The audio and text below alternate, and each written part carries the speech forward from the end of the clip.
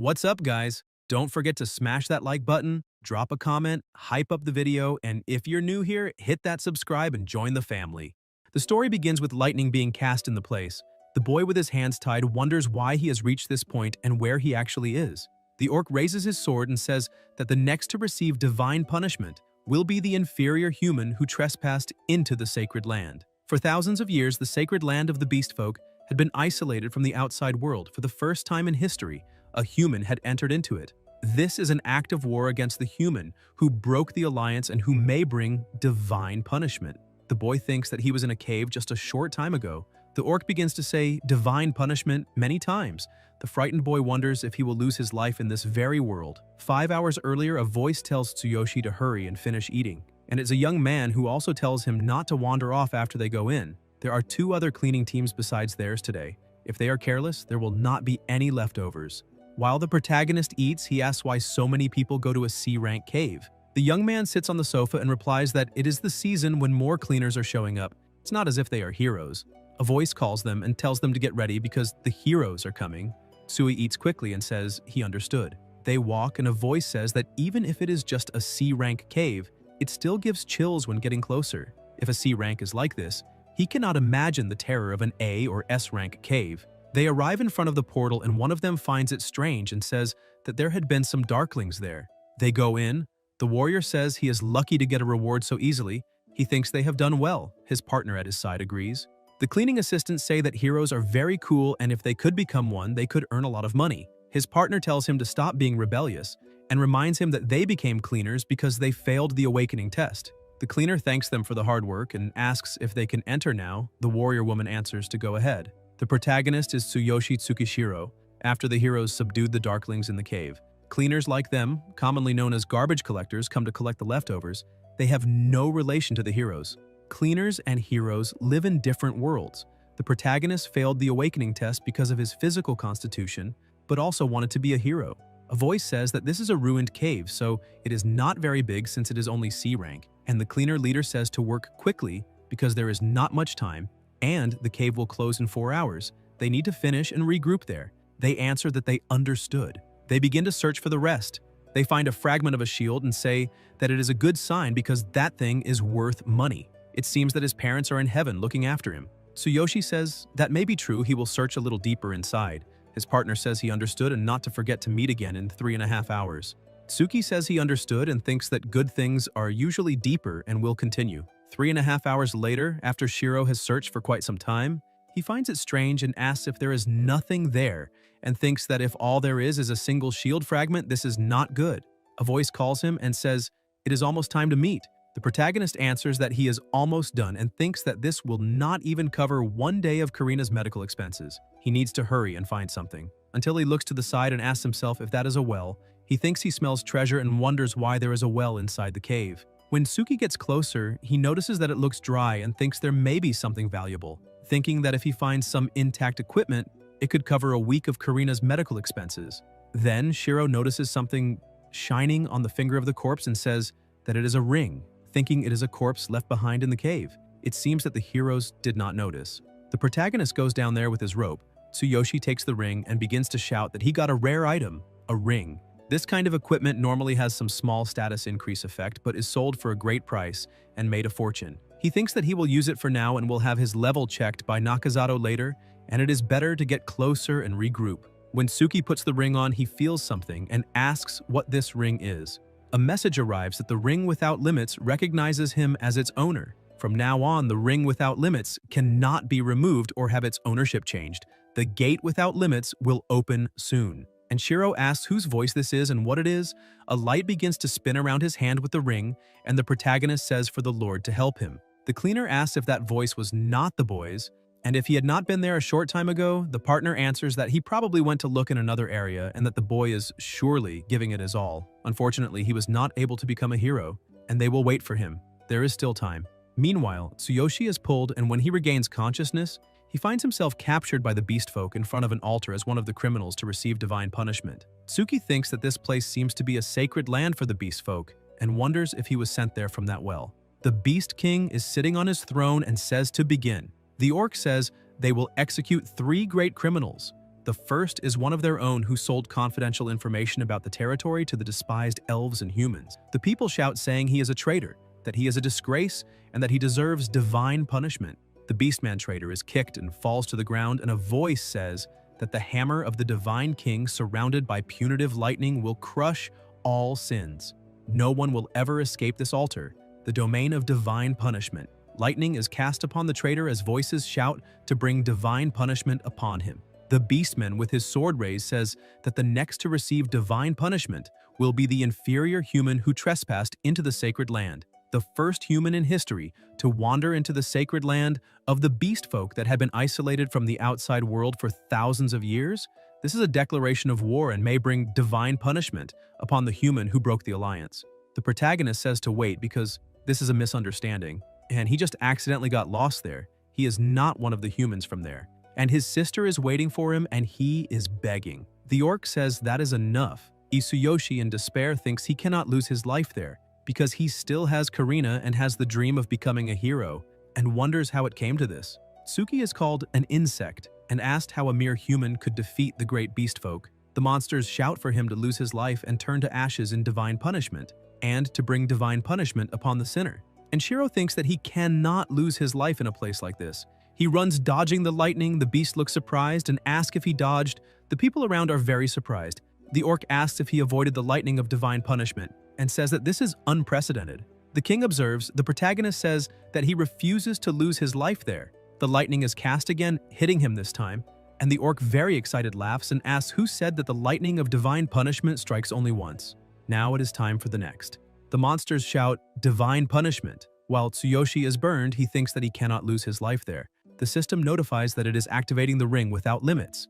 Divine selection system. Tsuki's body begins to shine. More notifications arrive that the activation is complete and that it is initiating body repair and building the supreme physique. The king notices something, noticing the boy at his side, and the orc asks if that guy is still alive. The lightning begins to be destroyed, and the system notifies that it is building the supreme physique, 15% complete. They look surprised. Shiro's body returns to normal while it is notified that it is building the supreme physique. The protagonist walks thinking that something is calling him. Lightning is cast, and Tsuyoshi continues walking while the physique is being built. The beast folk are outraged seeing this. Lightning is cast, and the orc says that it is impossible because, besides the Divine King himself, no one has ever come so close to the hammer of the Divine King. And someone asks if that guy is trying to lift the hammer of the Divine King. Tsuki wonders if it is he who is calling him. The pressure in the environment becomes very intense, and Shiro wonders why it called him. The system notifies that the Supreme Physique was built 100%, introducing the chosen special status. The pressure in the environment becomes extremely intense, and very powerful energies are emitted from the protagonist's eye. The monsters look outraged. Lightning is emitted around his hand, and Tsuyoshi takes the hammer. The pressure becomes more and more intense, and more notifications arrive about having acquired the Divine Hammer and reached level 3, current power of the Divine Hammer unlocked due to insufficient capacity.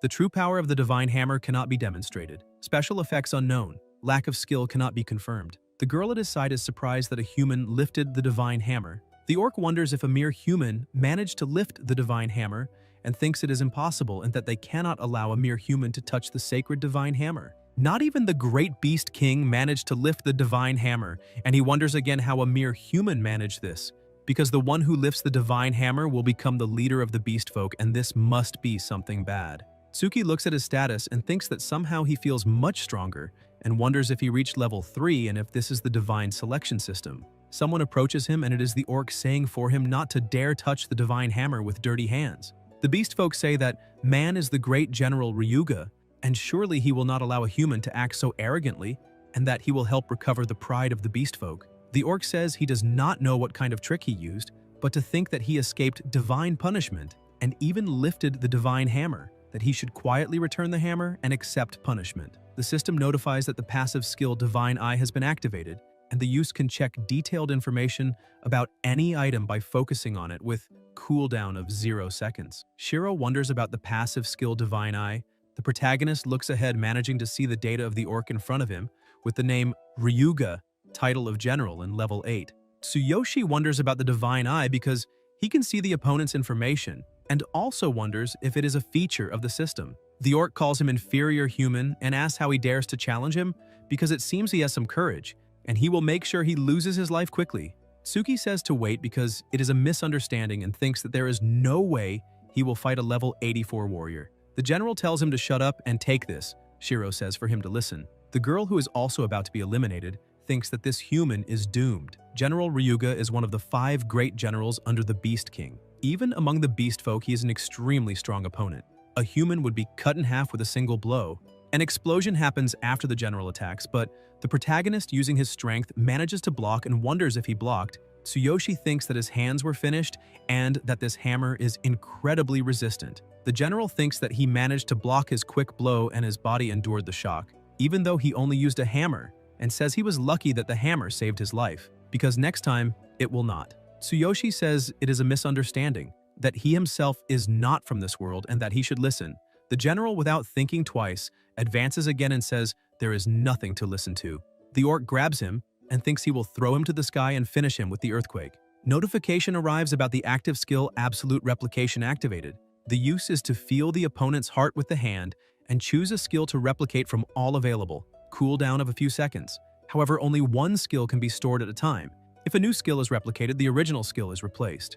Tsuki wonders about replicating skills and about feeling the opponent's heart with the hand, and thinks that in other words, he has to touch his chest. Shiro touches his chest, the general likes it, and ends up releasing him without realizing. Several notifications arrive, and the protagonist observes, thinking there are so many, as if he could choose one among them. The orc asks what he is doing to himself and says to take this, Heaven and Earth. Tsuyoshi activates his skill, Heaven Shaker, and thinks that it seems compatible with the hammer, goes with it and says that he cannot afford to lose his life there. The general observes and shouts that it is impossible, asking how he can use his technique. Great impacts are caused, everyone looks surprised after the general is attacked. He also says that the control of power does not hurt at all and in fact is a little unpleasant. More notifications arrive that it may be level 3, no profession and inability to use weapon. No damage was caused to the opponent and to improve skills to increase effectiveness. Tsuki looks surprised. The general takes his sword and advances, calling him filthy human and asking how he dares humiliate him. Until someone moves and says, that is enough, the beast folk start shouting that it is the Beast King and that the Beast King himself is taking action. A huge pressure is caused around and the winds become stronger. Smoke dissipates and the king is head lowered, kneeling on the ground. The monsters, extremely outraged, ask if the Beast King kneeled. The king says that it seems he really was chosen by the divine hammer and that this may be a sign from the gods. For hundreds and thousands of years, he's the first to be chosen by the hammer, and tells his companions that no one ever managed to lift the divine hammer, and yet this human managed. The beast folk watch, and the king says that if he really is the future leader of the beast folk, then they should give him his time to grow. The beast folk do not like this at all and say that indeed the prophecy speaks of this, and he is not even a beast man. The general says that he is a human. The king asks what lies behind, and if the prophecy specified that the leader must be a beast man, and if he is saying that, they should ignore the one who embodies hope for the people. The general says that this would be unthinkable, however, even if the prophecy did not specify, if he is not a beast man, then in the future. The king interrupts him and asks the boy what his name is. The protagonist answers his name. The Beast King says that if he is willing to carry their future on his shoulders, then he will release him. However, he is too weak as he is now. Within a year, he must gain strength and return there. At that time, they will see if he is worthy of being the leader.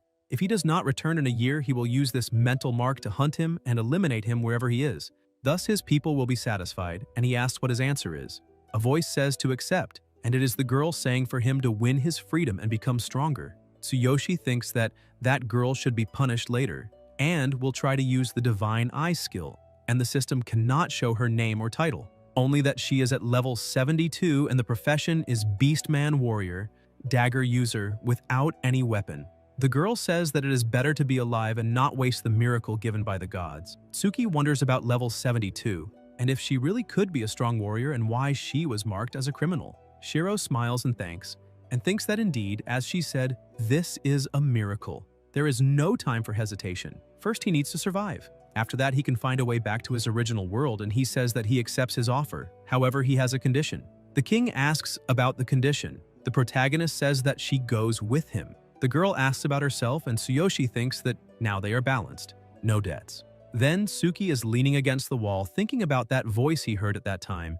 It seems that everything began with this ring without limits, and it will not come off. But thanks to this ring, he gained these strange abilities, and he wonders how to say that he will return to the original world. A voice calls him Master and says that the preparations are complete. Shiro asks about Master, and the girl answers yes, and that she decided to serve him, her savior. The protagonist thinks that being called Master by such a cute girl with beast ears is simply irresistible. He gets embarrassed and says that it is nothing much, and that her words also helped him, and from now on, they will support each other regarding being called Master or being served. The girl says that he does not know how much that means to her, and that he gave her a second life, and no one ever supported her or thanked her so directly except him, and that she may call him Master.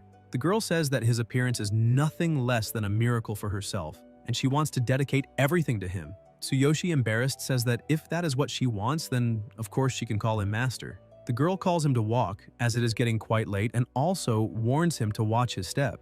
Tsuki feels relieved and finds the other world amazing, and thinks no, and asks himself what he's thinking since Karina is waiting for him. More notifications arrive that the passage without limits is already available for use, and a note that the cooldown time is 24 hours. Shiro thinks that is right and that he was dragged into the passage without limits and transported to this world, and if he follows the same route he should be able to return, and says to open the passage without limits. A light begins to be emitted around him, and the protagonist thinks that is it and that he can finally go home. The girl looks to the side, no longer able to see him, and calls for him while Tsuyoshi is being pulled, and also says that as expected, the feeling of distortion of space-time is the worst. Tsuki has his eyes wide open and is looking at his hands, asking if he returned. He is still a little confused until he receives more messages from the system, and Shiro says that he got skills that he gained in the other world and they are still there. His level is still 3, and he asks why the Divine Hammer is still there.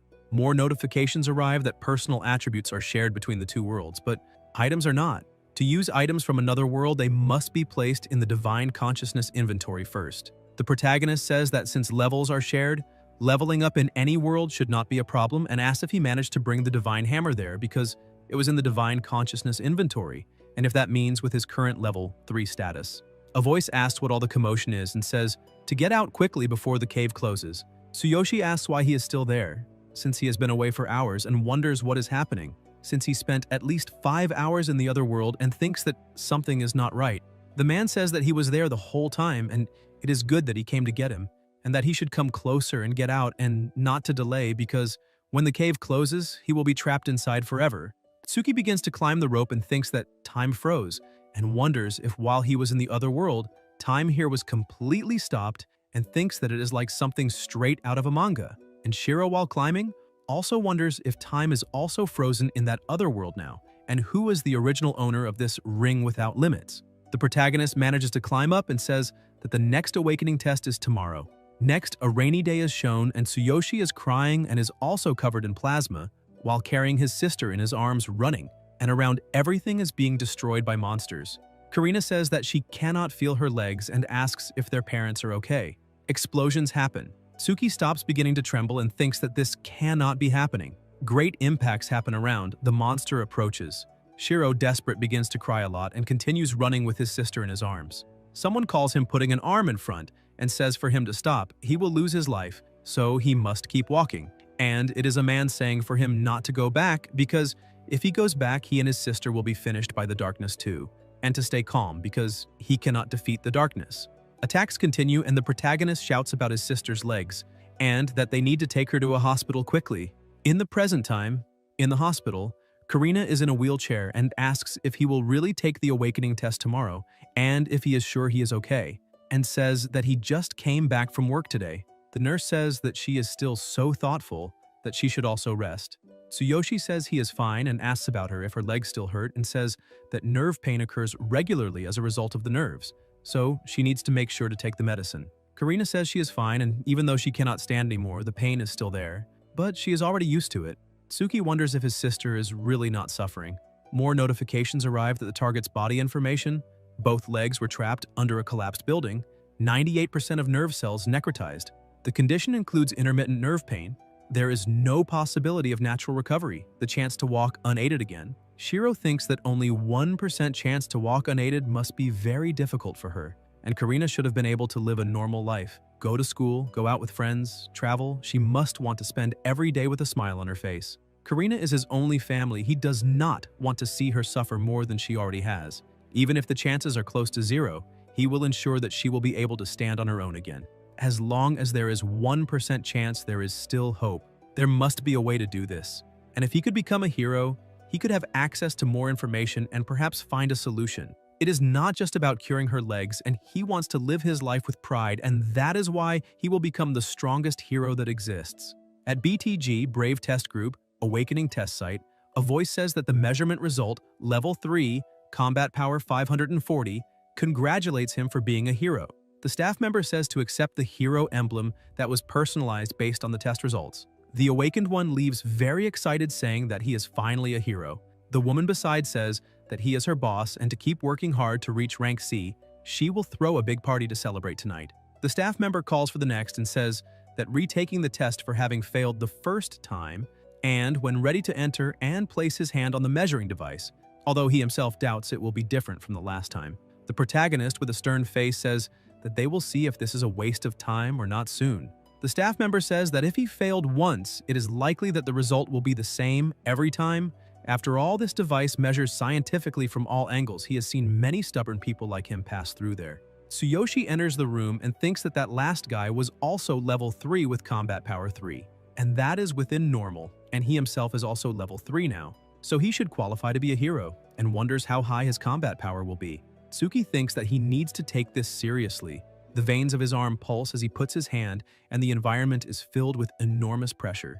The staff member asks if it is an earthquake. The scoreboard moves quickly, and a voice says that measurement result level 3, combat power 5,400. The record of level 3 hero combat power in 30 years was broken. Ranked first in level 3 hero combat power. The second place in combat power is 930. Shiro wonders about 5,400 and thinks that this is 10 times more than the last, and imagined that he had a somewhat resistant body but did not expect this. The protagonist gets very excited and is quite curious about the power of the divine hammer. Lightning is emitted from Tsuyoshi's hand, and the system notifies that due to insufficient level and other conditions, the true potential of the hammer of the divine king cannot be released. Forcing the release will drain a huge amount of energy. Tsuki takes the hammer and says that in his current state he can only manage 1 second, and 1 second should be enough time for the machine to roughly calculate combat power. He will see how much his combat power increases with this and will try. Shiro begins to release the power of the hammer of the divine king,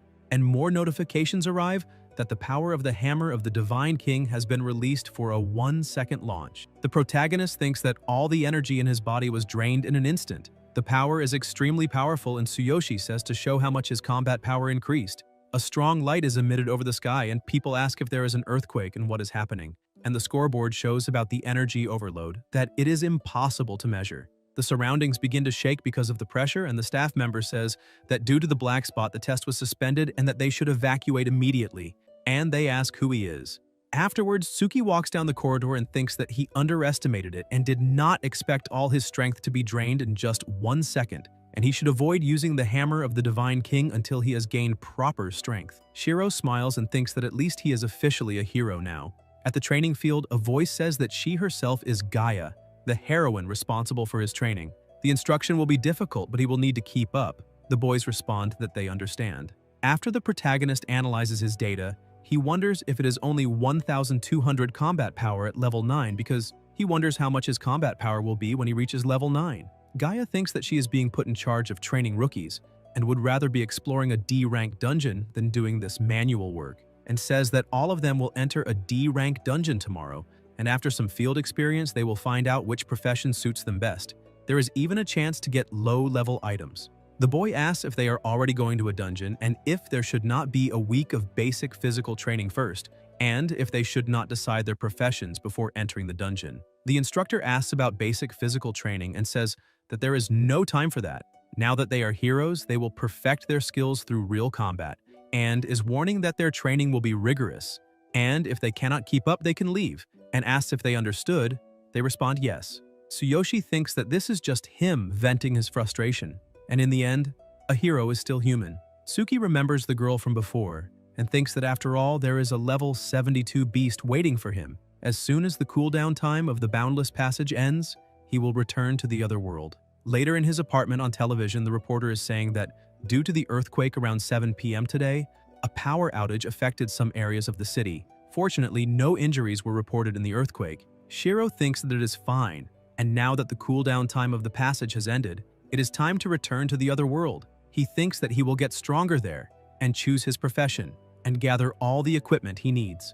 Open, boundless passage. Then, in another place, the protagonist opens his eyes and thinks that he is back there, and the scenery is still the same as before. And he even wonders if his clothes return to what he wore the first time, because he understands that after he leaves this world, time and equipment return to the original state. The girl approaches and asks if there is any problem. Tsuyoshi thinks that he almost forgot about her and says that it is nothing, and anyway they will start leveling up, and that she can show the way. The girl says that she is glad to see that he is eager. Tsuki says that there is a nest of level 3 goblins nearby, and asks what she thinks of practicing there first. The girl says that even if they are level 3, those goblins are scary, cunning, and numerous, so he must stay vigilant. Shiro thinks that if they are cunning, it is she who needs to be careful. Goblins now are starting to feel like a real fantasy world, and he is excited to see what kind of effects the divine selection system will have, and says that it is decided the first target is the goblins. Then the two are hiding behind the bushes, and the girl says to be careful not to wake the goblin sentries. The protagonist says that she is level 72 and should be able to defeat them easily, and thinks that her combat power is 630,000, and that is impressive as expected of level 72. The girl asks how he knows her level. Tsuyoshi says that he is not her master for nothing, and asks if she could show how a high-level hero fights. The girl says that if she fights alongside him, he will not gain experience points and the level difference is too great. Tsuki asks if there are such rules and says that he wanted to see her in action. The girl asks in action and says that he is releasing her, but if he insists she will try, she is not sure how much it will help, but that he can observe carefully. The girl gets into attack position and cuts the opponent in half with just one strike. Shiro says that this is the move of a level 72 warrior, and it is so cool. The girl says that he is very kind and always gives his best even against low-level opponents. Hopes it was useful. The excited protagonist asks if she could teach the technique she used before. The girl says that it is the instant strike, that it is a skill for high-level warriors, so it is not suitable for him now. Besides, she asks if he has not yet decided on a profession. Tsuyoshi says that if that is the case, he will also become a warrior. After all, he has her with him, and thinks that with a level 72 warrior at his side, it would be easier to replicate skills without worrying about class compatibility. But since he himself cannot use the hammer of the Divine King, he needs to find a substitute weapon. The system notifies about his profession of warrior. The girl holds his hand and says that he chose to become a warrior for himself and will make sure to be useful and will do her best to help him level up. First, they will gather some equipment for warriors. Tsuki gets embarrassed and thinks about this gentle world. A voice says that it is time for a shift change. The goblins advance to attack, saying that there is an intruder. Shiro says that it seems he will have to deal with those guys alone and that he can borrow a dagger, that there is something he wants to try. A notification is received that the equipped silver daggers are lent. The girl says that facing an enemy of the same level, head-on, is a bit. The protagonist gets into attack position and thinks that he has not yet fully tested the power of Heaven Shaker. They will be his guinea pigs. Tsuyoshi stares and advances, with the blade causing a huge impact. The girl watches and thinks that to defeat goblins of the same level in an instant, even a group of 6 would have difficulty against them. Tsuki manages to eliminate the opponents easily and says that this seems surprisingly easy and will eliminate the rest of those goblins, and thinks that the divine selection system is quite fascinating. He will reach level 4 by the end of the night. The system shows his status. The girl apologizes for the inconvenience and says to use this as a weapon for now. Shiro extends his hand and takes a staff, saying for her not to worry, because even a goblin staff is not so bad. The girl says that they need to hurry and gather some basic equipment. The current equipment hardly offers any defense. The protagonist realizes something and thinks that indeed, without proper equipment, he himself would be completely vulnerable to attacks. He will not only need a weapon, but also armor. By the way, he researched a little about the Divine Consciousness inventory before. Unlike normal item storage, the items placed in the Divine Consciousness inventory can be used in both worlds. It is interesting. For now, there are only 2 slots, and the hammer occupies 1, so only 1 remains. Tsuyoshi keeps observing the system and thinking that it seems that as he trains and grows, the level increases. The Divine Consciousness inventory slots also expand, and he wonders how he can increase the slots, because he cannot simply get rid of the hammer. Having only 1 open slot is inconvenient. In both worlds, a complete set of equipment is divided into 5 parts. The girl asks if there is something on his face. Tsuki observes her limbs and thinks that girls with beast ears are really irresistible. and he would wonder what other types of races exist in this world and says to her that it is nothing. He was just checking if she is still following him. The girl notices something and draws her weapon immediately, saying that there is something behind him. The level 4 goblins advance to attack. The girl in attack position says that the goblins get stronger as they advance and he needs to stay alert. Shiro asks if that means that the experience points gained will also increase. He advances and tells his partner not to interfere because otherwise he will not gain experience. The goblin calls him a reckless idiot. The protagonist advances and attacks without stopping, managing to eliminate them easily with his incredible strength. The system shows his data, and the experience is increasing. And Tsuyoshi says that the higher the level of the enemy, the more experience he gains. But this weapon is too fragile. The girl watches him and thinks that his potential has an incredible explosive power, and that strike with the wooden staff showed a strength that should not be possible at the master's level. Defeating 3 enemies at once in an instant, despite the level difference, that is master for her. As they went deeper, the number of goblins increased and the levels rose. However, the master's explosive power made the numbers irrelevant. Tsuki says that the skill is good, but the weapon is trash, and that is already the 6th. Shiro thinks that he never expected the experience bonuses in this world to be so great, and he is getting stronger much faster than expected. When he worked as a cleaner, the heroes used to complain that the experience from level 3 and 4 kobolds barely added up to 10 if they did not enter dungeons repeatedly. Leveling up would be a distant dream, moreover. In the original world, the hero's alliance requires forming a group to enter dungeons. The experience is divided equally, making it inefficient. And he remembers before when they said that everything was taken by the guild, leaving them with nothing. Maybe they should join the guild too. The partners said that all the dungeons were being contested and asked when they would level up. In the present time, the protagonist thinks that in this world he can backpack all the experience. Moreover, the monsters here seem to grant more experience, and that is amazing. He will level up like crazy in this other world. At this pace, he will run straight to the boss. Tsuyoshi glances and wonders if that is the goblin boss. In front of him is a giant and terrifying monster, and the girl says that by bad luck this time the boss was possessed by darkness. Tsuki wonders about the darkness, and if there is darkness in this world too, because in the original world there are also lurking darkness dungeons, and he wonders if it could be the same entity. Shiro also thinks that those dark goblins look like the one that killed his father and mother, and wonders if it could really be the same thing. The girl explains that enemies possessed by darkness are formidable. The boss there is level 6, but once possessed by darkness, the strength becomes exponentially greater, and says that darkness possesses not only a terrifying power, but its very existence is shrouded in mystery. That is why she will deal with this boss alone. The protagonist says no and thinks that he does not know what the connection of darkness with the different is, but he will eliminate all of them, those who killed his parents. Tsuyoshi advances attacking, using his techniques, and with much anger on his face, thinks that he ruined his sister's life. Tsuki attacks, but the monster counterattacks and throws him far. Shiro falls to the ground, badly injured. The monster opens its mouth, releasing its huge tongue. The girl talks about her master's weapon. The protagonist gets up and wonders if he is trying to eliminate him, and thinks of those who took his parents and Karina's enemies. He refuses to be finished by people like him. The supreme physical activation is completed, and Tsuyoshi, with a light being emitted around his body that grows larger and larger, Tsuki clenches his fists and the system notifies that the enhancement is concentrated in the right hand, and it is under immense strain, so he needs to be careful. Shiro says that his body will be his weapon. The monster, with its mouth open, devours everything around, causing a huge pressure, but the protagonist with plasma in his eyes attacks.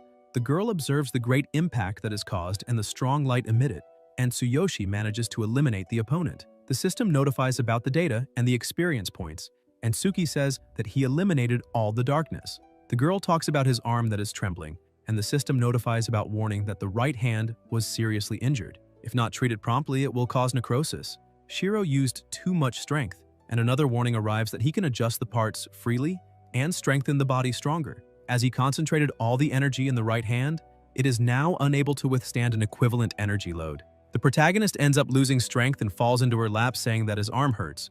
The girl rummages in her bag and says not to worry, that she has medicine there. An hour later, still in the same place, there are 2 bats nearby. Tsuyoshi gets up feeling much better, and thinks that the recovery speed is much slower than the medicine in the original world, but the effects are immense. Maybe the pharmacy of this world has a longer history. The girl says that she is glad the medicine worked so well. Tsuki says that he feels even more energized and stronger than before. The girl says for them to receive the rewards now. Shiro agrees, and says that he had completely forgotten about the reward. The system warns that rewards were added. The record for the shortest time to destroy a boss in this cave was achieved. The classification will be updated from partial reward to defined reward. The protagonist observes, and the girl says that there is the treasure chest, and it is also a treasure chest of darkness. Tsuyoshi confused wonders about rewards added and about the treasure chest of darkness, and thinks that darkness-type equipment is extremely rare there. It is the kind of thing you rarely find at auctions, and all his hard work finally achieved this reward, and it is a happy world. Tsuki opens the chest and more notifications arrive warning him that he received the set of dark goblins. The girl says that receiving the set reward is a true blessing, and this outfit will surely be useful for them. Shiro thinks to wait a second, and at the moment there is only one more space in his inventory. The system asks if he wants to store it in his inventory. The protagonist presses yes and wonders if maybe the entire set outfit counts as a single item, and if placed in the inventory it will fit in one slot. The Dark Goblin set was added to the inventory and he can retrieve the set item whenever he wants. Tsuyoshi thinks no and believes it worked. The girl calls him and asks why he is smiling like that. Tsuki replies that it is nothing. He was just looking at the set reward, by the way. Asks if she knows how to sew. The girl answers that yes, and she has been sewing her own clothes since she was little. And then she has a sewing kit with her. At night they are sitting on the grass outdoors. The girl finishes sewing and says that it is done and asks if it is good enough. Shiro answers that yes, and thanks her. He puts on the outfit and says that she is quite skilled. The girl says that she is happy to be able to serve. The protagonist thinks that now that he leveled up and has his equipment, it is time to return and they should settle down tonight to rest and recover. The girl says yes, and to go there. Later, in a building, inside the room the portal is open, and Tsuyoshi leaves and lies on the bed saying that he finally returned, thinking that after walking with her, they finally found a place to stay, and if he has to wait for her to sleep before returning to rest, and this time, he really got a lot of good things. He cannot stop the time of this world forever and should sleep a little. Tomorrow, they will enter a cave for the first time. The next day, the system notifies that the Dark Goblin set is in the inventory and asks if he would like to wear it. Tsuki presses yes, and the system notifies about activated abilities. A scream makes all low-level enemies within earshot freeze on the spot. At the same time, the hand becomes a giant ghostly tentacle that causes lethal damage. Shiro says that it is amazing and that it has special abilities and this will be fun. The protagonist with another appearance thinks that he will be ruined if he goes out and other heroes see him with this outfit. They say that many heroes eliminated other people and stole the equipment, and if a novice uses this kind of equipment, he will surely stand out. The system asks if he wants to hide the equipment. Tsuyoshi replies yes, and returns to his normal clothes, and Tsuki asks about making them look like normal clothes and says that it is perfect. There are still a few minutes left before the meeting and he needs to buy bread. The phone starts ringing and this is the phone he found in the market. Shiro answers, and a voice asks if he is Karina's brother and says that it is the head nurse and some scary people are at the hospital and want to take her, saying that she owes them money and he must come immediately. The protagonist says not to let them touch her. The nurse says that they took his cell phone and that he should come quickly. Tsuyoshi crushes his phone with his own hands and with great anger grits his teeth. The system shows his data. In the hospital, a desperate voice says to wait for her brother and to stop because this is terrible, and for them not to touch her, and asks what they want from her. The thug says that she cannot have the slightest idea, but he has the reasons to take her away. If the brother borrowed money and did not pay within the agreed time, then they will take her according to the contract. The thug next to him thinks that the only reason he lent money to that idiot was because the young boss liked her. Such a pretty girl would be worth a lot on the black market, and the fact that she cannot walk also pleases the risks. He did some tricks when they made deals, but the idiot did not notice. She is a child, and so they can take her and have fun as much as they want. And he does not know what he is doing. He has done this before. Karina says that her brother would never sign a contract and that he tricked her. The thug says that her brother's weekly payments barely cover the interest and asks when he will pay the principal and will say one thing. If she goes gently with him, they will go easy on her. If she refuses, then there will be no regrets. Someone moves quickly and the protagonist arrives, breaking the door with great anger, asks who he is. The thugs immediately look in his direction and Karina calls for her brother. The thug says to look who finally decided to show up and asks why he is so angry, and if this was not what they agreed on, and says that in any case, he will not need a crippled sister like her. Tsuyoshi, without thinking twice, hits him, knocking a tooth out of his mouth, and then hits him again. The system notifies that the strongest part of the body is the leg that was strengthened, and the movement speed increased.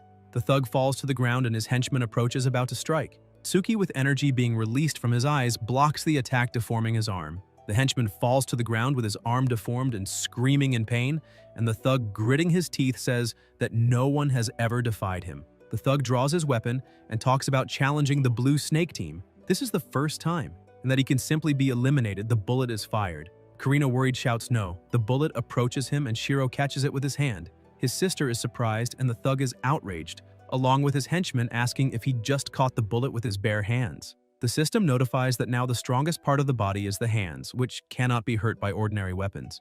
And the protagonist says that now he is a hero. The three, very scared, ask about Hiro.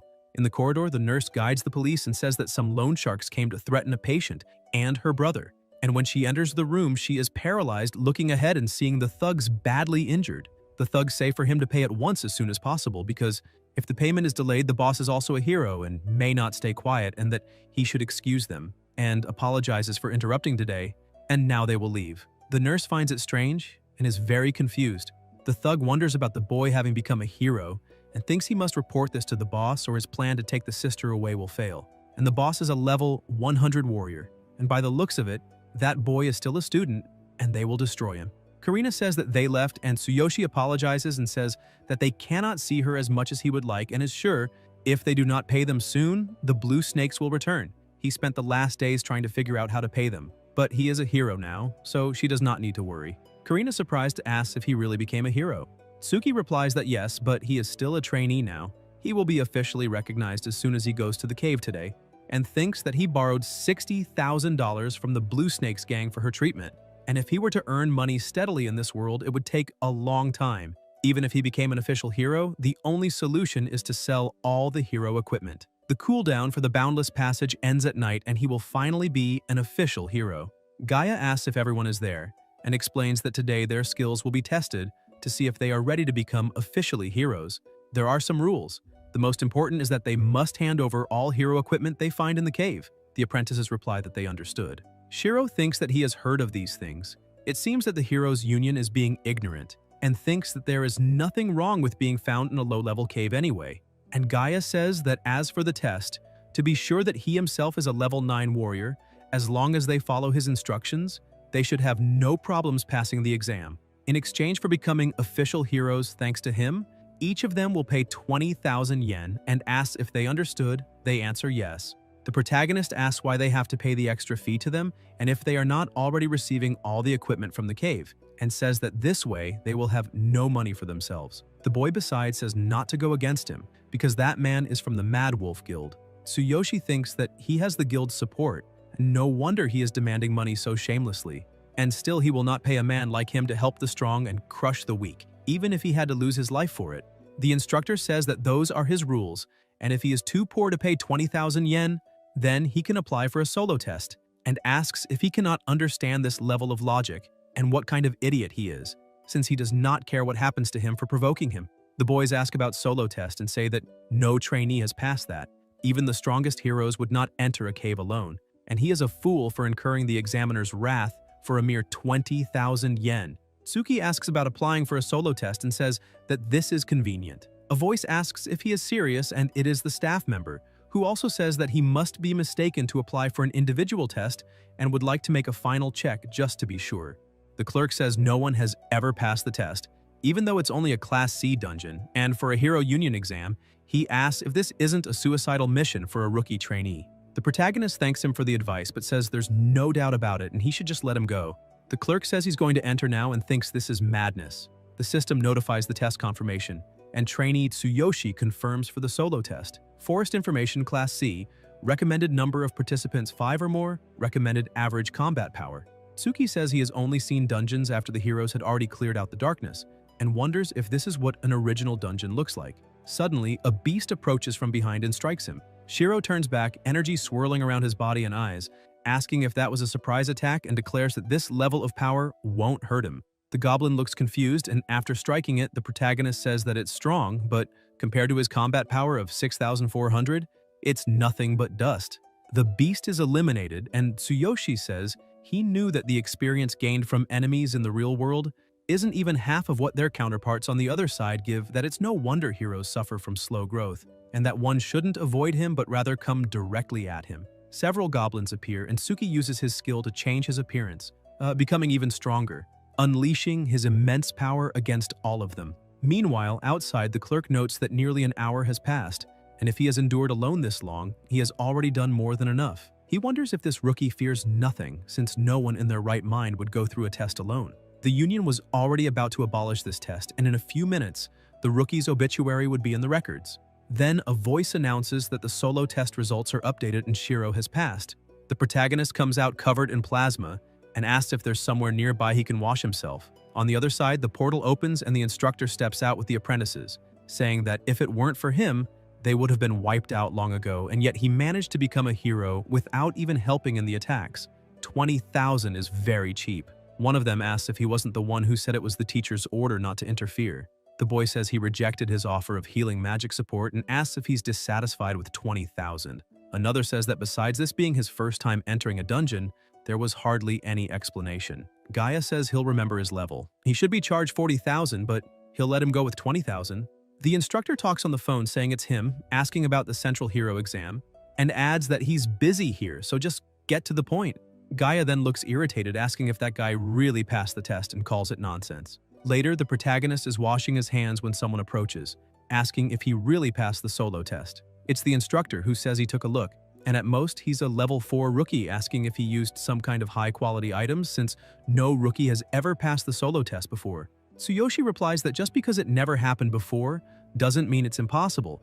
Maybe it was because of almost being charged 20,000. Gaia grabs him by the clothes, asking if he's mocking him, telling him to answer before he regrets it, and reveals that he is a member of the Lazy Wolf. Tsuki says that with level 9 and combat power of 1,200, it doesn't look like a significant guild. The instructor demands to know who he thinks he is and how he dares insult him. Gaia tries to strike him, but Shiro blocks and asks if he plans to beat him to death with his level 9 fists.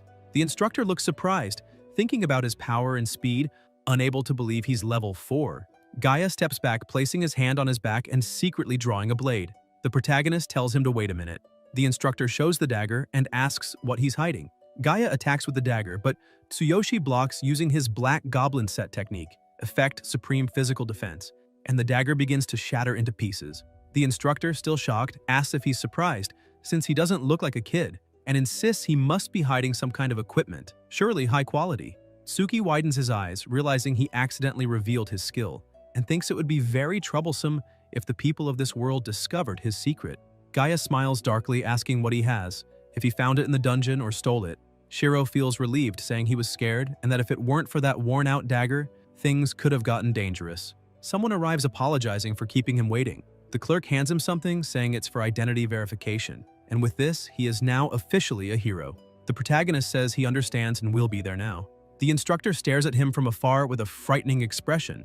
The clerk walks away, and Tsuyoshi thinks that, thanks to the system, his combat power is greater than a regular level 4, but facing high-level enemies is still quite troublesome. Later, in his room, Tsuki lies on the bed gazing out the window, thinking it seems he managed to divert Gaia's attention. There are no girls with tool-like ears in this world. His level is still low, so he must avoid attracting notice. In the corridor, two people walk, trying to stay discreet, and one of them asks if this is the place. The mage says that after they break down the door, they are to use magic to immobilize them while defeating and taking them away.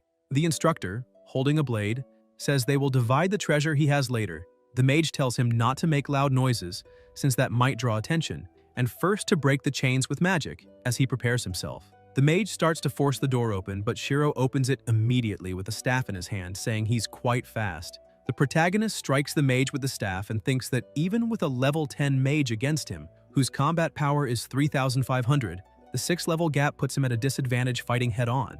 Combat power is an intuitive indicator to evaluate a hero's ability. His is 6,400, but his level is 4. If the level gap is within 2, he can manage.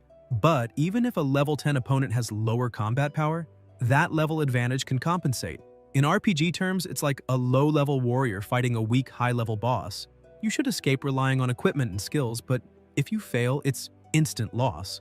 The mage gets up from the ground, asking if he tried to ambush him, and says he's glad his cloak's defense was reinforced because he'll eliminate him quickly and take his belongings. The bald one unleashes a stream of flames. Tsuyoshi notices the heat and thinks this equipment is strong against physical attacks, but it can't defend against magic. Swinging a staff in a dungeon is completely different from fighting goblins. He needs to escape now, since fighting head-on will lead to defeat. Tsuki runs, jumps through the window, thinking he'll focus body enhancement on his legs, and with the Black Goblin set's defense, he should withstand the landing impact. Shiro uses his supreme physical technique, concentrating enhancement in both legs. The protagonist is attacked and wonders if it was an ambush. The bandit says he got him, asks if he didn't think there was a third person, and says he's wasted on someone like him. Tsuyoshi thinks he's glad he reinforced his whole body before landing. He took a direct knee strike because he removed his abdominal protection when he fell, but thanks to the Black Goblin set's defense, the damage was reduced. The bandit lands nearby and says he's surprised he's still alive. The mage approaches, asking what kind of skill he used to attack earlier, and how a rookie could do such a thing. Tsuki thinks that if they're trying to eliminate him, he's ready to do the same. Shiro activates his technique, changing his appearance and becoming stronger. The mage casts magic using action restriction, and the protagonist realizes his skill was interrupted. The mage says having such an ability at this level means he must have something valuable. The bandit says if they kill him, they'll split the loot. That must be the goal. The system notifies that the cooldown of the Ring of the Unlimited has ended, and the Path of the Unlimited can now be used.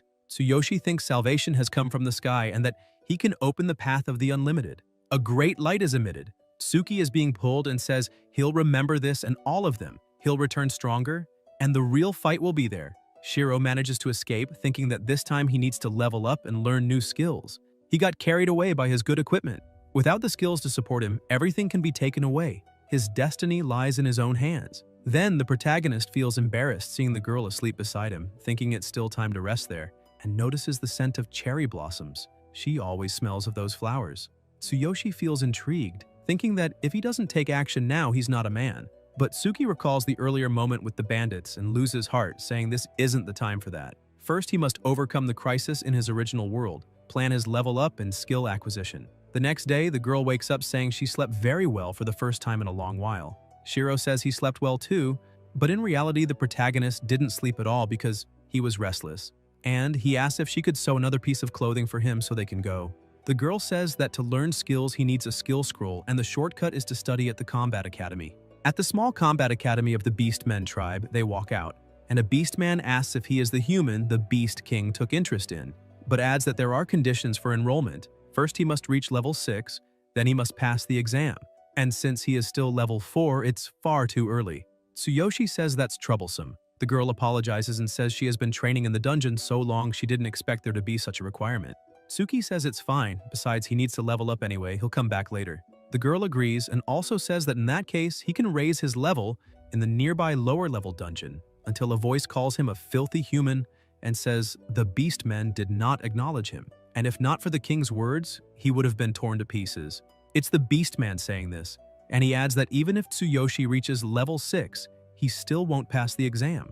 Bringing up a viaduct racetrack, he says the two of them were a perfect pair. The girl lowers her head, thinking it's really her fault. Her master's so kind that she forgot her place. If she stays near him, it will only cause trouble. She doesn't want to burden her master. She'll eventually have to explain properly and say goodbye. Shiro quickly turns and advances toward the Beastman, grabbing his clothes and calling him a bastard, asking what he just said, and if he should rip his mouth open, demanding that he apologize to her immediately. The Beastman says he was only stating facts. That girl is a hybrid of human and beast. In other words, she is half-beast, ashamed to themselves and doesn't even have her own name. The protagonist thinks that means she is the descendant of a human and a beastman, which is why her name didn't appear when he used the divine eye before. It's because she never had a name to begin with. The Beastman says not to be deceived just because the king took an interest in him. If he disrespects a beast warrior, he will be punished just the same. But he'll allow him to demand an apology from that girl if he passes the exam, though he doubts a mere human could achieve that. The girl steps forward and says he is absolutely right. There is no need to get involved for the sake of someone like herself. A voice says Sakura, and it is Tsuyoshi who tells her to remember that her name is Sakura. The girl's cheeks turn red, wondering if that is the name he gave her. Tsuki tells her to remember what he said before. If she passes, they will demand a proper apology, and they will level up. Elsewhere, Shiro says this is rare and calls her to level up with those guys, and the girl asks why he called her Sakura. The protagonist asks if she didn't like it, saying he gave her that name on an impression. The girl answers that she loved it. She only wanted to know how he came up with it. Tsuyoshi says it's a little embarrassing. She always carries a faint scent of cherry blossoms, and he thought Sakura suited her, so he gave it, and he apologizes for being presumptuous. The girl hugs him and thanks him, saying she truly loves that name and thinks that now her name is Sakura.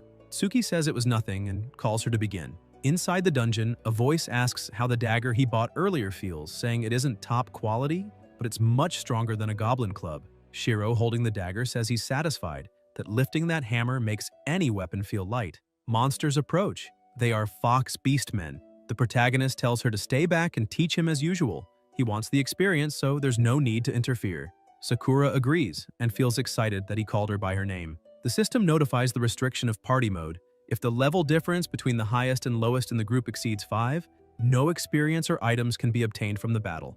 Tsuyoshi charges forward and says he'll test his new dagger. Sakura warns that foxmen are agile, so he needs to catch their wide swings.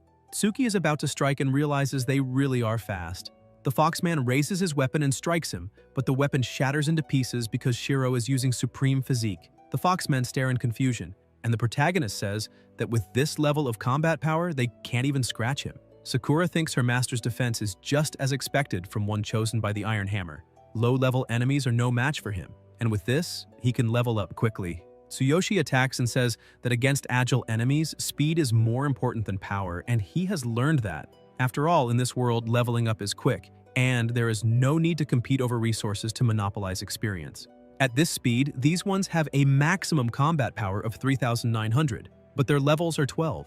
No matter how high their combat power is, with that level difference, it's impossible. He's at a numerical disadvantage, and considering their skills, victory will be difficult. He needs to reduce the difficulty of the levels and acquire 4 skills. He will raise his level up to 6 at once, and then make that arrogant beast man bow his head. Sakura agrees.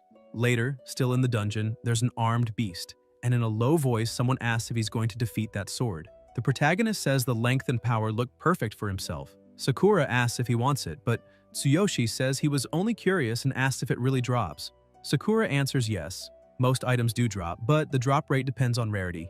It's better to fight until you get what you want. Efficiency varies depending on the dungeon, and using special items can speed things up. The drop rate is the probability of obtaining an item after defeating an enemy. Tsuki thinks that even a drop rate, it really is like a game world, makes the system easier to understand. The Fox Beastman boss is level 7, with combat power of 1,500. Shiro, still hidden, thinks that if he looks carefully, there are all kinds of details written there. The cold black light sword, drop rate of 6%. That's quite low.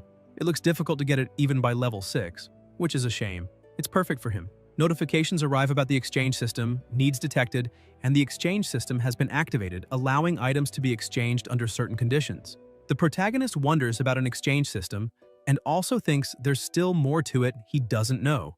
Currently, the only thing available for exchange is the high probability scroll. The system notifies that the high probability scroll increases the drop rate of all items by 30% for 1 minute. Tsuyoshi wonders about 114 and notices he can trade, questioning if it's 1 scroll for every 30 defeats. Tsuki thinks the number of defeated enemies seems cumulative across both worlds and wonders if trading 3 at once will raise the rate to 96%. Believing then it should drop almost instantly. More notifications arrive. He exchanged 3 high-probability scrolls, conditions fulfilled. Currently, there's no general item inventory, so items cannot be stored. Shiro says they're going to take that sword. It will make him even stronger. Sakura tells him to do his best. The protagonist gets into attack position and tells her to stay focused and give him instructions.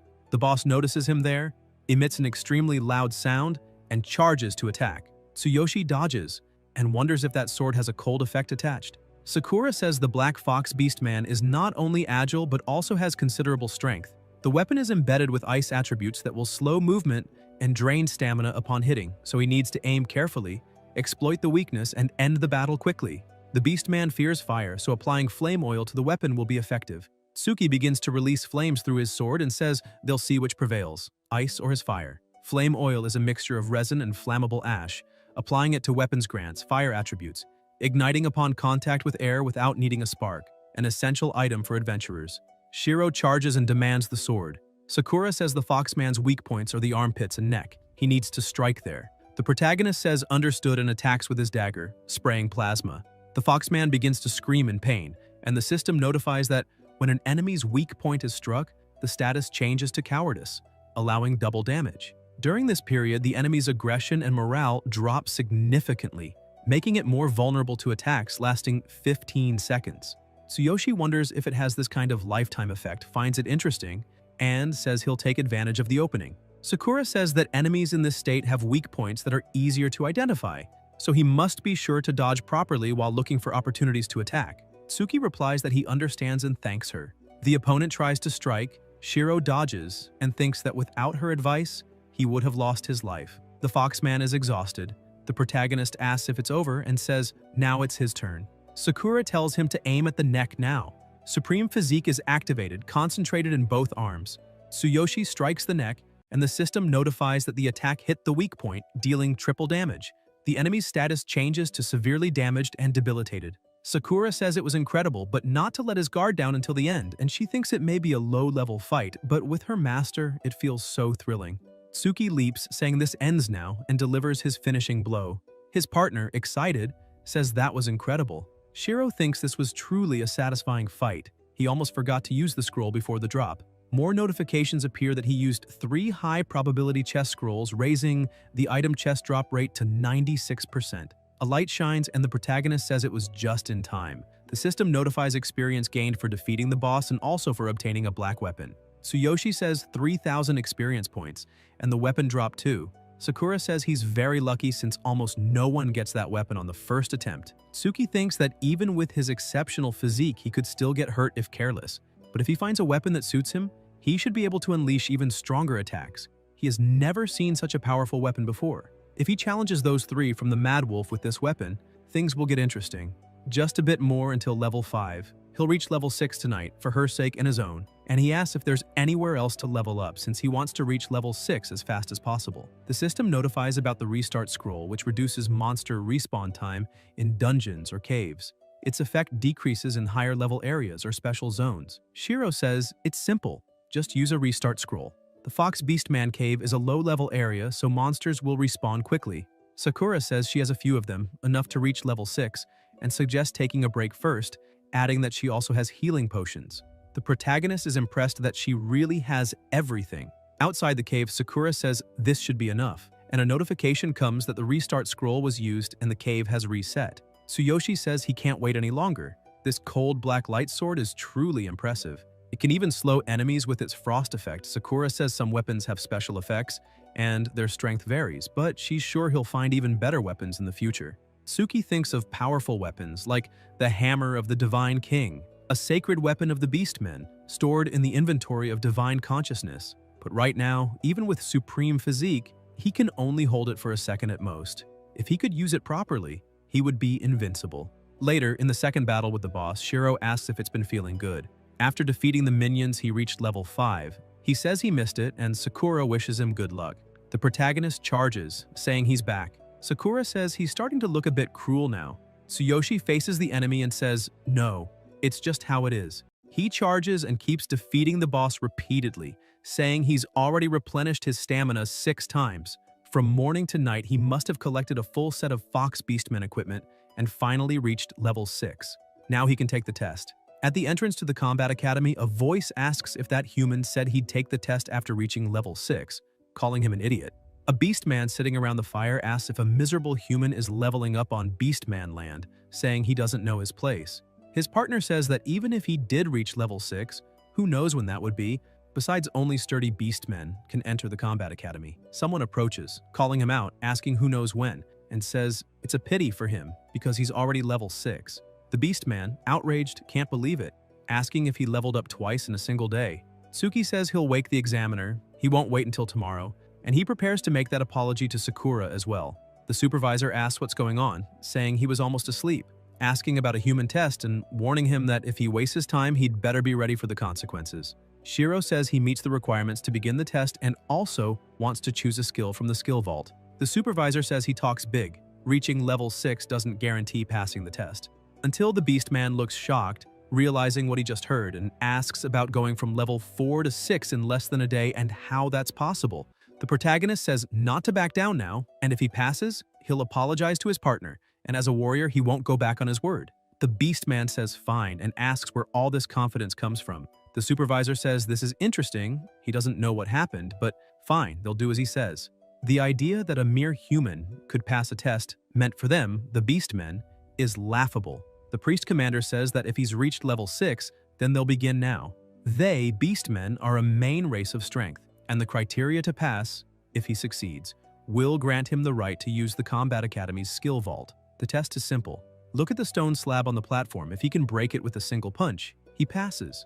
Tsuyoshi asks about breaking it, and if that's all. The Beastman thinks the commander plans to test the human using an external stone. Even a level 10 warrior would have trouble breaking it. Normally they use regular stones, so he should enjoy his confidence while it lasts. The system notifies the stone's description. The supervisor says it's easy for a Beastman. All he has to do is break it with one strike. He'll show him how it's done, thinking that anyone below level 10 couldn't even scratch the external stone. It isn't hard if it's a normal stone, but if it's a hated human, it's a different story. He tells him to watch carefully, that this is how it's done, and thinks that even at level 20, he needs to give it his all.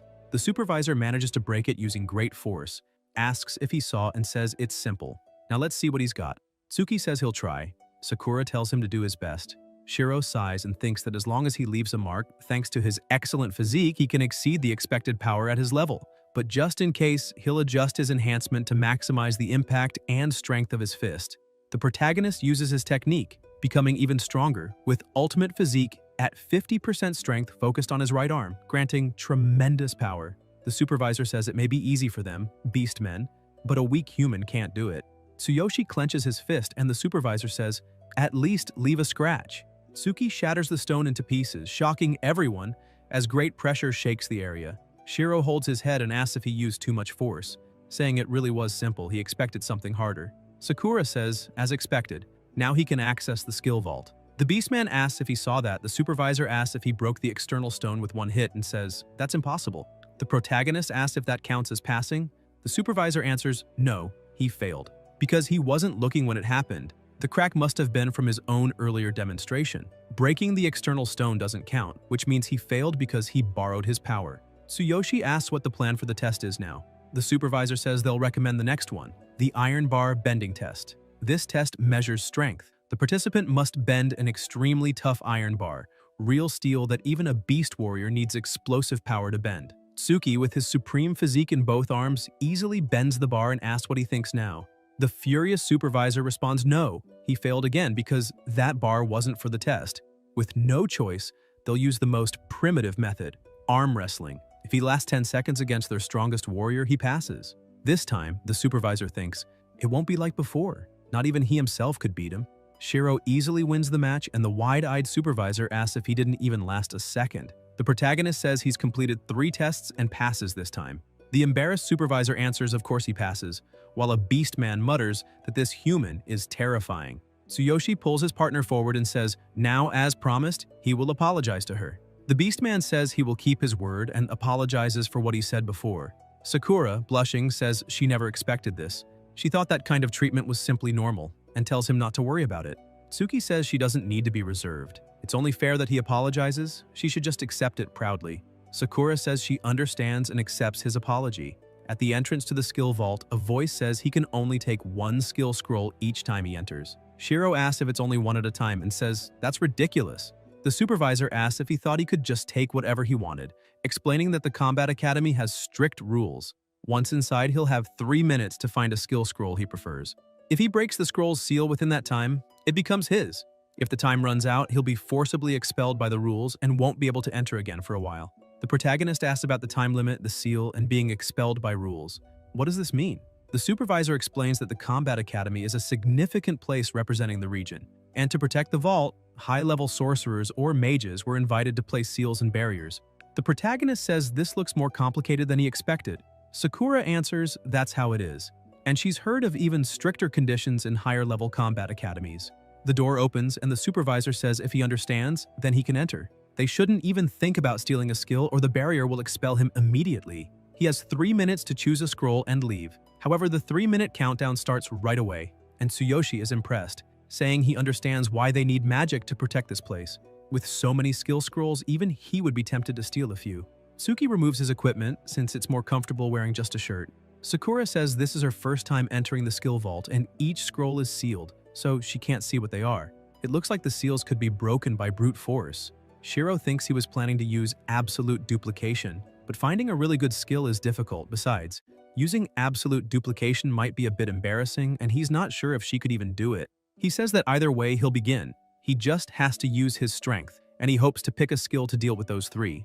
The protagonist begins releasing his lightning onto the scroll in his hand. The system notifies, shield impact, strike the target hard with a shield, causing physical damage and potentially stunning them. Suitable for defense-oriented warriors or warrior-derived classes. Tsuyoshi asks about shield impact since he doesn't even use a shield. Sakura says he doesn't need this skill, but there's something else to show. The system reveals Wind Step, move quickly to a specific location to dodge enemy attacks and increase attack speed, suitable for speed-oriented archers or archer-derived classes. Tsuki asks about an archer and says that's not her style. The system also shows War Cry, unleash a roar to inspire yourself and nearby allies, raising attack and defense, suitable for command-type warriors or warrior-derived classes. Sakura says War Cry is a support skill commonly used by warriors. Shiro says to pass and keep looking. Time left, 2 minutes. The protagonist asks about only 2 minutes remaining, says that's bad, and checks multi-shot, which doesn't help him at all. Sakura asks about the counterattack skill. The system shows that this skill, for a certain time, retaliates against enemy physical attacks with a chance to reflect status effects, suitable for counter-type warriors or warrior-derived classes. Tsuyoshi wonders about counterattack, thinks it could be useful, and says he'll keep it as a candidate. Tsuki continues scanning through skills, Frenzied Sweep, Charm, Awakening, but none interest him. Sakura says none of these seem right for him. Time left, 1 minute. Shiro thinks 1 minute left is bad, he's being inefficient. It seems he can check inside the scrolls by breaking their seals, and at this point, he'll have to use brute force. He says she has stamina potions and energy potions in her bag. He might need them later, and tells her to step back and hide behind something sturdy. Sakura replies yes. The protagonist crouches while releasing lightning. The supervisor notices something, and the beastmen outside ask what's happening. Tsuyoshi says he's going to break all the seals at once. Sakura thinks even she is impressed by her master's intensity. More notifications appear due to insufficient level and conditions. He cannot fully release the power of the Divine King's Hammer. Forcing the release will consume vast amounts of energy, lasting only for the duration of release. Tsuki keeps releasing lightning, saying 1 second is all he needs. A great energy is unleashed from the sky. The astonished supervisor asks if this is human power. Meanwhile, inside, Shiro continues unleashing his power, and Sakura thinks she wouldn't have believed such a terrifying presence if she hadn't seen it with her own eyes. The system notifies, Divine King's Hammer activated. The protagonist slams his hand on the ground as lightning bursts out, saying he'll break all the seals on these scrolls at once. Outside, the supervisor stares, impressed by the extremely bright light being emitted. Tsuyoshi continues on the ground, unleashing his incredible and overwhelming power. The seals on the scrolls shatter as the lightning strikes them. Sakura says all the seals on the skill scrolls were broken in an instant. The system notifies that the deactivation of the Divine King's Hammer has been completed. Tsuki realizes he did it. The time remaining is 50 seconds. Shiro thinks the scroll information is pouring in, while Sakura realizes the invisible information flooding in is so massive it distorts space. If he perceives so much at once, his brain won't be able to handle it. She tells her master to wait.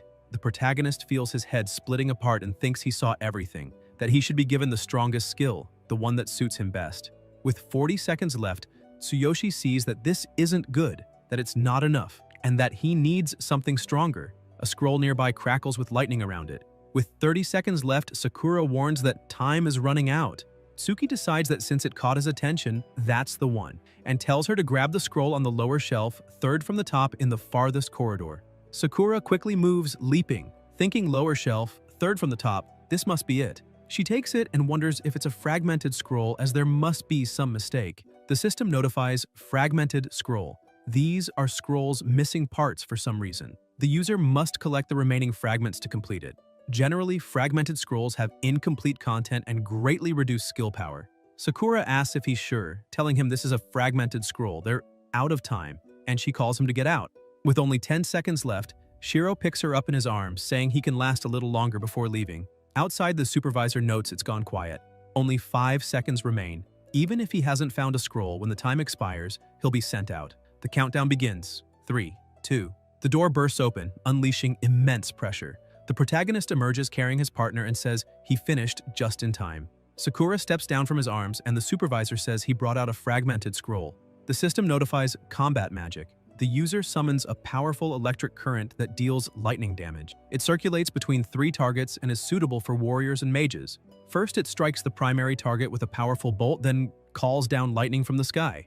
It automatically chains to the next target, leaving them paralyzed after suffering lightning damage, the most potent force of nature. It demands exceptional skill from the user, and its use is forbidden for those without mastery. The supervisor says he heard from his predecessor that in the last 1,000 years, almost no one has attempted to learn this fragmented skill. There are 2 reasons. First, this skill is divided into 6 volumes, and only 3 have ever been found. Collecting the rest without any clue in this vast world is unrealistic. Second, every beast man who tried to learn it in the past lost their life from backlash as they leveled up. Their bodies exploded, ending in horrific deaths because they couldn't control the skill's power. Tsuyoshi says working hard to gather the remaining fragments only to explode in the end. Has no one ever fully mastered this skill? The commander says there was one. 1,000 years ago, the strongest Beastman King, known as the Divine King. He was also the bearer of the sacred artifact, the Divine King's Hammer. This is the only skill the Divine King left behind in that era. Tsuki asks about a skill left behind by the bearer of the Divine King's Hammer, and why such a powerful skill would be thrown away like trash. The commander asks if he's mocking him, if this is some kind of joke. He says no matter how powerful a skill is, it means nothing if no one can wield it. Just like a superior weapon is useless in the hands of someone who can't swing it.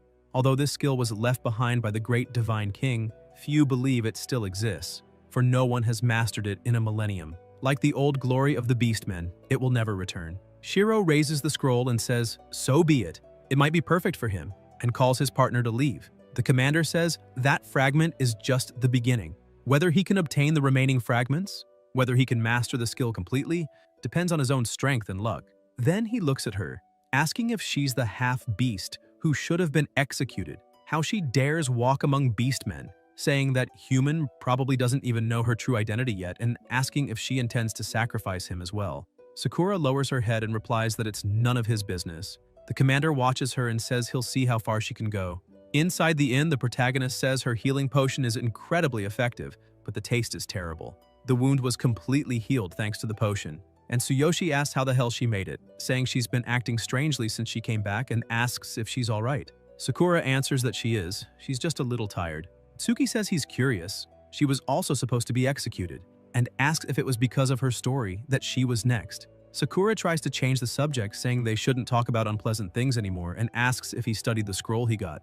Shiro replies that he memorized it earlier. That old beast man said some strange things, but it seems perfect for him. He thinks Lightning Chain requires a strong body, and it's more than suitable for himself, who has the strongest body. He can't wait to see what this skill will do once he gathers the remaining scrolls. Sakura says that's excellent and tells him to go now, saying it's a beautiful day. It seems like a good day to level up. The protagonist says she's right, but before that, there's something he has to do. The system notifies that the cooldown of the ring without limits has ended. Unlimited passage available, unlimited passage activation complete. Tsuyoshi thinks that when he learned this skill, he discovered how to deal with those 3 and says he told them to remember him. He'll eliminate them for sure. Lightning bursts out and Tsuki returns to his world. He thinks that before he starts attacking, he must break their stance, and to activate his new skill, he needs a weapon. He's glad to have the inventory of Divine Consciousness. The system notifies Divine Consciousness inventory activated and 1 item was withdrawn. Shiro thinks that with his skill, he activates the black freeze flash and the sword is taken. The mage asks if he pulled that sword out of the air, if he has a dimensional storage. Gaia says he definitely has some secrets. That sword looks like a high-quality item too, and he'll take it. The bald bandit says to kill him first, they can split the loot later. The protagonist says they were the ones who started this fight. Tsuyoshi raises his sword and the mage says he really is a warrior, asking what that overwhelming aura is. Tsuki slashes with his sword, extremely powerful, releasing intense lightning. The enemies stare in fear until the bolt strikes them. The bandit asks how that guy can use such a high-level magic. They're all paralyzed and Shiro approaches them. The mage thinks they underestimated him, that he's completely different compared to before and wonders what the hell is going on. He also thinks it's frustrating, but it's better if they run. The bandit begs to wait, saying they surrender. Without hesitation, the protagonist punches him and asks if he really thought he'd forgive someone who tried to kill him, telling him not to make him laugh. Gaia asks if he doesn't realize they're crazy wolf and tells him to let them go. Tsuyoshi strikes him and tells him to shut up and die silently. The mage thinks he's showing no mercy, realizing he would be finished if he let them escape. Tsuki says he's next. The bald one asks if he thinks he should be killed just like that. The mage throws an explosive fruit and the system notifies. Sticky explosive fruit. These fruits attach to a target and explode.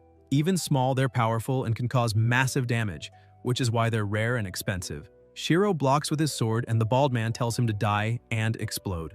Enormous explosions erupt, and the excited mage says he bought those fruits with a lifetime savings. Even a level 12 hero would take damage, and if he's only level 10, the blast has enough firepower to tear his body to pieces. He's 10 years too early to fight them. In the middle of the smoke, the protagonist is still alive. The bald man can't believe it and asks what the hell that strength is. Tsuyoshi says if not for his peak physique, he would have been finished for sure. The system notifies that the Black Goblin set and peak physique have been activated. Tsuki glares at him, moves swiftly, determined to end the three of them, and strikes with overwhelming power, causing a massive impact. He asks if they really think he'd feel safe leaving them alive. Afterwards, still in the same place, Shiro picks up the sword and says, "They're members of Mad Wolf." All of this happened because he's still at a low level. Such a disgusting world where the weak are devoured. Then, the protagonist notices something and asks what that is. He approaches and realizes it's a ring. The system reveals the details. Dimensional ring, forged with a special material, it allows the user to have a dimensional space. The size of the space varies according to the level of the ring. Tsuyoshi puts on the ring and says, "This really is a dimensional ring." More notifications appear explaining that to use it, he must infuse mana into it. Tsuki gets excited, saying a hero normally wouldn't even get the chance to lay hands on a dimensional ring. Besides the price, it's hard to find one on the market, and he's going to try. Shiro channels mana into the ring and asks if it's activating now, realizing the ring is still new. The system notifies, first activation of the dimensional ring successful. The ring is syncing with his mana. The protagonist says no way, it's helped him ever since this happened, and thanks for the loot. In the same place, the hero's security forces arrive, and Tsuyoshi is glad he left early. The system notifies Hero Security Force, created under the authority of the Hero Alliance. Tsuki thinks he erased his tracks carefully, and since they already took everything valuable, they shouldn't be able to trace anything back to him. He says at least he's safe for now. This new smartphone he got from Gaia is really impressive. After linking his information code to the device, it's basically his. His smartphone rings and Shiro panics, wondering who would be calling at a time like this. He answers and realizes it's his high school teacher. The teacher says he still hasn't been coming to school, even though winter break ended over a week ago. She understands he wanted to leave school because of his sister and knows the financial situation might be hard, but she doesn't want to see a student drop out. The protagonist thanks her and says money isn't the only problem, thinking he always hated school and she must know that.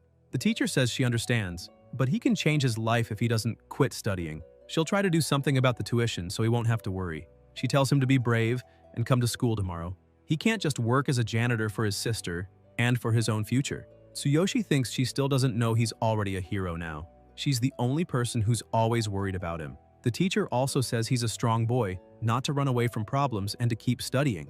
He can become as strong as possible for his sister and for himself. Tsuki thinks he thought he never wanted to go back to school because he had no happy memories there. But after talking with Sensei, he realizes he's a hero now. He's not the same helpless kid who was bullied. He'll make those bullies bow their heads. He thanks her, saying he'll go to school tomorrow.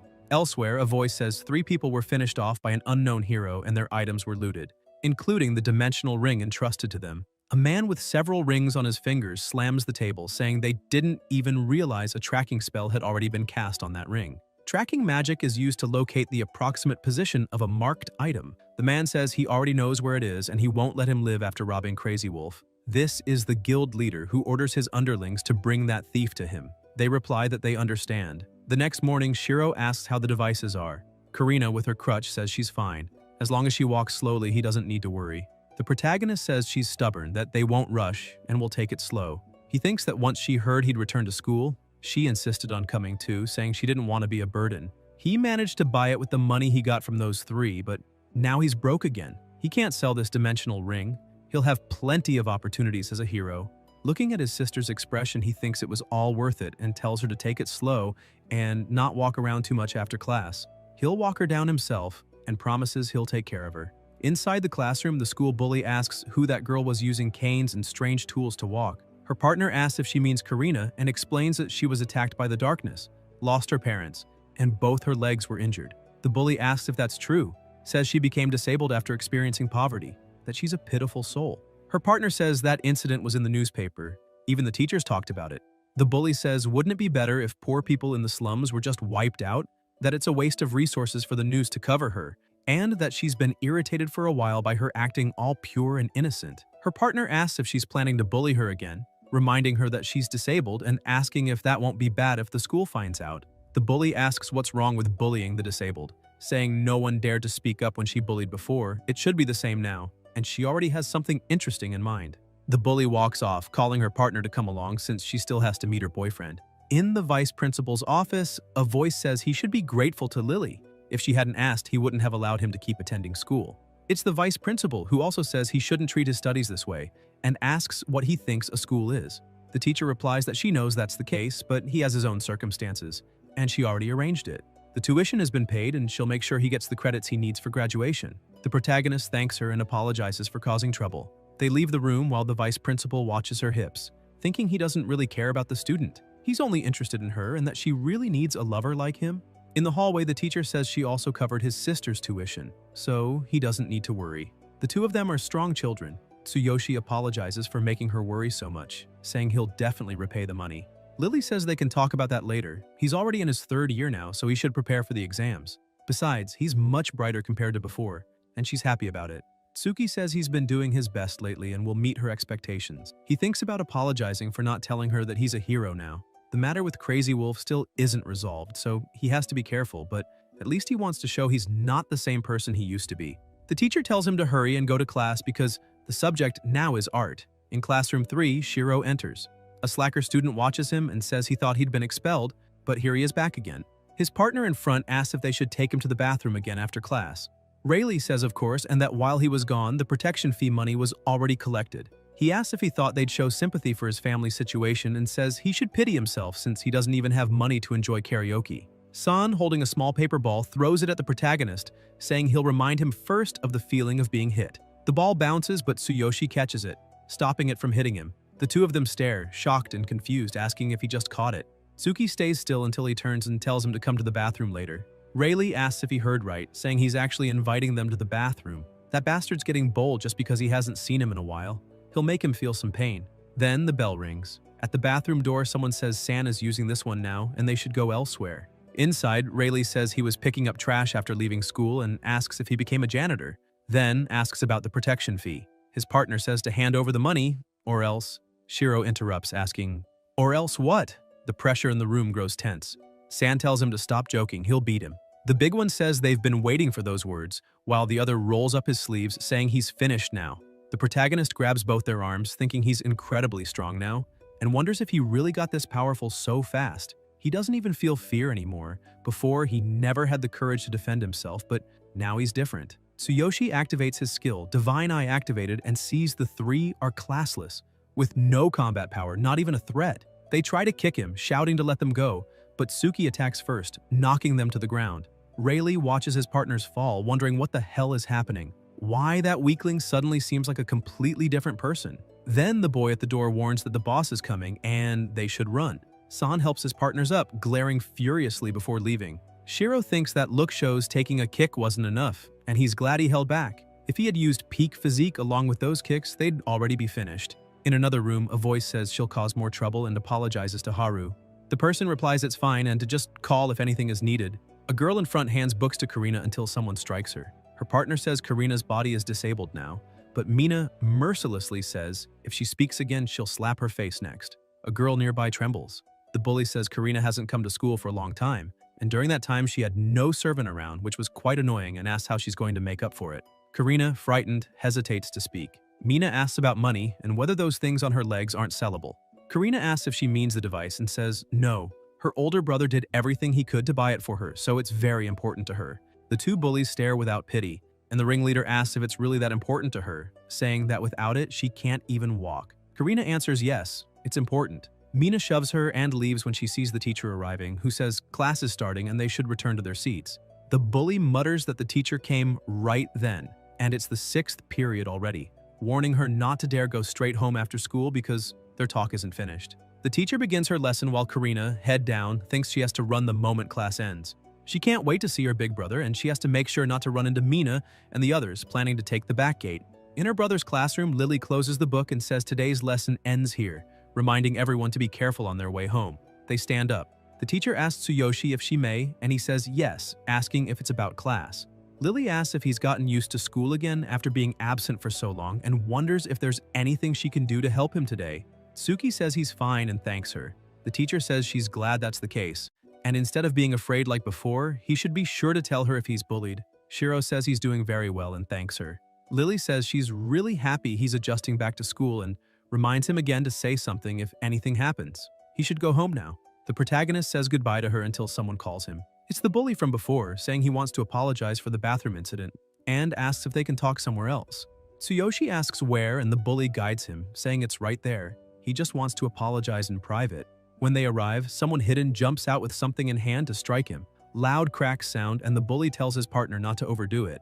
The system notifies, skill activated. Tsuki breaks the wood in their hands. The one knocked to the ground asks if he stopped it. Shiro says he knew they were planning something shady, but didn't expect it to be this low. The protagonist kicks him again, then hits the others around him with his powerful strikes. The big guy collapses with foam at his mouth, and Tsuyoshi says he hasn't learned his lesson, their failures. Rayleigh charges with a club to strike him, and Suki says if this weren't at school, he'd be finished. San, holding the club raised, freezes. His hands won't move. He wonders if he's afraid of him. Shiro strikes him down, saying he's late to pick up his sister now, and that they're lucky the law of heroes forbids a hero from killing civilians. In the corridor toward the back gate, Karina walks slowly, exhausted, thinking she has to avoid the bully by taking the back gate. She'll circle back to the front afterward. When she reaches the stairs, she thinks it's still frightening to go down them, and tells herself to stay calm and take it slowly, until someone pushes her. Karina's belongings scatter and she falls hard to the ground. Mina says she fell, mocking her for thinking she could escape through the back gate, that they knew she'd come here, and they'll take those things off her legs. Karina, injured on the ground, begs them to stop, not to take her device. The bully asks if she realizes she won't escape easily if they remove that device themselves. At the front gate, the protagonist wonders why his sister hasn't arrived yet. He thinks her class ended earlier, but they said she already left. Then someone approaches, asking if he's Karina's older brother. Tsuyoshi says yes and asks if she knows where she is, since they were supposed to go home together. The girl says she thinks Karina went out through the back gate and asks why he doesn't check himself. Suki starts walking, wondering why his sister would be at the back gate, thinking something must have happened. Haru acted strangely. She seemed scared of something. Either way, he has to find her, and he'll need to take the stairs to reach the back gate. Shiro wonders if she really would have gone there, until he spots something, and it's his sister lying on the ground. The protagonist keeps staring until Karina lifts her head, her face badly bruised, and asks why her brother is there. Tsuyoshi activates the Divine Eye and begins analyzing her injuries, showing that the forehead wounds were caused by punches, the bruises on her cheeks by repeated slaps, the marks on her arms by pinches, the ones on her stomach by kicks, and the injuries on her waist also by kicks. Karina still insists it was her fault for falling down the stairs, and the system notifies multiple hemorrhages detected on the target's body. Tsuki asks if she really fell and says it must hurt. He imagines his sister being beaten, and Karina apologizes for not being able to go down the stairs and for her cane being broken. Shiro also imagines her taking pinches and kicks and begins picking up her belongings scattered on the ground. Karina says she didn't want to cause him trouble, but the cane is broken and she can't stand up. The protagonist says they are family, so there's no such thing as a burden, and it must have hurt to fall like that. His sister says she's fine, and he doesn't need to worry, and asks about the device. If they're still intact, Tsuyoshi checks and says they are. Karina says she's glad. Suki picks her up and tells her they're going home. He walks with her in his arms, looking at the sky, and asks if she remembers when he carried her like this that day. He can feel how much she's grown. It was long ago, Karina agrees, and says it feels like yesterday. Since that day, they've always been together. Shiro says she's the only person he has, and since then, he wanted to become stronger to protect her. Back then, he was completely powerless, but now he's a hero and won't let her go through the same thing twice. Karina says she knows he always does his best, and that's why she doesn't want to be a burden. The protagonist sets her down and says she's repeating that again, but they're family and she knows it and tells her to wait there a little while because he'll be back soon. His sister asks where he's going, and Tsuyoshi answers that he has to take care of something he forgot. She asks what he forgot. Suki walks off with plasma in his eyes. In another room, Mina says it was good that Karina tried to desperately protect her legs while being kicked, also complaining it's annoying they couldn't rip those devices off her legs, that they could sell them for money, and she's going to make sure to steal them. Billy asks if they're really sellable, and Mina says not to worry, she'll have an answer by tomorrow. The blonde says Karina's older brother just came back to school and wonders if that'll be a problem. She heard he was expelled and became a janitor. Mina scoffs about janitor, saying he's trash. So both the cripple and the trash are family, and it's shameful to be in the same school as them. The blonde adds that Karina used to be quite popular before her legs were broken. Many boys liked her. She was pretty, smart, and stylish. Billy asks about pretty and stylish and says he wants to see her now. Mina snaps at him for saying that in front of her, but her boyfriend steps in and tells her not to be angry. It doesn't mean anything. The bully says after they steal Karina's device tomorrow, they'll have fun together once they sell it. Billy replies fine. It's an easy target against a crippled girl. Shiro enters the room and they all look up. Billy asks who dares come in. The protagonist says so she's the one who hurt his sister, and she claims she fell down the stairs. The blonde asks if he's Karina's brother. Mina asks if he's planning to take revenge and says he came at the wrong time. Billy asks if he's the trash man, a third-year student he's never heard of, and says his girlfriend was only playing with his sister. Tsuyoshi asks if that means he decided to push a crippled girl and send her tumbling down the stairs. Billy asks if he has a complaint and whether he was apologizing. Mina says it's easier to make him understand the situation, and how dare a trash man like him waste their time. When Billy moves to attack, Tsuki blocks him, breaking the big guy's finger, making him scream and ask how he dares. The girls cry out to wait, asking what just happened. Shiro says it wasn't just him and he won't let any of them escape. The protagonist uses the divine eye and sees they have no class, no combat power, no threat at all. Mina asks what he's doing. Tsuyoshi replies that he thought she might be a hero since she acts so bossy, but it looks like she's just bullying people for no reason. Billy groans in pain, clutching his fingers, and asks if he even knows who his father is. His girlfriend asks if he's okay. The blonde says she'll give him credit for being brave enough to come alone. They may not be heroes, but they're not the type he should mess with. Until Tsuki strikes her too, throwing her to the ground and asks if she really thinks he wouldn't dare hit a woman. Mina looks at her friend Vivian and thinks this is way too fast. Not even sports students have that kind of speed and wonders what the hell is going on. Billy tries to speak again, but Shiro rushes at the bully girl saying he doesn't see the two of them as women. Billy tries to say something, but the protagonist punches him in the mouth, breaking his teeth, and says he'll deal with him later and now he can shut up. Mina worries about her boyfriend until Tsuyoshi grabs her by the neck and pushes her against the wall. The bully girl begs him to wait and let go. Tsuki says that from what he heard, she took the initiative to bully his sister, and now she better listen properly. That he, as her brother, will never forgive her for what she did. Shiro keeps choking her harder and angrier and says from now on she is to stay away from his sister. He doesn't expect her to apologize, but to make sure she keeps her distance.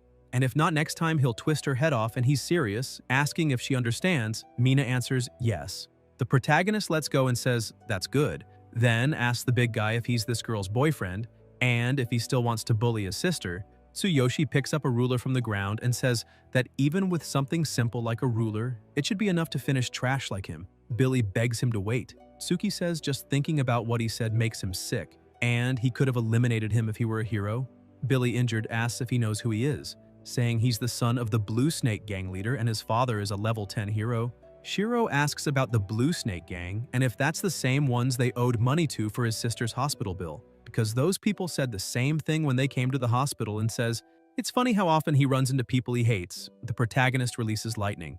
Billy, shocked, asks about abilities, and if he's a hero, Tsuyoshi strikes him with his powerful lightning, and the system warns that if the proper weapon isn't used, the damage is reduced by 90% and total damage isn't dealt. Tsuki walks away saying that amount of pain should be enough for him. Shiro picks up his bag and says not to forget this is the first and last chance to keep the promise. He can apologize, but he'll also have to clean the classroom. Billy, badly injured, asks if he left. Mina asks if he's okay and says they should go to the hospital. Her boyfriend answers, no, he just needs to rest and didn't know he was a hero. The bully girl asks what he's going to do, and if this isn't over.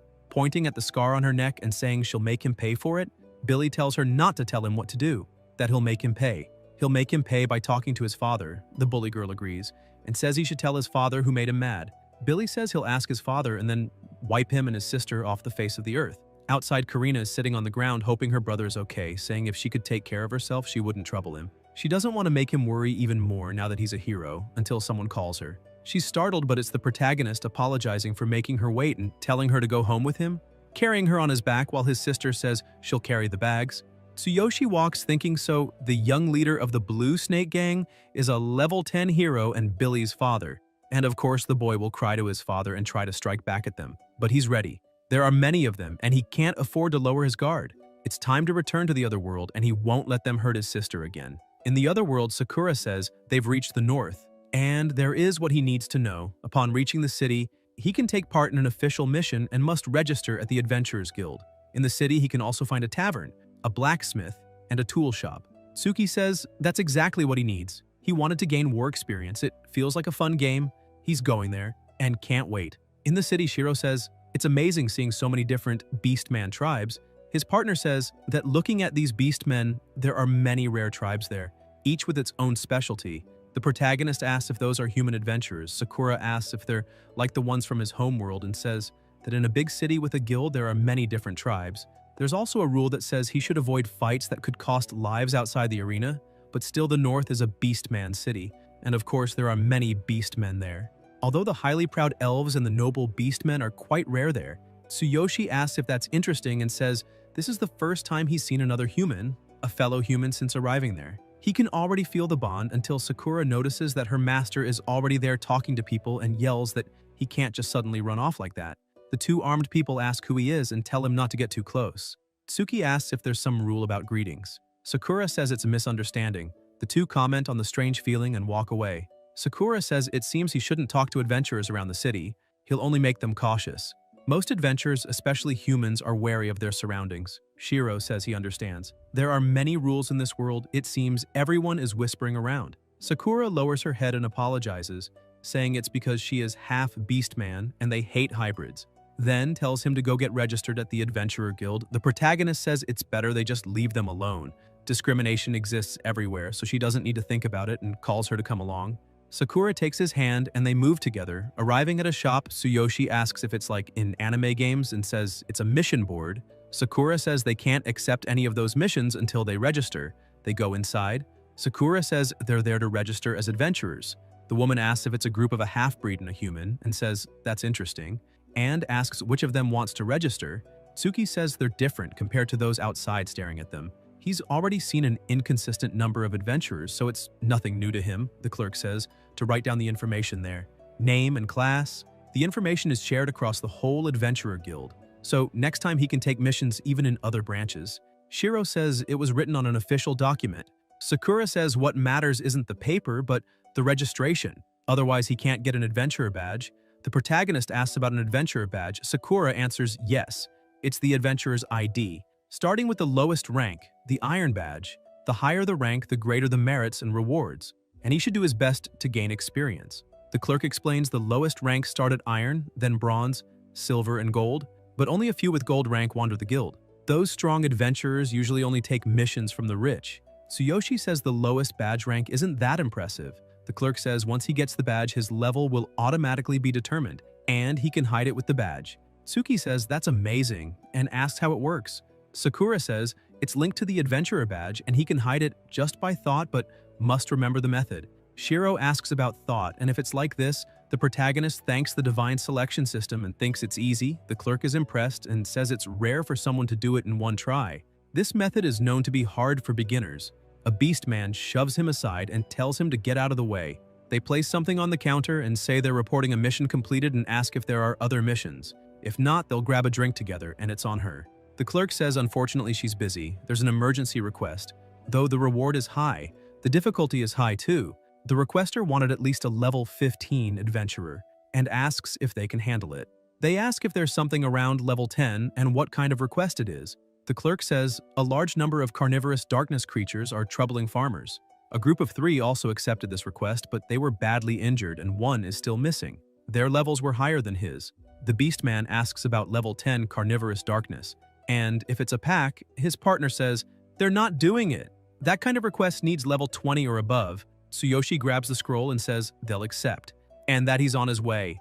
The beastman asks what he said and if he knows what would happen to him if he drew a weapon inside the guild, tells him not to underestimate it. If he values his life, it's better not to accept that request. Tsuki says he just registered, and since he can't do it, he better shut up, and asks if he wants to test his combat ability in the arena, thinking that with the help of the divine selection system, he can defeat a level 9 beastman in a one-on-one match. The beastman says he should know his place, even if their own badges are still iron. They've gained a lot of mission experience and asks if his iron badge is still new, saying he'll be laughed at if the client rejects him. The clerk says she praises his courage, but at his current level it's possible the client will refuse him. The beastman asks if he heard that and tells him to start from the bottom. Chasing a runaway dog would be better for him. Sakura answers, no, they'll do this request. They're surprised to hear that, and the beastman says his companion is a half-breed and asks if she can back up such a bold claim. Sakura shows her gold badge and asks if that's enough proof. The beastmen look shocked. and Shiro wonders if she really has a gold badge. The clerk says she should have said that from the start and will entrust the request to her, betting the client will be pleased. The protagonist says now he's running away. Sakura says this request will help his level progression. Tsuyoshi agrees and says they'll do it. The clerk wonders why a gold-ranked adventurer is calling a boy master and who he really is. Thinking it's interesting, later Sakura says the farm where numerous carnivorous darkness creatures reside should be nearby. Tsuki says he didn't know she had a gold badge. Sakura says she joined the Adventurer Guild when she was young and completed many missions and requests with different groups. After that, she realized she met the requirement for a gold badge and went to upgrade it, asking if that's strange. Shiro thinks she's been active in the guild since young and it must have been tough. Anne tells her she's amazing. Sakura blushes and thanks him. After walking for a while, they arrive at the place and say their opponents look strong. The monsters are level 10. The protagonist observes and says, it's a pack of level 10 carnivorous darkness and wonders how many are inside that building. They're disgusting. Sakura says they are darkness after all. They corrupt all living things, making them furious and stronger. Low-level creatures even lose their intelligence. They're the same as those dark goblins. This carnivorous darkness corrupted slimes into darkness. Tsuyoshi says so. They were slimes before, and no wonder they're so vicious. So these carnivorous darkness are just dark slimes. They're dangerous because only lightning element attacks work on them, so his chain thunderfall is the best option, and tells her to just watch from the side as usual. He readies himself for battle thinking. He brought his weapon for the chance to level up. Sakura pulls him and says he shouldn't try to do that kind of thing alone anymore. Tsuki asks why. His partner answers, this is a fight that could cost him his life. It's a completely different area compared to beginner zones. Maybe he can handle one-on-one, but what if it's a whole pack? And asks again if he remembers the expression of that group after hearing the request details. Sakura also says they know it's dangerous. It's not unusual for an adventurer to lose their life anytime. After all, it's part of the job. She doesn't want him risking his life just to level up, and tells him at least let her accompany him during the fight. Shiro says he understands. By the way, he has 2 questions for her. Thinking it's about his level, he's just planning to raise it to prepare for anything that might happen in his world. Sakura asks what's the problem, and says if she knows she'll answer. The protagonist thinks she should remember the promise made by the Beastman King. A trial awaits after a year and says he doesn't know how strong the king is. So his first question is this. He doesn't know how strong he must be to prove his strength and skill after a year. Sakura looks at him and says honestly it's impossible for him to pass the trial. After just 1 year starting at this level, it's impossible. Tsuyoshi asks why impossible. Sakura answers first of all it's already an achievement. If he stays alive until next year, at minimum, he must avoid being killed by the divine judgment of the Beastmen, and asks if he knows the rule related to the level system. Tsuki asks her to explain, thinking he knows both worlds share the same level system, and the higher his adventurer combat level here, the stronger his combat abilities as a hero in his world. But beyond that, he knows nothing else. Shiro says the level limit for adventurers is 100, and the current Beastman King is at level 92. The reason the Beastman King reached that position is because of his unmatched combat skills and high level. Beastman King, Human King, and Elven King. The kings of the races symbolize the peak of power. The protagonist says he didn't seem that strong to be the symbol of the Beastmen's power. Sakura says the reason she said it's impossible for him to pass the Beastman King's trial is because there's a limit to how much someone can grow. To put it simply, there's a point where an adventurer can no longer get stronger. The higher the level, the harder it is to level up, and he can see her as an example. She's been an adventurer for more than 20 years, but is still only level 72. She knows 72 isn't low, but she's tried many times to increase her level and failed. This is her level cap. Everyone has their own limit. So for him to pass the Beast King's trial is too much. At minimum, he would need to reach level 50. No matter how you look at it, it's impossible for him to raise his level that high in a single year. A normal adventurer would need their entire life just to reach level 50. Tsuyoshi looks at her and says he understands her concern. Sakura asks if he's really fine and says at least she'll accompany him while he does his best this coming year, even if he can't fulfill the promise with the Beast King. Tsuki says she knows he's not a normal adventurer. He stood back up after receiving divine judgment and lifted the Divine King's hammer. She knows that's not normal. He'll be fine. As long as he can reach level 50 in a year, even if it's impossible for others, it's probably within his reach. He thinks it's strange to say, but thanks to this ring, he's inside this world and even stood up after divine judgment, and has this divine selection system. He is the chosen one and has to say goodbye to any normal path or fate. With this divine selection system, everything has become possible. Sakura calls him and says he was right. He will definitely become a legend. and she believes in him. Shiro says, "Let's go." And this is his second question. Sakura apologizes for talking too much.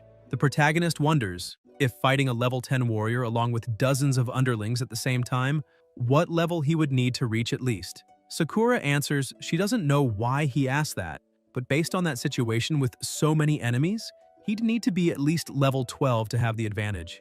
Tsuyoshi says level 12 and decides then he'll reach level 12 within about a week. The monster lets out a loud sound and Tsuki says to leave it to him and thinks he'll use his full ability from now on. He activates his Divine Eye. The system notifies of the main weakness, a slime core inside the body.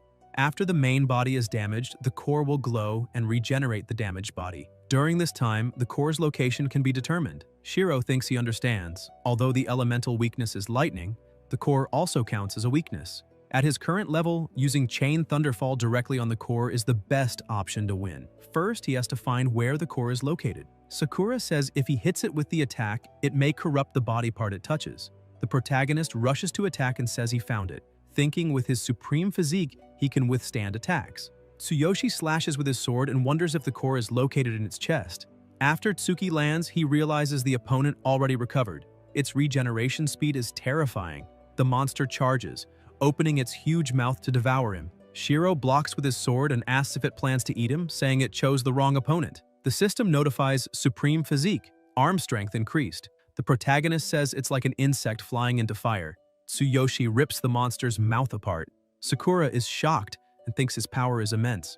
Maybe exactly as he said, he's a man who makes the impossible possible. The monster screams in pain and Tsuki says he finally found it under its tongue. Now it can taste the power of thunder. Shiro uses his Chain Thunderfall technique. The monster is eliminated and the core falls to the ground. The protagonist sighs and says this request will be easy. 30 minutes later, several monsters are eliminated and Tsuyoshi says almost all the carnivorous darkness outside is cleared. He thinks it's just as his partner said. The experience requirement to level up increases the higher his level. The XP from such weak mobs becomes insignificant. The gains from these monsters are inferior compared to the average. He has to at least rethink his plan on how to level up quickly. It's faster compared to the rate in his world, but still far from his goal. He must reach level 12 in less than a week and then reach level 20 within a year. He has to do his best to achieve it. And by the way, she has a thunder ointment. Sakura takes out thunder oil and says it was a good job. And there are 4 left. She prepared them for both so he can use them as he wishes. Tsuki says that's just like her, and that he bought thunder oil from the item seller before they arrived there, and asks if it's expensive, saying they'll stock up on oil-based items next time. The fire oil they used last time was also convenient. Sakura says he doesn't have money and explains the current financial situation. That kind of item isn't cheap. She spent all the money she had to buy these items and apologizes. Shiro says it's nothing she should apologize for, and asks how much each costs and what about the reward for this request, saying he'll try to do something about it and asks her to explain as simply as possible. He hadn't considered finances. He thinks he's been focusing on leveling up and completely forgetting that money is also important in this world. Even if she spent all her savings, she probably wouldn't say anything. Sakura explains the price differs depending on the items, like thunder oil, which is rare, and for low-level missions or requests, the reward also varies, like with the items he's looking for. But the reward from a low-level guild mission isn't even 1 gold coin. That's why people make personal requests to adventurers when they lose items. Generally, if it's a trash cleaning request from crowds, the reward would be around 50 silver coins to 3 gold coins. The current request to clear carnivorous darkness should pay 3 gold coins, and they're poor right now. Once they finish this request, the guild will calculate and grant the reward afterwards. The protagonist says she seems like a reliable wife, and the boss should be inside the food warehouse since he's the only one left. They'll finish this quickly. Sakura wishes him good luck until a voice asks who he is to enter the farm without permission. It's the owner of the place, who also asks if they're adventurers and what a human and a half are doing in his farm. Companions beside him say there's residue of thunder magic being used and ask if he exterminated the carnivorous darkness outside. The cat says impossible, especially done by a human and a half. That human looks weak. Exterminating carnivorous darkness with only one group is hard. Those people are also after it. The big guy says he understands and asks if he's also after Cardiolus, saying they already accepted this request and the Cardiolus drop will be theirs. The armored beast man says it seems the rumor about Cardiolus has already spread. Tsuyoshi asks what Cardiolus is and if he's the client, saying there's a misunderstanding. They received this request from the guild. Sakura tells him to wait and asks about the Cardiolus drop from this boss. The Beastman answers yes, indeed, he made a request to the guild but didn't expect them to come so soon, and asks if she doesn't know about the boss's drop here. The cat archer says since he doesn't know, he should leave it to them and step aside. No matter if he tries to interfere, when it comes to Cardiolus, they won't show mercy. Tsuki asks his partner what Cardiolus is, and she answers not to give up this request because that item is very valuable. Cardiolus is a rare drop from a dark boss. After being purified, it can be used to connect with a dark area, and the drop and XP rate inside a dark area is 10 times greater than in a normal one outside. Any adventurer wanting to level up wouldn't miss this chance. If it were sold at auction, it would cost around 100 gold coins before purification. After purification, at least 150 gold coins. Shiro asks if it's that expensive and says they must get it at all costs, thinking it's important for his goal. The farm owner tells them to stop and not fight and to stop causing more confusion, so they can resolve the misunderstanding. One part comes from the guild while the other comes through himself, and they can prove their worth through ability. The only thing left is that boss. Whoever defeats it will get the reward. Sakura says they'll go first and thinks she must get it, no matter what for the sake of her master. The armed beastman asks why they should be allowed in first and says both groups only get one chance. It's given that they enter first because they were brought by the client himself. The farmer says he's right, he brought them there himself, so they can enter first. The armored beastman says they'll show their strength to this human trash and that half-blood. The jaguar archer says that although the dark boss is quite strong, the reward is high. They have only one chance and will go with 120% of their power. Sakura says it's a well-balanced party. A mage, an archer, a warrior, and a tank. If they work together perfectly, they'll definitely defeat the boss and they lost their chance. The protagonist says, wait, he has a suggestion. What if he goes in alone first? He's a level 6 adventurer. If he loses, the group will give up the request and the reward, but if he defeats the boss, the reward is his. What do they think? They stare, not understanding, and the armored beastman says he should know his place. He would need to be at least at level 18 to defeat that boss alone. The archer laughs and says his judgment has been clouded by a mere item and he has no objections. Tsuyoshi says it's decided. Sakura asks if he's sure because that boss is at least level 12 and possessed by darkness. It's not an enemy he can easily defeat even with thunder oil, as expected. Tsuki confidently tells her to trust him. Sakura says she believes in him. The archer laughs, saying it's fine for her to believe. The armored beastman says he can't wait to see him mercilessly finished off by the boss. Shiro asks, mercilessly finished off? Now they'll see if he's the one to eliminate mercilessly or not. The mage asks if it's just him, or if his aura changed completely. The protagonist enters and asks if this is the strong opponent his partner mentioned, saying he's interested in the item called Cardiolus. The level 14 monster is ahead. The archer watches horrified, asking if the dark boss is level 14 and if he doesn't think it's too big. The armored beastman says since it holds a Cardiolus, it must be at least level 23 otherwise. Sakura worries for her master. The archer says she should prepare to collect a corpse. He won't survive even 10 seconds. He's blinded by a mere Cardiolus. Sakura tells him to shut up. They fall silent. Tsuyoshi says in theory its weakness should be the same as normal carnivorous darkness, but he knows it's many times stronger than the ones outside. He won't be able to beat it the same way. The monster is terrifying and huge. Suki looks at it and says, if possible, he really didn't want to use this. The longer the fight drags, the more advantageous it is for it. Now he understands why they said that. He'll end it in 1 second. That's enough. The system notifies the Divine King's hammer has been taken from the Divine Consciousness inventory. Due to low level, he can't use the full power of the Divine King's hammer. Shiro thinks carnivorous darkness is weak to thunder. First, he'll strengthen his arms with Supreme Physique, then amplify his Chain Thunderfall with the Celestial Agitator and activate the hammer at the last moment. He can win. If he can't finish it with this strike, it will be dangerous since he'll be weakened afterward, but he'll make it happen. He'll get the item no matter what. The protagonist moves quickly, charging at the monster with the hammer, unleashing incredible power, causing an extremely strong impact. They notice immense power outside and ask what's happening. A massive explosion occurs, destroying everything around. Sakura wonders if he used that power again and thinks he'll be weakened after this. She calls for her master worried. People ask what's going on and if it wasn't a bomb. The farm owner asks where they are and what about his food warehouse. Sakura searches for her master, thinking that was a powerful blow and the boss should have been destroyed from the inside. Tsuyoshi calls her while lying weakened on the ground and asks what this Cardiolus they mentioned before is. The system notifies about unpurified Cardiolus. Later, at the Adventurer Guild, the clerk says, it ended so fast and that's impressive. He works quickly. Here's the reward this time. As expected of a gold badge. She heard the part the client called couldn't do anything. Sakura thanks and says it wasn't her but her master who defeated them. There was no way she could have beaten the final boss. The clerk says to stop joking since he couldn't do that. The boss was a massive level 14 carnivorous darkness, not something a novice adventurer at only level 6 could handle, and asks if he doesn't look completely exhausted. The clerk says no, she's sure it's because her master cleared it alone. He wore himself out physically and mentally, which caused the weakening of his attributes. The clerk says to stop with those jokes. No matter how she looks at it, there's no way he could have done that. The system notifies the weakness status has ended.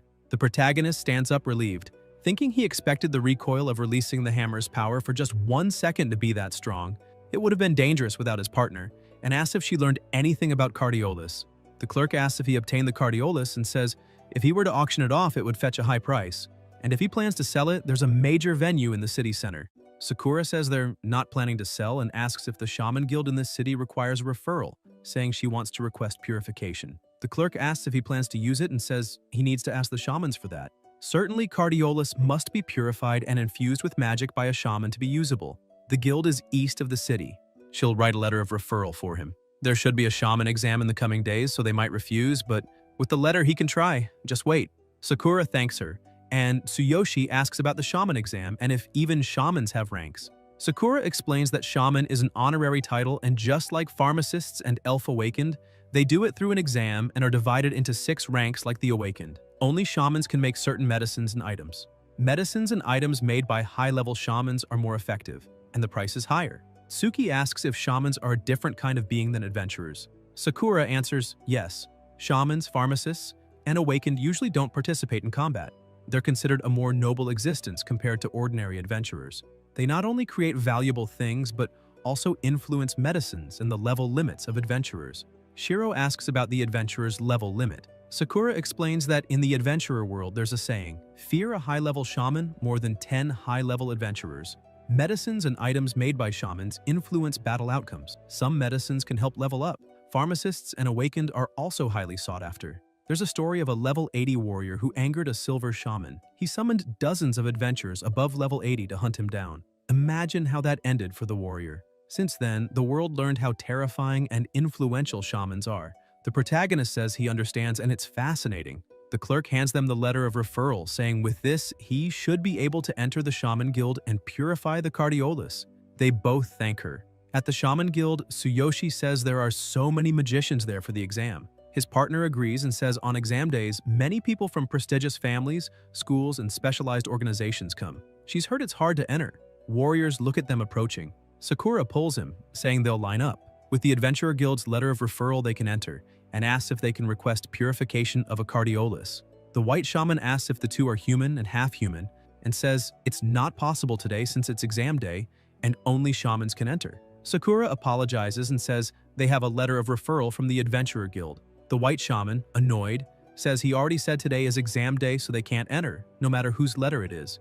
The exam is more important. They need to leave. Tsuki says they won't do that. They have a referral letter, so he has to let them in. The shaman laughs, mocking his courage, saying he'll make it clear that here in the Shaman Guild, power belongs to them. No matter how many days pass, he cannot enter until the exam ends.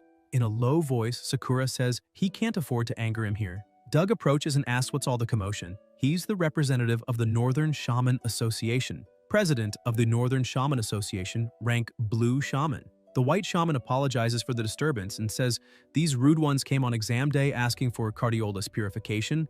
He already refused them. Shiro asks if he's responsible and says he has a letter of recommendation from the guild and wants to enter. The white shaman asks how he dares speak to the president like that. Doug says a shaman shouldn't make such a fuss. He'll do the purification but doesn't have time for him today since it's exam day. He should come after the exam. The protagonist thinks he's in a hurry. Leveling up is the most important thing for him, and says he's pressed for time and asks if there's no other way. The master suggests another path and says that he should take the shaman exam, achieve the highest score, and as a bonus, the president of the Northern Shamans Association himself would handle the arrangements. However, as a warrior, the protagonist does not meet the required qualifications. Intrigued, he asks what the requirements for the exam are. The people around laugh and mock him, saying that he is ignorant and a source of shame. The president then explains that for a young human to become a shaman, it is necessary to have at least the aptitude of a mage, since the essence of a shaman is magic. The basic requirements are to pass the potion making and item creation tests.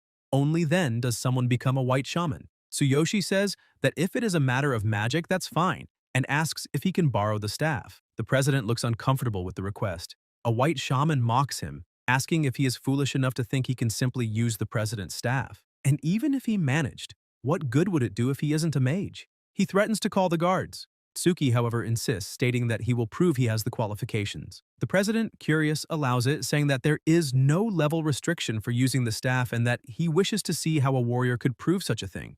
Sakura, worried, asks what he intends, and Shiro replies that she should trust him. The subordinate thinks that he always repeats those words and somehow always achieves his goals. The white shaman reinforces that, since he received the staff, he must prove his worth. The protagonist raises his hand, the shaman notices something strange, and then he is struck, left paralyzed and embarrassed. Tsuyoshi reflects that if his theory is correct, by duplicating the abilities of a mage and using the staff as a medium, he should be able to cast spells.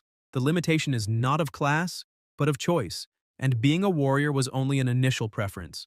The system notifies the activation of the ability. Tsuki decides to choose magical energy, the measure of arcane power and mana reserves in the body of an adventurer. Normally, mages increase this energy through meditation. As soon as he confirms, the ability shines and is duplicated. The white shaman calls him a pervert, questioning what he is doing. Shiro, holding the staff while mana is released, replies that if a mage can use spells with the staff, then he can too, and that qualifies him for the shaman exam. The president is surprised, wondering if he really is facing a warrior as the system notifies the presence of magical waves, something typical when an exceptional talent casts spells. Tsuyoshi asks his partner to close her eyes. Sakura obeys and a bright light explodes.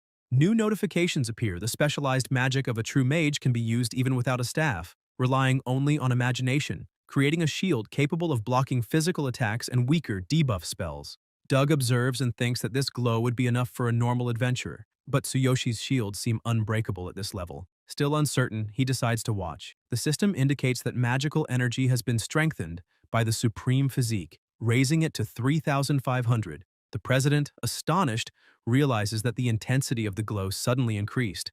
Another warning appears. The imaginary shield cannot withstand such absurd power. The light fills the entire environment, and Tsuyoshi faces the president, asking if he is now qualified for the shaman exam. Doug acknowledges him. In the hall, a voice protests, saying it is a joke to allow a human into the exam, claiming they should be limited to the pharmacist's exam, not the shaman's. Tsuki feels the hostile gazes on him, as if he were an enemy. Sakura replies that her master is the first human to attempt the shaman exam, and it is natural that everyone assumes provocation. Shiro asks if it is true, and his partner confirms, explaining that humans have the pharmacist class, similar to beastman shamans and awakened elves. There are no rules forbidding a human, but this tradition has always been respected, and now his entry would sound like an affront. The protagonist replies that he never intended to provoke anyone, only to purify the cardiolus. Sakura agrees and states that there is no violation of rules. He can move forward and do what he thinks is right. Vice President Eel's pig, imposing, says that he does not disagree with the president but warns that opening this precedent could stain the honor of the Beastman Shaman's faction. He further questions whether that human would be able to prepare potions since he doesn't even have a basic staff. Doug replies that he lent him a staff and reminds that the purpose of the test is precisely to verify this ability. In his thoughts, he admits that, even if only for a moment, he felt magical waves coming from the young man, something he had only ever perceived before in the genius shaman, Kevin. Pig mocks, saying that it is ridiculous that the human boy could never be compared to the prodigy, and that he would not even be worthy of carrying the sandals of Kevin's newest disciple. The president then asks if Kevin's new disciple had also arrived, mentioning the name Fulin. Pig confirms, stating that she is aiming for first place, and that even Kevin praises her publicly, calling her a precocious talent beyond her years. The people around comment, impressed, saying that she is very young but had already been able to prepare potions on her own a year ago, being barred before only by age restrictions. Now, her victory seemed almost certain. Hearing the murmurs, the young disciple scoffs, saying that those weaklings are far too noisy. Pig then announces that the shaman exam is about to begin, and orders that only the participants remain, taking their places according to the numbers received. Tsuyoshi sees that he is number 15 and moves to his position, while his partner says she will wait outside. Pig adds that the numbers are written on the ground. Once in place, Tsuyoshi is observed by Fulin, who asks if he is human. He confirms, introduces himself, and thinks that the girl is cute, completely different from Sakura. Fulin provokes him, saying that a human attempting the exam must only be seeking attention. Shiro, attentive, notices that behind her sharp tongue there is a small opening. Doug then asks if everyone has taken their positions and explains that the exam will test the basic skills of a shaman, checking whether they can prepare energy potions on their own since they had all chosen this path and should be ready. Suddenly, something drops to the ground and the protagonist, surprised, asks what it is. Fu Lin mocks him again, saying that it is a refining station and suggests that maybe he should give up and go home. Tsuyoshi thinks he should ignore her and reflects that in that world, the way of making potions is still very archaic. In his former reality, there were capsules and automated systems, far beyond what he saw there. The president declares that the vice president will explain the details of the trial. Pig strikes his staff on the ground, invoking a magic circle, and a document with the rules appears. Each participant must prepare 3 basic energy potions within 1 hour. Tsuyoshi understands that this is the real test and observes the other competitors. Doug explains that the first difficulty will be choosing the correct materials, since the refining table is full of options. He says that there are 9 different ingredients used in energy potions, and that a single mistake would make the recipe invalid, this being the point where many would fail. Shiro asks if there really are so many who don't know how to identify the materials, and someone responds that normally, when a mage prepares potions, the ingredients are already separated. Fu Lin reinforces her scorn, saying that it is pathetic not to remember the basic materials of such a simple potion. Tsuyoshi is impressed by the girl's speed. The disciple summons her instruments and thinks that taking first place is the minimum requirement set by Kevin, and that she will fulfill it. Pig acknowledges her readiness, and the president notes that her precision and speed are flawless, making the test easy for her. The audience watches her with admiration. Fu Lin manipulates the ingredients and begins preparing the potions. Tsuyoshi admits to himself that despite her sharp tongue, she is amazing, and decides to imitate her, activating the divine eye to analyze her movements. Doug comments that Kevin's judgment was accurate, since the disciple's magic is meticulous. Pig agrees, saying that she will certainly become an extraordinary shaman. The liquids begin to move and fill the flasks, and the president emphasizes that the next step is the most important, the final refinement. Magical energy flows from Fu Lin's staff and envelops the flasks, starting the process. Doug explains that refinement is the most critical step in potion making because the fusion of the materials with magic directly tests the candidate's arcane power. For him, this is the ultimate test. In Fu Lin's case, he believes there will be no problem at all and thinks that if everything goes as expected, she will take first place. The president looks at the human and wonders why he still hasn't started. Meanwhile, Fu Lin finishes her work, declaring that she is done. Confident, she thinks that it was easy and reaffirms to herself that she is the best.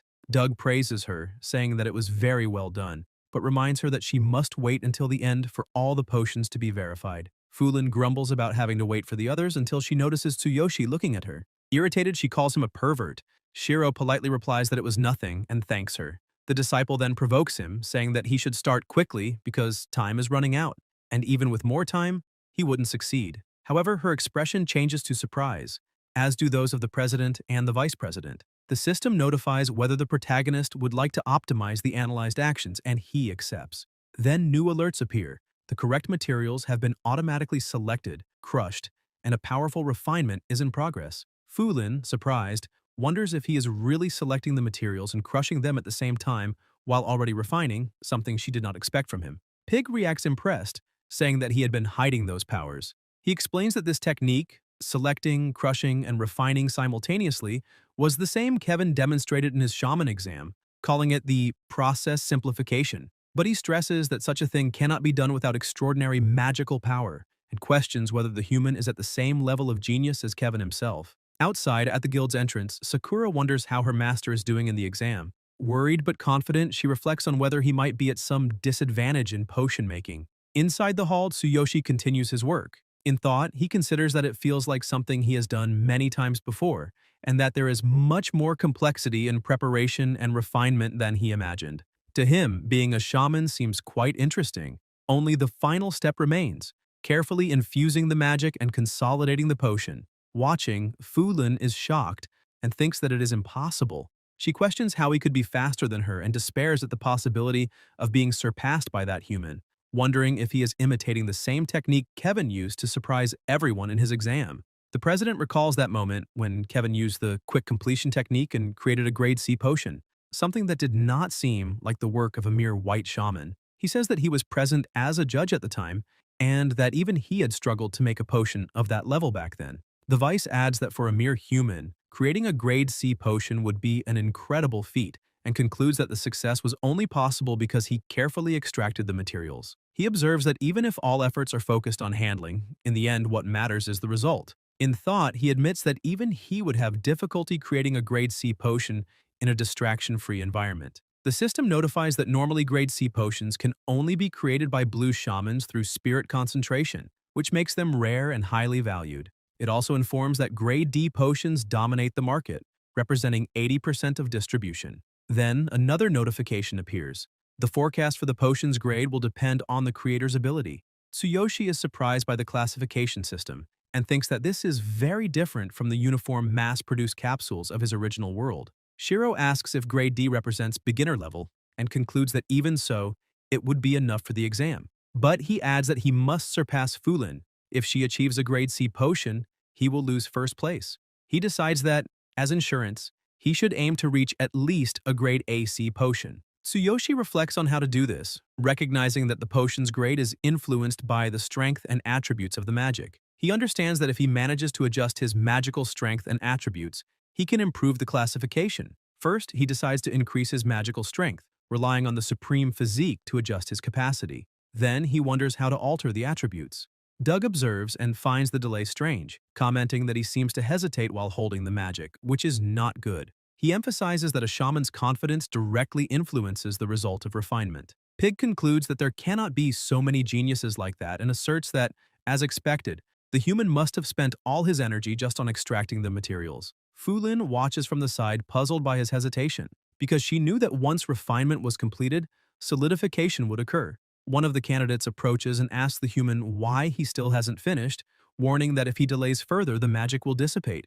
Irritated, the disciple pushes him away with her hand, telling him not to touch Tsuyoshi and that he was distracting him, showing that he did not even know the basic common sense of a shaman. The protagonist thinks that, at the moment, he only has normal magic, without attributes, and wonders how he could change them. He reflects on the lightning attribute, remembering the Divine King's hammer he once used, believing that if it lent him its power, he would be able to modify his magic's attribute.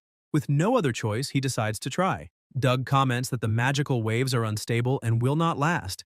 Pig agrees, saying that he also feels the instability, and that if the magic breaks, the refinement will fail. Suddenly, lightning bursts out and Tsuyoshi recognizes the appearance of the Divine King's hammer, pleading for its power. Fulin notices, shocked, that his magical energy has suddenly increased. Tsuki confirms in thought. Just as he imagined, the lightning attribute had been granted. It would last only for a few seconds, but enough to finish. The system notifies that magical energy has been strengthened by the supreme physique, the glow enhanced, and the attribute altered to lightning with a duration of 6 seconds. Shiro raises the staff, completes the refinement, and announces that the basic energy potion is finished. Exhausted, he thinks that altering the attributes and channeling magic consumed far more than he expected, and wonders if it will be enough to surpass her. The vice comments that, even unstable, he managed to refine and solidify.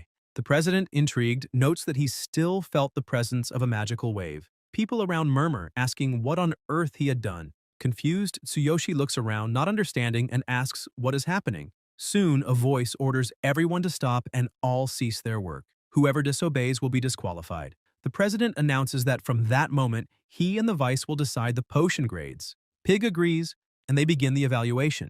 Doug analyzes the first potion, saying that its aroma is weak, dissipates quickly, and is quite simple, but congratulates the candidate for passing. The boy thanks him in relief. Next, the vice evaluates another, makes a dissatisfied expression, and comments that it is cloudy and smells burnt, the result of excessive refinement failing it. The candidate lowers his head, discouraged. After several evaluations, it is Fulin's turn. Pig asks about Kevin, and the young woman thanks him, saying her master is doing well. The vice smiles with satisfaction and begins the evaluation. The fragrance is rich, overflowing, the aroma long-lasting, and the purity remarkable. He declares that it is a basic energy potion of grade C. Fulin smiles, thinking that she has not shamed her master and has fulfilled her duty. The people around are surprised, commenting that she reached the same grade as the genius Kevin, proving that her talent and skills are incomparable. They conclude that first place will certainly be hers. The disciple, confident, mentally thanks Kevin's intense training, which not only refined her technique but also increased her speed. Tsuyoshi watches, impressed, and thinks that a grade C potion really is remarkable. The president then approaches him, saying it is his turn and asking how he feels about the result. The protagonist replies that he did what he could. Pig taunts him, saying that at best he will only manage a grade D. Doug comforts him, saying that if he gave his best, that is enough, and begins the evaluation. When he opens the flask, a powerful energy is released, accompanied by lightning. The president is astonished, calling it a supernatural phenomenon. The vice declares that if a potion causes a supernatural phenomenon, it cannot be less than grade B. Fulin watches, incredulous, thinking that this is impossible. Only someone with the same power as Kevin could produce such a thing. Everyone around is shocked. The president comments on the richness of the aroma, the purity of the potion, and even the phenomenon triggered, concluding that they were wrong, that human could be an existence even more frightening than the genius Kevin himself. Tsuyoshi feels relieved, reflecting that the refinement process was exhausting.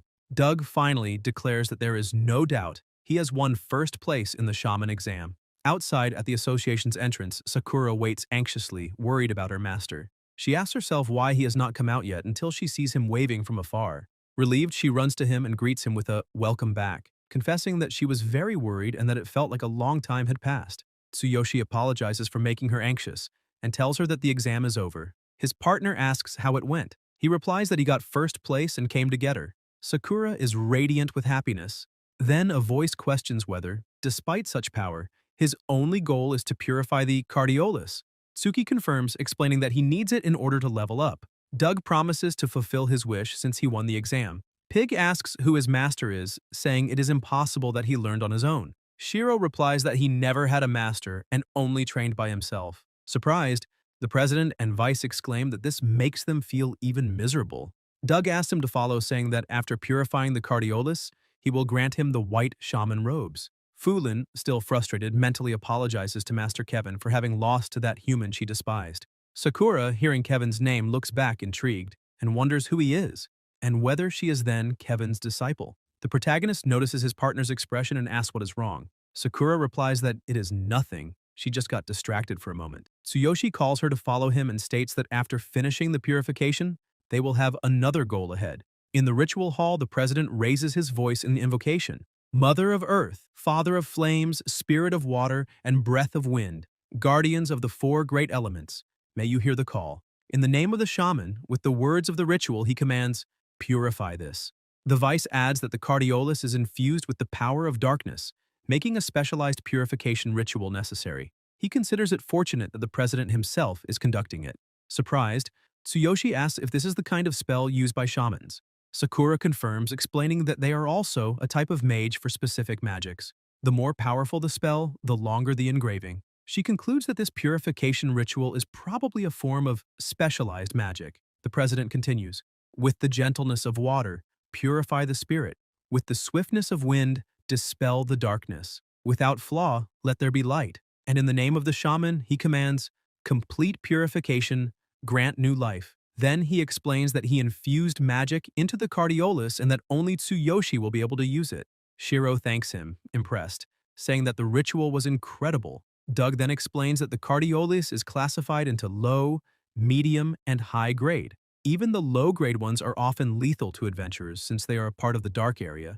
That one was of medium grade. The protagonist asks if that means the experience gained will be greater. The president confirms, adding that the greater the difficulty, the greater the rewards. However, they are completely different from beginner areas. From his experience, Tsuyoshi's group would need at least a tank, 2 warriors, 2 offensive mages, and a pharmacist. He then asks if he has already decided on his party composition. Tsuyoshi replies that he has no party at all. Sakura, at his side, reinforces that she does not intend to enter, since the experience points would be equally divided. Shocked, the president and vice ask if he really intends to challenge the dark area alone. Doug explains, once inside, it can be restarted twice. With each restart, new darkness will appear, allowing 3 challenges. After that, he will be expelled, and the cardiolus will turn to ashes. He warns that once inside, he cannot leave until all the monsters are defeated or time runs out. Pig adds that if he dies, the body will be expelled, which is another way of leaving. Tsuyoshi laughs and assures them that this will not be the case.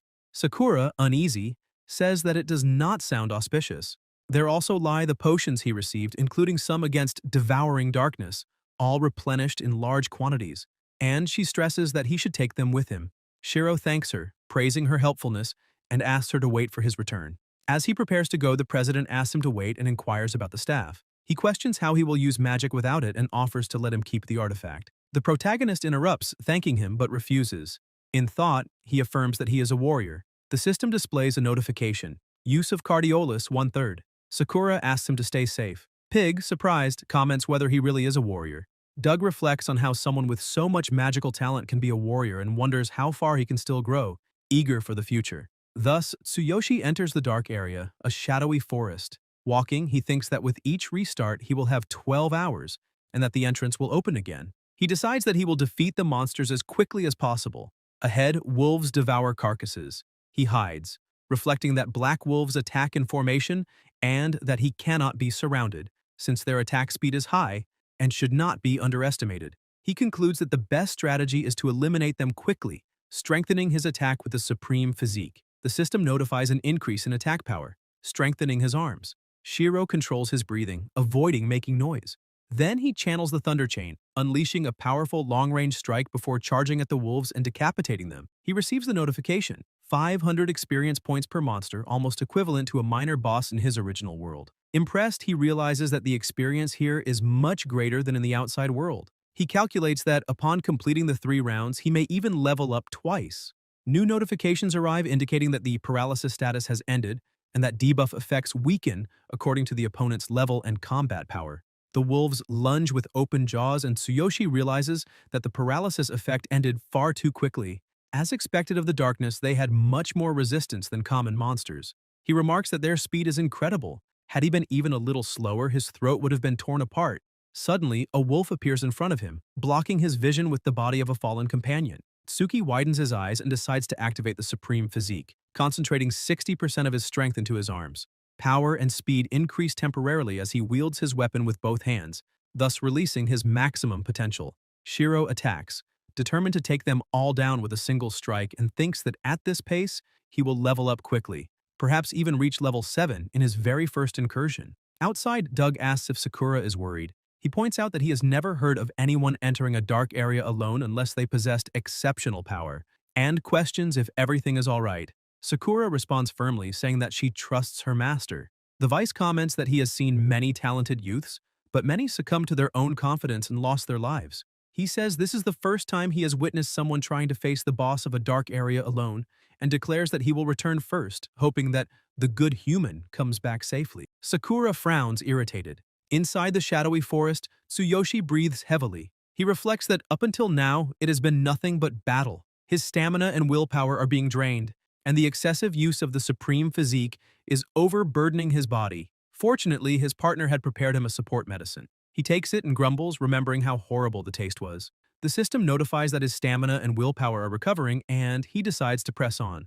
Outside, waiting anxiously, the association leaders talk. Sakura asks if he won't be back soon. The president admits that he fears for the safety of the human boy, a warrior who passed the shaman exam, only to purify the Cardiolus and without even carrying a staff, managed to produce a grade B potion. At that moment, they hear a boom from within. Sakura recognizes the sound and smiles, saying that as long as they hear the thunder, they will know her master is safe. In the darkness, Tsuki channels the Thunder Chain, striking at the wolves. Lightning cuts through the surroundings, eliminating the creatures and increasing his experience. He remarks that only the boss remains and admits that he is tired, but he has already reached the deepest part. If he wins, he will be able to reach level 7. Standing before a gate, he decides to rest a little before the final battle. He sits on the ground, recovering. He complains about the bitter taste of the medicine, remembering that in his original world, capsules were more practical and even pleasant in taste, although the effect of those potions was far more potent. After fully recovering, the system confirms his restoration.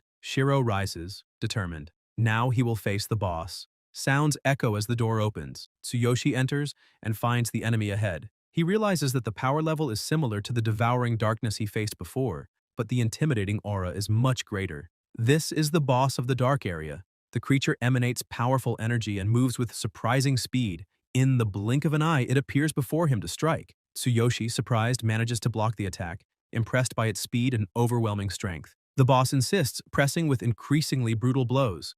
Shiro feels his body tremble and wonders if that ability was meant to terrify the opponent. The system notifies Shock ability, normally classified as advanced. The enemy raises its hand again to strike. Tsuyoshi hopes to regain control of his body and suddenly manages to move. The tremor effect has ended. he realizes that a pure energy emanated from the Ring of Infinity and wonders if it was what nullified the status anomaly or if he is facing an illusion. The boss stares at him in surprise, and Suki, smiling, declares that he will not lose his life so easily.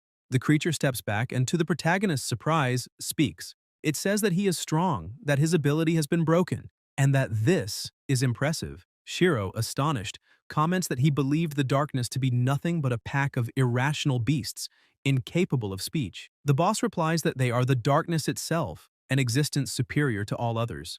Tsuyoshi thinks of a strategy and regrets not having brought with him the Dark Goblin set. If he had it, he could use the Roaring Tentacle to strike the enemy's weak point, but that equipment was left in his original world. The boss charges again with incredible power. Tsuyoshi blocks, recognizing that he is facing a truly formidable enemy. This attack has the effect of obstructing vision, too fast to block, and Tsuyoshi narrowly dodges the enemy's weapon. The pressure around becomes suffocating. Shiro moves across the ground and lands a blow that causes some damage, but soon realizes that plasma begins to leak, and thinks that without medicine, he could truly die from plasma loss. He concludes that he must defeat the creature before his body gives out, or he will have to abandon the 2 remaining chances and leave the dark area to heal. Determined, he charged at the monster using the Fall of the Thunder Chain. The enemy noticed the attack, but Tsuyoshi unleashed it anyway, wondering why the boss had not dodged. The system notified that the thunder had struck only the ground, causing no damage. The boss mocked him, calling him laughable,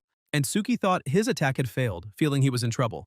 The boss declared that he would eliminate him, and that no sacrifice was needed. Shiro wondered what that meant. The boss unleashed a massive strike that caused a devastating explosion, saying that this was his limit. The protagonist fell wounded and heard the enemy say that his weapon had been lost, making him useless, and that, on the next strike, he would die. Then the boss noticed something strange and asked what that was. In the middle of the darkness, Tsuyoshi answered, asking if that was his sacrifice. The boss, surprised, wanted to know how a human could replicate an ability exclusive to darkness. Suki explained that, thanks to the enemy's proximity, he had managed to duplicate the sacrifice through absolute duplication. Transformed, Shiro assumed a different appearance and stated that it was a reckless ultimate move, but that with his stronger body he could crush the opponent with his own hands, without weapons. The system notified that the supreme physique had been enhanced, and that the evil power of sacrifice had been granted. The aura around him became overwhelming, and the boss questioned how he could use a power of darkness. Tsuyoshi replied that for him it was just a fleeting moment. Moving at extreme speed, he advanced against the enemy, delivering rapid strikes that left wounds all over the boss's body. The monster acknowledged the power but declared that, even copying the sacrifice, it was nothing but brute force. Shiro retorted that it didn't matter how, as long as he managed to defeat him before time ran out, and reminded that sacrifice allowed no healing, only attack. The boss spun his weapon, asking if he had forgotten that he too could use sacrifice, calling him a stupid human and emphasizing that his version was only a copy. However, upon noticing Tsuyoshi's approach, the enemy was shocked when the hero said he had not forgotten that he made Raiden miss the target with just his weapon. The boss thought that could not be possible, suspecting that the earlier attack had been deliberate to make him drop his weapon, and not a failed strike. Tsuyoshi affirmed that his goal was for him to offer half of his plasma. The monster did not understand how, since it was only a copy and he was merely human, but he could not comprehend such strength. Suki advanced, saying that without the weapon, he wanted to see how he would survive Raiden. Unleashing all his power, he eliminated the enemy under devastating lightning. Hearing the boss's last words, which only asked, "Why?" the protagonist replied that he would show who the real fool was. The system notified that he had defeated the one who guarded the dark forest, conquering the area successfully, and that the effect of the sacrifice had ended. Tsuyoshi returned to his normal form and complained of pain throughout his body, as if his insides were coming apart, recognizing that sacrifice was powerful but exhausting when combined with the supreme physique. New notifications appeared, informing him that he had obtained the weapon of the Dark Forest boss. Surprised, Tsuki thought that the equipment had dropped precisely when he lost his own weapon, a perfect moment. The system identified the weapon as Blood Mist Saw, used by the boss himself, and Shiro remarked that it would be useful if he took advantage of the bloody attack. More notifications came, informing that by challenging the area he would gain 50% more experience, and Tsuyoshi concluded with satisfaction that there was no way to miss this opportunity. Tsuyoshi leveled up to 7 and said that sacrifice was a bad skill because the damage it caused did not disappear, and instead of improving his physical condition, it had become a burden. The pain lessened upon leveling up, but the permanent damage remained. He recognized that it was an ability exclusive to darkness, with a very high cost, and wondered if he should leave and rest, because if he faced a second round consecutively, he would have to resort to sacrifice again against the boss and his body would not endure. Remembering that his partner had warned him about the danger of not leaving to resupply after the first round, he reflected that the plan was to leave level 6 within a week and reach level 12 to return to the original world safely, and that he needed to level up, so he could not ignore the experience bonus. He thought that there is always a price to pay to become stronger and questioned whether he could maintain that level of determination. The system notified that he had selected to return to the entrance. Outside, Sakura thought that too much time had already passed and that he should have come out by now.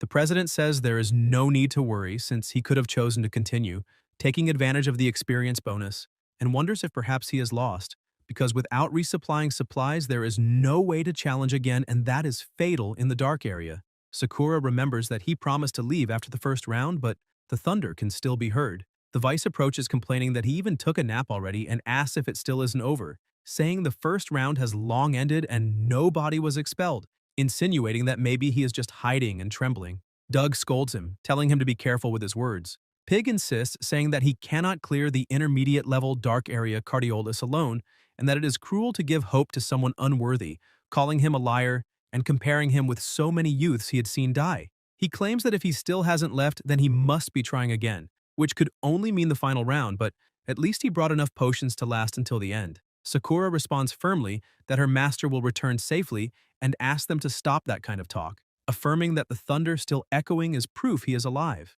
Doug thinks the girl has spirit. The vice laughs, calling it a joke and saying that if he dies, the blame will fall on those who gave him unnecessary confidence.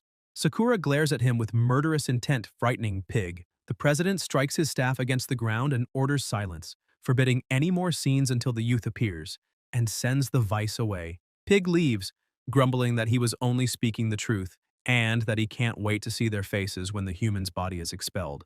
Doug thinks he is an idiot, not even recognizing the signs of exhaustion. The group waits in silence until Sakura comments nervously that her master's thunder has stopped. The vice retorts that this proves his defeat and that it was ridiculous for a human to face the dark area alone. Suddenly, a thunderous sound echoes, and the president asks what that is. The pressure rises and Doug, alarmed, says the feeling is familiar, fearing that the darkness was breaking the seal and tells everyone to prepare. Pig protests, saying it would be impossible for the seal of the dark area to be broken. At that moment, Sakura asks them to wait, and Tsuyoshi emerges from the portal apologizing for the delay and revealing that he completed the challenge 3 times, gaining experience in each round and leveling up 3 times, now reaching level 9. Sakura runs to him relieved. The vice, shocked, asks if it is true that he faced 3 consecutive rounds, and the president, equally surprised, comments on the 3-level increase and wonders how much power he is still hiding, ordering him to be treated quickly. Tsuyoshi is taken and healed, while the president explains that his muscles and nerves were severely damaged.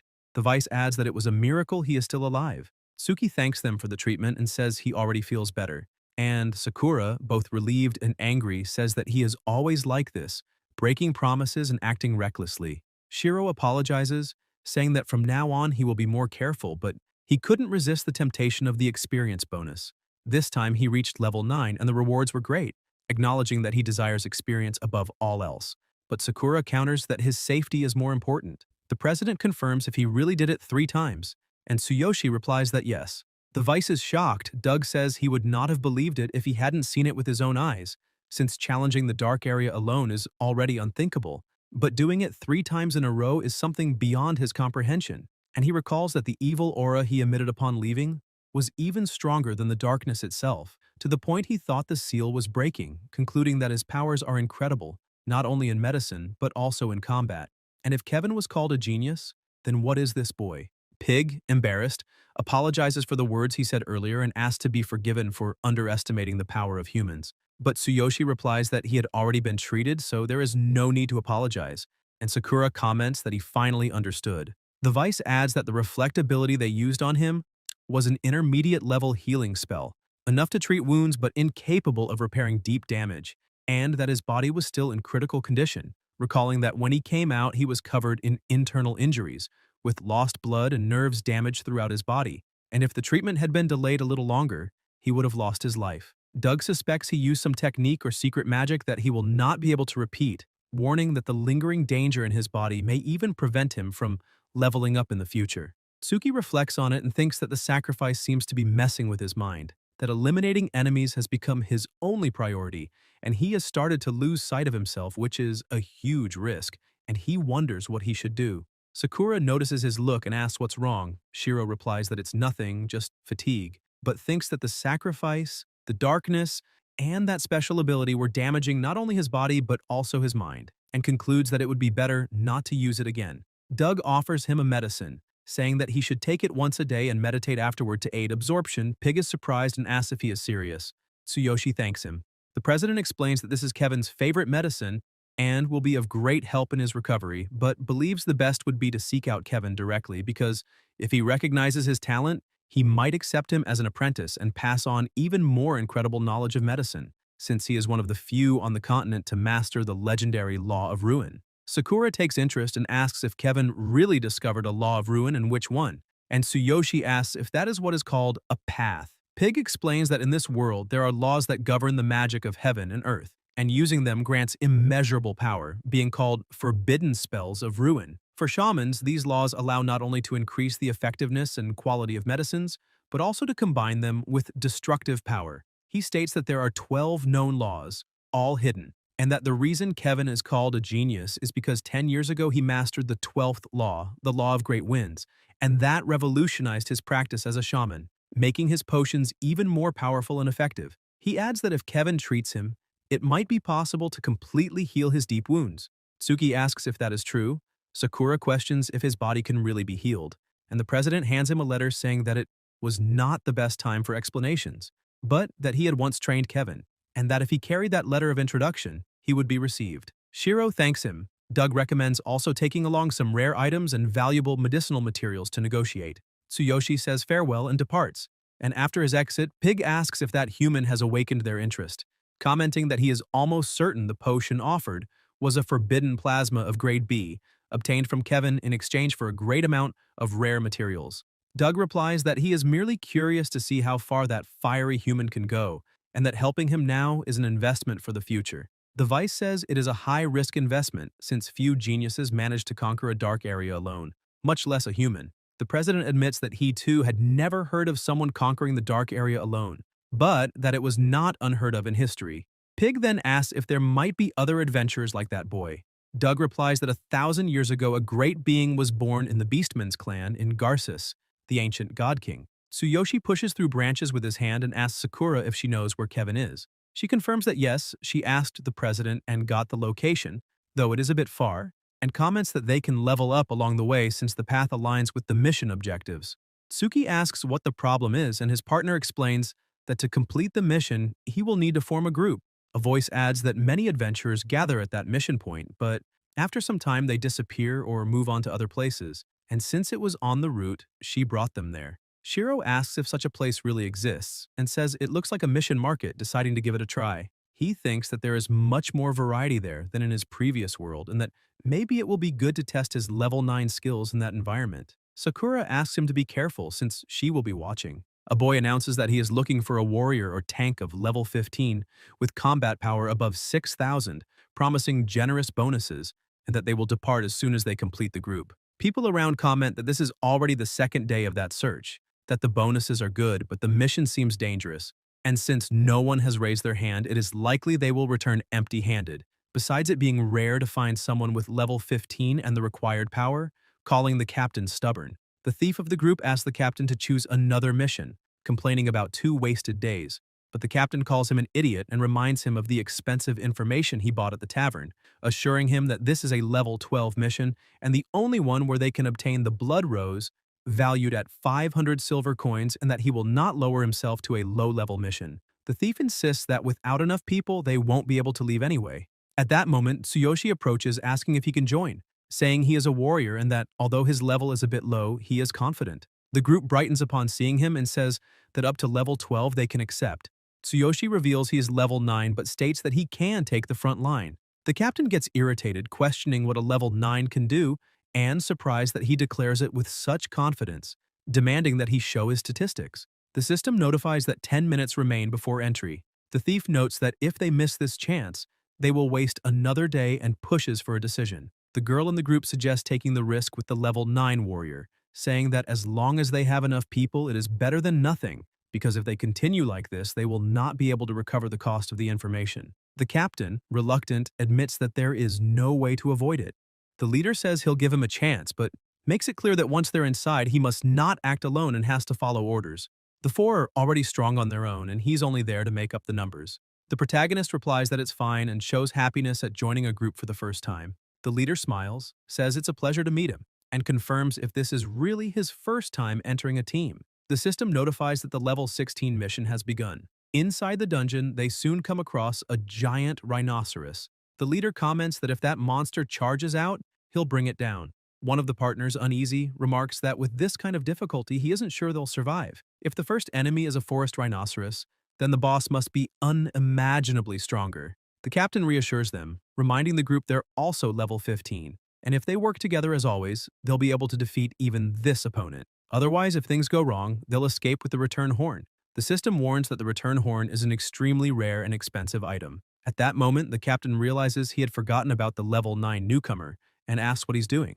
One of the companions replies that he had been there from the start and, when he entered, did something strange. Tsuyoshi then unleashes his skill, Chain Lightning Drop. Everyone is shocked by the power. Tsuki, relieved, comments that this is great and far easier than facing enemies in the Dark Zone. The rhinoceros is torn apart and the rest of the team is stunned, saying he defeated it alone. Shiro urges them to follow him, saying he's gotten used to running lately and can't wait for the bonus. New notifications appear showing that the level 16 mission is still underway. While the warriors face other monsters, the captain warns there's another one behind the tree as well as a weakened one, telling them to handle it. The archer comments that this level 9 is incredibly strong and begins to suspect he's completing the mission by himself. They say he entered and is taking down monsters almost casually, knowing their weak points so well that it's hard to believe he's only level 9.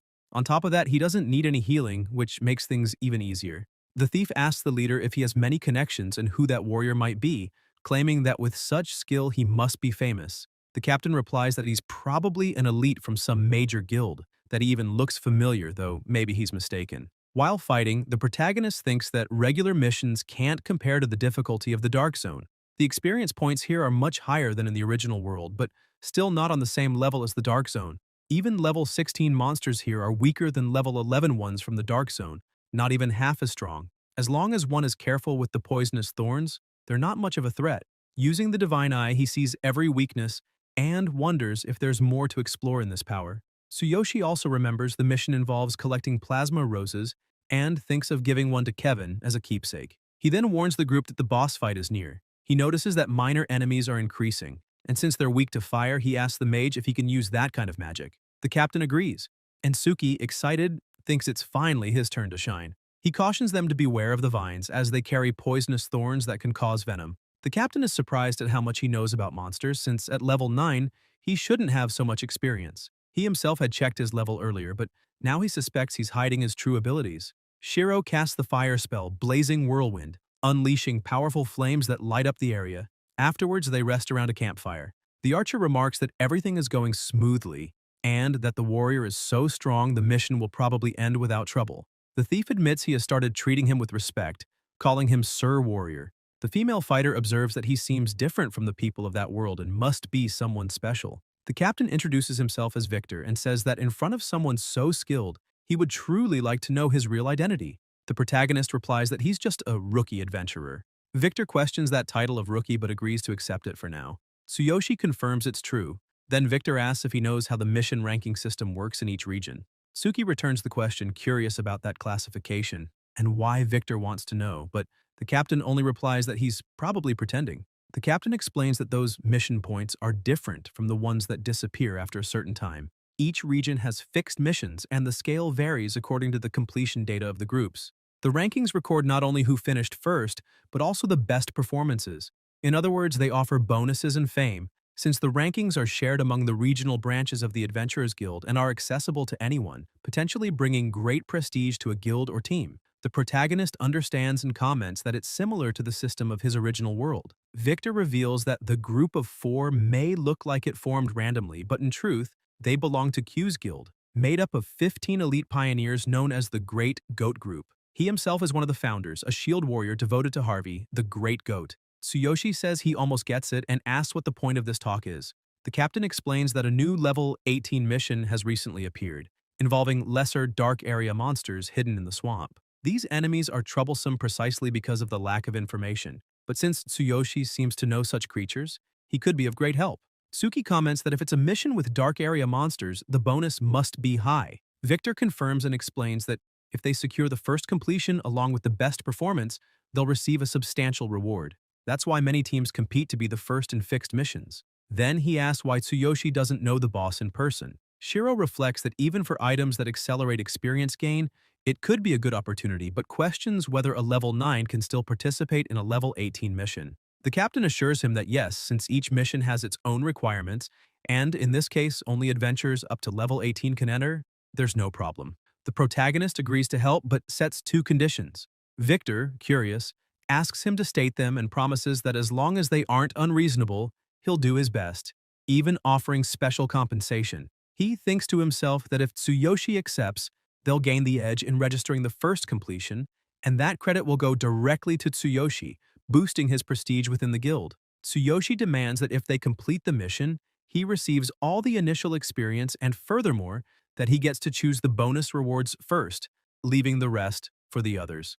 Victor counters that this is irrational, since even if he agrees, the boss and others may not accept, and promises to discuss it again after the mission. Upon entering a portal, the thief comments that the captain's fire magic, the grand final explosion, hitting the boss's weak point, was impressive. The warrior adds that the monster was weak to fire, so it worked, but without Tsuyoshi, they wouldn't have been able to calculate the strike. It took more than 10 seconds just to align the aim correctly. The captain emphasizes that he revealed everything, the weak point, the weakness attribute, how to defeat it, and even the precautions. Impressed, they acknowledge his skill. Tsuki hands over his share of plasma roses and tells them to divide the rest. Victor decides to end it there and leave the distribution of the bonus and final rewards for later.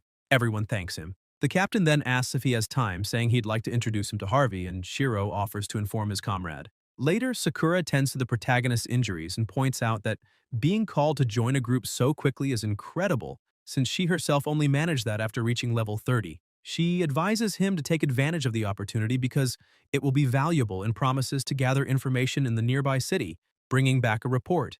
Tsuyoshi replies that it would be helpful, and if she finds nothing, they'll seek data at the Adventurers Guild in that area. His partner, as a precaution, gives him some potions and a little money, enough for 3 days. Tsuki thanks her, and Sakura wishes him good luck, saying goodbye with her mind already on the next step, investigating Kevin. If he really mastered the Earth-Wind fusion law, she may need to adjust her plans to eliminate him. Then, someone asks Victor about a level 9 warrior who imposed 2 extra conditions, questioning if he's serious. It's Harvey, the Great Goat, who criticizes the idea of letting a rookie lead an elite group whose average level is 16, warning that it must be a joke. Victor states that he really is incredible and that thanks to his help, they managed to get the plasma roses without any trouble. Luke, the vice captain, retorts that a level 9 warrior isn't even qualified to carry sandals and must have lost his mind after hanging around those idiots outside. He mocks, asking if that means he can't keep up with the Great Goat group and tells him not to waste time. Victor simply confirms, and Harvey asks if he's present. Victor replies yes, that he brought him, and he's waiting outside. The vice sneers, saying it must be tough to drag someone like that all the way here. Victor cuts the mockery short, remembering how many times he was the target of ridicule and promising himself this time he'll prove them wrong. The Great Goat decides to receive them and thanks the captain. The protagonist approaches, introduces himself by name and level, and says, "It's a pleasure to meet them." Silence falls over the group until Luke orders them to look at him and shout, "Weak." Victor tells them to ignore it, and the leader asks, according to what Victor said, if he really can complete the new mission and how confident he is about it. Tsuyoshi replies that he's 100% confident, but adds another condition. Harvey asks what it is, and he declares that he will be the team's captain. At that moment, a butterfly flies into a lit candle and burns. Harvey stares at the audacity, asking if he really wants to lead 15 elite members. The vice explodes, saying he's lost his senses, and mocks, asking if that guy is supposed to be the Great Goat. He claims Harvey's party has renowned names and tells him not to joke. In a low voice, Victor asks if he really wants to become captain and comments that it's absurd, but Shiro explains it's only for the mission and there's no reason to worry. The leader then explains that other teams are also attempting this quest, but most fail at the same point. They themselves have already failed 6 times, consuming potions and precious items. Each attempt costs dearly, and they've already spent 2 gold coins on it. The protagonist concludes that it's a matter of heavy investment and declares that if he takes over as captain, he'll guarantee completion. Luke calls it arrogance, and a soldier threatens to attack him. Harvey, however, accepts the 3 conditions, but warns that if he fails and the mission ends in disaster, he won't show mercy. The Vice doesn't believe it, but Tsuyoshi assures them that if they work together, they'll complete it smoothly. Luke provokes, saying he doesn't understand how they can trust a weak level 9. Harvey replies by asking if there's any other option, reminding them that without him, they'd just try again today. The Vice complains that making him captain is a scam and accuses Victor of being fooled by that brat. Harvey then says the guild laughed at them because they achieved nothing and were surpassed by other groups. Now, if they get the first completion and the best performance, the reputation will be theirs. There's no other way. Even the smallest chance must be seized, and if it turns out to be a scam, he won't let that guy leave unpunished. Before the mission point, adventurers comment on the new quest, saying they'll probably retreat with the horn as always. They find it strange that Harvey isn't leading, asking who the new leader is and noticing his different clothing.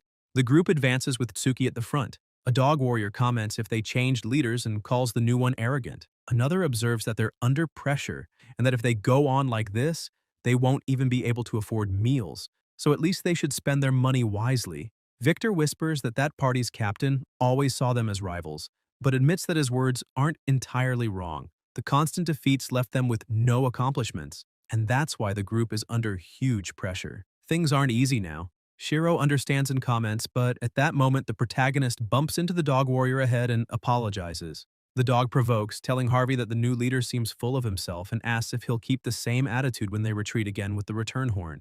The system notifies that the group has accepted the mission and may cross the gate. Tsuyoshi declares that they'll find out later if they'll achieve the first completion or not, but guarantees they'll begin. In his thoughts, he recalls that according to Victor, the mission involves an unknown group of dark monsters in the swamp, considered extremely troublesome. However, with the divine eye, he believes there's no problem at all, promising to show everyone a first clear performance far beyond expectations. After they enter, more notifications appear welcoming them to the swamp mission, indicating the group can have between 12 and 17 members and that none of them can exceed level 18. The Great Goat asks what the plan is, and Suki replies that he has everything laid out and just confirms if he'll receive all the initial experience points. Harvey says yes, because for the honor of the group, the most important thing is to secure the first clear, but warns him not to disappoint, since everyone is desperate for results.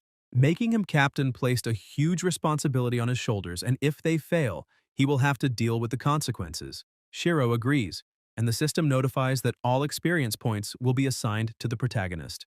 Harvey orders everyone to prepare and follow his instructions, and Suki confirms that they will. The Vice, incredulous, thinks he can't believe they are letting that guy take all the experience points, but decides to wait and see. Soon after, the complication Victor mentioned appears. Hard mode is activated. New notifications explain that in this mode, each fixed mission is divided into normal and hard, with all rewards, including experience points, tripled in hard mode. Tsuyoshi reflects that with tripled rewards, he could level up once or twice at once, but the warning also arrives that in hard mode, attack, defense, and monster attributes are also tripled. The Great Goat asks what happened, and the soldiers panic, thinking it's a mistake, saying that activating hard mode is the same as seeking death. Victor despairs, saying this is absurd, because hard mode should only be activated when the mission is fully understood. The Vice accuses Tsuyoshi of deceiving them, reminding everyone that even the normal mode hadn't been cleared yet. To him, this is just a scam wasting time and reputation, forcing them to use the last signal horn to escape. Enraged, he thinks he was tricked and calls Tsuyoshi an idiot. The protagonist, however, replies that if he brought them here, he also has a plan to take them back. To him, it doesn't matter if it's hard mode because with the Divine Eye and so many allies, they can clear it without injuries. Luke yells if he has any idea of the risk, saying lives can be lost and this isn't a game, accusing him of making empty promises. Shiro then activates the Divine Eye and confirms that the environment truly is a swamp. The small monsters in the area are weak to lightning, and if he focuses, he can enhance the vision even more. The Vice panics upon seeing the approach of fang crocodiles in hard mode, screaming that they're finished. Harvey asks if they really were deceived. The protagonist orders them to follow him, saying he will lead the group through this challenge and asks the fire mages to prepare. Victor supports him, saying that if they retreat now, they'll only be mocked, and calls the mages forward. Determined, they respond that they won't accept humiliation. The monsters charge and Tsuyoshi steps to the front line, Harvey tries to stop him, warning that 6 fang crocodiles are coordinating bite attacks and he'll be crushed. But Suki, while striking, orders the fire mages to concentrate all their power on a single point exactly 1 meter in front of him. The mages obey and unleash flames that incinerate the monsters. Victor is stunned to see 6 enemies eliminated at once and asks what just happened. Shiro explains that the chain lightning drop skill can inflict a weakening status, interrupting enemy active abilities and doubling the damage they take. When everyone combined fire magic on a single point, the elemental damage multiplied, making victory easier.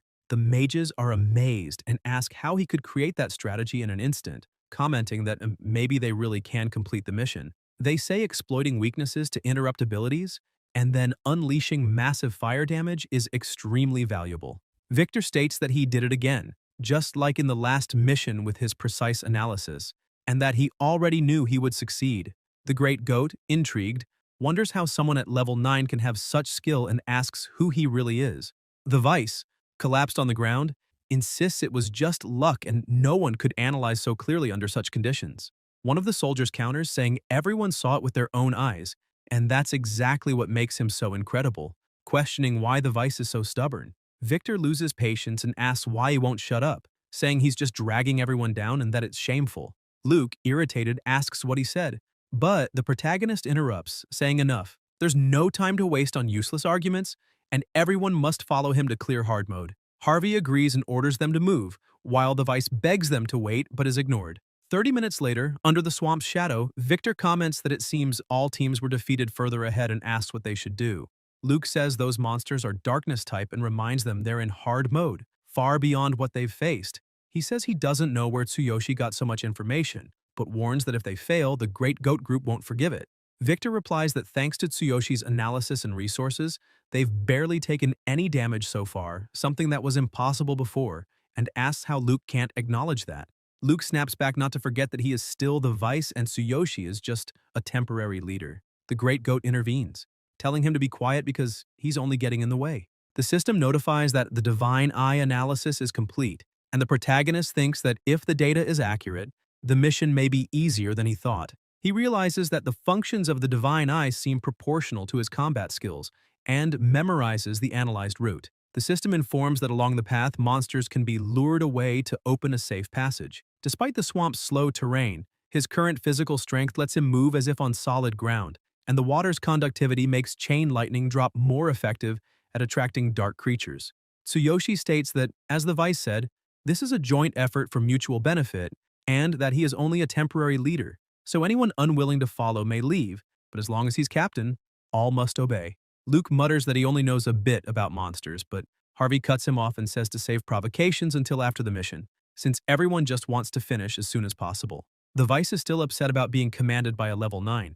Tsuki thinks that in the past, his spirit would have been crushed by someone so hostile, remembering that in any world, there are always people who bully the weak or see others as threats. Such malice is innate, impossible to avoid, and he and his sister had been victims of it before. The only solution is to become stronger, and now things are no longer the same. He stops his thoughts and says enough useless talk. They need to cross the swamp to reach the next area. The Great Goat warns that halfway through, there's an entrance leading forward, but to reach it, it's impossible to avoid attacks from the dark monsters hiding there. They strike unpredictably, and if something goes wrong, they may need to use the return horn. At worst, all could die. Shiro acknowledges that the environment is unfamiliar and restrictive, definitely dangerous, but assures them they don't need to worry. Harvey asks if there's a plan. The protagonist replies that he will stay behind to lure the monsters while the rest advance to the next area, promising to catch up later. Victor questions if he plans to lure them alone, saying it's too risky. Harvey recognizes his strength but points out they don't even know how many enemies are hidden, calling the plan reckless. The Vice laughs, saying he thought Tsuyoshi would have a grand strategy, but this is pathetic, something anyone could imagine, and tells them to move on without caring if he falls. Tsuyoshi says he memorized the ideal route for everyone to avoid dangerous areas, and Victor, surprised, asks how he knows the path. Tsuki states that luring the monsters isn't the end, but only the first step, promising to defeat them all himself and urging the others to go ahead, assuring he'll catch up soon. He says he doesn't want to waste more time, and asks if until now he's done anything reckless. All remain silent. Shiro takes command, orders the group into formation, and tells them to wait for his signal. The protagonist steps into the water, thinking this is worse than expected, but perfect for lightning-based attacks. Luke questions if they can trust a level 9 rookie against a horde of dark monsters. The Great Goat replies that he doesn't know, that he doesn't fully trust, but admits his determination is impressive. Victor declares he believes in him, says rank doesn't matter, and only asks that they follow the plan, since he even gave them the exact route. Tsuyoshi remarks that there are 15 of them, and being surrounded by so many monsters in a swamp would freeze anyone with fear. Suddenly, the water stirs and a monster leaps out. Tsuki raises his sword and apologizes for making them wait. Shiro reacts quickly, slices the creature in half, and observes that they are completely black, vanishing after each strike, making their weaknesses hard to find. Other monsters emerge and the system notifies they have been successfully lured. Tsuki declares that they are all gathered and thinks that for ordinary adventurers, unsteady footing would be fatal. But with his enhanced physique, it's no problem. The system confirms that with increased leg strength, he can move through the swamp easily. Tsuyoshi runs and orders the Great Goat to lead the others along the planned route. The soldiers, surprised, comment that he managed to lure all the dark monsters, praise his agility, and ask how he can run without sinking. They say that with him as captain, the group seems capable of completing any mission. Victor reinforces that he always believed in him and asks if they trust him now as well. The Vice admits he underestimated him. Harvey orders them not to stand still and to advance while he keeps the monsters distracted, assigning Victor the task of guiding the path. Everyone agrees. The system notifies that the monsters have been lured away from the formation. Upon reaching the designated area, Tsuki states that he will handle everything there and decides to add lightning to his piercing strikes, making them fatal. He delivers a powerful blow against one of the monsters. Shiro comments that they still have time and there's no need to rush. Soon after, the soldiers finally leave the swamp, celebrating having gone farther than any other group. The Great Goat confirms that they really managed to advance. Victor points out that the boys' trigger point is right ahead, at the entrance to the boss area. Luke is impressed, and Harvey, suspicious, says it doesn't seem that difficult, that the swamp was probably the most challenging part. The soldiers argue whether they should go in, remembering that the boy asked them to wait. They say victory is close, and they don't want to miss the chance, but also don't want to be surpassed. The Great Goat hesitates but admits it's complicated. The Vice asks for calm and suggests they wait. The reaction surprises everyone. Luke acknowledges that he doubted his strength, but that it was thanks to Tsuyoshi they got this far and his skill is undeniable. He concludes that it's smarter to wait for the captain and go in together. The unexpected behavior causes strangeness. Harvey laughs and comments that even the Vice is convinced now, reminding them it's better to be safe than sorry. He decides to wait. Victor agrees, saying it's the safest choice. The protagonist returns and asks if they were waiting for him, informing them he has already dealt with all the dark monsters and that the boss area is ahead. He proposes regrouping to finish hard mode. Victor, shocked, asks if he really defeated them all alone and says he is far too strong. The Vice, surprised, questions his identity and reminds everyone that he almost forgot he's still level 9. Victor admits he also doesn't know much about him. The Great Goat declares that at the end of the mission, they must recommend him to the Guildmaster. Then, at the mouth of the swamp's shadow, a terrifying monster appears. Tsuyoshi, hidden, notices there is no boss gate and asks if this really matches hard mode. The Vice explains that hard mode doesn't guarantee a boss gate since it depends not on difficulty itself but on the strength of the final enemy. It's not uncommon. Even lower-level missions can have a gate if the boss is strong enough. Tsuki reflects that the boss's strength is the true criterion and recalls the massive eye-shaped gate he saw in the dark zone of Cardiolus, concluding it must be exclusive to shadow monsters. This eye, however, gives him a strange sense of deep fear. Luke says to advance to the trigger point, affirming victory is just ahead. Shiro asks for calm and orders Harvey to gather the mages and the most agile members. As they approach, Victor asks if there's a plan and says it's exciting. The protagonist replies yes and asks for attention. Harvey and Luke must lead the warriors and fight normally, while the mages must split into pairs and prepare high-impact spells, launching them only on his signal. He also orders debuff items like bleeding or poison to be distributed equally among the agile members. They ask if this will really help, and Tsuyoshi explains that the boss has abnormally high HP and in hard mode it is doubled. With debuffs, the fight will be simpler as it will divide the enemy's attention and help manage HP. Tsuki adds that the mages should stay close to him to interrupt the boss's abilities, splitting into groups to alternate cooldowns and avoid gaps. The Great Goat, impressed, asks how he knows all this, calling him terrifying. The Vice admits he's convinced and says that with him they'll complete the mission easily. Shiro then announces that it's time to defeat the boss. Outside, someone comments if the Great Goat went in with young warriors on hard mode, calling it insane. The system notifies that at this mission level, the entrance shines red, making it easily identifiable and even used to showcase outstanding skills. A dog warrior mocks, saying now they have a human as leader, and if they failed in normal mode, it's absurd to try hard. He claims they'll soon use the return horn to flee, and it will be laughable to see a human-led group under Guild Q in Beastman territory. Inside the mission, Victor suggests providing magical support, but the protagonist replies no, that he knows the enemy's patterns and asks them only to await his orders. Suddenly the boss, the Swamp Watcher, turns and charges. Tsuyoshi orders Group 2 of mages to attack, and they launch spells directly at the monster. The Vice, surprised, asks if he predicted that too. The battle continues intensely until 15 minutes later the boss is defeated. The soldiers celebrate the victory and say it's unbelievable they achieved the first clear. The Great Goat celebrates, declaring they completed the mission in a single attempt, and wonders who that boy is, saying he must be introduced to the Guildmaster. He adds that if he joins officially, the Guild's achievements will skyrocket. Luke agrees, saying they must recommend him, since he's not only incredibly strong, but also able to predict mission objectives, making any challenge trivial. The system notifies that Tsuyoshi advanced to level 10, and that claiming all the boss's experience points was incredible, leaving him just 2 stages away from his goal. New notifications announce that the bearer of the Ring of Infinity has reached level 10 and unlocked the Black Armor set bonus. Shiro asks if there are special rewards at certain levels and says he'll check. The system confirms that the armor is practical and exclusive to those who wield the Ring of Infinity. The protagonist observes that when the Fox Beastman set is hidden, the armor appears, even altering his body. He thinks it may adapt to his needs and decides to test it later. Victor, surprised, asks who that handsome man is, and Tsuyoshi replies that he just changed equipment. The Vice admits that if he had appeared like that from the start, he wouldn't have called him weak. The Great Goat says he'd like to ask a favor, and Tsuki asks what it is. Outside, the dog warrior mocks again, saying to wait for their exit, convinced that overconfidence will end in disaster. But the system announces that the Great Goat's team has cleared the Swamp Shadow mission on hard mode for the first time. Shocked, the dog wonders if it's real, until he sees the group emerging. Shiro leads his team, and a voice asks if it was the human warrior in black armor who achieved it. Another confirms, saying yes, that the Great Goat named him leader, and under his command they immediately cleared hard mode. Harvey comments that it had been a long time since the group had been surrounded like that and declares that the entire achievement was only possible thanks to the boy. He then assures that he will personally take him to the guild and make sure to recommend him directly to the leader.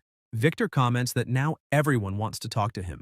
The protagonist replies that this is only the second time something like this has happened since he arrived in this world and admits it feels a bit strange. Victor looks to the side, apologizes, and warns that the Great Goat has just secured the first clear in the record.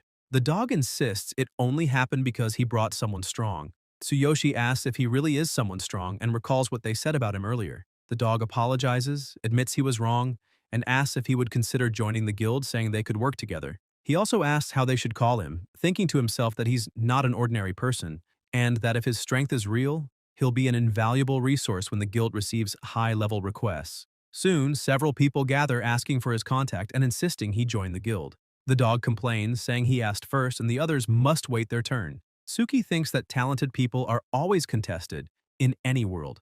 Great guilds fight to have powerful heroes at their side, and no matter where he is, if he's strong, he'll always be sought after. Harvey then announces that he is coming, and asks the Great Guild to make way to receive him. In Beastman City, to the north, orcs watch closely as Shiro and his team emerge from the dungeon. They ask if that's not the Great Goat of the guild, comment that the captain should be Harvey, and are shocked to see him in human form. They also question who the young man at his side is, since they've never seen him before, and speculate that he must be very strong, perhaps level 19, since his level isn't shown. The protagonist thinks he promised to meet Sakura at the Adventurers Guild, but isn't sure if she's already there. He decides to head to Guild Q after this and would like to go with her. At the shop, the attendant says she's on a diet and will only serve the food. An orc asks what she thinks of some drinks, and insists that since she came there with him, she should at least have a glass. At that moment, someone arrives asking for passage. The brute stares at him and says they're having a conversation, asking if he wants to get punched. Another orc comments that he thinks he's seen him before. The attendant recognizes the boy and notices he's changed a lot. The orcs mock, asking if he was the one who accepted the mission and where he got that equipment, hinting that he must have spent all his money to buy it. Tsuyoshi asks if his partner isn't there, since they had agreed to meet. The attendant replies she hasn't seen her that day, that aside from two noisy customers, no one stayed long. The orcs glance at each other and realize she means them. Irritated, they accuse her of mocking them. Suki pushes the orc's hand away and asks if he didn't notice the attendant's discomfort. The orc grabs the protagonist's arm and is surprised by his strength, calling him reckless. They say there are guards nearby and that fighting inside isn't ideal, so they challenge him to step outside to settle it. They threaten that showing off just because he bought good equipment won't help, because they'll bring him down with a single blow. Tsuyoshi replies that his partner might have business to take care of and apologizes for the confusion. The attendant warns him not to go out, saying he'll be beaten and should stay inside, protected by the guards. He only comments that it will be a fight. The orc insists that if he doesn't want to be knocked out right there, he should step outside, accusing him of causing trouble in Beastman Land. Harvey approaches and asks what's happening, shocking everyone by calling the boy Captain. The attendant looks confused, trying to understand who he is.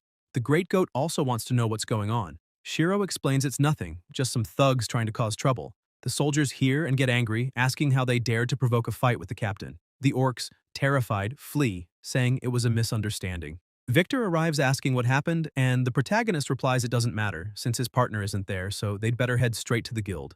And, since the mission is over, they don't need to call him captain anymore. Harvey retorts that it's the same thing. At Guild Q, already in the conference hall, someone congratulates him for completing the mission on the first try and setting a new record, asking if they really want a human warrior involved in future tasks. This someone is the Guild Master, an elemental mage. Harvey explains that the boy has exceptional talent and that thanks to him they completed the mission. That's why they want to invite him to the guild and count on his help for even harder missions. Even if the rewards are high, he assures it will be worth it. A swordsman protests that this must be a mistake, because the whole group is human while the guildmaster is a beastman, and questions how a beastman guild could be led by a human. He says it makes no sense, that they just met this boy and suggests he could be a spy from another guild. Tsuyoshi repeats the accusation, asking if they really see him as a spy. The vice adds that Radome is right, reminding them that Harvey, the guild Q-master, and 3 others are the founders of the organization, and therefore their opinions carry a lot of weight. Victor counters, saying they've always been treated as outsiders just because the president is a beastman and Harvey is human, and suggests maybe the president listens more to Radome because they're from the same tribe, also pointing out that if the Great Goat hadn't been kind, they would have left long ago. Luke tries to change the subject but is interrupted by the argument about other guilds which are desperate to improve and compete for high-reward missions.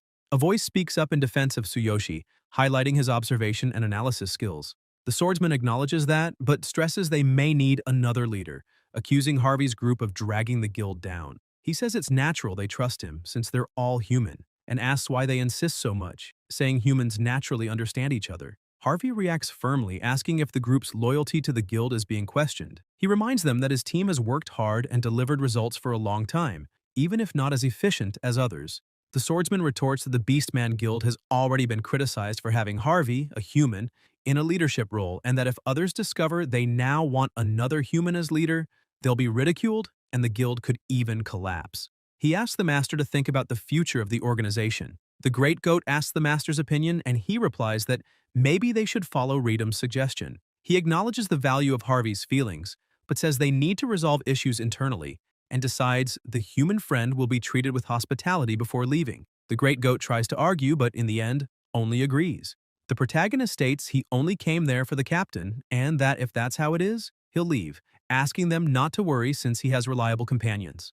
All the soldiers and Harvey watch him. Tsuyoshi adds that it was fun to fight together and that if fate allows, they'll meet again. But until then, he'll keep evolving. The swordsman only says for him to be careful. Harvey, indignant, asks if they don't see the boy has the potential to change the guild's future, that they could have grown stronger with his help, but now lost the chance. The swordsman retorts, asking what a human warrior could do other than rely on luck. The Great Goat ends the discussion by calling his soldiers. Later, alone, Tsuki reflects on whether he should train to level up or look for his partner, since he needs to apologize for ruining the shirt she made with such effort. At that moment, someone appears in front of him saying they finally found him. Shiro asks if he had been following him all this time. It's the dog who mocked him before, now asking for help with an urgent guild request. He says the president tasked him with finding someone strong and that he's perfect, assuring the guild will welcome him with open arms. He says he couldn't forget him after witnessing his strength and offers to let him set the reward and terms himself. The protagonist asks if it's serious,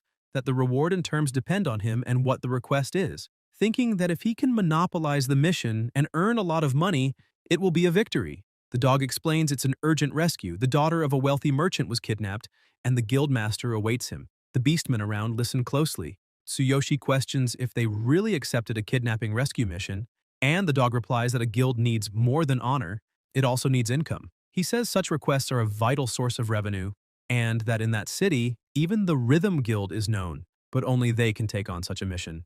Tsuki calculates the reward must be high, around 5 gold coins, comparing it to the farm request he completed with his partner, which yielded 3 coins. The dog then reveals it's not that simple. The kidnapped girl is the daughter of a wealthy and influential family in the city, and the reward is 500 gold coins, enough to support the guild for an entire year. If Tsuyoshi helps, half that amount will be his. Shiro is shocked hearing the value and asks if they'll really give him half of 500 gold coins, thinking that 250 coins would make his partner ecstatic.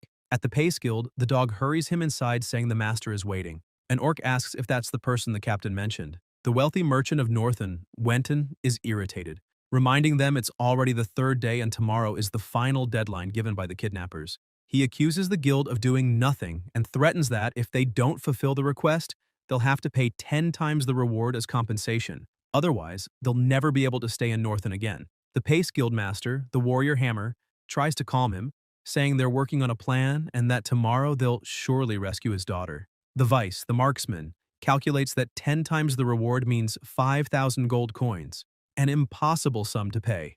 Wenton mocks, saying that from the first day he's only heard promises, and that after so many failures they're just making a fool of him. The dog, surprised, asks if the client had already arrived. The protagonist, observing, asks if that harsh man is the client, and immediately notices he's truly wealthy. He questions if they hadn't sent a rescue team right away, and the dog explains yes. After accepting the request, they immediately sent a squad of 15 level 20 mid-tier adventurers, including the guildmaster himself. But upon arriving at the enemy base, they were caught in traps and ambushes in unfamiliar territory. The enemy, with about 20 men at level 19, led by a level 25 berserker, inflicted a disaster. After that, they sent 3 more teams, but all failed completely. Tsuyoshi comments that reaching the base is already a disadvantage, that a large group of 10 or more is an obvious target, and that after the first failure, the enemies are certainly prepared, waiting confidently. The dog admits that after so many failures, they realized brute force wouldn't work and that they'd need intelligence. But the mistakes have already cost dearly, and now only one chance remains. If they fail this time, the hostage will be killed, the guild's reputation will be ruined, and they'll be buried in debt from the compensation. Desperate, the dog begs for his help. Tsuki calms him down and thinks about the situation. Enemies in the mountains, full of traps, average level 19 and a leader at level 25. Not such a big problem. With the Divine Eye and duplicated abilities, it could be manageable, but he will have to switch techniques to minimize the risk of casualties. Wenton reinforces his threat. If they don't accept, they'll have to pay 5,000 gold coins or dissolve the guild immediately. Shiro watches in silence and notices that he only talks about money without even mentioning his daughter. The merchant demands an immediate answer. Either accept or prepare the 5,000 coins.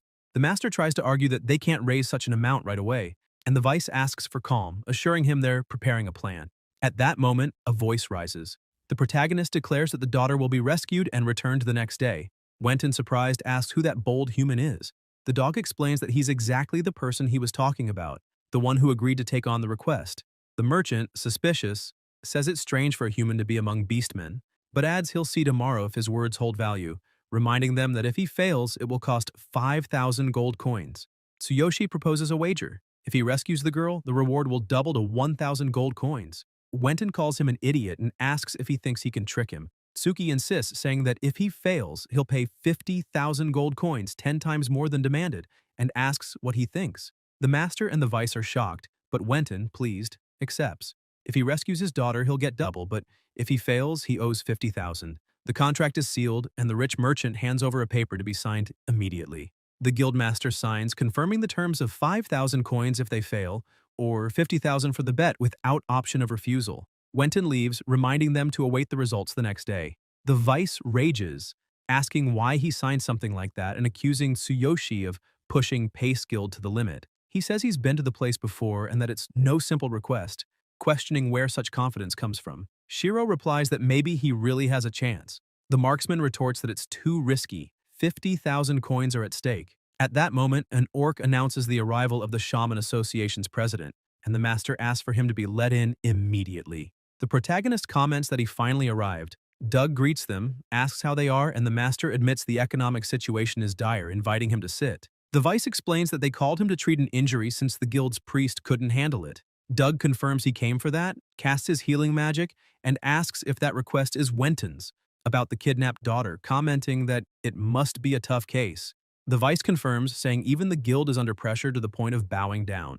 As the wound closes, just as expected of the president, Tsuyoshi admits it's a complicated situation but assures he's confident. Doug recognizes him and is surprised to see him there, asking what he's doing in that place. The marksman is puzzled and asks if they know each other. Doug replies yes and says he believes he can handle it, to which Tsuki thanks him, promising to do his best. The master watches them, finding their closeness strange, and notes that the president isn't someone easily reached, that he had to use a lot of influence just to invite him. He then asks who he really is. The dog admits he doesn't know, but realizes he's far more powerful than they imagined. The vice concludes that if that's the case, they'll work together, emphasizing that it's also their responsibility to keep an eye on him. Shiro says he doesn't mind. Doug adds that he should be careful, and the marksman comments that he seems to be in a hurry. The master asks the president for more details about who he is, since they know little about him beyond his strength, but they were desperate and took the risk, still wary of his true abilities. Doug reveals that he recently passed the White Shaman test, the youngest in Northern to do so, as well as the most talented he's ever seen. He adds that he's an extremely powerful warrior, the only one he knows who crossed Cardiolus alone. The master is stunned, asking if it's true he's a white shaman. The dog also reacts in shock upon hearing he surpassed Cardiolus alone.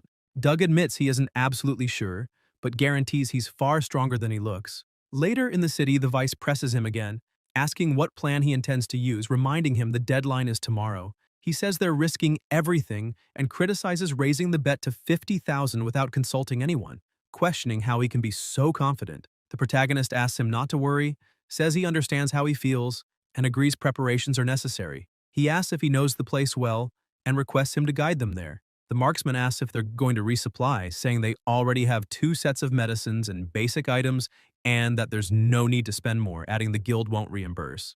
Tsuyoshi replies no, that the destination is the arena. The vice is surprised, asking if he just wants to watch a fight, considering it a mistake and thinking a warrior is useless for that request. Upon arriving, the marksman reminds him the deadline is tomorrow and there's no turning back if they fail. He asks what kind of fight they'll watch, but Tsuki says he doesn't want to watch, he wants to participate, requesting his registration. The vice gets angry, saying it makes no sense, and asking what he's talking about. A nearby orc confirms that if he's serious, he can fill out the forms and pay the entry fee. Shiro, in silence, thinks he wants to use the divine selection system to adjust his attributes for an eliminator, since this mission requires someone capable of infiltrating and taking down the target unnoticed. Through combat, he'll select the best elimination skills and duplicate them. In the arena, a challenger appears, a one-armed cat known as the Shadow Eliminator. The warrior Roar comments that he made him wait, but quickly realizes that even with one arm, his speed is frightening, making him a problematic opponent. The cat calls him to approach. Roar charges with brute force, saying warriors don't need complicated strategies. But the Shadow Eliminator stares with dark, terrifying eyes, vanishes with swift movements, and before Roar notices, he's struck from behind by an ambush attack. The cat taunts, saying shadows can't be attacked. The announcer declares the fight over, announcing another victory for Naruto, and asks the arena priest to heal the defeated. Fireworks light up the arena, the crowd cheers, and the cat's fans celebrate his win. Tsuyoshi watches, impressed by such skill, while the vice comments that if he wants to defeat an eliminator, he has no chance because he's facing Naruto, the Eastern Eliminator, recently famous for his streak of victories, 21 in total with only 6 losses and remaining the light class arena champion for 3 consecutive months. Many guilds are interested in recruiting him. Tsuyoshi asks if the Eastern Eliminator is really that powerful. The marksman, surprised, says he doesn't even know what an Eastern Eliminator is or what kind of person that is. He explains there are mysterious and powerful guilds spread across the continent, and the Eastern Eliminators Guild is one of them. Naruto supposedly came from there, but according to rumors was exiled and lost his arm. It's not clear how, only that he's brutal. Tsuyoshi comments that this guild seems like an underground secret organization. The vice agrees, saying no one learns anything about it without becoming a member. The announcer introduces the next fight, a new challenger with no arena experience, Tsuyoshi. He had requested to face an eliminator but ended up matched with Naruto, promising an exciting fight. The crowd laughs upon hearing he's never fought there before, calling him a clown. They say even Beastman warriors couldn't beat the cat and mock, claiming the arena just wants to make money by putting even weaklings to fight. Naruto asks if it's true he has no experience and if he's gone mad. Tsuyoshi confirms he will fight. The marksman, worried, asks him to give up, reminding him he saw the previous fight and there's no way to win. He says he won't die since there are priests, but it will hurt a lot. Shiro comments that being a rookie doesn't matter because in any fight the outcome is unpredictable. The Vice mutters that it's useless trying to look confident and asks what good all that arrogance is for. In the arena, Naruto insists that if he has zero experience he should quit, but warns that if he's going to fight, he won't hold back. Tsuyoshi replies to go ahead. The announcer starts the match. Naruto says he doesn't like intimidating rookies and promises to finish quickly. The crowd shouts for the cat to teach the beginner a lesson and finish in seconds. Naruto moves with incredible speed, but Tsuyoshi activates his abilities. The system notifies that Supreme Physique has been activated, strengthening his entire body and increasing defense. The third eye is also activated, scanning and analyzing every movement of the opponent. The audience watches, intrigued, asking what's happening, as suddenly the human's aura changes.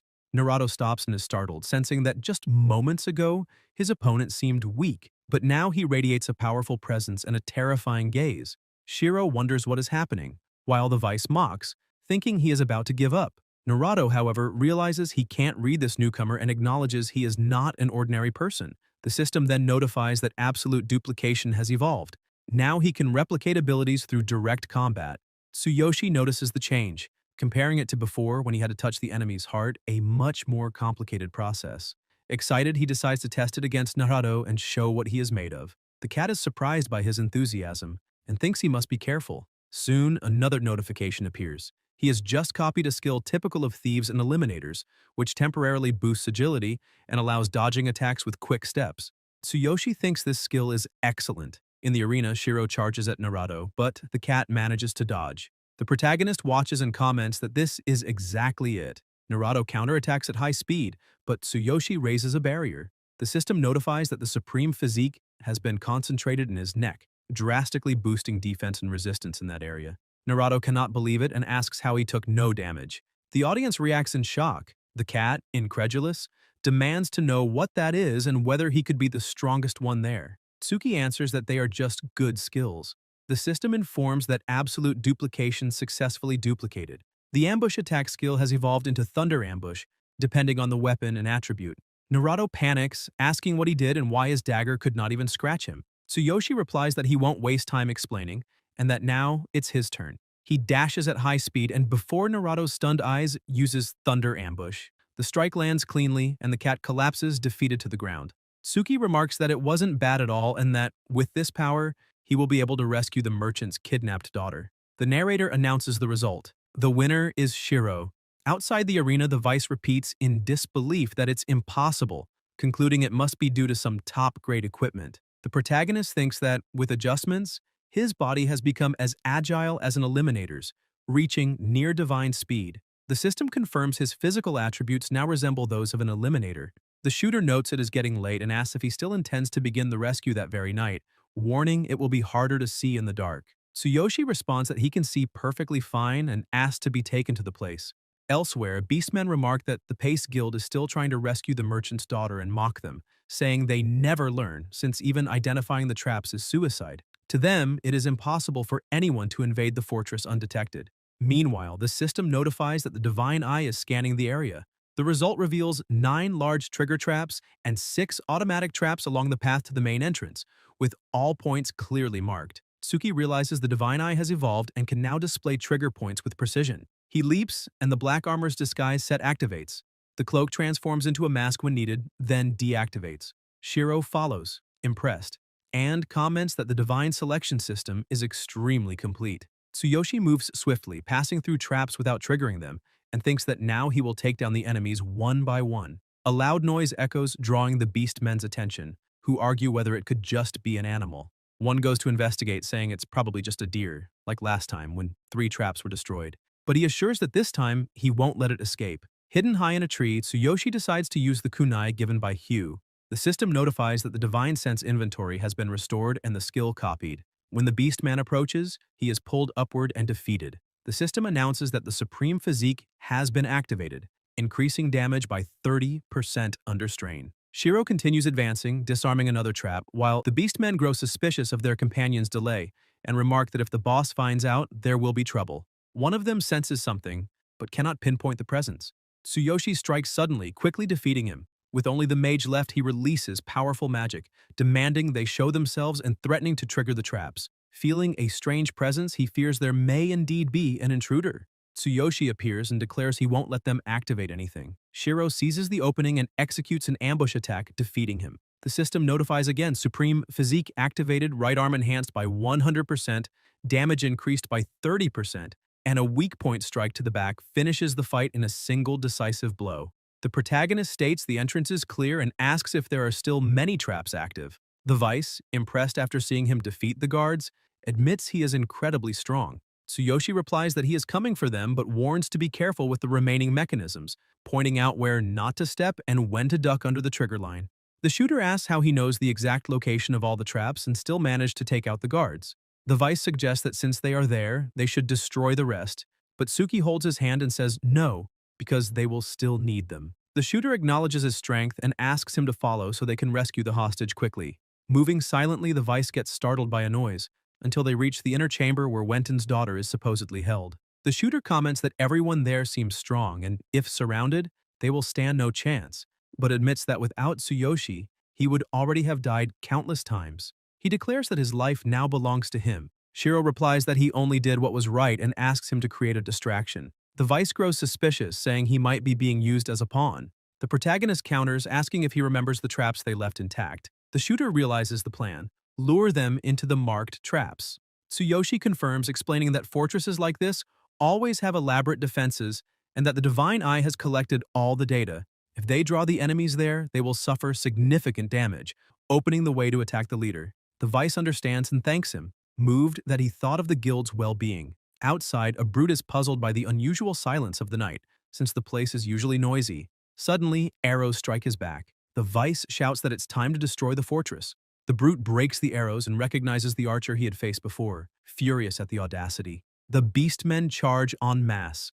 The shooter, terrified, runs and shouts, calling them to follow, saying they will never catch him. Tsuyoshi, hidden, watches, and thinks that if they capture him, it will be the end. Shiro silently approaches, lowers the curtain, and confirms the girl is indeed inside the room. He hears the child playing, asking if the princess ate the poisoned apple from the evil witch. The leopard chief, a berserker, responds almost tenderly, saying she should never eat something offered by a stranger. The protagonist widens his eyes, surprised at the scene. The girl confirms she wouldn't eat it because she would get sick. The leopard senses something and orders her not to look to the side. Then he charges at Tsuyoshi, using his crushing iron technique and throwing him far. The chief glares, stating he doesn't seem to be from the Pace Guild and demands to know who he is before he loses his life. Tsuyoshi, still standing, mocks him, saying he was just reading fairy tales to the girl and asking if she hadn't been kidnapped. For a moment, Shiro notices that the leopard's gaze doesn't match that of a cruel criminal. There was tenderness in his expression. The chief then remarks that he is impressive for having passed through the traps and silently taken out the guards, typical of an eliminator. The protagonist answers that he is there on behalf of the Pace Guild to rescue Wenton's daughter, kidnapped by his group, and that it's just a job. The leopard leaps, refusing any deal. Tsuyoshi dodges and thinks that this is typical of a berserker, fighting without words, growing fiercer as the battle drags on. He activates the Divine Eye, analyzing every move. The leopard charges at incredible speed, but Tsuyoshi unleashes a powerful aura and strikes with an ambush, causing a heavy impact. Even so, the enemy nearly dodges completely, showing sharp reflexes. The chief notices the blow split his hand and admits to himself that this human has perfect speed, strength, and momentum. Definitely not inferior to him, and he seems like an experienced eliminator. He only finds it strange that he is using a broadsword. Tsuyoshi presses to finish quickly. The system notifies that the Supreme Physique has been activated, enhancing his arms. The leopard launches another attack, but the child suddenly appears, asking what he is doing. The chief is startled, halts the fight, and returns to normal, ordering her back inside immediately. Tsuki observes the scene and finds it strange, wondering if the leopard really didn't kidnap the girl since he treats her so kindly, as if she were important to him. The girl notices the chief's hand and asks if he is hurt. The leopard replies that it is nothing, that he only cut himself accidentally with the blade. The child insists, saying he is a good person, and begs them not to intimidate him. The chief remarks that it is a complicated situation. Shiro interrupts and says no, that he is there to rescue the girl and that he himself is not a bad guy. recalling that his sister also had that same look whenever she got angry with him. The girl says she does not want to be rescued, that she thinks the place is fun, and that the uncle is kind, not wanting to go back. The leopard agrees and promises he will not make her leave. The protagonist asks what is going on, if there is some reason he cannot speak, and whether they will keep fighting or settle things another way. The leopard picks the little girl up in his arms and replies that they will talk better inside, but first he must put her to bed, since she feels afraid if she does not hear a story before sleeping. Later, inside the room, he comments that the girl finally fell asleep. Tsuyoshi observes and says she's really attached to him, questioning if this was really just a kidnapping. The leopard reveals he works for Wenton, in a kind of secret gang. Confused, Tsuki asks why he would kidnap the daughter of the very man he works for. The chief explains it was all for money, a scheme to extort huge indemnities from other guilds. Shiro understands, concluding that it was nothing but a setup. The leopard details that they were secretly hired by Wenton, who used them as bandits to stage the kidnapping. While they held the girl, Wenton demanded absurd ransom rewards, knowing no common guild had the strength to challenge that fortress protected by traps and mechanisms installed by himself. The protagonist realizes Wenton reinforced everything on purpose to block any real rescue attempts, buying time until securing compensation. Tsuyoshi then asks if it would not be risky to let the girl return home and be seen safe, since that would expose the scheme, and he starts thinking. The leopard reveals that Wenton stole her as a newborn and raised her as his daughter, only for this plan, and that to him now the girl has no more value. Tsuki understands Wenton plans to eliminate her and rages, calling him scum. He then asks why the girl is so attached to him. The chief replies that he was the one who stole her and secretly raised her, and over time, their bond grew stronger. Shiro asks if now that Wenton already got what he wanted, wouldn't it be possible to give the girl a chance at a future? And if the leopard could not just take her and escape? The chief explains that before meeting Wenton, he was a beggar, starving, with nothing, and that Wenton was the one who gave him food, clothes, and training, turning him into a warrior. That is why he could not betray him. Tsuyoshi argues that there is no true freedom in this world, that everyone lives with some purpose, but that Wenton clearly does not care about the girl, while the leopard, deep down, is like a father to her. He advises him to cut ties with Wenton and flee with the girl, starting a new life. The chief hesitates, saying that if he dares defy Wenton, he will hunt them endlessly, hiring eliminators to pursue them, and asks if he really believes they could live in peace. Tsuki answers not to worry, saying he understands his pain, but that one cannot lose hope because good things can still happen. The leopard feels torn, mentioning the weight of his debt to Wenton. Shiro declares that if he cannot do it alone, he will help him, and will not allow someone like Wenton to harm him or the girl. At that moment, the Vice appears running, saying he finally found him, and admits he had been running in circles around them the whole time. He confirms that, as Tsuyoshi had said, they cannot handle their own traps, but thanks him for the markers, saying he was able to dodge all of them perfectly, and that he should have seen the dumb look on the enemies' faces. The protagonist only comments that it is good to hear that. The shooter asks how he is alone, and if he failed to rescue Wenton's daughter, implying he failed. Tsuyoshi replies no, that the mission was successfully completed and the girl is already safe, sent back, and instructs him to return to the guild to report to the president, since he will meet them later after receiving Wenton's reward. The Vice confirms in surprise if it is already done and says it is incredible that his brother will be thrilled to know, runs to tell him, and says he will be waiting at the guild, praising the excellent job. Tsuki then thinks it is time to speak with Wenton. Somewhere else, the wealthy merchant remarks that his profits have been declining and considers raising them, until a voice interrupts, saying he will have no more such opportunity. Startled, Wenton asks who is there, and Shiro presents himself as the one who came to take his life. The merchant screams for help, but the protagonist approaches and says that while he was busy counting money, he had already taken care of all his subordinates. Wenton asks if he is from the Pace Guild and what this means, shocked to see all the guards eliminated, since they were warriors above level 15, defeated alone. Tsuyoshi explains that the mansion had been so peaceful for so long that they had no sense of danger, and that he merely approached silently and slit throats before they could react. Wenton calls his men useless, says he always supported them, and offers money in exchange for his life, promising not to get involved anymore. Tsuki replies that if it is about money, he expects him to return the 5,000 gold coins owed to the guild, and reminds him of the bet, saying that technically the request was fulfilled since the daughter is in a safer place. He then mocks, asking if Wenton really raises children to make money. Wenton confirms, saying that if the plan had been executed properly, it would have yielded fortunes, and offers a partnership. They could stage kidnappings or even sell children's organs on the black market, splitting profits. In shock, Shiro questions if he intended to harvest children's organs. The merchant confirms, explaining it is faster and riskier than fake kidnappings. He offers all his fortune, saying it will be enough to live comfortably. Tsuyoshi, however, replies that is not what he wants, that he is ambitious and still lacks something he desires. Wenton asks what that would be, and Suki declares it is his life, eliminating him with a thunder ambush attack. The next morning, beastmen observe the corpses and conclude it was a surprise attack, all with fatal blows to backs and necks, with no chance to react, exterminated in one night. Wenton was found dead in his room, heart pierced from behind in a single strike, and they realize it was a painful death, possibly driven by deep hatred. A confession letter was found beside the body, listing all his crimes, including fake kidnappings and other illegal practices, written under duress before dying. Naruto analyzes and recognizes the mark. All wounds bear the signature of an ambush, especially Wenton's, identical to the Eliminator's exclusive technique. But since Wenton was not a guild target, he starts to suspect. He recalls the strike from the human warrior in the arena, so similar to the ambush that he considers he may have stolen the skill. He concludes that if he reports this to the Eliminator's guild branch leader, he may have a chance to return to the organization, since the guild never forgives traitors or skill thieves. He decides he must report immediately. Elsewhere, the master is surprised and asks if he really recovered 5,000 gold coins. The protagonist opens the chest full of gold, confirming it. The hound smiles and says he knew it, that from the moment he saw him he was sure he could do it.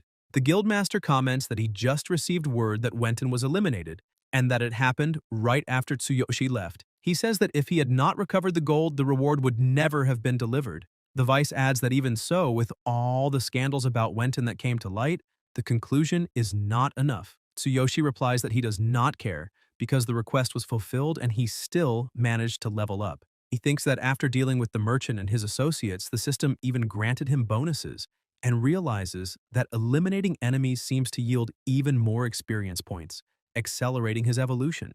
The master congratulates him, saying that not only did he protect the guild, but also brought a fortune, and announces that the 5,000 gold coins will be divided equally between him and the guild. Tsuki, however, refuses.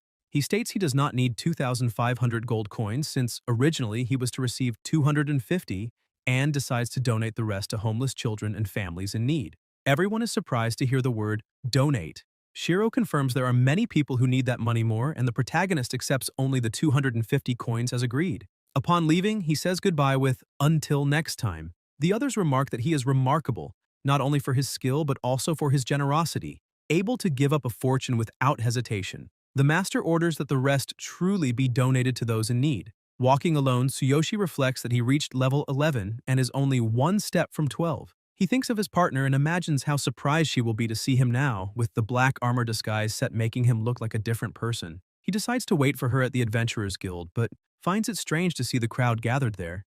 A corpulent woman introduces herself as the wife of the president of the Northern Beastmen's Trade Company and begins insulting Sakura, calling her a filthy half-beast and accusing her of having tripped over her son. Sakura tries to defend herself, explaining that she was just standing still, but the woman insists it's a lie, saying half-beasts are despicable. The boy agrees and reinforces the accusation. The city guard orders Sakura to apologize for her own good, but she refuses, declaring she will not tolerate insults.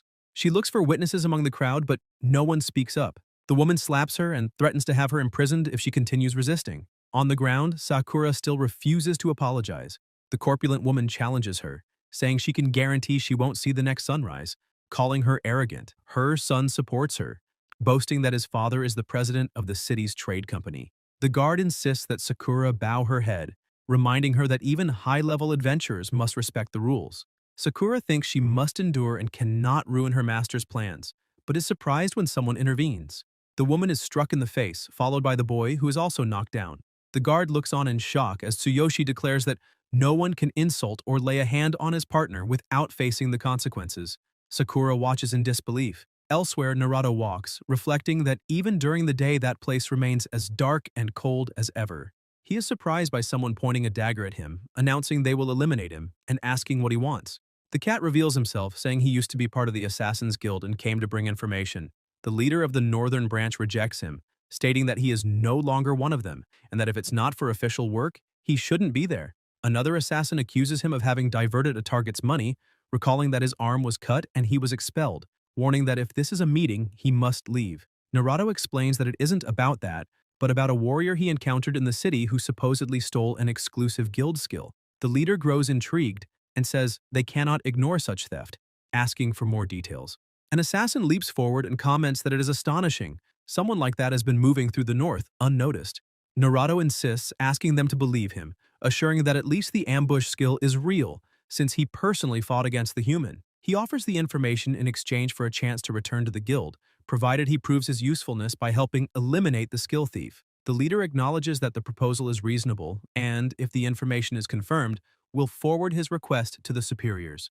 The two guild members state they will hear what he has to say, and elsewhere Sakura realizes it was her master who had just stepped in to help her. The guard, trembling, asks if he is insane and if he has any idea who those people are, stressing that he just struck the wife and son of the president of the trade company and that there will be no way to escape from this. The furious woman declares she will have them eliminated since it is the first time anyone has dared touch her, and orders the guards to gather troops and arrest them both immediately, threatening to cut the city's funding. The captain of the guards gives the order to take them quietly and without violence. The protagonist questions if it was not they who started it and whether this should not be considered self-defense. The woman, consumed by rage, asks when she would have ever laid hands on that filthy half-beast, insisting there are no witnesses and that she would never dirty her own hands by touching such a creature. Tsuyoshi retorts that she should keep talking because he is about to break all her teeth, reminding her there are plenty of witnesses present. Sakura calls to him, begging him not to push it, since no one would dare testify on their behalf, and apologizes for causing trouble. Tsuki answers that she must not give up, while his partner admits she too thought someone would rise to testify. But because she was only a half-beast and that woman was the wife of the president of the trade company, no one would risk provoking someone so influential for their sake. The woman herself mocks them, asking who would dare testify for a half-beast and a human. At that moment, Harvey and his team recognize him and comment that they had heard he recently completed a major request for the Pace Guild, as was always expected of him. Shiro merely replies that he did what he could. The woman, confused, asks what he means, while the guild's vice leader asks if he is still in the north, recalling that he had just donated the money he wanted. The protagonist explains that he was about to leave with his team but ended up getting into trouble. His partner asks if he knows them, noting that they seem very respected. Luke approaches and demands to know what the problem is and who is causing a commotion, making it clear that messing with him is the same as messing with the Pace Guild. The child cries for his mother, and the woman asks who that man is. The guard explains that those two had clashed with the wife of the trade company's president, and that they needed witnesses, since without proof the woman had acted first, the law required the two be arrested. At that instant, people nearby begin speaking up, saying they would testify, recalling that he had donated much to the city's poor. Luke confirms his support and declares the entire guild would be willing to testify if necessary. The cat shop owner also says she saw the lady act first and offers to confirm it, along with the girl and the adventurer with the golden badge. The woman, on the ground with her son, calls them idiots, reminding them she is the president's wife. But even so, several half-beasts say they saw everything and also decide to testify. The guard interrupts, saying enough, and demands that the lady accompany them. The protagonist then questions whether she should not apologize to his companion, warning that otherwise she will not be leaving so soon. The crowd begins pressuring her to apologize, reinforcing that even as the wife of the trade company president, the guild would show no mercy. Humiliated, she stands and admits her fault, asking forgiveness and declaring they had acted wrongly. The guard escorts her away, ending the matter. Tsuyoshi thanks them for their help, but Luke replies there is no need, because his problems are their problems as well, assuring that if he ever needs anything in the north, he only has to seek the Pace Guild. Tsuki thanks him and calls his partner to leave, and Sakura also bids farewell. Later, elsewhere, the half-beast comments that her master looked very different, almost unrecognizable at first. Shiro explains that he obtained special equipment that alters his appearance slightly, recalling that the clothes she had made for him were torn during a mission, and apologizes for that. Sakura reassures him, saying it is not only his appearance, but that he seemed more mature and carried a different aura, asking if he had leveled up. The protagonist confirms, telling her he helped resolve a conflict between a faction and a guild, meeting those men in the process, which earned him a level increase and some extra funds. He shows her some gold coins and asks if she could keep them. Sakura is surprised to see 250 coins, saying it is incredible and that he could acquire excellent equipment at an auction. Tsuyoshi reveals he intended to buy new equipment for her, but that visiting an auction sounded interesting and he would check it out in the next city. The half-beast replies that he does not need to spend money on her, but agrees they should go, since the next city had a medium-sized auction hall and was also home to the renowned shaman genius Kevin. Tsuki remarks that he had almost forgotten the importance of finding Kevin and thinks he must see him as soon as possible because after the recent battles he feels as if stagnant plasma is weighing on him like a buried stone inside. Certainly a side effect of the sacrifice, and only Kevin could heal him. They keep walking until Shiro suddenly stops, sensing something strange. Things begin falling from above and the protagonist asks what it is, wondering if they are leaves. Sakura quickly draws her sword, slashes the falling objects, and warns they must get out of there. At that moment, someone approaches, saying there was another one hiding. The two stand on guard and see the arrival of the northern branch leaders. The hooded man declares that the rule for skill thieves is execution, affirming they belong to the Eliminators Guild and have come to claim his head. They add that, as suspected, he did not seem to be a guild member, and if Narato's report were true, then he was a skill thief who had stolen their exclusive ambush technique. The partner beside him observes that he was accompanied by a woman, both concealing their levels, but according to Narato's report, the man did not seem to be at a high level. The woman seemed somewhat stronger, around level 20, and on top of that was a half-beast, which caught his attention. Tsuyoshi looks at his partner and, for the first time, perceives such an intense killing intent from her. Sakura warns him to be careful since those two were stronger than any enemy they had faced so far. Their aura radiated a killing intent that only those who had taken many lives could emit, and if they were indeed from the Eliminators Guild, they would be extremely troublesome adversaries. That underground guild was feared, with roots in the east, composed only of powerful assassins who collected heads or body parts of their victims as trophies. Even the great guilds avoided provoking such individuals, and once they chose a target, nothing good could come of it.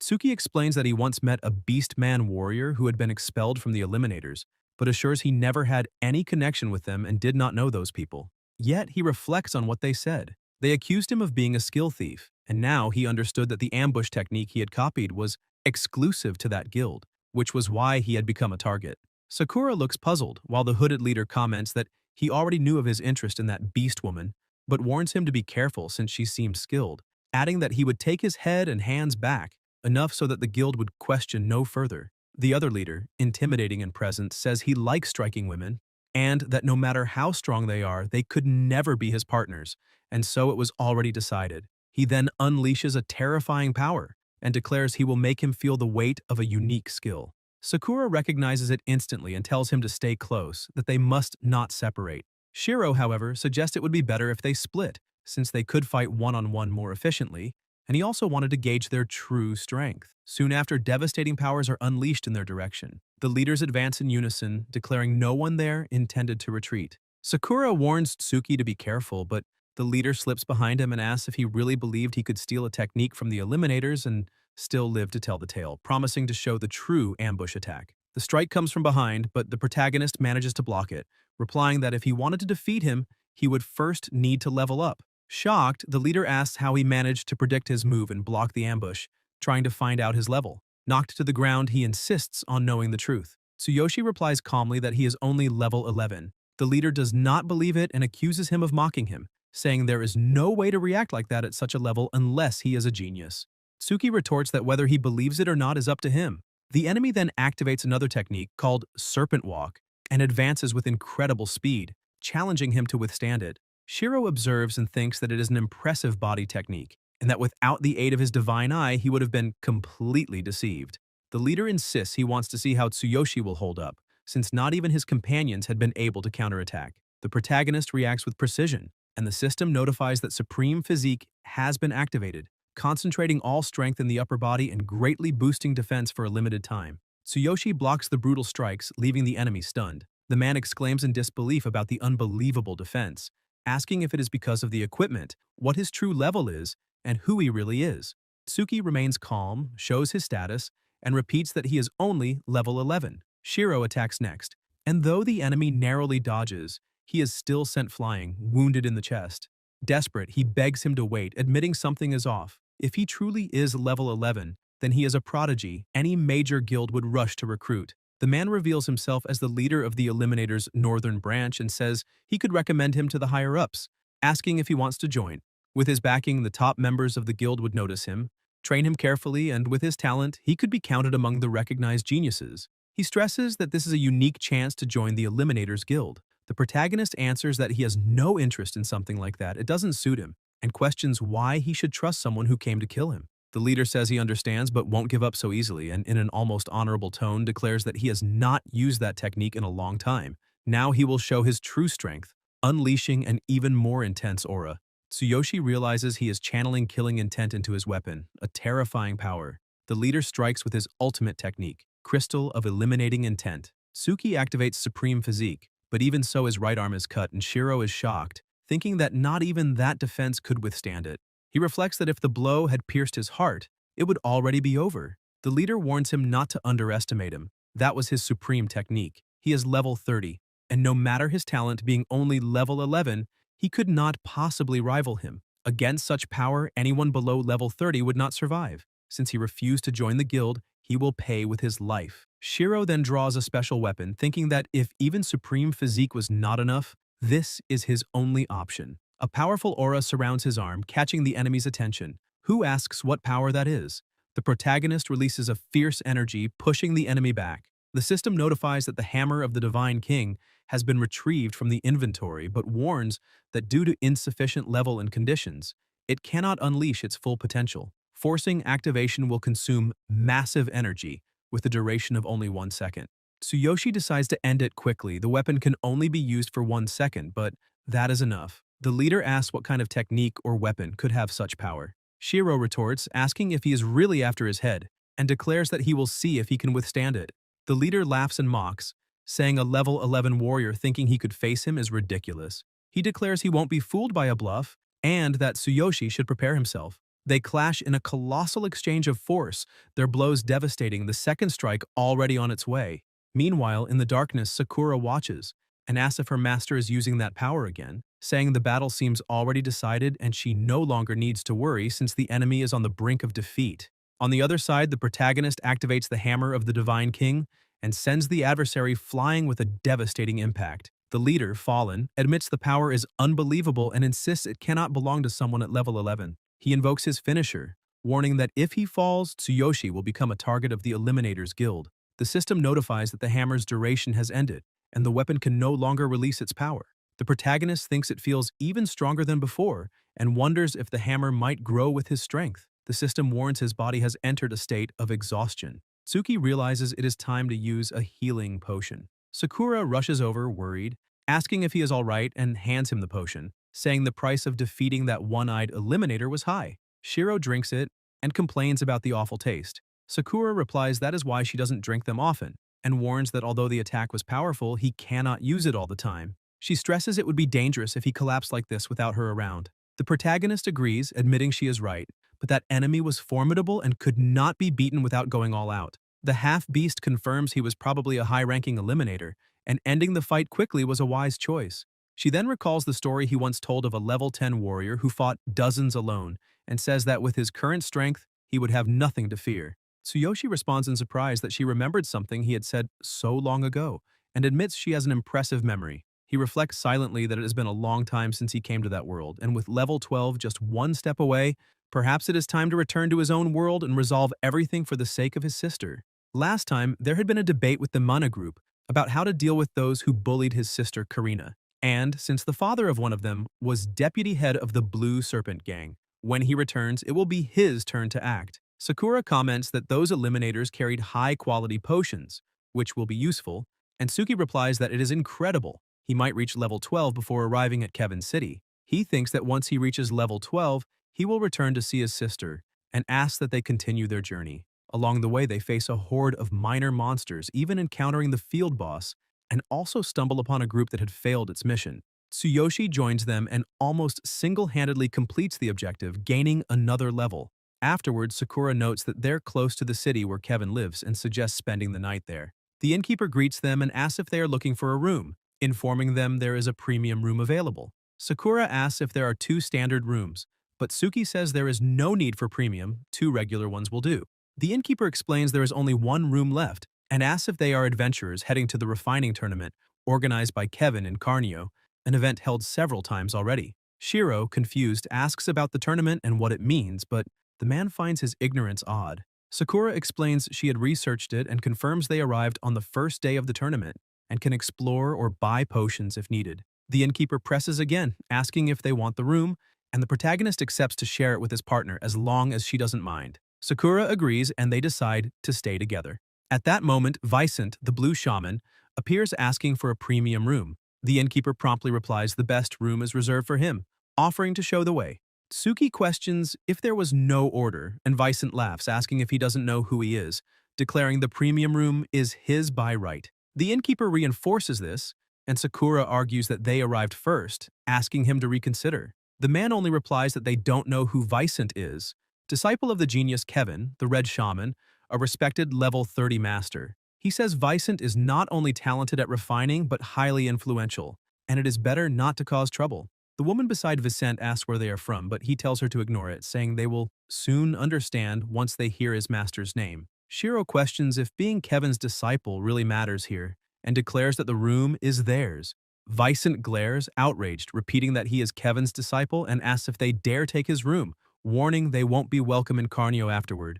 The protagonist simply touches his shoulder and knocks him to the ground. The woman rushes to him, worried, and Vicent, furious, vows he will regret it, promising he will not be accepted in the city. Tsuyoshi ignores him and asks to be shown the room. The innkeeper leads them, while Vicent shouts about the disrespect and promises revenge. Sakura asks if he is sure, reminding him that was Kevin's disciple, but Tsuki replies that he treats people as he is treated. He sees no reason to respect someone who disrespects him, and being Kevin's disciple means nothing if it leads to arrogance. He will no longer bow and roll over like before. His partner, surprised, reflects on what he meant by like before. That night, in their room, Tsuki thinks of his sister and that he will soon return. The system notifies that the endless passage has been activated and transports him back to the real world. Shiro smiles happily for not waking her. He covers his sister and recalls what she said about not feeling her legs and not giving up just because she cannot walk, that she does not want to be a burden. Looking at her cane, he notices it should be broken and wonders if Karina had repaired it herself,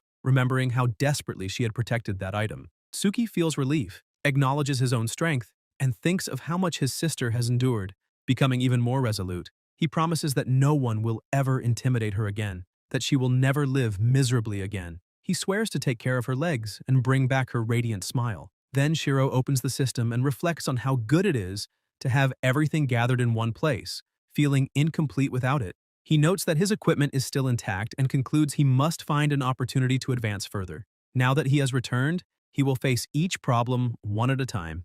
In the morning, Karina walks with her crutch and looks at her brother in surprise, saying he looks like a completely different person after just one night. The protagonist replies that he just cut his hair and exercised a little. Karina comments that a haircut really changes one's image, saying he looks so adult now, he even seems taller. Tsuyoshi brushes it off, saying it's nothing, and that she should not worry about him, only about herself, telling her not to wander around and to wait for him in the classroom after classes. Karina agrees, saying she understands. Mina and her partner watch from a distance, noting the interaction between the siblings. Tsuki keeps a serious expression without even a smile. Vivian, curious, asks if that's Karina's brother and says he actually seems kind of cool now, but Mina scolds her, telling her to shut up. Shiro declares that everything is fine now because no one will bully Karina anymore. The girl says she understands, but in her thoughts she wonders if that's because her brother has become a hero, realizing he seems completely different. As they walk together, Karina notices Mina watching them from the side, seething with rage, thinking how dare they humiliate her like that. In her mind, she decides to use Billy's family to teach them a lesson, swearing she'll make them kneel before her. In the classroom, a group of students say they won't mess with Tsuyoshi anymore. Ray, annoyed, orders them to shut up and calls them pathetic losers. He admits it only happened because he underestimated him, but swears he doesn't fear someone who used to run errands. He says it was just carelessness, and next time he'll make him pay dearly. One partner says their ambush failed because they were waiting for Tsuyoshi, and Lee answers that if Ray says it was carelessness, then it was carelessness. At that moment, the big guy points, drawing attention to Tsuyoshi, who's nearby. Another boy comments that he looks even more different and wonders what happened. Soon after, the teacher enters the room and announces that the Future Star Tournament will be happening soon, asking who wants to participate. She explains this time it's a joint event with several schools in the region, encouraging everyone to join, as it's a chance to shine both for the students and the school. The tournament is mainly for the hero class, but Ray mocks, saying regular students sign up every year and never win, since the hero class always takes the top spots. He declares it's a waste of time and an embarrassment. Another student agrees, recalling that last year he and a friend ran a marathon, but the hero class had already finished before they even got halfway. The students complain, saying they don't want to enter just to lose and that they heard only the hero class represents the school. So for them, it would be humiliating. At that moment, Lily speaks up, saying the prizes this year are amazing, to the point that even teachers are interested. She explains that the tournament will be organized by the School Heroes Association and that big hero guilds are paying attention. She adds that the leaders of the school association will be present and that the winner will receive 10 million yen as a prize. The students get excited, commenting that the association is part of the hero union, nurturing young talent, and that getting their attention could even guarantee entry into the union and a bright future. The protagonist reflects on the 10 million yen and remembers borrowing 600,000 from the Blue Serpent gang at high interest. He thinks that if he wins, he can pay off his debt and move Karina into an apartment with an elevator. He also considers that the Heroes School Association might grant him subsidies if he draws attention, and that money here is worth more than the gold coins in the other world. He decides he needs the prize and the opportunity. Lee interrupts, saying there's no point getting excited, because the prizes don't matter to them since the geniuses of the hero class will win anyway. Another student adds that regular students can't compete. The class starts laughing, killing any hope. The teacher tries to encourage them, saying the important thing is to participate. A girl adds that with other schools involved, they'd have no chance against the hero class. At that moment, Tsuyoshi raises his hand and declares he will participate. Ray, furious, slams the desk and laughs mockingly, saying he shouldn't get excited just because he beat them once. He says he thought he had changed, but he's still delusional, asking if he really thinks he can compete with the hero class students. The classmates burst out laughing, saying it must be a joke. Lily, surprised, asks if he's serious. Tsuki confirms firmly that he will sign up. Lee mocks, telling him to be serious and not cry later. Shiro looks at them and proposes a bet. If Tsuyoshi loses, they can do whatever they want with him, but if he wins, they should stop fooling themselves about him. Everyone looks shocked, and Ray agrees, saying the whole class will be witnesses, and they'll be there just to watch him embarrass himself. The protagonist answers firmly that, of course, and that he is welcome. The teacher calls for silence and says she will send the registration form, adding that it's late and there will be a pre-tournament test for all participants. Tsuyoshi asks about this test and says he understands. Later, in front of his sister's classroom, Karina tells him he's amazing and wishes him luck on the test. Tsuki says he will come for her later that night and asks her not to walk home alone. The girls nearby whisper about his looks, saying he used to look skinny but now seems much more attractive, and plan to ask his sister about him, wondering if he already has a girlfriend. Shiro says goodbye to his sister while the girls approach Karina to chat. Vivian comments that people are starting to gather around her again, but Mina cuts in, saying she heard her brother signed up for the Future Star, calling it reckless. She immediately texts Billy and her boyfriend replies that he'll use this opportunity to teach him a lesson. Mina smiles, satisfied, saying she can't wait for that day because after dealing with her brother, they'll intimidate Karina even more, advising her to enjoy the good mood while it lasts. In the principal's office, a young man comments that the Future Star event is highly relevant, explaining that officially it is to promote relationships between schools, but in reality it serves as a power evaluation for the Hero Union and major guilds. In short, the strength of the hero class students represents the strength of the school and determines how much support they receive. The goal is to place at least one student in the top 5, ensuring funding. The elder beside him agrees, saying that according to the instructions, all the hero class students were registered, while the regular class students had optional participation, and as expected, almost none signed up. The principal concludes that, as predicted, regular students aren't foolish and know the power gap. Still, he adds, all regular students should participate, and among them, there was one registrant named Tsuyoshi. Hearing the name, he asks if it's really from the regular class. In the pre-tournament, during test preparations, a boy comments that even a regular class student signed up, apparently of his own free will. A girl laughs, calling him arrogant, asking if he really thinks he can compete, saying he'll embarrass the school. Her friend replies he won't pass anyway since the test is a simulated exam for semi-heroes. Just ahead, Tsuyoshi himself shows up. The girl, surprised, says he's actually good-looking, but the boy snaps back that compared to hero class students, he's nothing special. The supervisor watches and asks why a regular student would even bother taking the test, calling it a waste of time. The boy beside him agrees, saying even the teachers said the same, since a common student is completely out of his league. On the second floor, in the observation room, the principal receives an important visitor, thanking him for the inspection. He explains to the president of the association that here are the school's hero class students, and the test will begin shortly. The president replies that the association has high expectations for them, and that he is only here as a representative, hoping they meet those expectations. The principal says it would be an honor if they succeed, asking him to feel free to follow the results from there. The supervisor in turn receives instructions from the vice principal to begin the test as planned. He explains that the groups must be formed and placed into the simulators, three basic level machines designed to replicate E and F class environments. According to him, their average abilities would rank them as F, so there was no reason to worry. He clarifies that the group should be organized as assigned and that the results would appear afterward, requiring at least 60 points to pass. Tsuyoshi raises his hand and remarks that he didn't know they would need to form groups, only that there would be a test that afternoon. The supervisor, surprised, thinks that the presence of a regular student wasn't part of the plan, but concludes it doesn't matter since he wouldn't pass anyway. He then decides they will hold a separate test just for him at the end. Tsuyoshi reflects on being alone in that test and concludes that he was already used to handling things like this since the other world. One of the boys mocks him, saying it seemed like even the teacher had abandoned him. He adds that the simulator doesn't cause physical harm, but warns that the dark forces and difficulty level were truly high, challenging even for semi-hero parties, let alone an ordinary student alone. A girl laughs and asks how long he would last inside, calling him ridiculous. Soon after, the groups begin entering the portal. The president of the association reflects that the inspection served precisely to identify talented semi-heroes before other factions could. He explains that the School Hero Association existed to give the union and guilds a chance to recruit promising youths, since even powerful guilds competed for such talent, and he remarks that any candidate who stood out could be accepted. The system notifies the group's entry into the simulators, and one student comments that he had heard of them before, but never imagined they were so realistic. New messages inform that the difficulty was set to simulate an F-class cavern. The participants could choose class and equipment.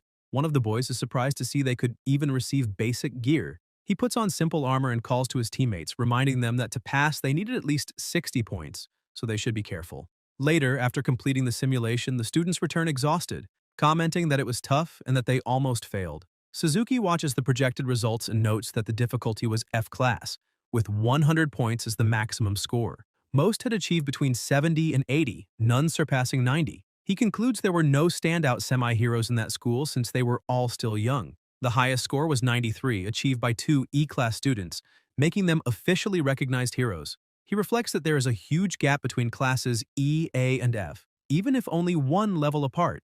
He explains that passing in Class E guaranteed entry into any hero school, and if the score was high, guilds would compete for them. But he emphasizes that such geniuses were rare, and wonders if he could find one there, saying it would be wonderful since with proper training they would have a bright future. Then he asks if the test was over. The old assistant comments that one student was still missing, one from the regular class. The principal coughs awkwardly, and the president asks in surprise if an ordinary student had signed up, praising his courage. He says that since he was the last, they would watch. Even if he failed, he would still deserve recognition for his boldness.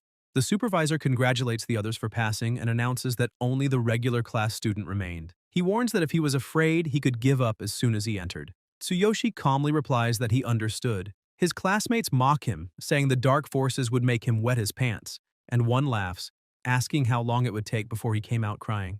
The protagonist enters, looks at the system that asks about class and equipment, but replies that he already had everything he needed and decides to begin right away. As soon as it starts, several beasts approach, corresponding to level 1.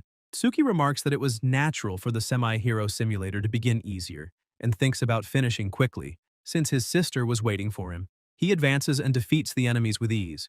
As the simulator progresses, he keeps fighting effortlessly, even defeating the level 3 boss in just a few minutes. The protagonist finds it strange, saying it was too simple. He notices a system notification and asks if there was also a D-class cavern simulation since he thought passing the F-class test would already be enough. The system confirms and informs that the D-class cavern was available, instructing him to begin the mock exam.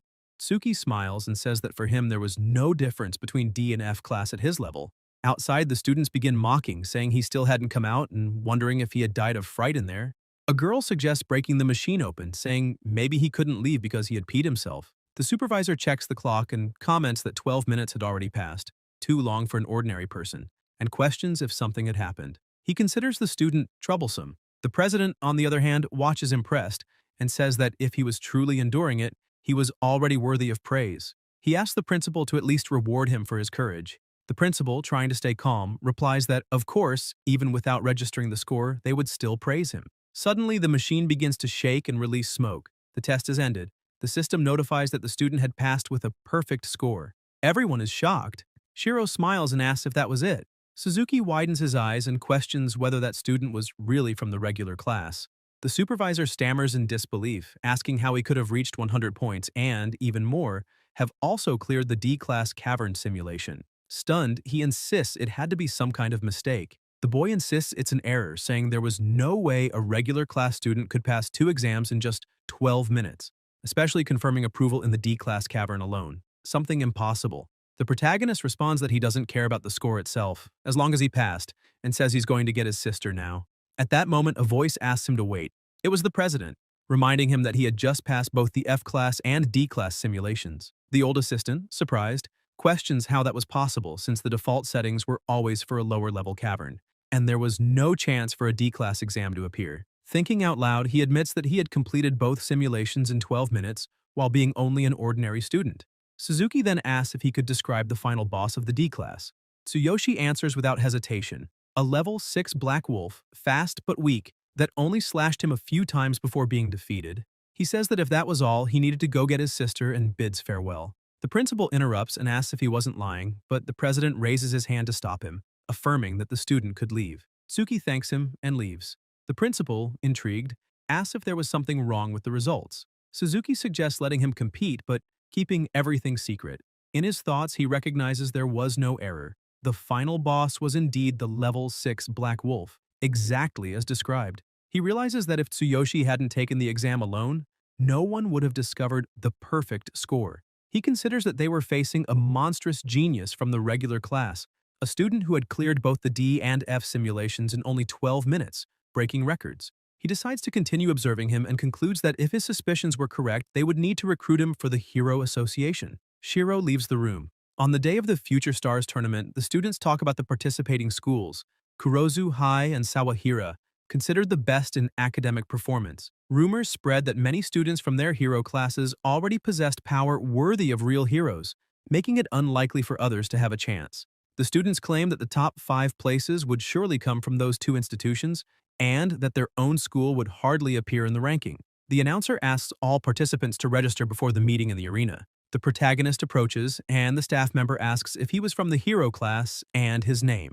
Tsuyoshi gives his name and says he was from the regular class. The staff member, surprised, comments that his courage was praiseworthy, but warns him not to overdo it since the hero class students were formidable opponents. In the arena, the old man announces the president's arrival. The principal apologizes for the lack of proper reception, but Suzuki states it was unnecessary. He asks if all the regular students were already registered, and the old man confirms they were, probably already gathered in the arena. The president looks satisfied, reflecting that Tsuyoshi's records indicated he was taking the tournament seriously. He thinks that if his power was real, he could prove to be an absolute genius, and that if great guilds or factions noticed him, they might try to take him away. He decides he won't let that happen. The vice announces that representatives from guilds and factions had already arrived and that the opening ceremony was about to begin. The principal agrees, asking that everyone be treated carefully and that no breaches of etiquette occur. The vice adds that the president probably knew the schools had sent their best students this year. The principal sighs and asks if they were even stronger than the previous ones. The vice confirms, saying that both schools seemed determined to achieve good results, while their own school kept falling behind year after year, rarely producing anything remarkable.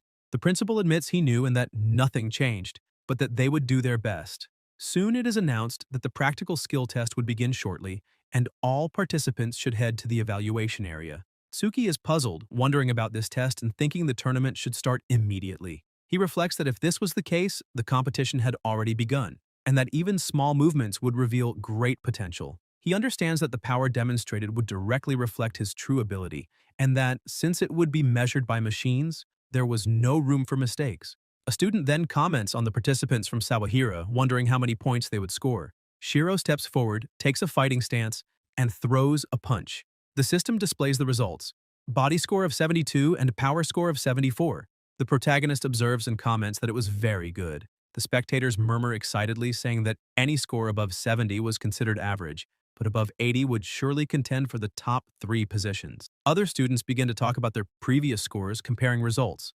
Tsuyoshi thinks that achieving more than 70 in both categories would already be great, but wonders what his own score would be. Meanwhile, other students also perform their tests, but most remain between 50 and 69 points. Many laugh and comment on the rumor that a regular student from Seishin High was competing, mocking that they were curious to see what ridiculous score he would get, lamenting that the school had to rely on ordinary students. In the reserved area, representatives from guilds and factions watch. One of them remarks that Kurozu High seemed ahead, that its more trained students would surely become great heroes, already adding some names to his recruitment list. Another highlights the talent of a competitor from Sawahira, finding him impressive. The principal, tired, sighs, considering the scores presented so far pathetic. The president, meanwhile, compares the results and thinks that his school was clearly falling behind the others, placing high expectations on Tsuyoshi. In the stands, Tsuki's classmates search for him with their eyes, asking if he was really going to compete. Karina also looks around for her brother. Mina, with a sarcastic smile, says he would only embarrass the school in front of everyone. Vivian, more reasonable, comments that if he was truly strong, he should show that he was capable of competing with students from other schools, reminding them that earlier that day he had humiliated his enemies. Karina defends him, saying she trusts her brother, but Mina retorts that they are both just fools and that it would be fun to see them fail. Near the arena, the president reflects that, so far, no one had reached more than 80 points in both categories. He remembers that usually the strongest competitors appear at the end, and wonders when Tsuyoshi would step up, eager to see if he could face the best from rival schools. At that moment, a student tries to block another from passing, but is pushed aside. It was Vince, from Sawahira's advanced hero class. His peers whisper, recognizing him as someone who had already passed the official hero exam, a true top contender in the competition, and a strong candidate for the title. Vince raises a metal sphere without touching it, using only his ability, and hurls it with force. The system displays the numbers, 86 in body and 90 in power. The audience is impressed with how easily he produced such energy. Suzuki thinks that Sawahira truly had the strongest student, mentally noting to speak with him later. Right after, it is Kurozu's turn. Boniface walks confidently, scornful of those who had scored less than 80, telling them to be quiet. He moves the metal sphere and throws it with brutality. The system records 89 in body and 92 in power. The crowd erupts, surprised, commenting that with just a bit more he would have reached 90 in both categories. They murmur that the champion was already decided. The president mentally praises Boniface's talent, reinforcing that he would approach him later. Boniface himself looks to the side, identifying Vince as his only true rival, but declaring that the championship was already his.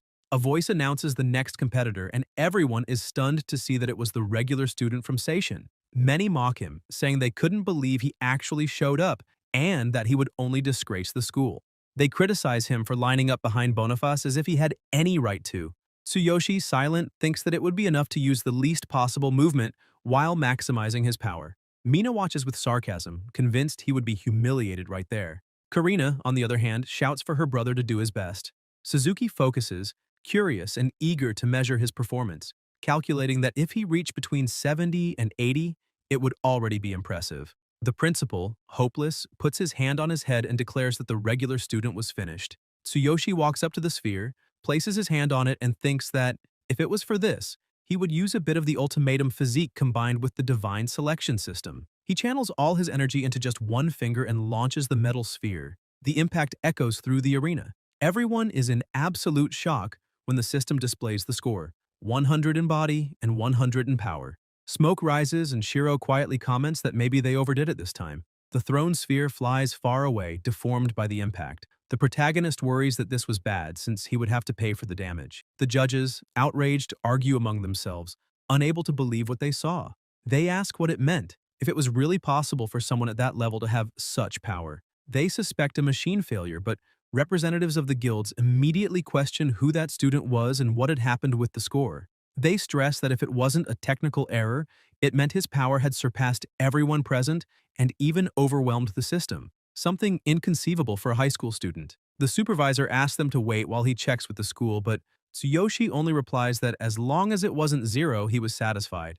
Boniface bursts out, saying it was impossible, that the machine must have failed or that he had used some collateral item. Vince comments that he didn't know but would wait to see what the school decided. The principal, under pressure, says to let it pass, claiming the machines needed inspection. The president, however, approaches the protagonist and asks to see his hands. Shiro shows them, and Suzuki thinks that at first, he believed he might have used some tool to boost his power, but there was no sign of that. What he sees, however, surprises him, hard hands full of calluses for someone his age. He then asks the reason, and Tsuyoshi simply replies that he has been working part-time for almost 10 years to support himself. The president is impressed, and soon the staff who inspected the machines return, stating they found no error at all. They explained that the recovered data confirmed the impact and that both metrics had indeed registered 100 points. The principal, still in disbelief, asks if it was really 100 in both categories and if they were sure it was student Tsuyoshi. Rumors spread quickly and many begin accusing him of cheating, saying that power strong enough to break the machine had to be fake. Others question if Seishin High had tampered with the standards, but the principal insists he had no power to alter a student's score. Then Suzuki declares firmly that, in the name of the School Hero Association, he officially recognized Tsuyoshi's results, confirming that there was no sign of cheating or manipulation. He reaffirms before everyone, Tsuyoshi from Seishin High achieved 100 points in both categories. The protagonist remains still with his score shining beside him, while the students around murmur in shock. Boniface, surprised, thinks he had never paid attention to him and wonders if he was the same boy Billy had asked him to deal with. He reflects that if it was true, he would have to carry out the order since Billy's father was the young boss of the Blue Cobra Gang, a business partner of his family. He decides he would handle it in the next match. The audience, still stunned, comments that they didn't believe it until they heard the president confirm it, and if someone like him said it, then it was true. The narrator's voice echoes declaring the official results.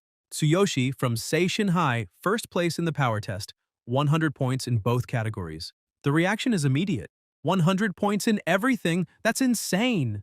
The students exclaim. Karina cheers for her brother, calling him amazing. Vivian admits it was a surprising score. Mina, however, furious, wonders how they could let him win and sends an angry message to her boyfriend, demanding they do something. The president then announces that Tsuyoshi is the only Seishin High student in the top 10. He explains that the top 3 receive 10, 5, and 3 points, and the rest receive 1 point each. He reflects in silence that if the school was counting on him to secure a spot in the top 3, the next round would be decisive, but Kurozu and Sawahira would not be easy opponents. The narrator then explains the rules. Each school was free to form teams for the next phase.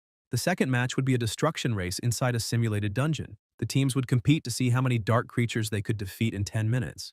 One of the students comments that since it was a team competition, maybe they still had a chance, and they would do their best to help their schools achieve a good placement. The supervisor reminds them that according to the rules, each group needed at least 3 people to form a team, and since Tsuyoshi was alone, he would have to sit out this time. The protagonist replies that he understands but notes that at the moment his school was in first place with 10 points. Boniface from a distance thinks that he couldn't do anything in that second trial but that he would still have a chance. He was determined to put Tsuyoshi in his place.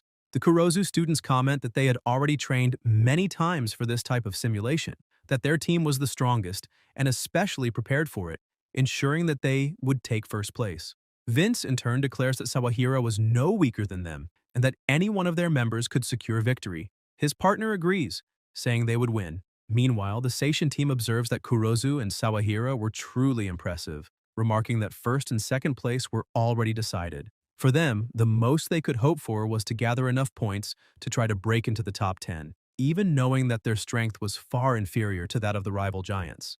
The narrator announces that the match is about to begin and explains that each team will enter the simulator one at a time. Rei taunts Tsuyoshi, who's standing alone, and his partner laughs, saying it looks like no one wanted to team up with him, asking who would believe that a student from a regular class could suddenly score like that.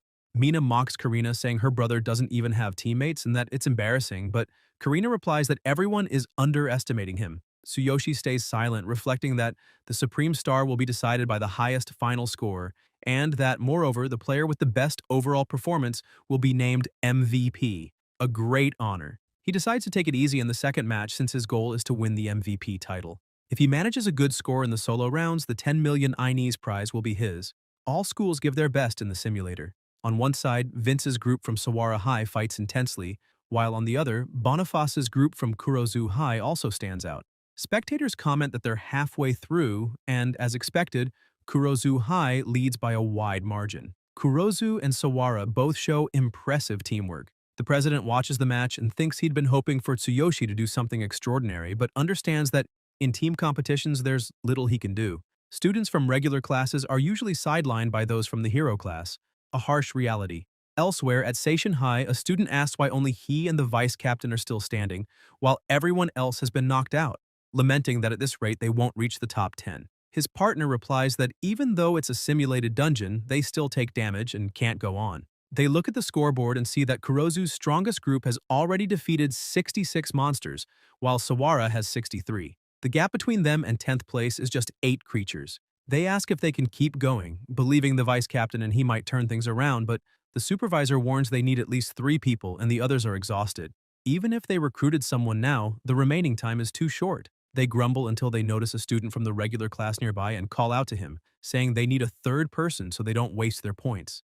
Tsuyoshi accepts without hesitation. The supervisor confirms that with 3 people they can proceed, though he doubts they'll achieve much with only 3 minutes left. The 3 enter the simulator and the 2 partners put on their armor, noting that they've already defeated 33 enemies and that if they take down 10 more, they'll enter the top 10. They admit they don't know much about the regular student's abilities, but tell him to help however he can. When the monsters advance, Tsuyoshi tells them to close their eyes, leaving them confused. He summons his weapon, a cold, blacklight sword, and explains that it's better for their eyes to stay shut.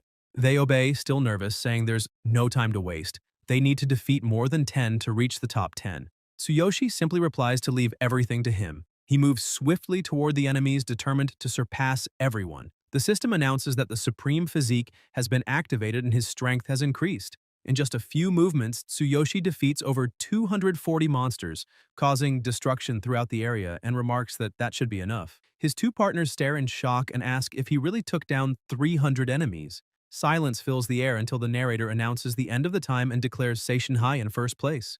Tsuyoshi exits the simulator with the score showing 330 monsters defeated. Suzuki can't believe what he's seeing and asks if he really killed 300 monsters in the final moments. The 2 students explain they have no idea what happened. Tsuyoshi just told them to close their eyes.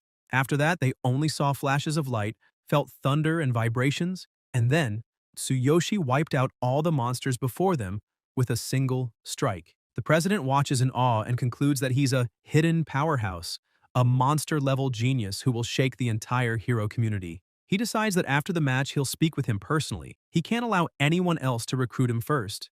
The audience reacts in disbelief, speculating that a 3-person team could only have cheated. They ask how many times stronger that was than Kurozu's most powerful group, and whether, since the tournament is being held at Seishin, the data might have been tampered with to avoid embarrassment. Some claim such a crude method would be even more disgraceful and that if the data had been manipulated so blatantly, it would have been easily discovered. The judge stands and declares that they belong to the school's external judges union and find the record highly suspicious, demanding to examine the match data. The principal says they're also confused but guarantees nothing suspicious happened and invites them to investigate freely. Ray laughs, saying that the external judges are already analyzing the data. Things are getting interesting, since he believes Tsuyoshi cheated. There's no way someone could possess such power naturally, and if it's true, it'll be a huge scandal. Mina asks if her brother really cheated, but Karina firmly replies that her brother would never do such a thing. The president approaches and asks what the data revealed. Ukada explains that after reviewing the numbers shortly before the end of the match, he noticed a sudden spike but no signs of forced manipulation, indicating there was no cheating. The principal states that Seishin is innocent, always playing fair and clean, though he admits he's never heard of a trio achieving such high numbers.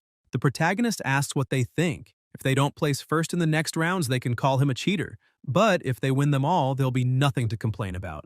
The principal urges calm, saying it's difficult to take first in every event, but Tsuyoshi responds there's no need to worry. Boniface mocks him, saying he's getting too full of himself and that since the remaining events are individual, they'll see if he can back up his words.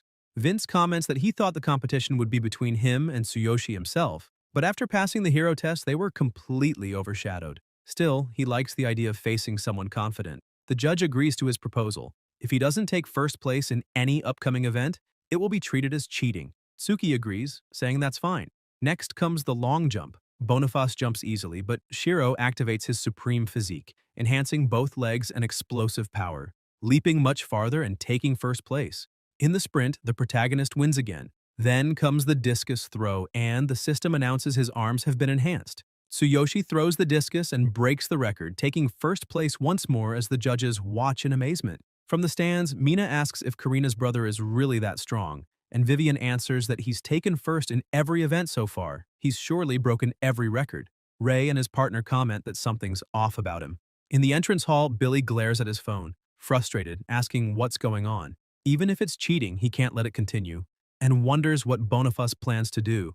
In the arena, Boniface asks when Seishin created a monster like that, and Vince admits it would still be hard to beat them. Boniface reads the message Billy sent, understands the situation, and laments that he can't intervene. Vince announces that the next event is the final one, promising to give it his all and face Tsuyoshi head-on since they've trained hard for this moment. Boniface thinks it's the perfect event as Billy's father secretly gave him a mental interference P2P, an expensive black market item tuned to 10% of its original power, just enough to be safe. The narrator announces the day's final event, Tug of War, a traditional crowd favorite. In this event, players use ropes, physical strength, and willpower to lift a chosen female student to the top. When the bell rings, she must lower the school flag to win. 3 players from each school take part and everything's ready to begin.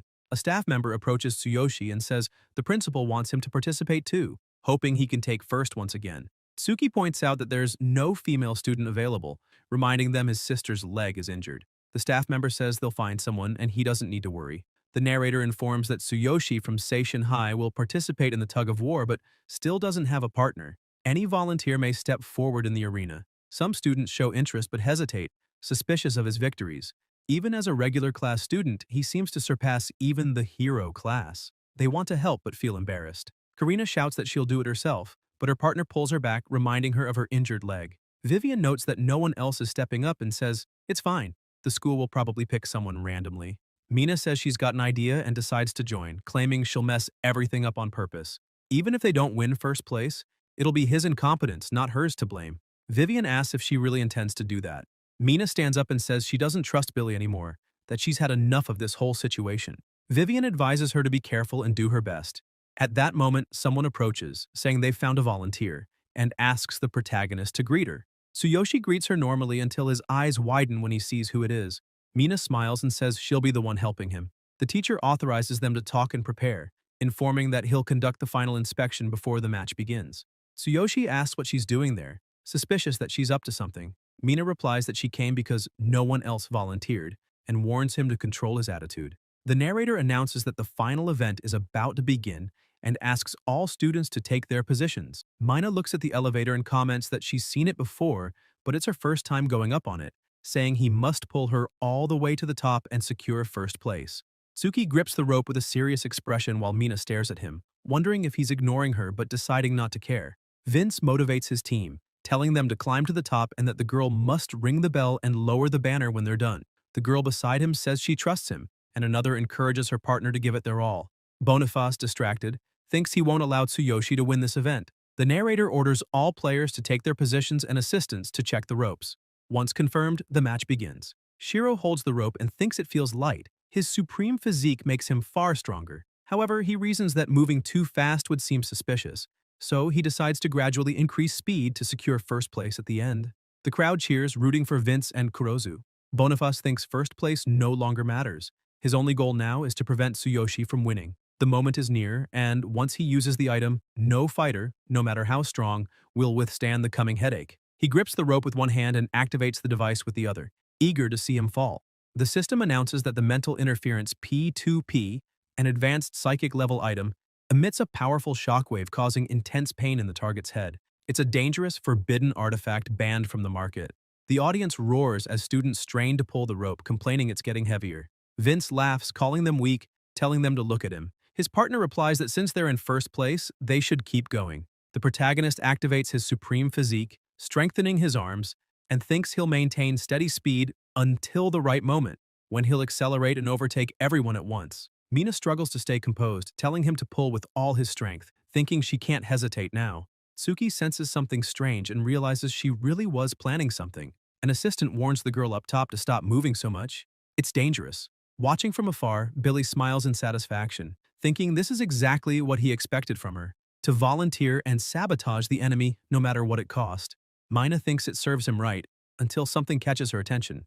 Looking down, she sees Shiro's eyes filled with rage and a murderous aura as he asks if she's done causing trouble. She's startled by his cold gaze, feeling he could actually kill her right there. The narrator announces the match has entered its final phase, urging everyone to give their all for the school's honor and glory. Boniface, still pulling, thinks he's close to winning, calling Tsuyoshi a foolish, arrogant brat. He recalls secretly setting the boy as the item's target before the match began and pressing the button, Can't wait to see him suffer and secure his victory. As soon as the artifact activates, pressure surges, and players clutch their heads in agony. Boniface panics as the effect spreads, asking why its range is so wide, crying that his own head feels like it's splitting open. He realizes something's wrong. The item Billy's father sent isn't what it seemed. The protagonist looks around, confused, until the system alerts. Psychic shock detected. Mental protection mode activated. Assistants begin collapsing to the ground, and the girls being lifted are about to fall. The audience panics, not understanding what's happening, shouting that everyone's disappearing, even the assistants. The girls are in danger, and if they fall from that height, they won't survive. No one can help them. The principal orders someone to save them, even if they can only reach one, but others say they're too far and won't make it in time. Mina, terrified, realizes she's about to fall, but Tsuyoshi holds the rope tightly, stopping her from plummeting. Frightened, Mina asks if he stopped and tries to understand who caused all this, realizing it was Tsuki himself. Shiro thinks there's no avoiding it. If things stay as they are, the girls will die. He commands the system to activate the supreme physique and maximize the explosive power in both legs. A loud roar echoes as the protagonist launches himself forward, determined to grab all the ropes at once. He won't let any of the girls fall. The crowd gasps as he halts every elevator by himself. Tsuyoshi grips each rope and vows not to let any slip. The combined weight of all those lifts is enormous, and he channels every ounce of his supreme physique's power into his arms. The girls scream for him not to give up, saying they believe in him. Mina watches, shocked, realizing he's holding them all alone. The judges remark that each lift weighs around 50 kilograms, and there are over 10 of them, not counting the girl's weight. His strength is insane, yet he still holds on. Tsuki feels the crushing weight, his hands tearing, but he doesn't yield. The president watches silently, astonished, thinking he's witnessing someone destined to become a legendary hero. No matter what, he must recruit him into the elite hero corps. The staff rush to help, pulling the ropes to ease the strain. They thank Tsuyoshi, telling him he was incredible. One asks if he wants to rest, but he replies the match isn't over yet. He promised to take first place in every event. Mina, breathless, asks if he's really going to continue, thinking he must be exhausted, but also realizing what she's seeing is unbelievable. Tsuyoshi keeps pulling the rope with all the strength left in him. His arms burn. Cramps threaten to paralyze him, but he thinks he must endure. He must win. The crowd shouts, cheering him on. Karina, moved to tears, encourages him to give it everything he's got. The cheers grow louder, everyone rooting for him. Even exhausted and gasping for air, Tsuyoshi pulls once more. The bell rings, signaling that all that's left is for the girl to lower the flag. Billy, desperate, screams for her not to do it, saying if she lowers it, they'll lose first place and everything will be over. Mina looks down, sees Tsuyoshi still holding firm, and decides to act. She pulls the banner, ignoring Billy's shouts. The protagonist smiles as the flag is completely lowered. The audience erupts in celebration, shouting his name and applauding him. The narrator announces first place goes to Tsuyoshi of Seishin High. The classmates who once mocked him are left speechless by the result. Vivian cheers, and Karina, overwhelmed, is filled with pride for her brother. In the guild and faction stands, representatives remark that they haven't seen such a promising talent in years, and that they must gather every bit of information about him immediately. They can't let another faction recruit him first. At the Blue Cobra Gang's headquarters, a subordinate reports to the boss that this boy is causing trouble for the young master, and that even the earlier incident was caused by a tool he gave to one of the participants. The boss watches coldly and says, "They're making an enemy out of such a genius. Madness." He orders them to withdraw, saying that boy is beyond their reach, and adds that he needs to have a talk with the young master. Back at the competition, a system voice congratulates the school not only for winning the championship, but also for revealing an exceptional hero. The principal thanks them, saying winning Future Star is a historic achievement for their institution. At that moment, a staff member approaches with a report. The principal asks if there's a problem, and the man replies that they've found a participant carrying a mental interference P2P device. He explains the earlier chaos was caused by that device, which had been modified, making it extremely dangerous. The president reacts in shock, asking if that isn't a prohibited item. The principal asks if the person involved is a student and requests their name. The staff member answers that it's Boniface from Kurozu High, their main representative. At first, they thought it was a mistake, but now Boniface has already been detained. He then asks if he may take charge of the investigation. Suzuki orders the team to continue investigating and says he'll contact Kurozu directly later. The principal sighs in relief, saying he's glad none of his own students were involved. He feared for a moment that the results might be revoked.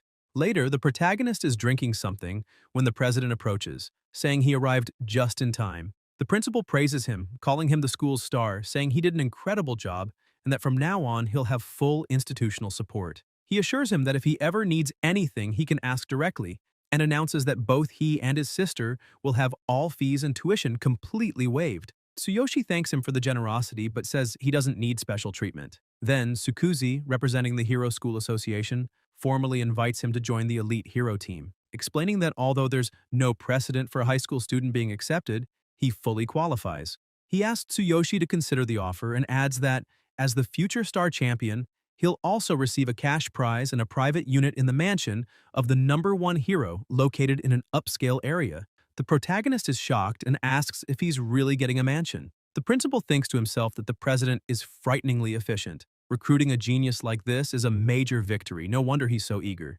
Meanwhile, Mina is walking upstairs when someone roughly grabs her arm. It's Billy, her boyfriend. She complains that he's hurting her, and he, furious, asks why she lowered the banner, how she could let that guy win, reminding her that she promised to help him defeat Tsuyoshi, calling both her and Boniface useless. Mina replies firmly that Tsuyoshi saved her life and everyone else's, and without him, she'd be in the hospital right now.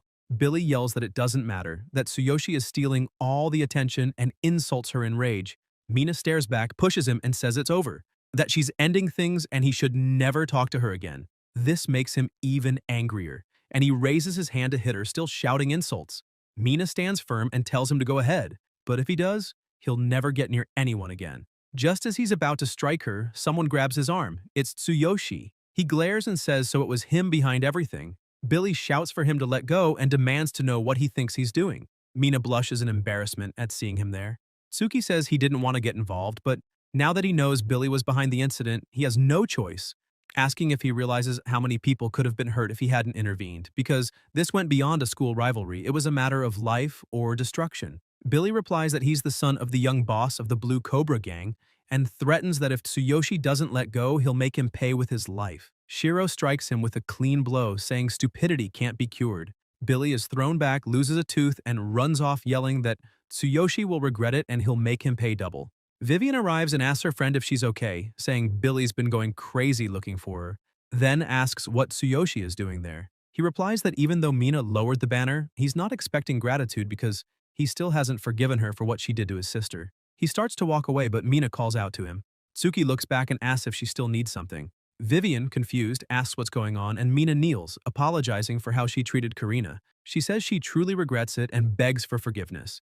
Vivian asks what caused such a sudden change while Shiro just stares silently. Mina swears she'll never bully Karina again, nor hurt anyone, and begs again for his forgiveness, saying even her partner should apologize too. Vivian sighs and says it's okay, also offering her apology. Tsuyoshi responds that even with the apology, what she did to his sister, causing pain and injury, doesn't disappear. He explains that saying sorry doesn't erase the past, asking if someone cut her, a simple apology would make the wound vanish. Both girls fall silent. He then steps closer and says he's heard her apology and she can stand up now. Later, in the locker room, Suki changes clothes and thinks to himself that soon he'll go home with his sister. He reflects that the next day he'll receive the cash prize and the new mansion, which even has an elevator, and imagines how much Karina will love it. Suddenly, someone bangs on the door. He opens it to find Ray and his friends rolling up their sleeves. Shiro asks what's going on and if they really plan to do this. To his surprise, they all kneel before him, apologizing for treating him like a servant all this time. The protagonist sighs, thinking everyone seems to be bowing to him today. As he walks through the school gates, he's greeted by applause and cheers from classmates who say he was incredible and that they completely respect him now, especially after the final event. They joke that they almost fell in love with him and that his long jump was insane. Even Boniface turned pale. Tsuyoshi finds it all annoying, while Karina smiles and says he's becoming way too popular. Mina starts running, telling Tsuyoshi to run too, because Billy is coming with his gang. Suddenly, someone shoves her aside, cursing and yelling at her to move. Billy appears, shouting that they shouldn't underestimate him, that even without his father, he still has plenty of allies, and that he can fight Tsuyoshi himself, telling him to stop acting tough just because he's a kid, saying he'll end him right there. Lee asks if that's really the son of the young Blue Cobra boss, and if Tsuyoshi actually made an enemy out of someone like him, saying he's on a different level, and since he respects that, he'll back him up. Shiro says it's fine not to get involved, just to look after his sister. After today, there's no reason to hide anymore. It's obvious he's a hero, and he'll show the difference between their leagues. The protagonist unleashes his intense mana. Billy tells his men not to panic, that he'll double their pay, that he still has many on his side. Tsuyoshi releases his immense, overwhelming power, blasting the men around and sending them flying. Billy yells at his men to stop standing around and attack all at once. One of them snarls, saying not to underestimate them. The system announces that the physique has been activated. A large man attacks, thinking he's landed a blow, but when he looks, his iron bar is completely bent. Tsuyoshi steps forward with his fist clenched and says it's a shame. Shiro attacks with terrifying force, creating a crushing pressure around him. The protagonist keeps striking down everyone in his path. Ray says it's incredible, he really is their leader, and his partner adds that at this rate he could dominate every high school group. Karina thinks he's become someone completely different, and her friend beside her says her brother is so cool and wonders what kind of girl he likes. All the men fall to the ground, causing heavy impacts. Tsuyoshi asks if there are any left, raises his weapon, and says he'll finish this once and for all. Lightning bursts out, spreading everywhere, reaching far into the distance. A hooded man on a rooftop comments that the intensity and precision of his power are astounding, that Tsuyoshi's ability is on another level. An old man beside him says he's remarkable, possibly the most talented rank D hero they've ever seen, and that they need to recruit him into the final Glory Guild. The hooded man replies, no way, the Angry Dragon faction hasn't fought over talent in years, but this time, they won't back down. He says that during the boys' awakening test, there was an anomaly in the data and a total blackout in the area which he suspects was caused by him, an extraordinary talent. The old man says he's already made waves this year, winning the Future Star event and preventing a major disaster, something not just anyone could do. And with the Supernova tournament approaching, he's exactly the kind of talent everyone's after. This year's Supernova will be more intense than ever. The rankings will directly affect resource distribution, and even the Hero Alliance is sending its strongest newcomers, a greedy organization. In other words, every guild and faction eligible for Supernova is desperately searching for promising rookies. And now that Tsuyoshi's abilities are clear, their goal is within reach. The old man vanishes, and the hooded figure says he's cunning and will surely meet this boy in person. The hooded man flies off. Elsewhere, the protagonist uses his Thunderfall current skill and tells everyone to get down. Lightning strikes the men and Billy mutters if this is the difference between an ordinary person and a hero. Tsuyoshi defeats everyone and walks toward Billy, attacking him. Billy screams but realizes he wasn't hit, and Tsuyoshi tells him to disappear and never show up there again. Billy gets up and runs off. Mina approaches and asks if he's okay, and Tsuyoshi thanks her for warning him earlier. She says it was nothing. The other students nearby say they should form a group together, that they'd be unstoppable. The protagonist tells everyone to just go home. Later, Tsuyoshi walks with his sister, and she says he's gotten so strong that even their classmates are jealous. Tsuyoshi replies that it's both good and bad. Power attracts attention, and not all of it is welcome. He mentions that the president of the Hero School Association gave them a 10 million Inez bonus and an apartment. Karina asks about the 10 million and the apartment, wondering if he's serious. Tsuyoshi says yes, he's not lying.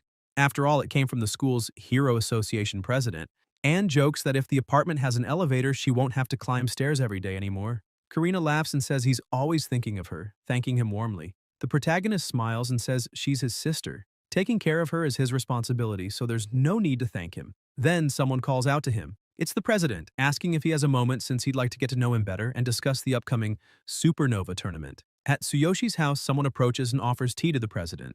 Tsukuzi thanks him and asks if he's always lived there with his sister. Tsuyoshi replies that yes, ever since their parents passed away, he's lived there with her, though he adds that the stairs are very difficult for her because of her legs, and asks if the mansion mentioned earlier really has an elevator. The president confirms it does and explains that he actually came to check the moving date, saying that if Tsuyoshi wishes, they can move in as soon as the next day. The mansion is fully equipped and ready. Tsuyoshi thanks him for the concern but says they can wait until they're completely prepared. In a lower tone, Tsukuzi asks what happened to his sister's legs.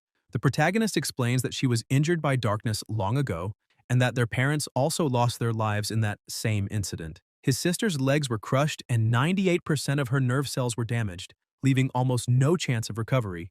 Even so, he says she's incredibly strong and continues to fight to live her life to the fullest. The president expresses his sympathy and remarks that darkness has brought tragedy to many families, but mentions having heard that the golden elixir of rebirth will be auctioned next month. If they can obtain it, there's a real chance her legs could be healed. Shocked, Tsuyoshi asks if he's serious, and Tsukuzi confirms but explains there are 2 requirements to participate in the auction. The system displays the description of the golden elixir of rebirth, and the president continues saying the first requirement is to have the status of a rank C hero.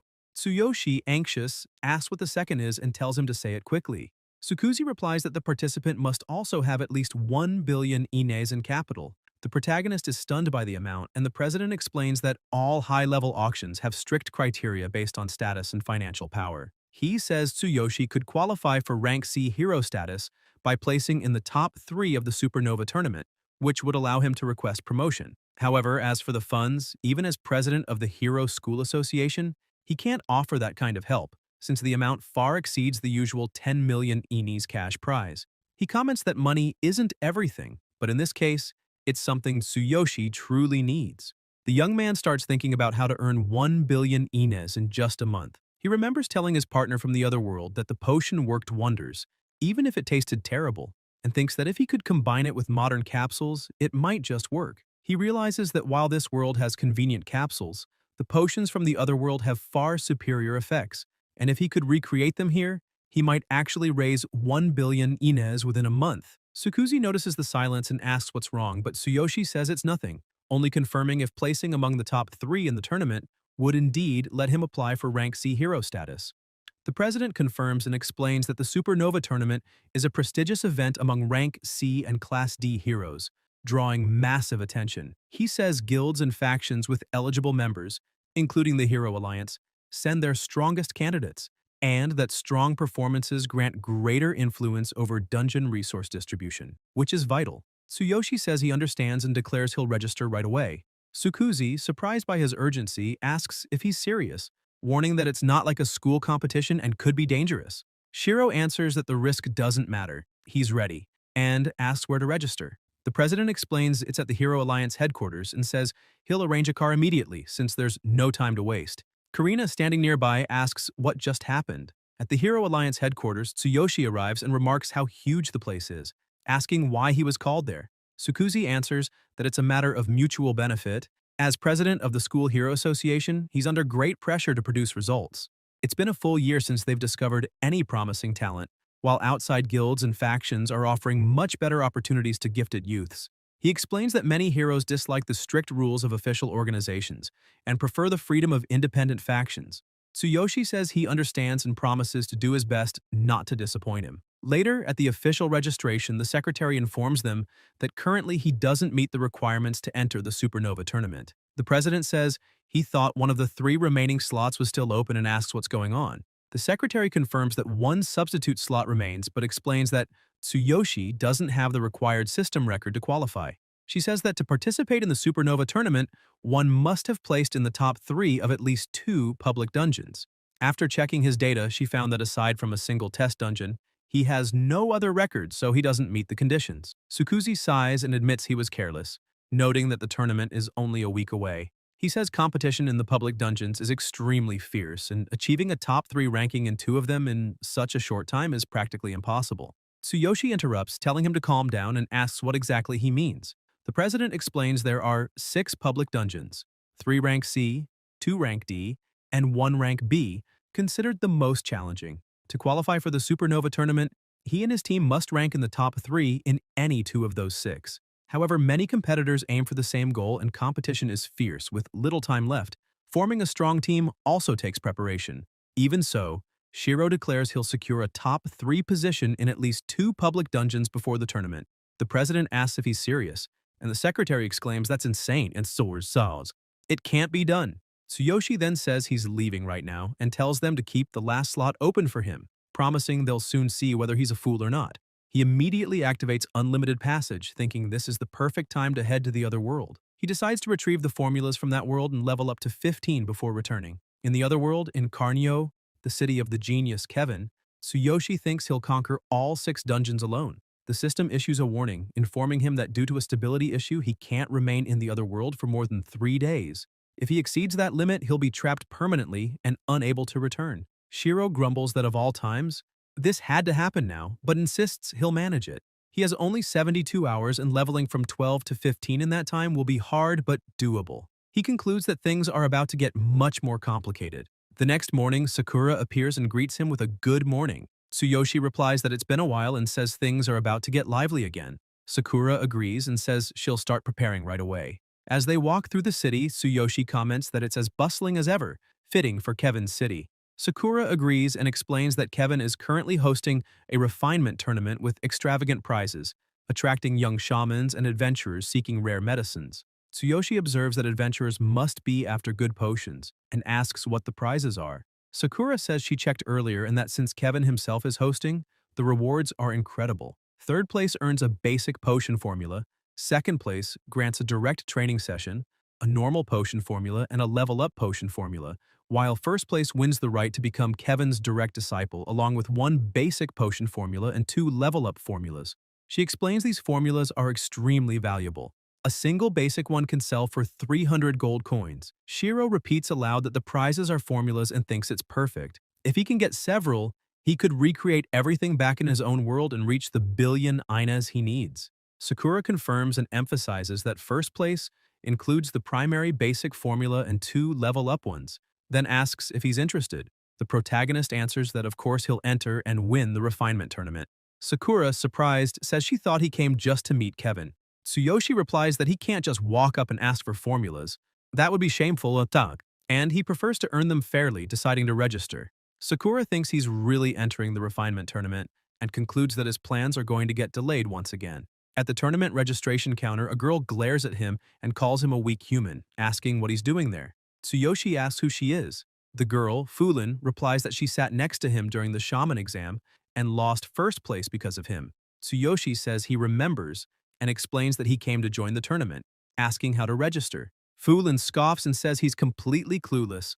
The refinement tournament isn't like that exam, and even blue shamans are competing this time. She explains that her senior, a talented blue shaman, will also participate and asks if he isn't ashamed to lose miserably, telling him he should quit before embarrassing himself. She insists he not ignore her and declares that she'll personally guide him there. The protagonist looks around and realizes that's the registration counter, calling Sakura to go with him. At that moment, a voice complains that Fulin is being too noisy. Tsuyoshi smiles, and Vincent immediately recognizes him, asking how he dares show his face there again. Fulin calls him a weak human and asks if he knows her senior, saying he only acts so arrogantly because he's the master's top disciple. Tsuyoshi confirms that he knows him. Vincent reminds him that he promised to drive him out of Carnio and says that now he's come to hand himself over. The shaman summons his subordinates, who approach quickly, asking what they should do.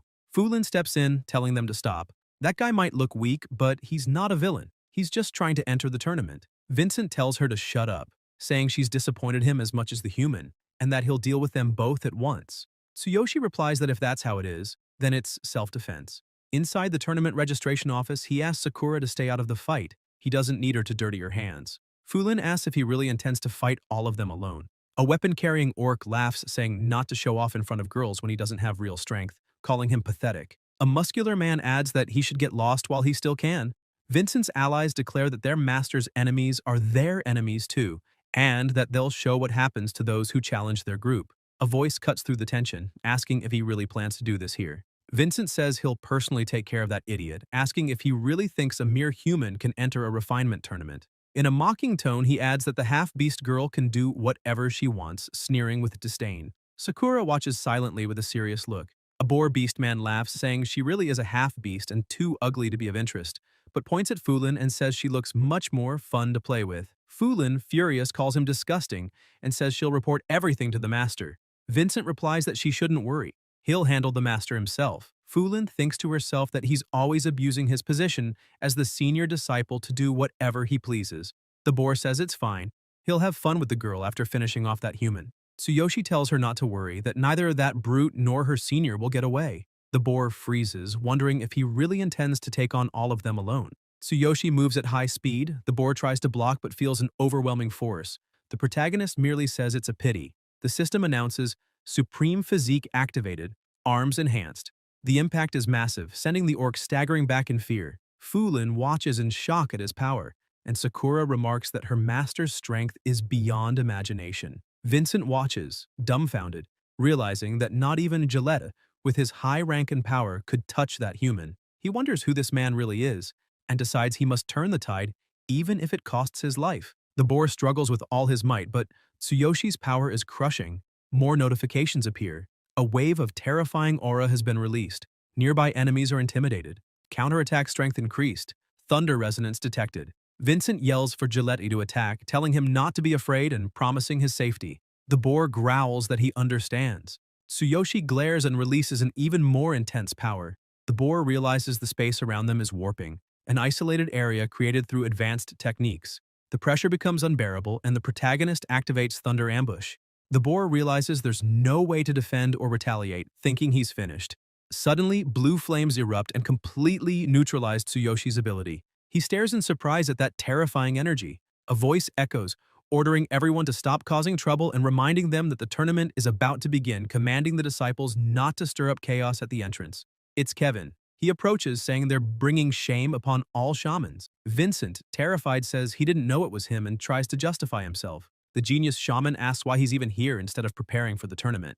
Fulin runs up to him, saying that Vincent was intimidating her. Sakura observes quietly, thinking that Kevin has finally appeared, while Tsuyoshi wonders if he was the one behind the blue flames that nullified his attack. Vincent tries to explain that he was only disciplining that rude human and the girl in her place.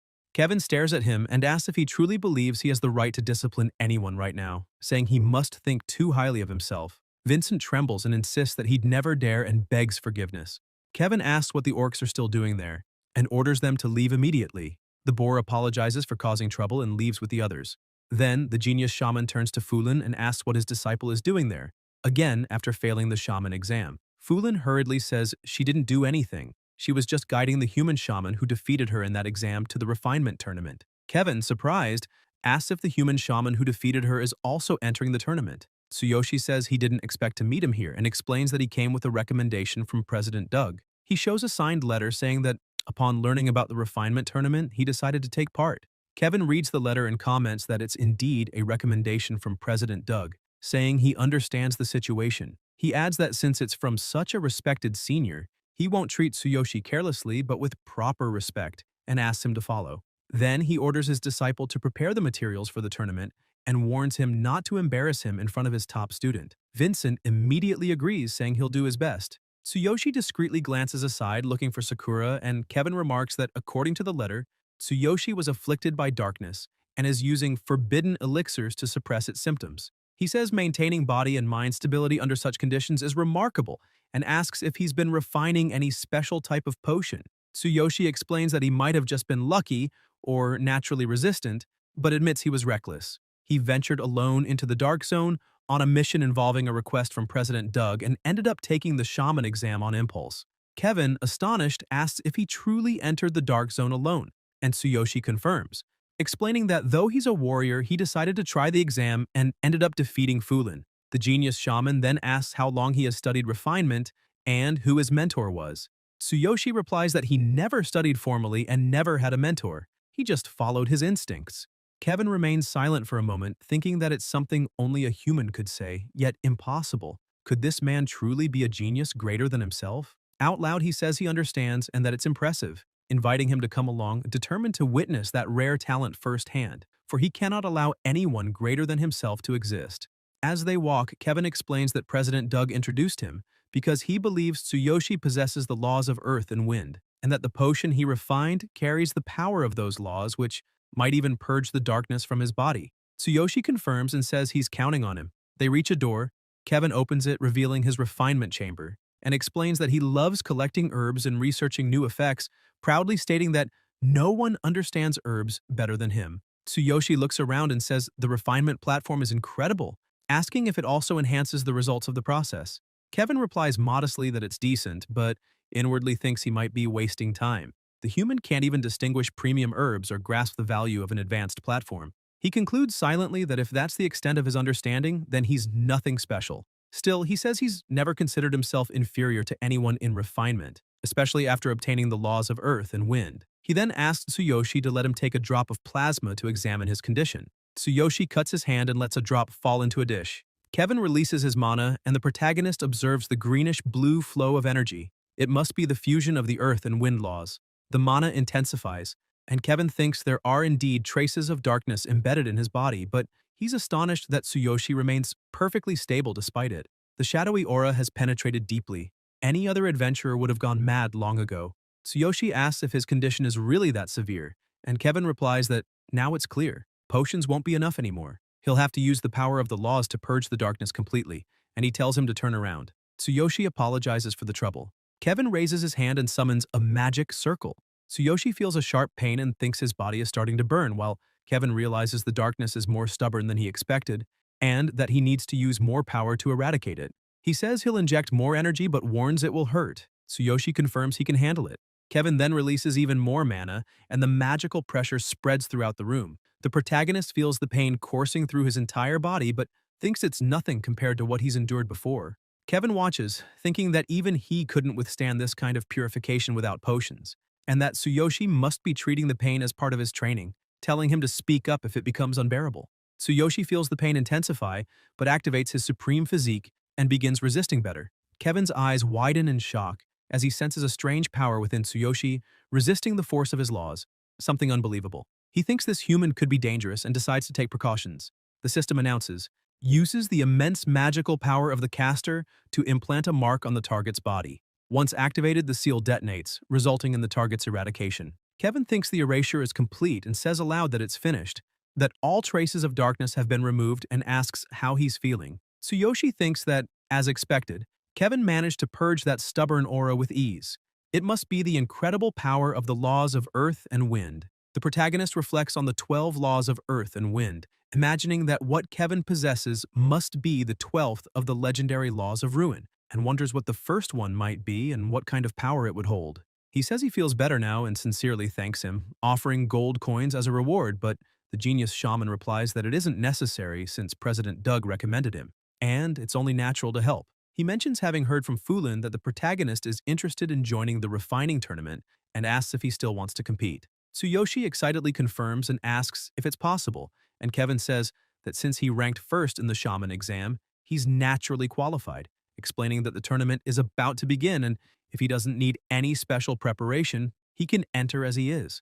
However, he makes it clear that even with Doug's recommendation, nothing will be easy, and that not even his own disciple, the blue shaman Vincent, will receive special treatment. Tsuki replies that just being able to participate is enough, and that he doesn't expect any favors, and Kevin remarks that entering without preparation is exactly what he'd expect from someone who defeated Fulin, wishing him luck and encouraging him to show his talent to everyone, then inviting him to come along since the tournament is starting. At the main local tournament, Fulin says she trusts him to follow her guidance, and that he must obey her instructions properly, informing him that the registration process is complete. She asks about the woman who was with him and if she abandoned him, and Shiro thanks her and replies that his partner probably has matters to take care of, but would never abandon him. Fulin gets irritated and tells him not to say her name so casually, since only her master can call her that, and the protagonist says he understands.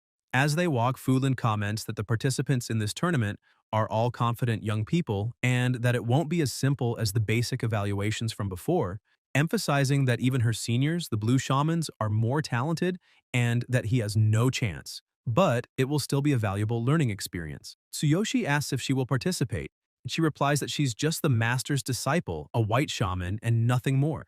Fulin adds that her master said if she didn't get first place in the exam, she'd lose her qualification, and that her senpai is also competing, so it wouldn't look good if Kevin's disciples monopolize the top ranks, but that's fine. There will be other opportunities.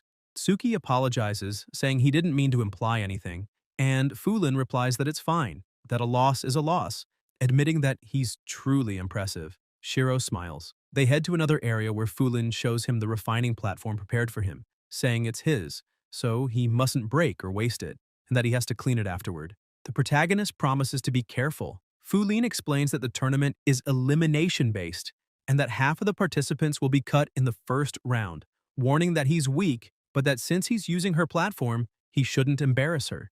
Tsuyoshi replies that he'll do his best. People in the stands comment about the shaman, saying that even peculiar types like him are entering this noble refining tournament, assuming he's there just to watch, and that it's a waste of space. Guessing he used his connections with the registration official, Fulin tells him not to mind them, since for most people, the mere presence of a human there is already strange, and adds that the strongest participants are the blue shamans. Even if they're rivals, observing them carefully could be useful. Tsuki understands and thanks her until the narrator announces that the refining tournament is about to begin, and that participants should get ready, saying that the first test will be the herb examination. In this round, they must demonstrate their basic skills as shamans by selecting the proper herbs for potions. Participant Drax comments that it's impossible for anyone there not to know the ingredients, and thinks that this won't be a simple selection contest but a test of judgment, as a great shaman must have discernment. Among the competitors, only a few blue shamans can rival him, and the biggest threat will likely be Vicent, Kevin's genius disciple, a specialist in final refinement who must have learned many secrets from his master. As for the white shamans, he believes they're no match for him. Drax is interrupted by a voice apologizing and irritably asks if the person was running through that huge area and where he was looking, and the protagonist replies that it was his fault since he was distracted trying to find his spot. Drax asks if he's the human everyone's talking about as a participant, says he's a warrior, not a shaman, finds it amusing, and taunts that he'll probably only get a consolation prize. Vicent approaches and says he's only there because he knows the professor and should have stayed focused on killing monsters instead of showing up just to make a fool of himself. Drax insists, questioning whether he got in through connections, and declaring that he would feel ashamed since potion refinement isn't something achieved with brute strength. And Shiro snaps back that if it weren't for the setting, he would have already punched him. The two warn him not to cause a scene and to watch his attitude or he could lose his qualification. Tsuyoshi steps away, saying that's exactly why he should be thankful for the rules, to just wait and see, and not come crying in the end. The elf announces the start of the first round, the herb exam, and explains the rules. Participants must declare the name of the potion, identify the necessary ingredients, and collect them within the time limit. Failure to gather everything in time results in disqualification, and scores are based on the quality of the chosen ingredients. People wearing the same uniform march in rows carrying baskets, commenting that the challenge was created by Kevin himself, promising it will be exciting, reminding that they must both identify and judge ingredient quality, and wondering who will dominate the first stage. Fulin worries whether that weakling will be alright, since although his exam performance was impressive, facing experienced opponents, the blue shamans, is a different story. Beside her, the Beastman says it's to be expected of him, that the refining tournament is extraordinary, and that he's pleased his disciple Drax is participating, as it'll be a valuable experience. Kevin says he wanted to give talented shamans a chance to display their skills. The Count asks who he has his eye on and mentions having heard that his top disciple is exceptional. The genius shaman replies that Vicent is indeed talented, but what truly matters is proving it in the tournament, while Drax, on the other hand, is a promising newcomer among the blues. The Beastman thanks him and says he's heard that a human is competing, adding that he's never seen a human shaman before. Kevin confirms it's Tsuyoshi, recommended by President Doug, a warrior who wasn't even trained as a shaman. But not only did he take the exam as a human, he actually defeated his disciple and ranked first, which makes him curious.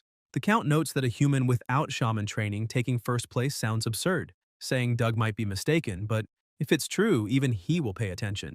In the arena, people approach carrying two types of herbs, and the protagonist wonders if all the ingredients are already prepared, since it wouldn't be surprising to see half eliminated right from the first round. The baskets contain enough ingredients for only half the competitors, meaning many won't find what they need. And since potions require several items, it's necessary to pick the right ones from different baskets. Rushing and grabbing at random or wasting time searching both lead to disqualification. It's exciting and much harder than the shaman exam. The challenge is to choose quickly and accurately. It's time to use the Divine Eye. The elf announces the name of the potion, Refreshing Potion for Beginners. The orcs sprint forward and Suki thinks they're fast, as expected from official blue shamans who have memorized all the ingredients of basic potions. As for him, he'll rely on the Divine Eye. The analysis indicates that the Refreshing Potion for Beginners requires 3 ingredients: fire spirit grass, woodcore, and dried mukata vine. Shiro runs, thinking it's just 3 items. Upon reaching the front, the protagonist sees people fighting over ingredients and fears he's arrived too late. Vicent boasts that he could do this with his eyes closed, and Drax says it's way too easy. Tsuyoshi observes from the side and concludes it's not bad. It seems the blue shamans aren't just showing off, but there's no way he'll lose here. It's time to show a warrior's strength. The first ingredient is in sight, his target being the shaman in the first row. Vicent notices the technique, says it's a wave ability, and questions whether the foolish human is causing a commotion because he's about to lose. The Beastman seated asks what he's planning to do and if that's a warrior skill, and Kevin wonders what the meaning of that move is. The orc looks up, startled as the surroundings suddenly darken. The protagonist silently approaches one of them from behind, and the frightened orc asks what he's doing. Tsuyoshi cancels the ability, thinking there's no need to push further. This will be enough. The system notifies that the Divine Eye is highlighting the highest quality fire spirit grass with a glowing mark. and Suki thanks it mentally. The Beast Man, intrigued, comments that he's using a warrior's ability to move quickly toward the ingredients and then canceling it, finding that amusing and interesting. Kevin is also impressed, wondering whether he can truly identify the correct ingredients or if it's just luck. Shortly after, the system notifies that Tsuyoshi has obtained the highest quality wood core and dried vine as well.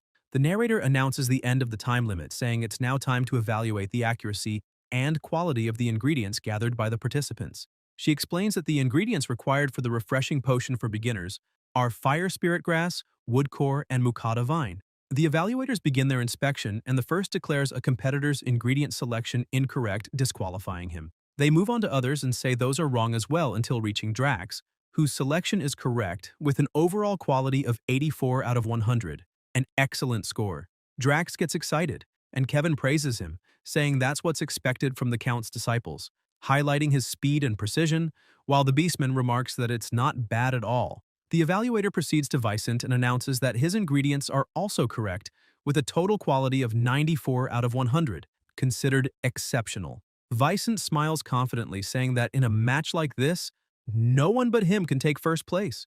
The Count is impressed, saying the genius disciple lives up to his name, and Kevin thanks him, noting that with that score, it's clear he'll lead the round. From afar, Fulin watches, thinking that the weak human better make it through. The evaluator then reaches Tsuyoshi's selection, confirms the ingredients are correct, and starts analyzing the quality, but hesitates when a light suddenly appears. Shocked, he asks if the measuring device is working properly. Kevin, impatient, tells him to stop hesitating and reveal the result already. The evaluator announces that the total quality is 100 out of 100, perfect quality. The masters are stunned, and the audience starts murmuring in disbelief that Vicent and Drax actually lost to him. Fulin says it's impressive, while Suki thinks that the Divine Eye worked flawlessly and that the result is perfect, feeling excited for the next challenge. The other participants are speechless, saying it's unbelievable that someone could obtain perfect ingredients in that situation. The evaluator states that all scores are measured strictly by the analyzer and that there's no mistake whatsoever.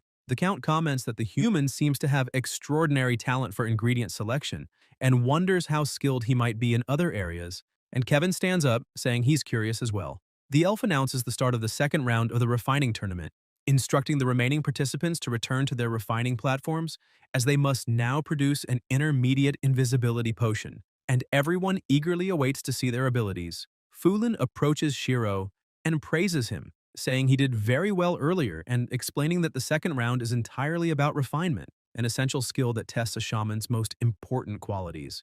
The protagonist agrees, remarking that this was also the focus of the previous round. Fulin asks about his staff and orders him to bring it immediately since he can't begin without one. Tsuyoshi realizes he forgot it and thinks that at first, President Doug had lent him a staff out of pity, but now, with most of his attributes aligned to the warrior class, if refinement requires too much mana, he'll definitely run out. Fulin gets irritated, asking how he could forget something like that and still become a shaman. Tsuki thinks this really is a problem. Fulin sighs, looks aside, hands him her own staff, and says he's lucky she's here. Shiro thanks her and says that with her staff and refining platform, he'll definitely win. Fulin steps away, saying he'd better win, while the narrator announces it's time to crush the ingredients and begin refining, reminding everyone that there's only one attempt, and the time limit is 30 minutes. People comment that the challenge is extremely difficult since intermediate invisibility potions are complex and only blue shamans usually handle them. The Beastman observes that the limited materials and time make it even more demanding, and Kevin says that to win a refining tournament,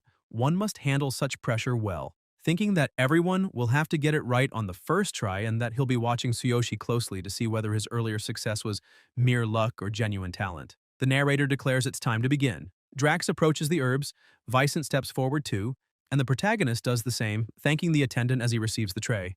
The person in front, embarrassed, says it's nothing, just their job. The narrator announces that the 30 minutes start now. Kevin comments that this test will show who can stay calm and operate precisely under pressure, since those lacking skill or mental strength will quickly make mistakes. Soon after, one of the participants panics, pours too much mana, and destroys the ingredients. A bear shatters his tray in frustration and accuses the woman of having altered the materials before bringing them, but she nervously denies it. Drax comments that even shamans can be fools, as refinement is sacred to them, and Vicent, intrigued, says the process is incredibly fascinating. Both then begin their refinement. Drax thinks that grinding the ingredients means reducing them to powder using one's own mana, and that the stronger and more precise the energy, the finer the result will be. Vicent reflects that the final and most critical stage is fusion, and that the mana capacity within one's body is the decisive factor. Drax senses his rival's powerful mana wave and concludes that, as expected of Kevin's disciple, that strength surpasses 1,000. The Beastman comments on the intensity, saying that his disciple had been hiding his talent, impressed to realize that it may indeed exceed 1,000, and declares that with such numbers and skill, he's only a few years away from attaining Red Shaman status. Kevin agrees, saying Vicent's talent is a gift of nature, but notes that he still lacks mental maturity. The Count asks where Tsuyoshi is, since he doesn't see him in action, and the genius shaman replies that he can't sense any presence from him until he spots him standing still, seemingly motionless. The Beastman says that if he doesn't act soon, he'll lose too much time, and Kevin observes that he can't even feel a single mana wave coming from him. Tsuki thinks that this round seems to be between Drax and Vicent, whose mana capacities are 888 and 1060, while his own is only 510. He calculates that Drax can produce a grade C potion and Vicent a grade B one, as expected from Kevin's disciple, since intermediate potions are no joke. Fulin shouts that 20 minutes remain and tells him to stop daydreaming, but the woman beside her complains that she shouldn't interrupt him. Shiro agrees inwardly, thinking it's time to act since, as a warrior, his mana is insufficient. He begins to release energy and Drax notices the mana wave, saying it's no better than that of an average white shaman. Vicent remarks that he was impressive in the first round but must have just been lucky. The Beastman asks if that's serious and if the boy's entire mana wave has stalled, concluding that his capacity must not even reach 600, which is shameful for someone talented at ingredient selection. Kevin thinks he may have overestimated the boy and that if this is all he's got, he's not worth taking seriously, though he still respects his courage to participate. Fulin wonders if that's really all the mana he has. Drax decides it's time to use the technique his master taught him, specifically for the tournament. He releases flames from his mouth with advanced mana amplification and mentally provokes Vicent, saying that he thinks he can only refine a grade C potion, but this time will be different. The mana intensifies and the audience is amazed, asking if that's real and how it's possible to create an intermediate grade B invisibility potion. A bright light floods the area and Drax, wearing a confident smile, declares that the result is an almost perfect potion and challenges anyone to surpass him. The Beastman observes the result and thinks it's nearly perfect, concluding that even Kevin's own disciple will only be able to produce a mediocre grade B potion this time. He imagines victory in this tournament will belong to his apprentice, since securing first place in this round will make his total score unbeatable, finally preventing Kevin from maintaining his usual dominance. The genius shaman analyzes the technique and recognizes that advanced mana amplification is an extreme skill that sacrifices one's life force in exchange for power, something no ordinary shaman or sorcerer would dare use, realizing the Count truly invested heavily in his disciple. Even so, he thinks advanced magic is still just advanced magic, and wonders if his opponent really believes he can win with a mere grade B potion, reflecting that he himself is prepared for this, and that his disciple will show everyone what true talent means. Vicent senses something, smiles confidently, and begins releasing his mana, activating the Phoenix's law of earthly flame. The Count is astonished, recognizing the blue flame and saying it was extracted from the laws of earth and wind, something extremely rare. Kevin confirms he gave that flame to his disciple some time ago, and that he can use it however he wishes, recalling that it's infused with the power of the laws and took 7 days to extract even a small portion, but that it will preserve his dignity. Vicent recalls his master's instructions to add the flame during fusion, and believes the power of the laws will instantly raise his mana capacity, swearing he will not lose no matter what. The energy surges, and the audience is left speechless, commenting that it's a large-scale spiritual phenomenon, and wondering if it's another grade B potion, astonished by the supernatural strength being unleashed. Vicent laughs and declares it's an intermediate invisibility potion, asking if there's anyone there capable of crafting a superior one. The protagonist observes everything and realizes that both of them had been hiding secret techniques to force their potions to reach a higher tier, concluding that if he holds back his own power, he won't be able to defeat them. The system asks if he wishes to activate the Supreme Physique to increase mana capacity, and Tsuyoshi thinks it's fine, deciding to use it to push his power to the limit. The Supreme Physique activates and a blinding light fills the area. Lightning begins to manifest and the crowd reacts in shock, saying it's the third consecutive phenomenon, but far more intense than the previous two. Fulin watches in disbelief, commenting that the mana waves of that weakling have become stronger than ever, recognizing it as a supernatural phenomenon and wondering how much mana he truly possesses. Vicent senses the change and, astonished, thinks that not long ago his capacity was only average, yet now it's increased absurdly, wondering if he's using some forbidden technique, as no known mana amplification could reach such a level. Not even the laws of earth and wind could cause this. Drax, equally stunned, asks if such a supernatural phenomenon can really exist. The air fills with crackling sounds and Kevin, alarmed, asks what's happening, while the Beastman says it can't be real, calling it unbelievable. The genius shaman observes the scene and concludes it resembles an S-grade supernatural phenomenon. The system explains that an S-grade phenomenon is the highest form of magical event, capable of resonating with heaven and earth, physically manifesting and attracting a powerful divine punishment, usually occurring during the creation of S-grade potions.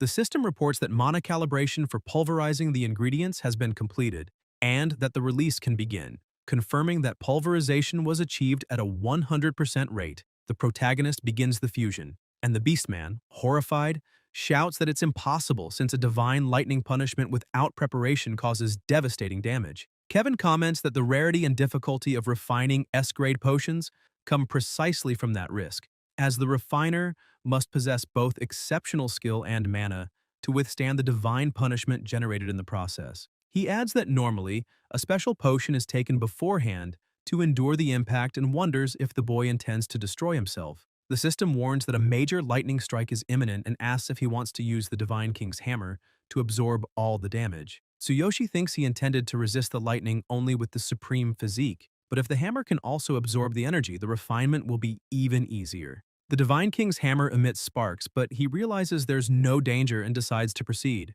The powerful mana continues flowing and both masters are left stunned, feeling an oppressive, overwhelming aura. The pressure in the air intensifies and the system confirms that the Divine King's hammer has completely absorbed the lightning. Tsuki decides to store the hammer and mentally commands the fusion to begin. Shiro releases power into the vial, a burst of light explodes, and the process concludes successfully. The system issues notifications stating that the intermediate invisibility potion has been refined successfully and that its quality has been rated grade 5. Kevin watches in astonishment, realizing it's an S-grade intermediate potion, something that should only be possible through full mastery of the laws of earth and wind. He wonders how a human like that could possess more talent than himself, unable to accept it. The Beastman exclaims that the human must have cheated, and the Count leaps up to join him in investigating. The two storm forward in outrage, the Beastman insisting it's impossible for a mere white shaman to create an S-grade potion. Vicent accuses Shiro of cheating and demands to know what dirty trick he used, claiming not even his own master could achieve that result easily. The crowd erupts, shouting that he's a fraud and calling it disgraceful for a human to join a refining tournament. Fulin furiously steps in, declaring that he didn't cheat, that he proved his ability in the shaman exam, and that she can personally attest to it. The elf suggests letting Master Kevin decide. The protagonist asks if they're truly accusing him of treachery and answers that he merely used his own power like everyone else, telling them to investigate all they want since he's used to such suspicion. The Beastman demands to know if he used any improper method, recalling that both masters monitored his mana wave and it never exceeded 600, making it impossible for him to craft an S-grade potion. He challenges Tsuyoshi to take a mana measurement test, saying that if he's telling the truth, he should prove it, demanding an answer. Tsuyoshi reflects that if he can't maintain the amplification, everyone will assume he cheated, but decides there's no reason to hide anything and agrees to the test, as long as it ends the argument. The Beastman says he'll verify whether the ability is genuine and begins the procedure. The Count summons a magic circle and asks him to release his mana to reveal his true level. Tsuki warns him to measure it properly. The energy is released and a blinding light floods the entire place. The Beastman watches in shock as the power steadily rises, and then suddenly surges violently, wondering what the boy's real limit is. Shiro declares that he has released 100% of his mana.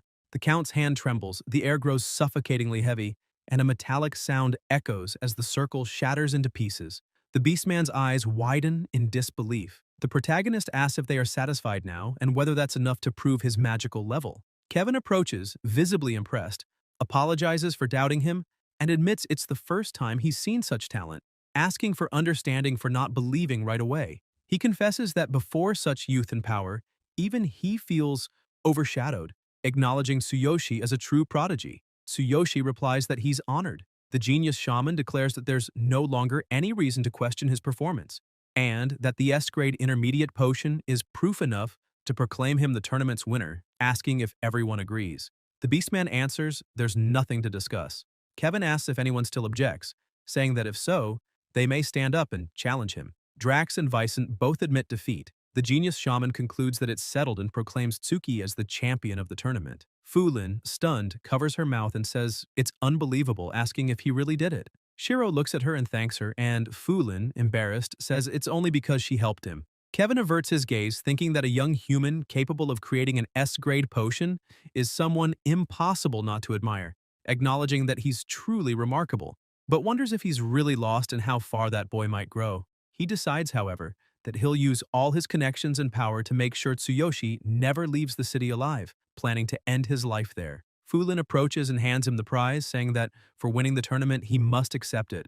As for a shaman, such a reward is worthy of any sacrifice. The protagonist understands, and the system displays new messages. Formula for a basic circulatory stimulant potion, formula for a nutritional tonic potion, and formula for an advanced mana recharge potion. Tsuyoshi thinks that with those formulas, he could make a fortune in his world, earn the 1 billion yen entry fee and the auction commission on his own, and asks Fulin if she's really thought carefully about what she's refusing, since becoming Master Kevin's apprentice would be a tremendous opportunity. He says she has refining talent, adequate mana capacity, and that if she studied under his guidance, with time and the right connections, she could become a formidable shaman. Tsuki calmly replies that it's all right, that he's a warrior, and even if he were to become a shaman, he'd rather follow his own path, something that suits him better. Fulin asks if he's really leaving and where he plans to go. Shiro answers that his body has healed, and since there's no longer a reason to stay, he'll rest a bit,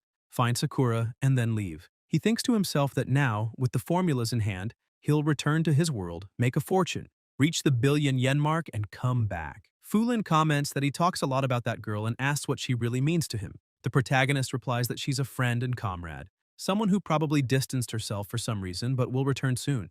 Fulin says she understands and asks him not to leave before seeing her again, as there's something she wants to give him. Tsuyoshi asks what it is and why she can't just give it now. Fulin replies that he'll understand when the time comes and that she'll see him later, turning quickly away while he wonders why she suddenly got upset.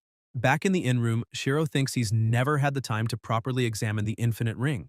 Ever since he bought it, he's been constantly on the move. The system issues a warning saying that, due to debugging instability, he cannot remain in that world for more than 3 days, and that exceeding the limit will prevent him from returning to the original world. Additionally, he won't be able to use the limitless passage again until 3 days pass in his own world. The protagonist remarks that he can only stay there 3 days at a time and must wait the same duration before returning, finding it curious and concluding that he'll need to plan his actions carefully. He asks what debugging means but decides it doesn't matter for now. More notifications appear indicating that a wooden box has been stored in the inventory of divine senses. Tsuyoshi laughs and says things are getting interesting, and that as long as he can take the 3 formulas and the billion yen, that's more than enough. A bright light then envelops him. In the real world, the president greets him, saying the mansion isn't as luxurious as the hero's villa, but that he's prepared the best room possible for him. Karina is impressed, and Tsuki thanks her, saying the mansion is even more incredible than he imagined. Karina comments that the place is dazzling, beyond any expectation, and asks if he's really going to live there. Suzuki explains that the Hero Alliance spares no expense, that every cent is worth it, and says that his little sister should feel comfortable as well, asking if they need anything else. Shiro replies that actually he'd like to turn one of the rooms into a small laboratory to try crafting potions. The president shows interest, asks about the potions, and comments that such work requires knowledge and experience.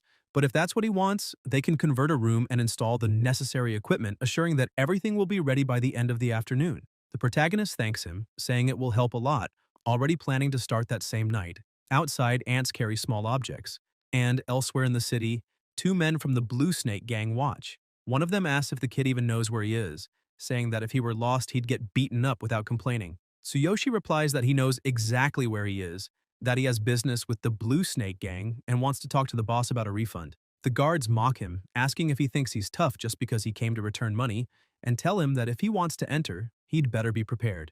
They ask his name, and Tsuki answers calmly. People nearby start moving aside as a voice orders them to make way, saying he's arrived. A man appears, saying they've been expecting him and that the boss sent him personally to escort him. Shiro recognizes him and wonders what's going on. The man asks him to follow and goes to inform the boss of his arrival. The Blue Snake gang leader greets him, saying it's good he managed to come and Shiro comments that the place is livelier than he expected. He hands over the money, saying it's the 600,000 yen from the loan with interest, asking them to check it. The leader replies that he didn't need to be so formal. He could have sent the money through someone else, but appreciates the effort and decides to introduce him to the others. He points to the man beside him, saying that's Blue, his second in command, and the other is Mad Wolf, the president. Tsuyoshi activates the Divine Eye and sees their combat power levels: 2,300, 11,200, and 14,100. He smiles, thinking it's not bad at all. Tsuyoshi studies the three men and asks what exactly this gathering is about. The bosses glance at each other, surprised, and the gang leader realizes that he managed to perceive all three combat levels at once, concluding that he must possess some kind of special item, something extremely rare and expensive, practically unattainable for an ordinary person. He stares at him with growing interest, thinking the boy is truly an enigma. He then decides to get straight to the point, saying that both the Blue Snake Gang and Mad Wolf seem to owe him a favor, and that they'd both like to put the past behind them and move forward as allies, asking what he thinks. Tsuki senses something in the change of tone. The large man steps forward and apologizes for his son's rudeness, saying he sent him to another city to be properly disciplined and assuring that he won't cause trouble again, hoping for forgiveness. The president adds that his men also acted disrespectfully, though without his direct orders, and takes full responsibility. He adds that the spatial ring Tsuyoshi had contained a tracking spell, but that the enchantment has now been removed, assuring him it's safe to use. Shiro connects the dots and realizes that the three who attacked him before his encounter with Mad Wolf were probably linked to them. He recalls that the spatial ring he took from the mage must have belonged to them and had the tracking spell, realizing he'd been careless. He then calmly says that he's already settled matters with Billy at school and doesn't care what punishment he gets, since the insane wolf members who tried to kill him have already been defeated, and they should know that. He states that since everything's resolved, he considers the issue closed. The guild leader agrees, satisfied, saying it's good to hear that. The protagonist comments that he doesn't like owing favors and that repaying debts is only natural. He accepts the money but feels intrigued by the sudden change in their attitude, as he's never liked dealing with gangs or guilds. The gang leader explains that word of his accomplishments in Future Star has spread, and that there's not a single influential person who hasn't heard of him. On top of that, the president is trying to recruit him, and everyone recognizes him as a rising star. He says that's why every local faction and guild is desperate to form ties with him. The president adds that, since they're smaller groups, none of them want conflict with a genius of his level. The second-in-command agrees and says that, since they're speaking so frankly, they can consider themselves comrades from now on. Tsuyoshi comments that he had no idea he was so famous, and thinks that if that's how things are in that region, it's fine. At least he won't have to deal with any more trouble for a while. Sometime later, the gang leader invites him to visit again, and the second-in-command says he'll always be welcome there. Tsuki thanks them, saying it was a great reception. Later, Shiro thinks that everything is settled now and that it's time to get back to work, to start refining some potions. Somewhere else, he walks into a shop, and the clerk mentions that certain herbs have been scarce lately and that stock is running low, suggesting he take advantage while he can. The protagonist politely says he'd like to buy some ingredients for potion making. The clerk allows him to take whatever he needs from the main stockroom, thinking the boy seems a bit too insistent. Tsuyoshi looks around and says that won't be enough, stating he's heard this is the largest potion ingredient shop in the region, and that he'll take all the items listed on the paper he hands over. The clerk takes the list, eyes widening, and asks if he really means all 15 types of ingredients, wanting to know if he's serious or joking. Tsuki replies he's completely serious. Shiro opens a box and asks if this will be sufficient, revealing 9 million yen in cash, adding that he'd also like to establish a long-term supply contract. The clerk becomes ecstatic, thinking that if it's true, this kid is an incredible VIP client since buying all 15 types would cost at least 6 million yen. After fully repaying his debt to the Blue Snake Gang, including interest, Tsuyoshi still has about 9 million left. Based on calculations from the Divine Eye, that should be enough to buy the initial potion ingredients, though he has other plans as well. The clerk invites him to sit and says he'll personally prepare the ingredients needed for the first potion while hearing more about the business. He asks his assistant to fetch everything on the list from the warehouse and pack it up. The assistant, surprised, confirms if it's really all that and says it'll take some time. When she returns, the clerk asks if he intends to buy all 15 types again next month and explains that stock is replenished weekly, asking how he plans to pay. The protagonist asks how much today's ingredients will cost. The clerk replies that the total would be about 6.6 million yen, but since it's a large order, he'll round the amount and asks if that's acceptable. Tsuyoshi places the money on the counter and says that's 9 million yen, explaining that the remaining 2.4 million will serve as a deposit for the current month and that the clerk can handle it, assuring he'll pay the full balance by the end of the month. He adds that, if necessary, they can sign a written contract already prepared, specifying that throughout the entire period, the supplier must maintain the same prices and not sell to anyone else, since that's clearly stated in the document.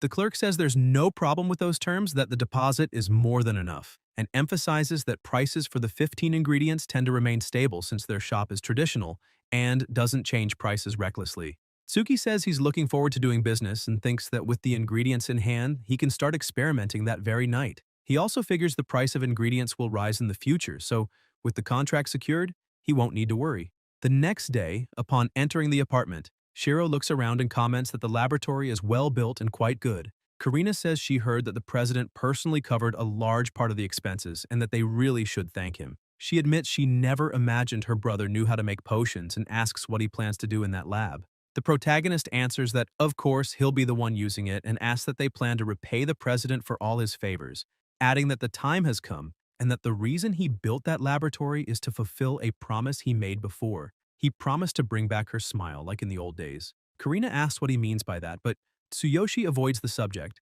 saying it's nothing and that she just needs to wait and see when everything's ready, asking her to leave so he can focus. He closes the door and apologizes, saying he needs to concentrate.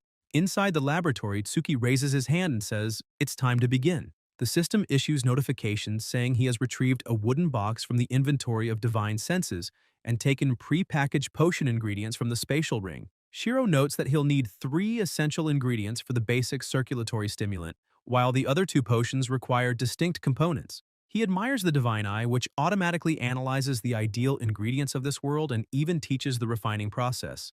The system notifies that the analysis is in progress, and the protagonist explains that in the final stage, he will mix the antgrass extract with the green vine extract in a 13:1 ratio. Then he'll heat the mixture, saying that although the equipment is simple, it will be enough for now. Tsuyoshi notes that in that world, the traditional refining process would end there, and one could already test the effects, but heating might cause chemical instability, making the success rate unreliable. However, he'll use his shamanic techniques to accelerate the fusion and infuse mana, which will drastically raise the success rate and enhance the medicinal effects. He can finally use the basic set he bought before returning, having left the Divine King's hammer at the inn in the other world to free up space. He begins the fusion, applying the refinement technique that only he can perform in that world. Science and magic intertwine, and the system announces that the fusion is complete.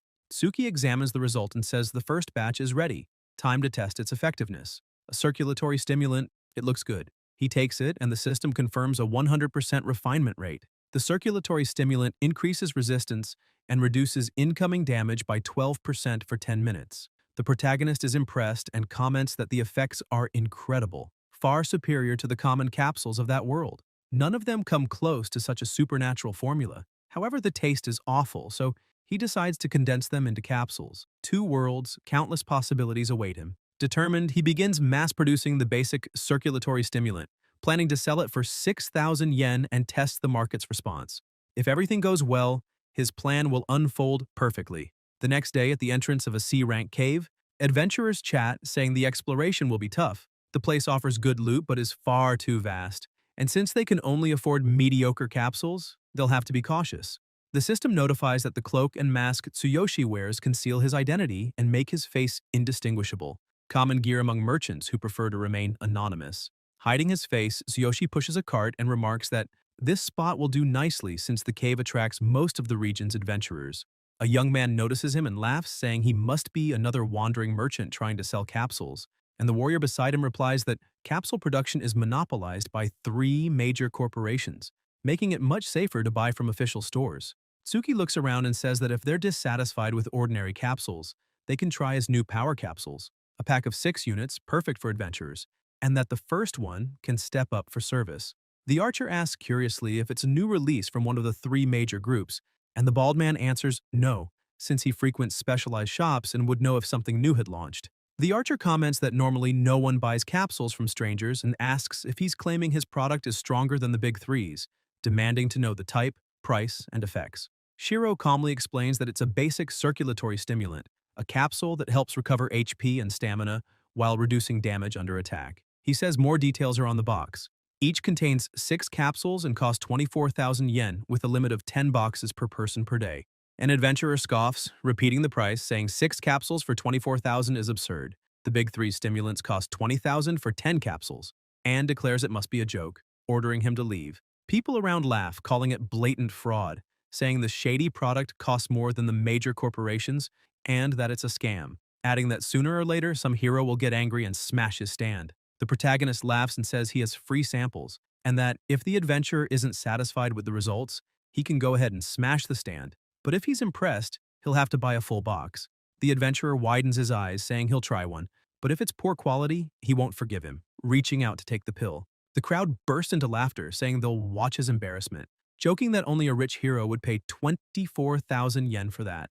The adventurer swallows the pill and the system notifies HP and stamina recovery increased by 45%, damage taken reduced by 12%, duration 10 minutes. Tsuyoshi announces that the capsule boosts recovery and endurance by 45% and reduces damage by 12% for 10 minutes, asking if they now understand the product's worth. The knight beside him widens his eyes and asks if that's really true, saying that if it is, it's far superior to the products from the 3 major corporations.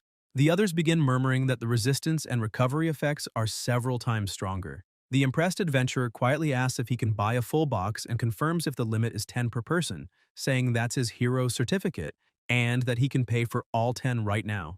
Tsuki processes his card. The system confirms the deduction of 240,000 yen from the hero certificate, and he hands over the 10 boxes. The archer, thrilled, thanks him and asks if he'll be back tomorrow and at what time, while the crowd rushes forward, chasing after the archer and demanding the same. Shiro announces that there are still 5 free samples left, and those who remain try them. As soon as they feel the difference, they're stunned and hand over money, each requesting 10 boxes. The crowd grows restless, and the protagonist asks everyone to form a line, reminding them that the limit is 10 boxes per person. Shortly after, in the same place, several people speak hurriedly on the phone, telling others to rush over and buy as much as possible since stock is limited, saying that anyone who gets a box will make a fortune, ordering their teams to purchase as many as they can for resale. Tsuyoshi watches with satisfaction, thinking that everything is unfolding exactly as planned. He knows he won't reach the 1 billion yen entry threshold with this business alone, but the capsule perfectly serves as the first phase of his plan. With incredible effects and limited supply, a fanatic following will soon form, and when that happens, the big 3 will come after him. The lines grow longer as everyone tries to buy boxes of pills. Meanwhile, at Red Tier Pharmaceuticals, one of the 3 largest pharmaceutical companies, inside the production review room, a young man reports that that week the prices of the 3 leading products, including theirs, have dropped by half in the market.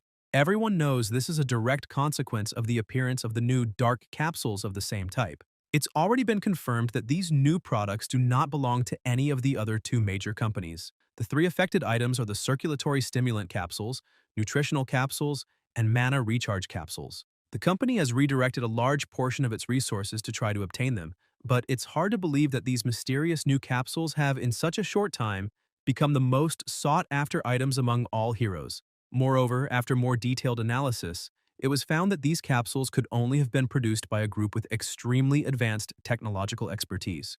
The quality was so high that no one could understand why they were called dark capsules. Soon after, new internal reports confirmed that they were being manufactured by small, independent workshops, or even by individuals, and not by major corporations or specialized laboratories. The young man continues the report, explaining that it's clear the 3 types, the circulatory stimulant, nutritional, and mana recharge, were made by the same group, as they share identical production methods and exceptional efficiency. He adds with some relief that at least they don't belong to rival companies, because if they did, those rivals would have already taken over the market completely. Even with state-of-the-art equipment, Red Tier's machines cannot determine the exact composition or ingredients used. It's impossible to identify who the genius behind them is, or why no one knew of their existence until now. Suddenly, someone enters the room saying that if these dark capsules truly exist and surpass current products so drastically, then the ones from the 3 major companies must be considered outright failures. Everyone immediately stands and bows upon seeing who entered. President Misa, accompanied by her loyal butler Tommy. She asks if they've managed to identify the group responsible for the production and states that the 2 rival companies must already be moving to resolve the situation. With a cold expression and firm voice, Misa declares that Red Tier cannot fall behind. The staff explains that there are still no solid leads on the manufacturer, that the point of sale changes daily, and that tracking them has been nearly impossible, but they assure her that a large-scale investigation is already underway and that they'll report any discoveries as soon as possible. The president replies impatiently that this is far too slow, reminding them that the company is entering a critical phase and orders them to prepare the car immediately. Without wasting a second, she leaves the room, determined to take action personally. Meanwhile, at the entrance of a distant dungeon, chaos spreads. Adventurers shout that they'll pay 10 times the standard price, fighting over the last 3 available boxes, shoving one another. One exclaims that things are out of control, that competition has tripled, and that now people are offering up to 30 times the original price for a single box, asking who the mysterious creator of these capsules is, the one who's taken the market by storm. His partner replies that whoever it is must possess extraordinary pharmaceutical knowledge, as the potency of those medicines is at a level the world has never seen before. Somewhere else, a hooded figure thinks that a week has passed and everything is going according to plan. The bait has been set, and now all that's left is to wait for the prey. A voice says she'll pay 100 times the sale price for herself, startling 2 young men nearby. It's the president, who adds that if he's willing, she'll pay 100 times the value just to buy 10 minutes of his precious time, asking what he thinks. The protagonist smiles inwardly, realizing he's hooked a big fish. Inside the car, Misa thanks him for granting her 10 minutes, and says it's best that they introduce themselves properly. She introduces herself by name, explaining that she's the president of Red Tier and a pharmaceutical scientist. Tsuyoshi says it's a pleasure to meet her, and thinks it's surprising that the president of one of the 3 largest pharmaceutical companies is so young. Her voice sounds youthful, even while she conceals her identity. He had assumed she would be middle-aged at least, and wonders who she truly is.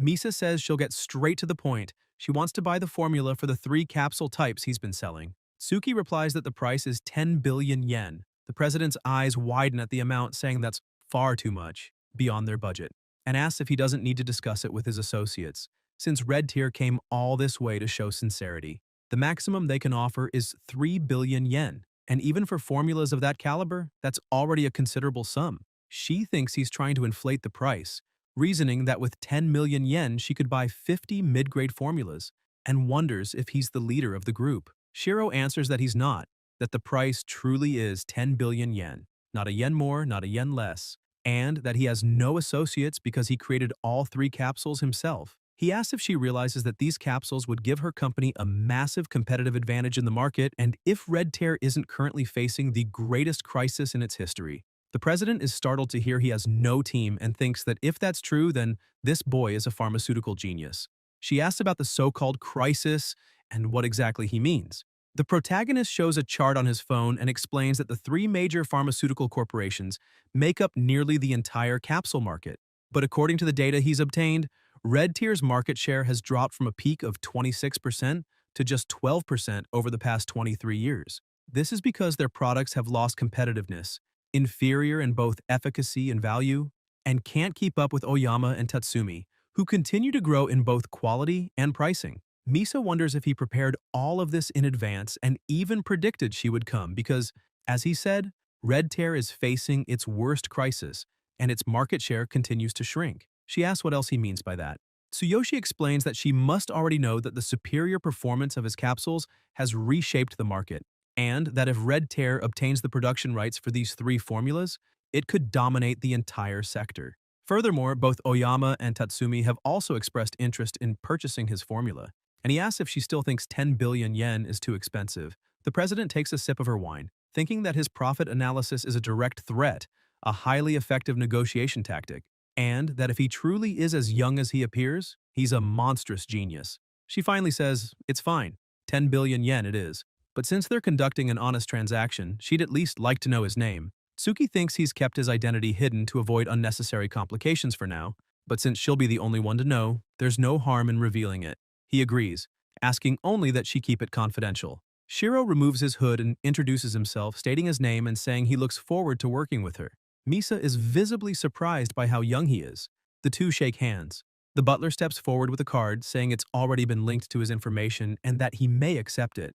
They step out of the car and the protagonist thanks them. Tommy then asks Misa if she truly intends to give away 10 billion yen, since that's an absurd amount. The president replies that yes, it's indeed an enormous investment, but after seeing his face, she's certain those 10 billion yen are the best investment they could ever make. He possesses extraordinary pharmaceutical formulation skills despite his youth, and who knows how much stronger he'll become in the future.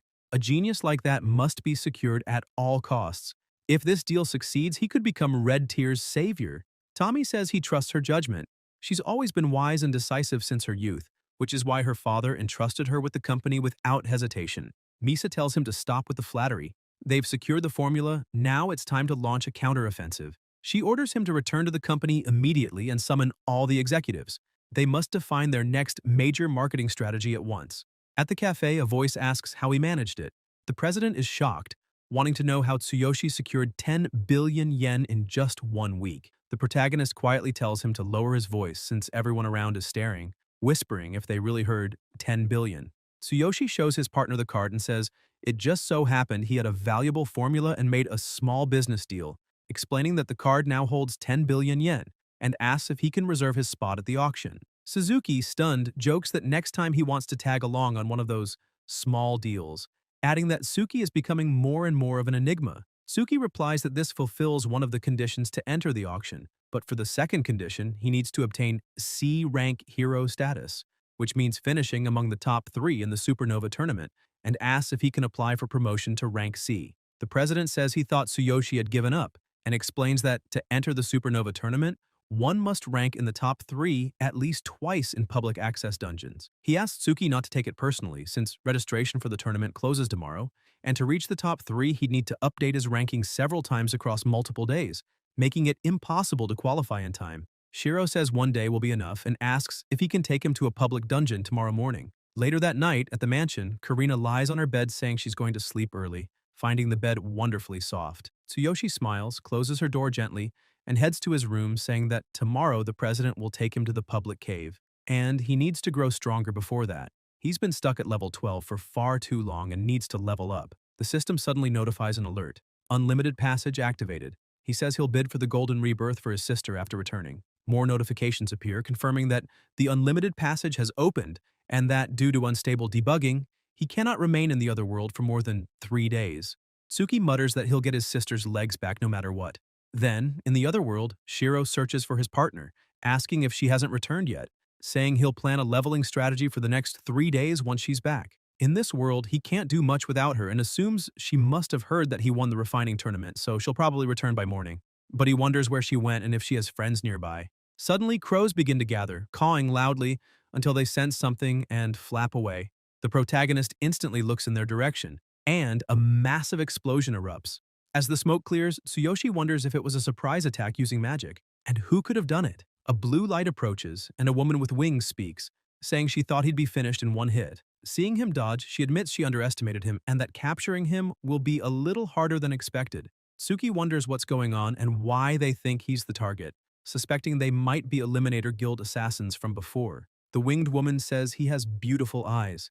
A voice behind her orders them to attack together. A hooded, masked man lunges forward, and Shiro blocks the strike, thinking the man must be a level 30 Eliminator with a combat power of around 30,500. He realizes that if it weren't for his supreme physique, he would have been hit. The Eliminator presses harder and the winged woman notices something. The protagonist is thrown back, thinking that fighting 2 higher-level enemies at once in such a confined area is a serious disadvantage. Tsuyoshi leaps, landing firmly, and activates the supreme physique. The 2 Eliminators stare him down. Tsuki realizes they intend to kill him and wonders if they were hired by someone, concluding that he can't afford to drop his guard. He says he doesn't remember ever fighting them. The winged woman tells him not to worry, saying they're only hired hands and that his bad luck is the only reason he's their target. The Eliminator demands he answer, asking how he avoided his blind strikes, which have a 100% hit rate, saying he's supposed to be just a level 12 warrior, yet his movements and endurance don't match that at all. The winged woman adds that he also escaped her previous attack and says it's fine.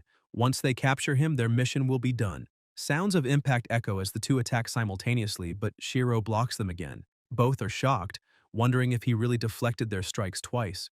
The protagonist, sword in hand, asks if they really thought he would surrender quietly, and Tsuyoshi activates his Thunder Chain Descent ability. The enemies recognize the skill, and the winged woman raises a magic shield as the Eliminator comments on the Thunder Chains, saying that if his level were just a bit higher, he might escape unharmed. But unfortunately, at only level 12, fighting back will bring him nothing but pain. The Eliminator advances with his Lightning Tempest skill, and the woman strikes from behind. Tsuki is hit and wonders if fighting 2 higher-level enemies is truly impossible.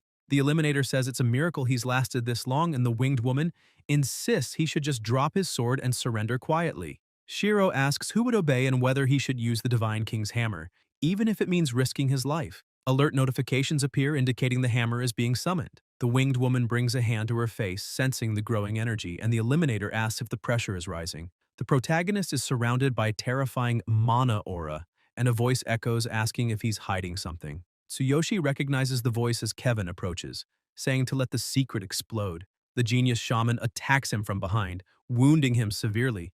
Tsuki falls to the ground, surprised to see him. That night, Kevin says that by removing the darkness from the boy's body, he made the right decision to incorporate the secret within him, that mysterious energy radiating from his chest, and asks if that is the source of his incredible talent. Shiro asks if everything he did was a lie. The genius shaman laughs, calling him naive in this cruel continent, saying he thought the boy pretended to be harmless but was a complete fool. The Winged Woman comments she never expected Master Kevin himself would come out and witness this, and the Eliminator states that with those wounds, the boy won't escape. Kevin thanks the two for their help, saying it's customary to reward them with materials. They reply that of course the materials are ready and will be sent later. The system notifies that the Boundary Breaker potion is an extremely rare elixir, made from nearly impossible to obtain materials, considered a treasure among adventurers.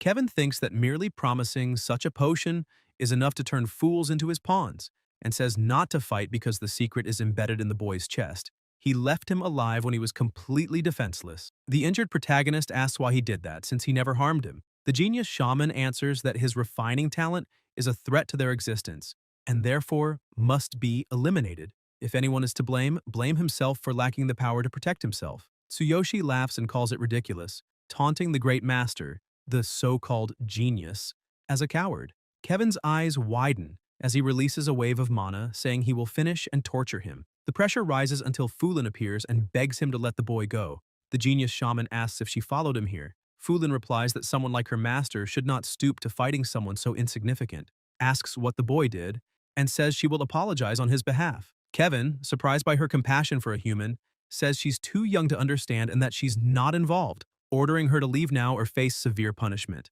Fulin hesitates, tries to speak, but is thrown aside, and the genius declares that no matter who appears, this will be the boy's last day alive. More notifications pop up about annihilation, a cruel spell that floods the target's brain with magic until it is destroyed from within. Fulin screams for him to stop, and the Eliminator says annihilation will utterly destroy him, splitting the brain to pieces before he dies in agony, while the Winged Woman shrugs that it's none of her business, and that any fool who challenges someone as powerful as the master is simply unlucky. The protagonist asks if that's so. Tsuyoshi moves, and the system notifies, alert, divine selection system update in progress. 10% of the surrounding energy absorbed to repair the user's body. The pressure increases further. The genius shaman aims his staff at him, but a powerful energy begins to emanate from Suki's body. Kevin wonders what is happening and how his magic was absorbed in an instant. The Winged Woman asks if he's still alive and how that's possible. Fulin, wounded, watches in surprise, and Shiro says it's thanks to her, who bought him enough time. More notifications arrive. The divine selection system detects a life-threatening situation and initiates a version update to repair the damage, and the protagonist thinks that, thanks to this, his body managed to recover. During the process, the system must continuously absorb energy, and if interrupted, it will fail and revert him to a charred corpse from a divine lightning strike. Tsuyoshi summons the Divine King's hammer and says bluntly there's no choice.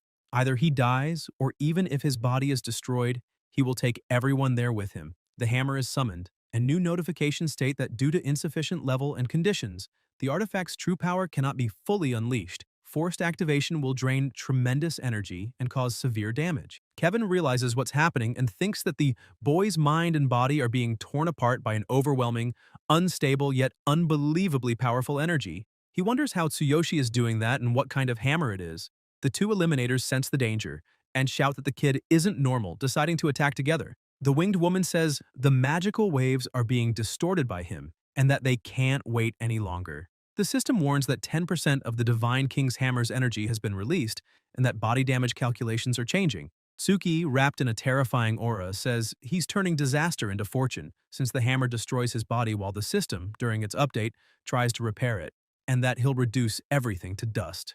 Kevin raises his staff, activating an energy shield. The Eliminator calls him a fool, saying that no matter how strong he is, There's no way to break through a double barrier. Shiro charges again, and all three are stunned. The protagonist's appearance has completely changed, radiating a crushing energy, and he says he already warned them he would tear them apart. Elsewhere, someone injured crawls near a forest and a figure appears among the trees. A voice tells her to spare him. Sakura replies by asking if she should spare him like she spared his father back then. The orc tries to justify himself, saying he wasn't her mentor and always thought she died with the former Beast King. With a cold gaze and murderous intent, Sakura says that even if he wasn't the mastermind, he was still an accomplice, that all the names are written down, and that she'll take revenge on everyone who insulted and hurt her father. The orc tries to defend himself, saying he was threatened by the rival of her father, the father of the current Beast King, who forced him under threat of death. Sakura tells him not to worry, that his companions will soon follow. The orc raises his weapon and says that if she truly wishes to kill him, she must also be ready to die, reminding her of the deep wound on her chest from their last fight. Sakura unsheathes her sword, uses her Flower Storm ability, and strikes. The orc falls to the ground, murmuring that she truly mastered her father's technique, and Sakura replies that the rest of them should simply wait their turn. She never expected to find him while planning to eliminate Kevin, the former gatekeeper who secretly opened the door and allowed the infiltration. He was weak but fast. It took time to catch him, but no one who betrayed her father escaped. Suddenly, she senses something and wonders if it's a presence, moving quickly as she realizes her master is in danger. Elsewhere, the protagonist stands surrounded by overwhelming energy, feeling unbearable pain, his bones breaking and his soul burning. He wonders how powerful the Divine King's hammer truly is, and whether the divine selection system can repair such damage, because if it reaches 100%, his body will be completely destroyed. The Eliminator, terrified, asks who that brat is and what kind of pressure that is. The winged woman says it's impossible for him to be level 12 and demands to know his real level. Kevin shouts that they're idiots, saying it's just a special ability and asking if they don't see that he's taking continuous damage. He explains that it's probably a technique that sacrifices one's own life. Nothing impressive. A wave of mana erupts, and the Eliminator approaches with his weapon, saying he'll torture him. Tsuyoshi smiles even though he can barely move. The system notifies that the Divine King's hammer is the supreme artifact that governs lightning, and that those who wield it can unleash lethal, silent electric currents around them. Any enemy approaching without high electric resistance will be instantly paralyzed. Tsuki looks up and asks if the enemy has any last wishes. The Eliminator is struck, and the system notifies that the enemy has been defeated, asking if he wishes to use the opponent's energy to update the system. Shiro answers yes. Kevin, watching, warns to avoid close combat because something's wrong with the surrounding energy. The winged woman realizes her companion was taken down in a single blow, says there's no way that boy is just level 12, and immediately surrenders, saying she doesn't need any potion. The protagonist laughs and asks if she wasn't trying to kill him just moments ago.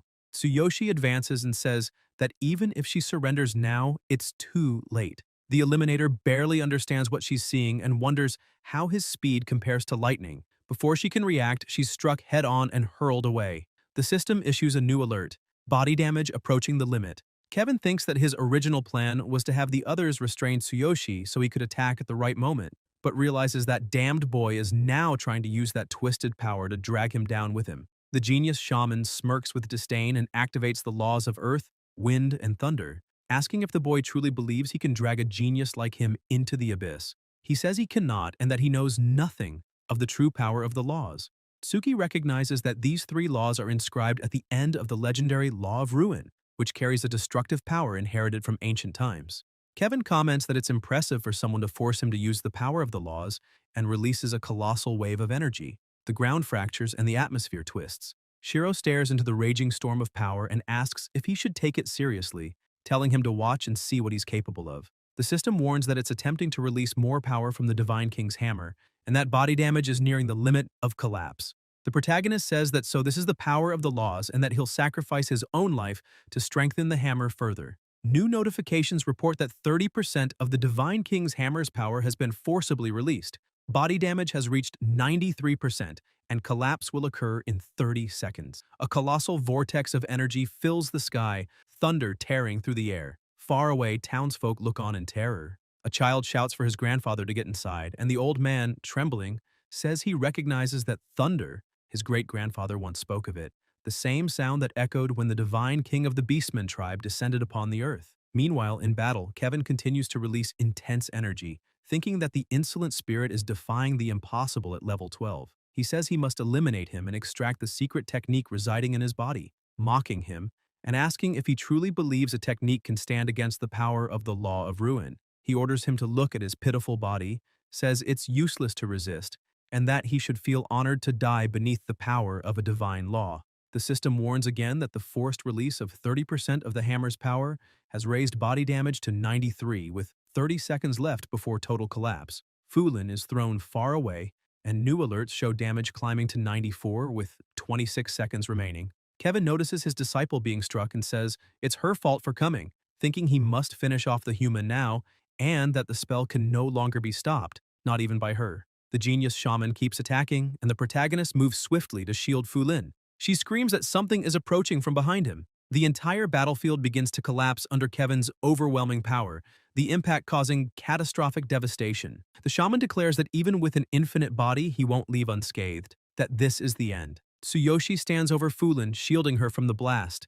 The pressure intensifies, and Kevin, astonished, asks if the persistence of the boy's law is growing stronger. The attacks continue, but Suki begins to overpower him, and Kevin, in disbelief, asks if he really broke the power of the law, saying it's impossible for someone at level 12 and that his energy is unnatural and terrifying. Shiro strikes again, and Kevin realizes, shocked, that his law has been shattered. Fulin, dazed, asks if he's alright, and Tsuyoshi, gravely wounded, only smiles. The system reports body damage at 96%, with 16 seconds until total collapse. Tsuki lunges once more, and Kevin wonders how he can still move after that blow, certain his body should have already given out. Shiro activates the weapon Nullification Amplification ability, which during combat allows him to nullify or destroy the opponent's weapon depending on power and conditions. The protagonist says he's had enough, and Kevin tries to retreat, telling him to wait, but realizes too late that he's too fast. The shaman is slammed into the ground, the impact shaking the earth violently. Dazed, Kevin tries to comprehend what happened, asking if the boy made him forget and nullified his staff, wondering who that kid really is. Tsuyoshi stands before him, replying coldly that whether shaman or mage, he shouldn't think he can beat a warrior in close combat, saying that if he wants an end, he'll tear flesh from bone, even if it costs his own life. The power of the law ends here. The genius shaman, enraged, asks if he intends to drag him to death along with him, saying that even if the staff is gone, the power of the laws doesn't depend on a physical medium. Kevin summons a colossal serpent shrouded in ancient energy flames, and Suki responds by summoning his own companion.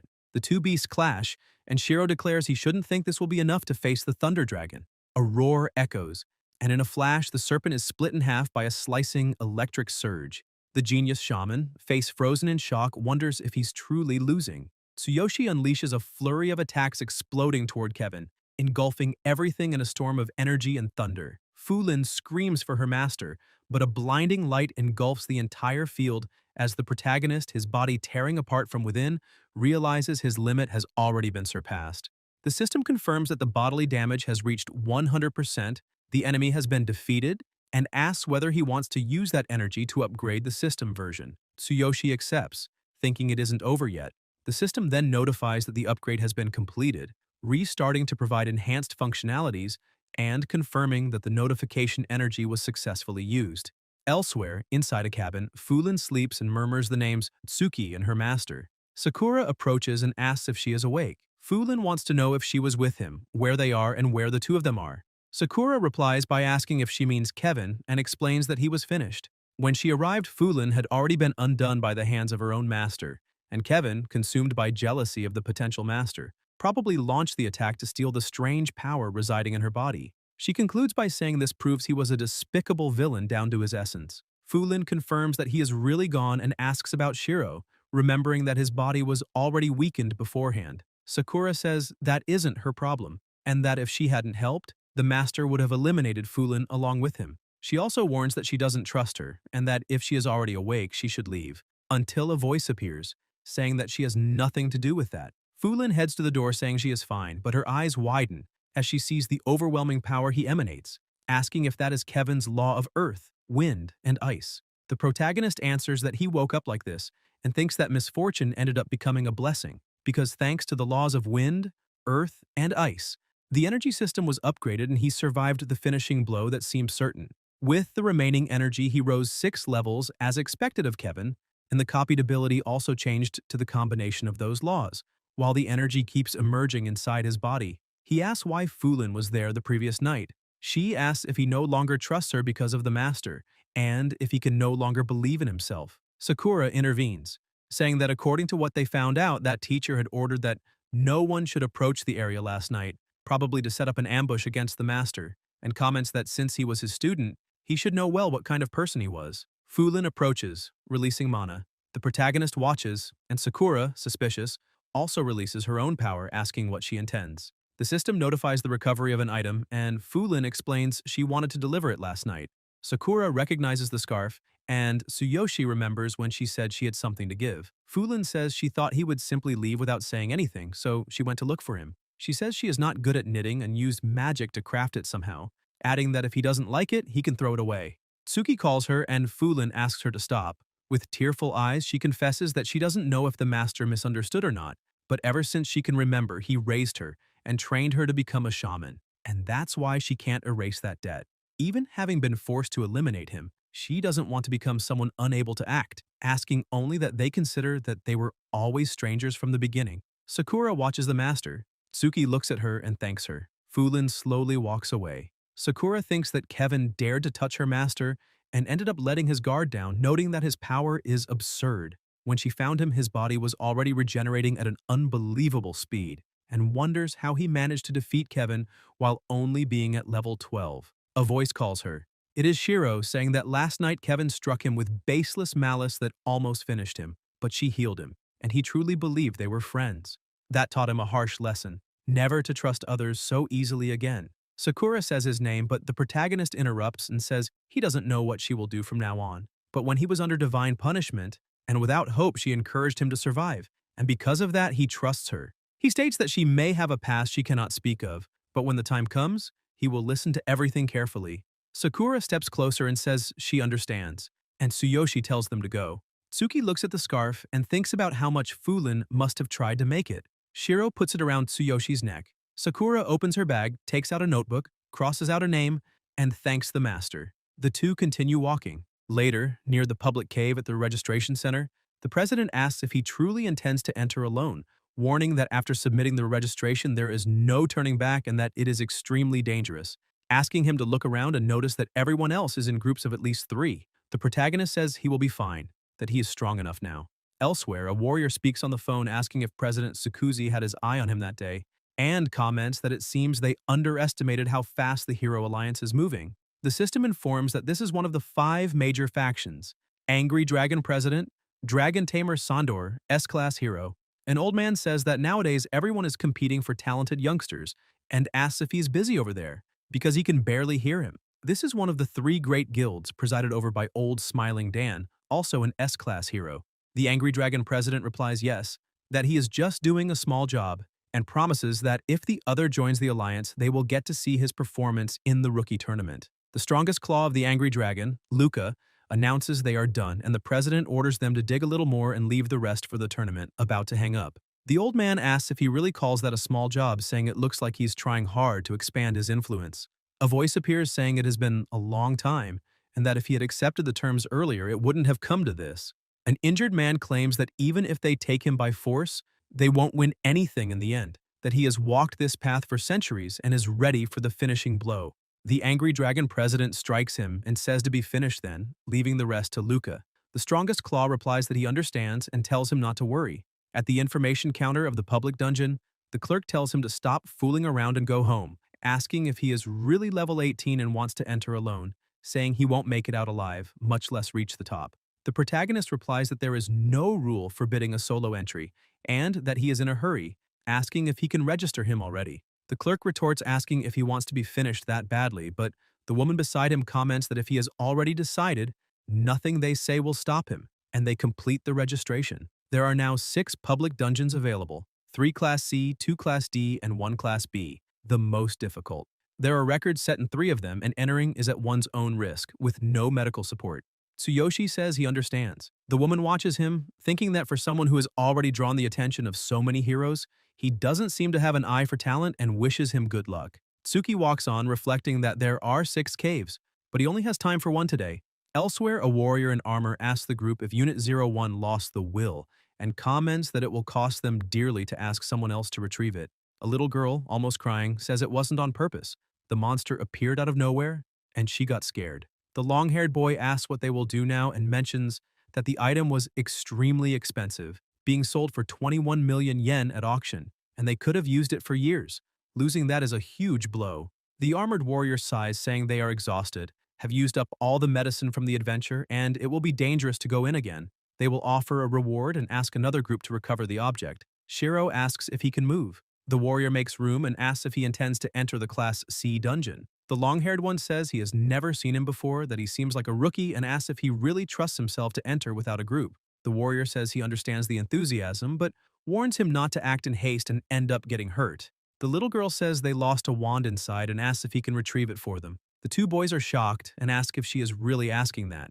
The warrior lightly knocks on her head, apologizes, and asks the protagonist if his group will enter the dungeon, explaining they left the item near the exit and that if he can bring it back, they will reward him. Tsuyoshi replies he will enter alone because he has no group. The armored warrior asks in surprise if he is really going in solo, and the long-haired one wants to know what his level is, if he is some kind of rank B hero, saying he looks too young. Tsuyoshi says he is level 18, rank D hero. The two stare at him and say that's suicide, that this isn't a test dungeon and he will be devoured entirely at his level. The warrior explains they are a group of 5, mage, priest, thief, shield warrior, and warrior, with an average level of 20, and that even a small mistake in Class C can be fatal, asking him to be careful. Suki thanks him for the advice but says he has no time and heads for the entrance.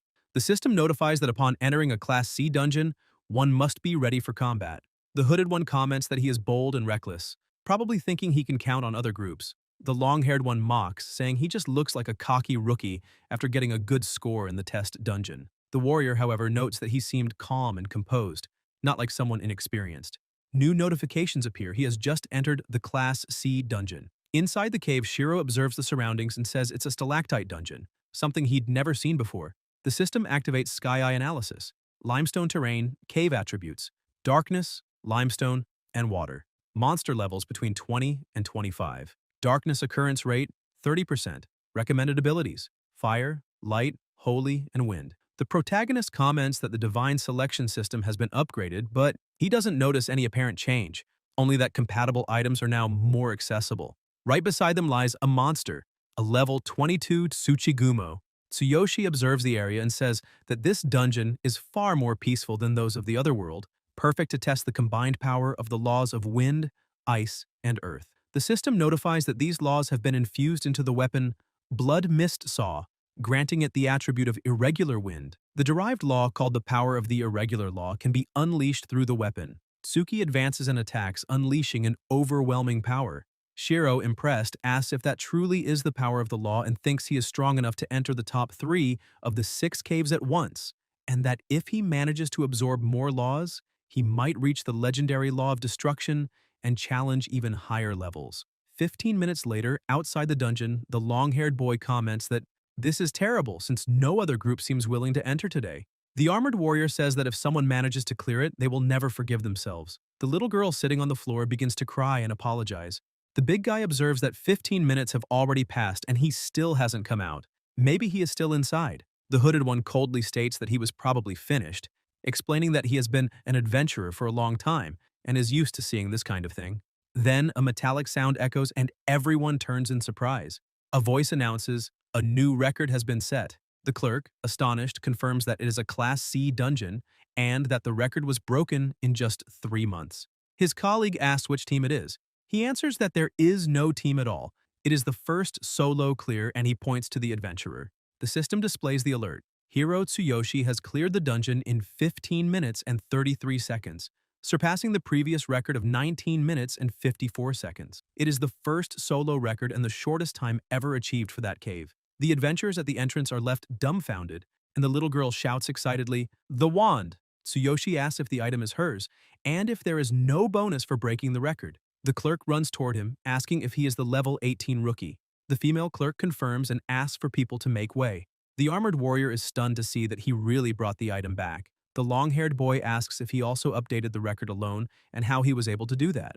The excited little girl asks if he would like to join them and says she would love to go on adventures together. Tsuki extends the wand and comments that he saw the item during the fight against the boss, so he brought it back. The armored warrior, confused, asks if he really faced the boss and still managed to return with the item, trying to understand who that man is, thinking that it is impossible. If he truly is level 18, he is the strongest rank D adventurer he has ever met, and that combat mastery simply does not belong to a rank D. The clerk awkwardly asks if he is the boy who just broke the record. The female clerk apologizes and says they need to confirm his identity. Shiro replies that they can verify if they want, but asks them to be quick, as there are still things to do. The clerk confirms it is indeed him and comments that she thought it was just someone with the same name. The clerk announces that the information shows he updated the 3rd Class C cave record and set a solo record time of 15 minutes and 3 seconds.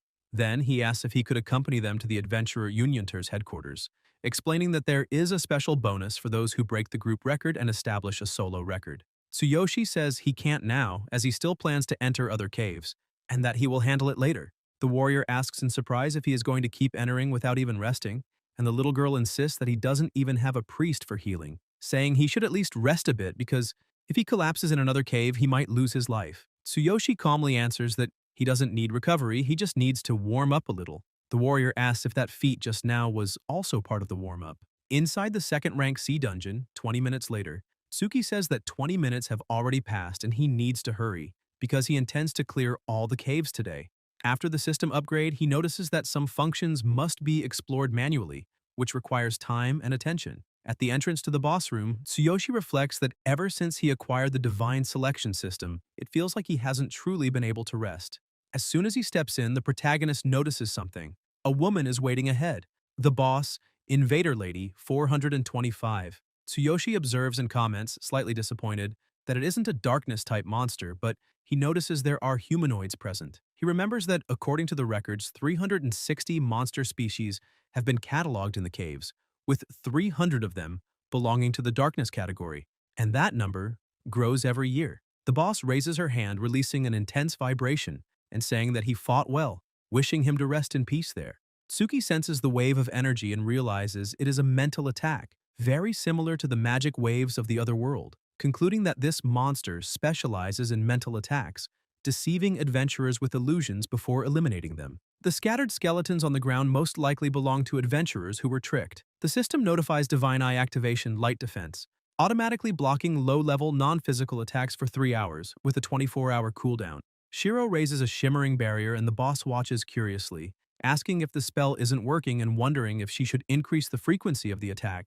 The protagonist comments that this is one of the new system features and thinks that having such a powerful passive ability active puts him at a huge advantage. If that's the case, then this enemy is nothing much. The magical pressure intensifies and the boss, frustrated, tries to understand why her attacks have no effect.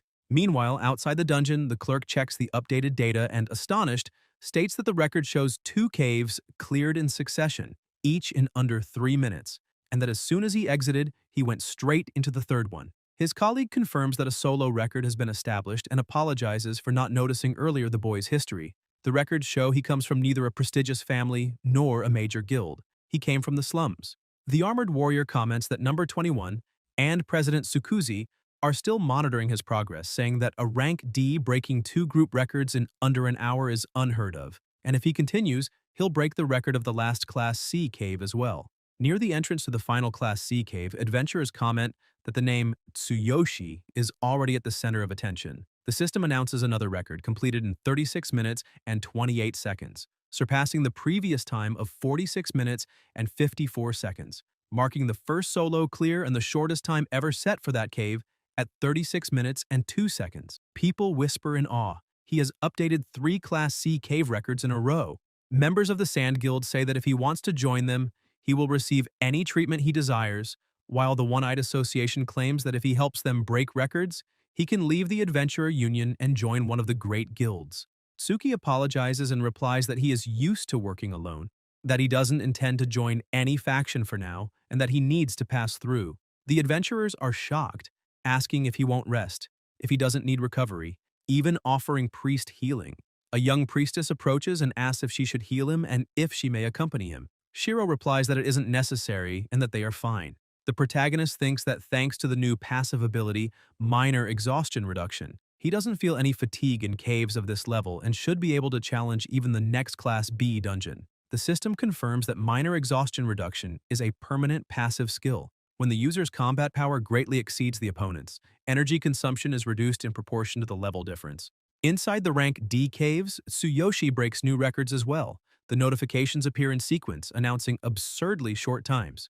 The clerk, stunned, notes that he cleared 2 rank D caves in 10 minutes and 33 seconds and in 1 minute and 6 seconds, asking whether this has already been reported.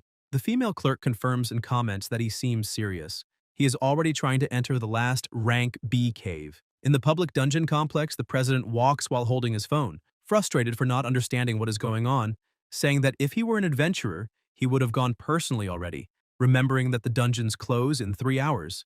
A group of warriors arrives in a rush, saying he is still inside, and they have just heard the announcements.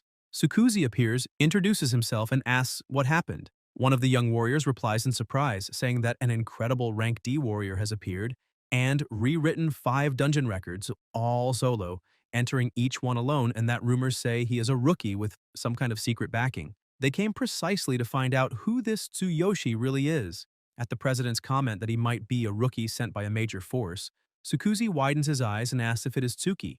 The boy confirms it, saying he is a rank D adventurer and is about to enter the last class B dungeon. Outside the cave, dozens of adventurers gather to watch. The moment Shiro steps through the entrance, someone asks if that rank D hunter is actually real. He's only level 18, yet has cleared 3 Class C dungeons and 2 Class D ones consecutively, breaking all the records, and is now facing a Class B alone. The big guy beside him questions whether that is even possible, saying that if a rank D hunter had that level of power, he would have been recruited by a major guild long ago and wouldn't be in a place like that. Nearby heroes comment that he might secretly be connected to some powerful faction, sent there just to break records using illegal items or temporary drugs to boost his power, because otherwise it would be impossible to achieve something like that.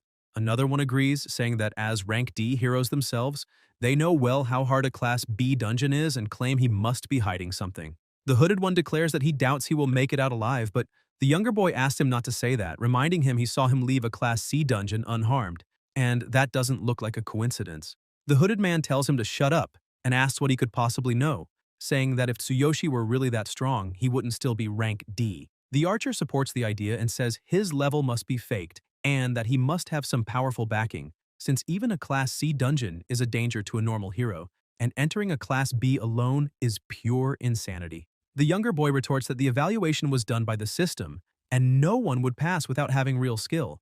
People pass by and recognize the Wild Rose group. Indeed, it is the group led by Captain Roland and Vice Captain Edric, a level 38 rank C hero. Others notice the emblem on their clothes and comment that it is Nobara, the level 38 warrior who leads the strongest group in the region. The group's mage confirms that last time they broke the record of the Class B dungeon in 7 minutes and 5 seconds and also surpassed the time of a popular public dungeon, which is why their reputation is flawless.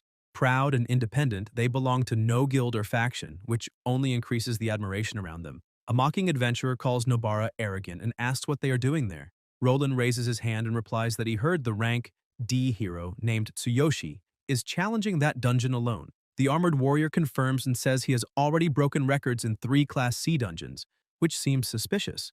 Another masked adventurer reinforces the doubts by saying he might be using forbidden herbs and items to illegally increase his strength. Roland considers that if true Tsuki is an opponent not to be underestimated, though it is still strange for someone with such a low rank to achieve such feats. Edric says that to be honest he must be cheating and will likely die inside or emerge with heavy side effects from drugs.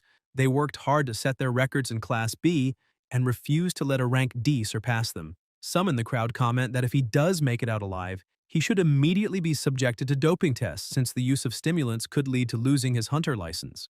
Other rank D heroes recall that when they saw him leaving a Class C dungeon, he looked calm and showed no signs of using anything suspicious. Edric says that if a mere rank D wants to challenge them, he would gladly teach him a lesson. Roland, more composed, replies that whether he is cheating or not going into a Class B dungeon alone is a rare feat, and that if he survives, maybe everyone will have to rethink their opinion about him. Edric stares at her, and she finishes by saying that if his power is truly real, she would like to face him personally to show what Wild Rose is capable of. Meanwhile, inside the dungeon, Tsuyoshi examines the environment and realizes that the size and energy of the place are on another level. He notes that Class B dungeons and above are far more vast and dangerous than the lower ones. Already qualified for the rookie tournament, he decides to test what awaits him in a rank B and have some fun with a challenge. He analyzes the illusory sky and comments that for simple monsters, this place is impressive, hoping the boss will be a darkness type. He wants to find out whether it is the same type of darkness he fought in the other world or something new and calls the monsters to come at him. The pressure in the air rises and soon a wolf appears in front of him. He smiles and says, "It's perfect." Shiro releases his energy, lightning splits the air, the wolves charge with open jaws, but Tsuyoshi moves in an instant and strikes them with precision. Then he summons a magic circle, fires another attack, and finishes them, dropping them to the ground. He comments that when he returns to the other world, he will need better weapons and equipment since these enemies are much tougher than low-level ones, and that is exactly what makes them interesting. More monsters appear and Shiro rushes ahead, provoking them and telling them to bring more of those rank B beasts, calling the dungeons weak. The monster is defeated, and Tsuyoshi comments that it had been centuries since he felt such an exciting battle. As he turns his head, he spots a rhinoceros approaching with heavy steps. Moving quickly, he asks if it is an elite monster. Tsuki leaps onto the creature and while striking it, questions how tough it could be. Shiro then charges forward, shaking the ground, and the rhinoceros, without hesitation, rushes toward him. Tsuyoshi raises a barrier to block and says it is hard to believe something that big can move so fast. Irritated, the rhinoceros snorts smoke through its nostrils and stares directly at him. Tsuyoshi asks if it still intends to charge, and the beast responds by lunging in rage. Tsuki positions himself to attack and states that he is not there to play around. Shiro activates the Law of Earth and the Wind of Ice, warning that the eyes are the weak point. The system confirms that the weak point has been hit. The powerful defense has been broken. Charging forward with force, Tsuyoshi declares that this will be the end. The rhinoceros is struck in the eyes, lets out a deafening scream, and collapses heavily to the ground. Relieved, Tsuyoshi says that fighting an elite monster almost pushed his equipment to the limit. Facing something like that without the divine selection system and relying only on weapons is difficult. He concludes that he needs to upgrade his gear in this new world or he will have problems facing the boss. The system alerts. Sky Eye, weapon evaluation, current user compatibility, 46.3%. Output is insufficient. Effects are basic. Tsuki comments that if this is a rank B dungeon, he can only imagine how high rank ones would be, and adds that if the boss is a darkness type, things might get interesting. Outside, a warrior asks if he still hasn't come out. His companion replies that 20 minutes have already passed and he hasn't returned, wondering if he might have been defeated, since entering a rank B dungeon alone while being only rank D is suicide. Another adventurer agrees and says it was overconfidence. If a group of level 30 monsters hit him, not even a trace would be left, and at any moment the monitor might display Challenger deceased. Edric recalls that the Wild Rose group first challenged that dungeon and it took 1 hour, 5 minutes, and 15 seconds to clear it, fighting level 30 stone rhinoceroses in the final boss. And that record has yet to be broken. A boy comments that maybe that guy can break the dungeon record. A masked man retorts asking if they are saying they are inferior to him, reminding them he is only rank D, and that if he doesn't come out in 2 minutes, he is probably done. He adds that if he does make it out, they will demand a full inspection from the Hero Alliance, and if he is caught using enhancers, he will pay dearly. The boy with glasses says that even doped he wouldn't last this long. There is no drug that lets someone fight alone in a rank B dungeon. He isn't breaking records, he is just fighting for his life. Others comment that rank B dungeons are completely different from rank D ones. Roland checks the system data and says that this rank D hero cleared multiple Class C and D dungeons solo and in record time. She thinks that 20 minutes have already passed and any other rank D would have been eliminated by now. Edric asks what she is looking at and the captain casually says, "It's nothing," though she keeps observing and finding his skill level strange, wondering if he is still alive and actively fighting, something impossible for someone at that level. In the depths of the rank B dungeon, amid a swampy lake covered in aquatic plants, Tsuyoshi finds a gate. Tsuki senses the energy and says it is the presence of darkness. As he approaches, Tsuyoshi apologizes for making it wait. As soon as the gate opens, an intense light spreads, revealing the boss area, a terrain covered by shallow shadows. Before them appears the Ghost of Darkness, who asks if he is alone, saying it is the first time he has seen such an insignificant hero dare to face him. Shiro simply stares at him in silence. The monster taunts him, saying he is trembling and that fear is natural, suggesting that if he wants, he can end it quickly to shorten his suffering. Tsuyoshi replies that he isn't afraid. The monster is confused, and he completes by saying that what he feels is not fear, it is excitement. He can't wait to defeat him and needs his weapon since he lost the previous one. The boss laughs and says, "It is interesting to see such a bold human. He claims he will praise that courage, but in order to claim that weapon, he will have to defeat him and declares that he will see if the hero is capable of that. The pressure in the air rises and Suki smiles, raising his weapon and declaring that for Karina, for his father, and for his mother, he will eliminate them all with his own hands. Still in the boss area of the rank B dungeon, the boss asks if he truly desires his weapon. Shiro replies that yes, even after destroying him to pieces. The monster laughs and says it is far too bold for a human to challenge him alone, telling him not to make him laugh. He then strikes with a powerful blow that sends waves across the entire area, and the system warns,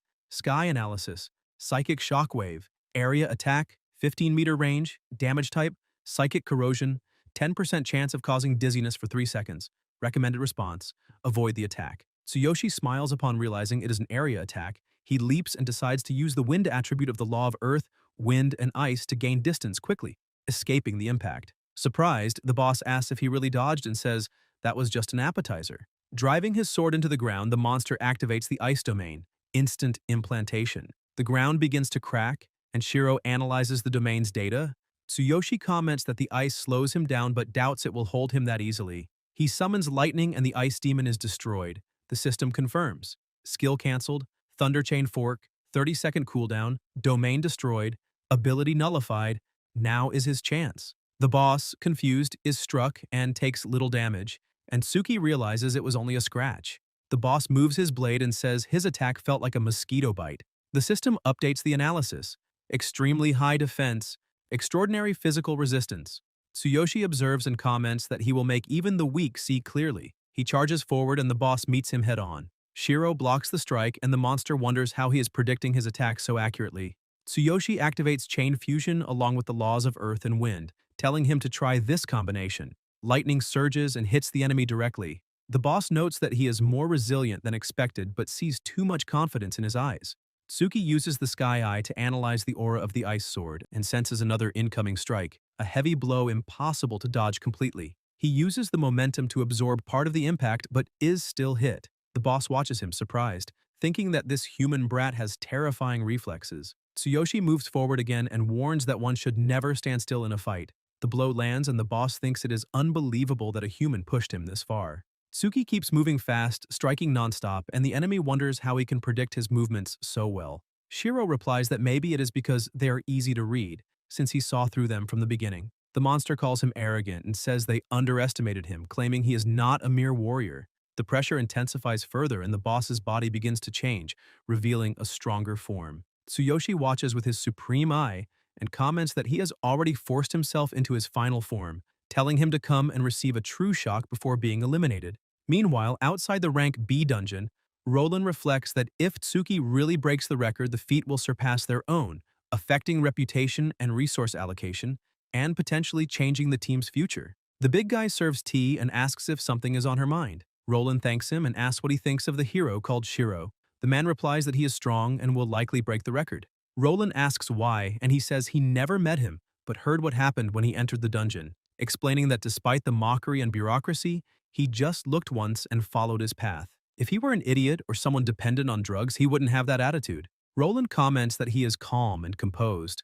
The big man then hears Edric saying that strong drugs shorten one's life, and that even if he survives, he will leave weakened, adding that if that boy walks out alive, he will swallow his own staff. The big guy concludes that in his experience, the quietest beasts are almost always the most terrifying. In the shallow darkness of the rank B dungeon boss area, the enemy grips his sword surrounded by a colossal aura while Tsuyoshi stands before him, with his body engulfed in lightning. The boss observes and thinks that this presence does not seem to belong to this world, wondering if he comes from someplace far beyond. He admits that the boy may not be the strongest hero he has ever faced, but is certainly the one who surprised him the most.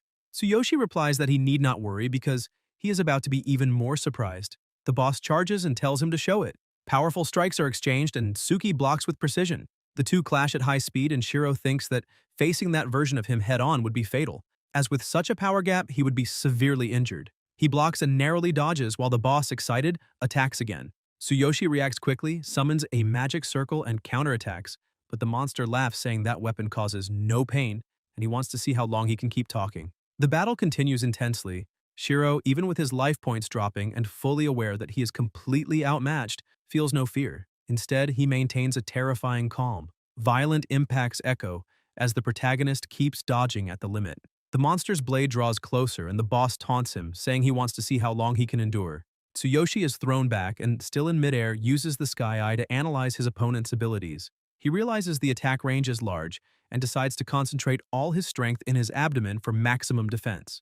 The system notifies that the strongest body sustains 60% of the damage. The enemy asks if he survived that blow and claims that, with so little HP left, there is no chance of victory, saying he will cut him in half and that he should curse his own recklessness. Tsuki throws his weapon and, using the Sky Eye's analysis, uses the force of the boss's attack. When the boss drops his guard, he will summon the hammer of the Divine King. Lightning begins to escape from his eyes and a terrifying aura surrounds him. The boss asks if he still has strength left and says he will not be able to defeat him. Tsuyoshi thinks that with the divine selection system upgraded, the power extracted from the hammer has increased from 3 to 10%, allowing him to infuse the laws of earth, wind, and ice, adding wind and lightning to his attributes. The law's energy is injected. Tsuki then wields the divine hammer and channels the strongest body into both hands.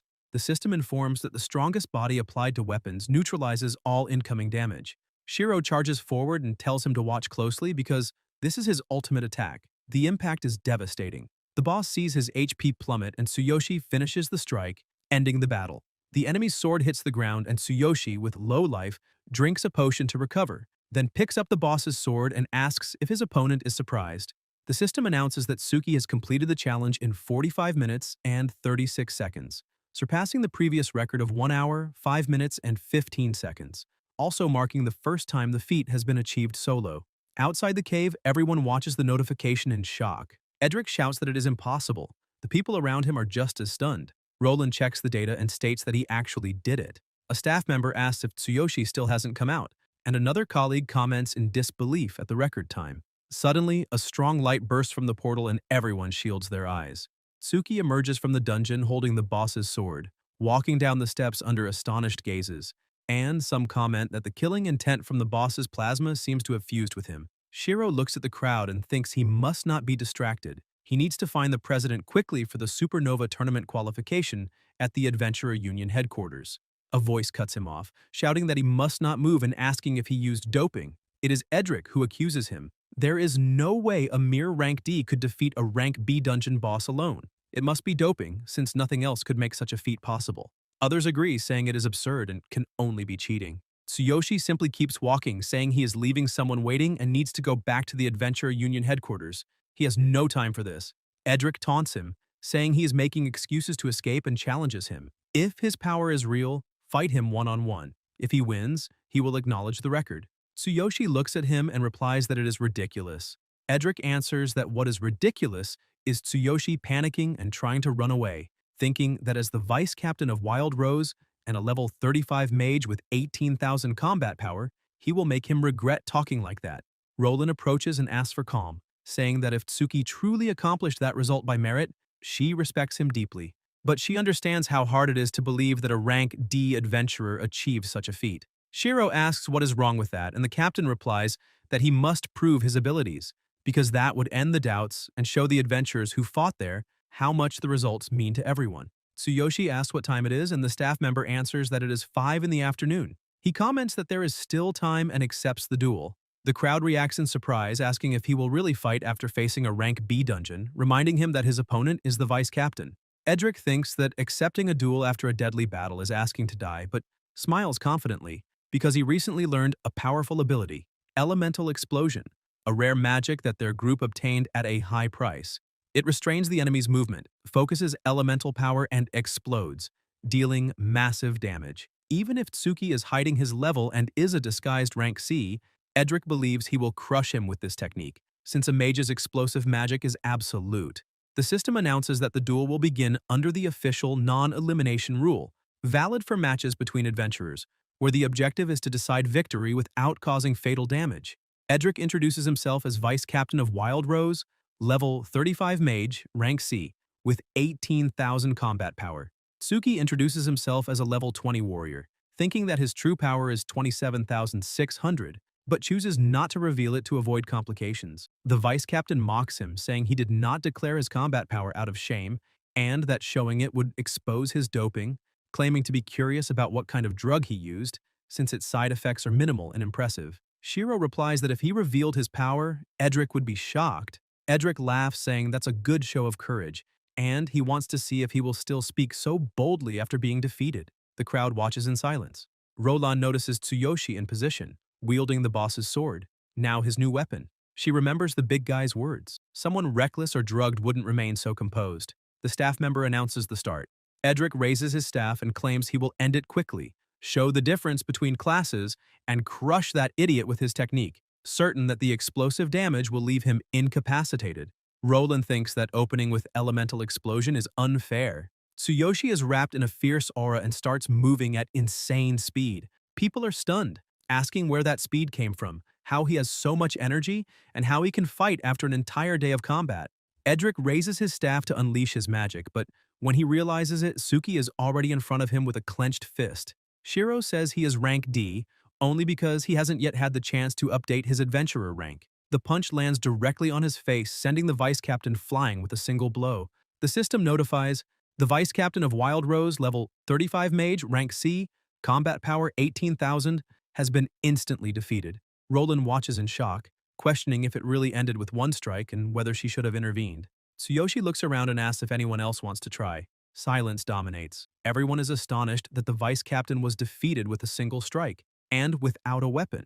Roland thinks that this is not ordinary strength, and if he is truly level 20, then his future potential will be absurd. The big guy says he knew he was strong, but never imagined this much. The captain orders Edric to be taken for treatment, and upon seeing him carried away, declares that Tsuyoshi's strength is real and, in the name of Wild Rose, officially recognizes him. Tsuyoshi thanks her calmly. The staff member announces that Suki's data has been authenticated by the system with combat power, level, and records confirmed as valid, and the female clerk adds that any objections will be accepted for verification. People stand speechless, stating that a rank D cleared a rank B dungeon alone and defeated the vice captain with a single hit. They say that, at the very least, he already holds rank C level strength. Many who mocked him earlier now feel ashamed. Shiro walks calmly as Roland watches him, thinking he could someday become a rank S adventurer, and wonders what it would be like to form a team alongside him. Outside the public dungeons, a car approaches. The president steps out, congratulates him for soloing a rank B dungeon in 45 minutes, and says he was the first to be notified about his results, discovering an extraordinary talent. The Supernova tournament begins tomorrow, and today is the last day for registration. The president admits he was worried about what might have happened to him, but now he is relieved. Tsuyoshi not only survived, but broke a legendary record. He invites him to go immediately to the Adventurer Union headquarters.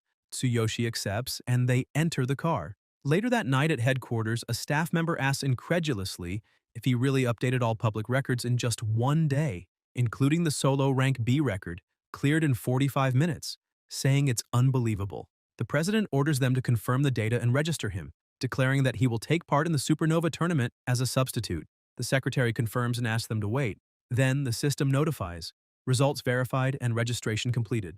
Tsuyoshi's participation as a substitute has been officially approved, and they must be at the location at the appointed time. He thinks that hearing the secretary speak so politely makes him realize that in any world, strength always speaks for itself. Sukuzi comments that he made it and that, even as a substitute, there are cases where they get to compete. So everything now depends on him, as the future of the school's Adventure Association rests in his hands. Tsuki says he needs to win the Supernova tournament and register for the Rank C Adventure qualification, since it's the fastest way to level up, thinking that once he reaches Rank C, he'll be able to participate in auctions and try to buy the golden regeneration liquid capable of healing his sister's leg. Later in his apartment, he covers his sleeping sister and promises that soon she'll be able to walk again. Then he closes her door and lies down. Upon opening the system, he realizes that by reaching level 20 in the rank B dungeon, he earned a new bonus, but hadn't had time to check it during the battle and duel. So now he reads the information. System compatibility bonus. He asks if he gets a bonus every time he reaches a round level, and the system explains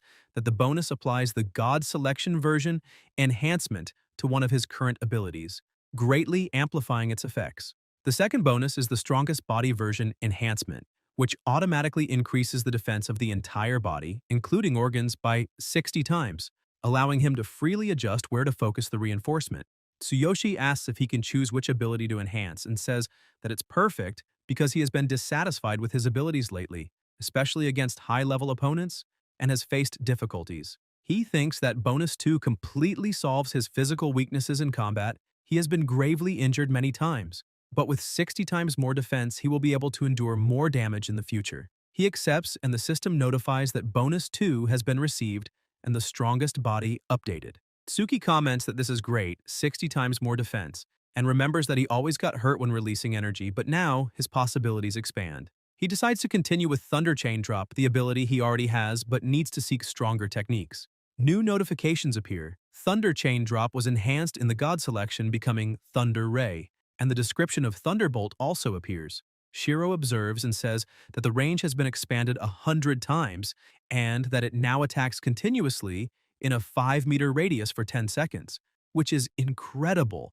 making him feel the desire to become even stronger. Tomorrow is the Supernova tournament, and he thinks he should sleep early because he hasn't rested well in a long time. He reflects that his sister also seemed worried about something and that as soon as things calm down, he'll return to the other world, and with his current strength, he might be able to help her. In the morning in the suburbs, a car is moving, and inside it the president comments that the Supernova tournament will decide resource distribution, and that the Show No Mercy ranking is the top priority because many elite youths will fight risking their own lives, so Tsuyoshi must not lower his guard at any time. The protagonist agrees, thinking that risking his life has already become something natural since he became an adventurer. Suzuki observes him and thinks he looks more mature than before and much colder. The president explains that the tournament location is a cave inside a huge mountain, so vast inside that it feels like another world, and that a long time ago a legendary rank S adventurer cut through the mountain with a single strike, and since then it has been called One Strike Mountain. Tsuyoshi comments, surprised, saying he had never heard of this legendary rank S adventurer and asks if they are different from common rank S adventurers. The president replies that he only heard stories and that even among rank S there are great differences in power, and no one knows if that legendary warrior is still alive, only that what he did is beyond imagination. The car stops and Suki gets out. In front of One Strike Mountain, Shiro watches silently and thinks that the power of a legendary rank S adventurer, even after so long, still seems to leave an imposing presence in that place. The president comments that the interior is even more impressive and remembers that he was left speechless when he first saw it and says he will accompany Tsuyoshi to the entrance, but that in the following matches he will have to rely only on himself. A guard approaches and asks if he is a contestant, directing him to go inside. Suzuki wishes him good luck and asks him to be careful, saying that whatever happens, he must come back alive. Tsuyoshi smiles and replies that he understands. Inside the Supernova tournament preparation area, dozens of young adventurers are gathered, and Tsuyoshi notices the Adventurer Union group among them and activates the Divine Eye analysis to check the participants' level and combat power. Noticing that all rank C present have impressive strength worthy of each faction's elite, he introduces himself saying he is a level 20 warrior and a substitute for the Adventurer Union. A warrior in armor reacts with astonishment, questioning how a level 20 rank D was sent, while another comments that even substitutes are usually rank C and that they don't want to carry dead weight. A red-haired girl mocks him, saying he probably got in through connections and that they'll do their best so the substitute won't need to fight. Shiro simply wishes them good luck and thinks that the goal of the tournament is simple: support his group until victory in order to request the rank C adventurer qualification, a necessary step to participate in auctions, and bid on the golden regeneration liquid capable of healing his sister's leg. He promises that no matter what happens, he will win. A nearby voice provokes him, calling him level 20 trash and rank D, saying the Adventurer Union must be desperate and in decline. The system notifies that group is Haido, one of the 5 major factions long in conflict with the Union. Tsuyoshi observes their data and notes that they have superior combat power, understanding why they are so arrogant. The redhead explains that the 5 major factions and the 3 great guilds constantly oppose the Adventurer Union and that although the higher-ups pretend to ignore it, conflicts are inevitable when interests are involved. Another adventurer comments that they are laughing at the rank D, and the rival group leader, known as Black Blade, says that using a rank D kid as a substitute is pathetic and that they will be the first to fall in the tournament. One of the union members replies that the Adventurer Union is the largest level evaluation organization, but Black Blade retorts that the evaluation system is the same everywhere and proposes a warm-up fight before the tournament, a friendly sparring allowed by the organizers as long as both sides agree, which can use weapons and not cause eliminations. He taunts, saying that if Tsuyoshi is afraid he can run away, and that if he loses in the real matches, they can justify it by saying he was only a rank D substitute. A warrior from the Union accepts the challenge and says he himself will fight, ensuring that the other won't have a chance to escape. Thus, the sparring is confirmed. In the temporary arena of the preparation area, a boy comments excitedly that a fight between the Adventurer Union and the Haido group is about to begin. On the Union side, the representative is Fabian, level 36 rank C, and from the Haido group, the opponent is Gantetsu, also level 36 rank C. A voice announces the start and Fabian charges confidently, thinking that even without weapons, his hand blade will be enough for the duel, but Gantetsu dodges Fabian's attack with ease and laughs, saying those are just childish tricks. Fabian is shocked by the speed and barely has time to react when the opponent strikes hard, saying he is used to dealing with thieves and doesn't intend to play around. The blow hits Fabian's leg, causing a serious injury, and his companions rush to him while Fabian screams in pain. Gantetsu calls him Adventurer Union trash, saying he doesn't care if he's punished for breaking the rules since the opponent is just a substitute. When Gantetsu prepares to attack again, Fabian's allies move forward, but Tsuyoshi arrives first, blocking the blow and preventing it from hitting him. The opponent feels the impact and wonders who he is. Tsuyoshi stares at him and asks if he was trying to finish Fabian on purpose. The warriors who were running stop, surprised by the speed of his movement. Tsuki orders them to take Fabian to the medical room immediately and the guards obey. Fabian is carried away and asks them to be careful, to which Shiro replies that the one who should be worried is him, saying he will take over the sparring fight. The rival warrior mocks him, saying that if he is scared he can leave, and Gantetsu confirms with irony saying it's all good. One substitute against another substitute, mocking that even a rank D brat has an arrogant attitude. He charges quickly, and Shiro's companion comments that they are trying to eliminate them to disqualify them for lacking members. Tsuyoshi uses the Earthwind Law to move at high speed, dodges and counterattacks, throwing Gentetsu to the ground with a precise strike. The opponent screams, complaining about his right leg, and Tsuyoshi presses his head against the floor, coldly asking if the broken leg hurts.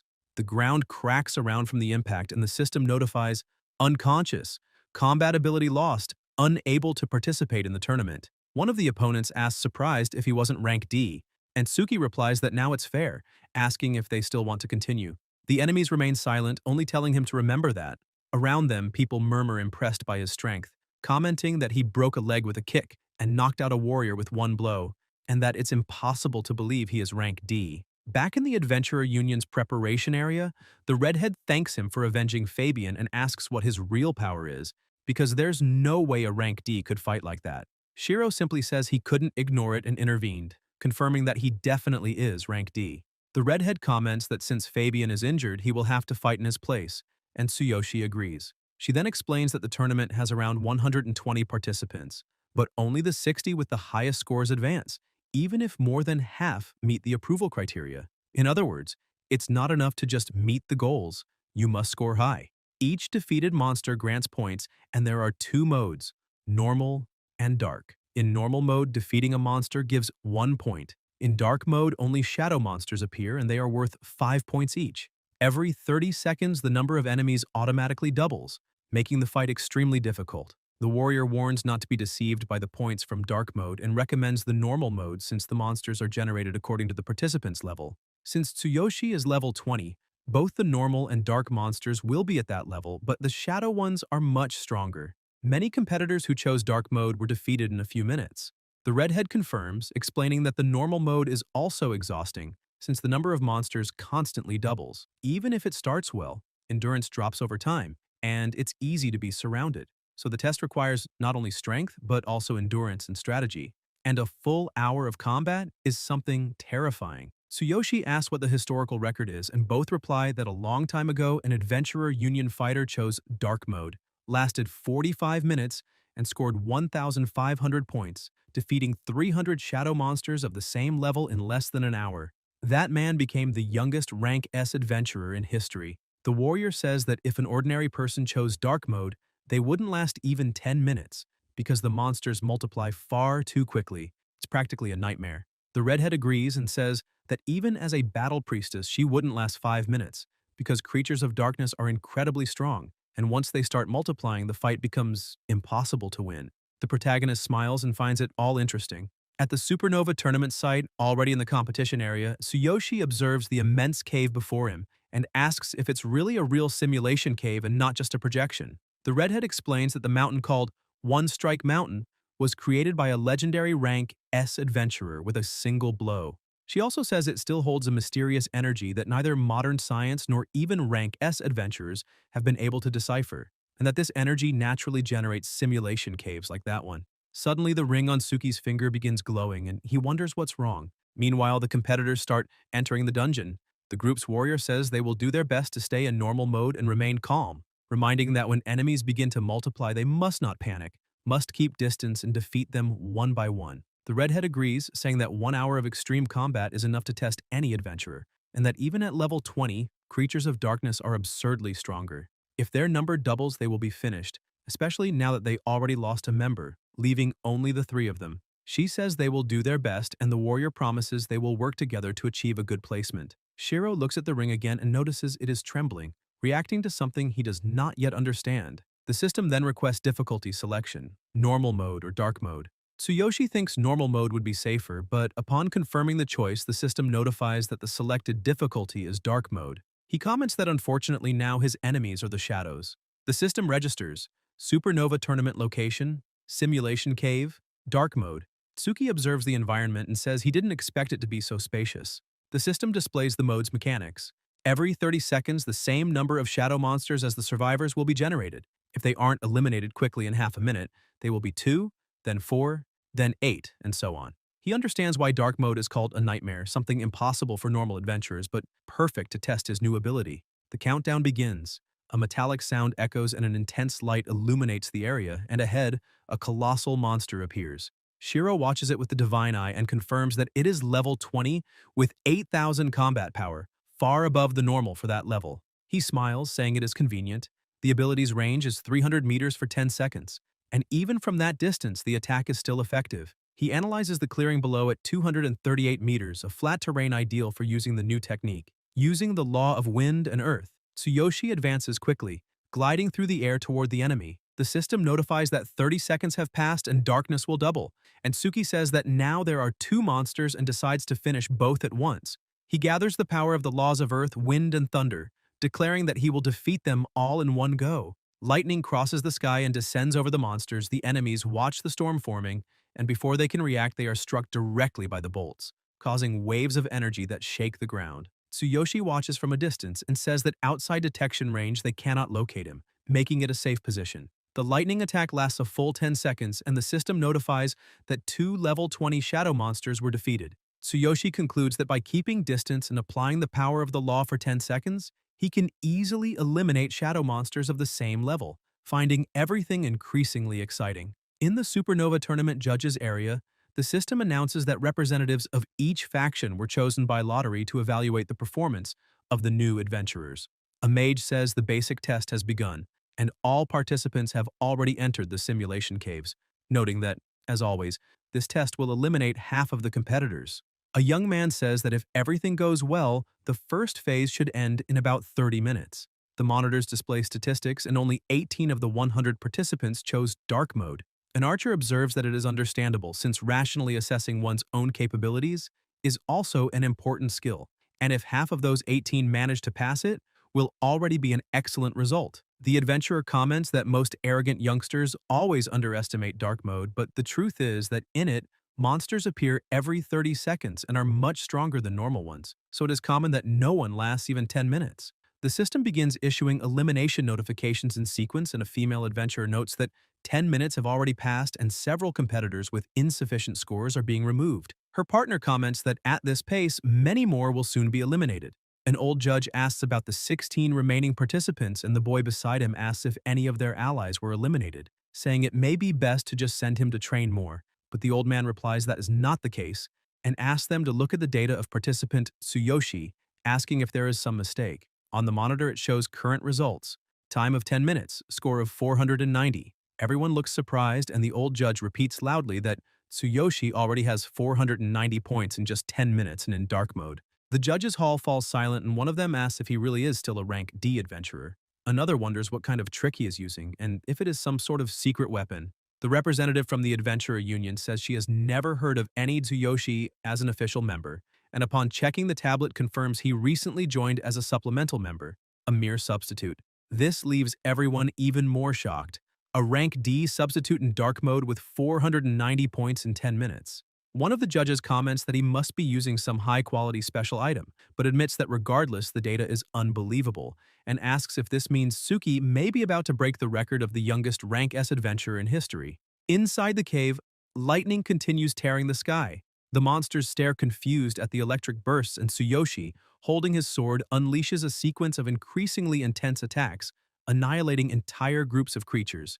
The system notifies 12 level 20 shadow monsters defeated, 60 points gained, current score 990, time remaining 48 minutes. The protagonist says that defeating 32 enemies at once with Thunderstrike is the limit of his third consecutive activation, but after using the power of the law 3 times in such a short interval, he feels his energy draining and decides to recover. He drinks a healing potion and says that while he recovers, he just needs to wait for more darkness to appear, which makes everything relatively easy. He recalls that the record of the youngest rank S adventurer of the Union was 300 shadow monsters defeated in 45 minutes with 1,500 points, and promises to break that number. 50 minutes after the start of the test, a participant named Russ exits the normal mode dungeon with the result of 560 monsters defeated in 50 minutes. He thinks with satisfaction that he lasted long, defeating 12 per minute in the first 30 minutes and then 10 per minute, believing he should be among the top 5. He assumes his companions must have already finished and looks for them, but sees no one. Soon he notices a crowd in front of the ranking update panel and realizes he cannot see the results and even spots Sherry focused on the screen. Reyes approaches and asks if she also finished the test and how it went. The redhead replies that she lasted 30 minutes and scored 386 points. Reyes praises her, saying it is an excellent result for a battle priestess and that she should be safely among the approved ones. Then proudly comments that he made 500 points in 50 minutes and asks how the substitute did. Sherry calmly replies that the rookie chose dark mode. Reyes is shocked and says he told him not to do that because if he were disqualified, the group would be left with only 2 members, which would be a huge disadvantage in the next phases.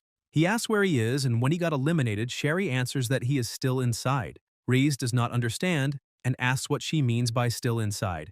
And when he looks at the panel, his eyes widen, seeing Tsuyoshi's name at the top of the list with an absurd score. He reads aloud 2,940 points. Shocked, he says that is impossible. The redhead explains that everyone is gathered there for that very reason. Tsuki has already broken the record of the youngest rank S adventurer in history. Reyes, in disbelief, repeats her words, saying that the legendary record of 45 minutes, 300 monsters, and 1,500 points, a feat every young adventurer dreams of reaching, was now broken by a mere level 20 rank D substitute. The redhead says 7 minutes remain and everyone is waiting there to see how far this monster called Shiro will go, since the status shows continuing. 7 minutes later, the protagonist exits the cave and everyone is gathered staring at him completely shocked. Reyes calls him and Sherry asks if he knows his results, and Tsuyoshi says, of course he does. Reyes says he does not know how he did it, that he broke the greatest record and reached an absurd score. And on the scoreboard, Suki is in first place in dark mode with the results of 648 monsters defeated and 3,240 points. Reyes calls it truly magnificent, and Sherry comments that this record may never be broken again. And Shiro replies that if he had more time, he would have done even more. The system announces that the basic test has been completed. 75 were disqualified and 45 remain. And the greatest record of this tournament belongs to Tsuyoshi of the Adventurer Union in dark mode with 648 monsters defeated and 3,240 points, a new all-time record.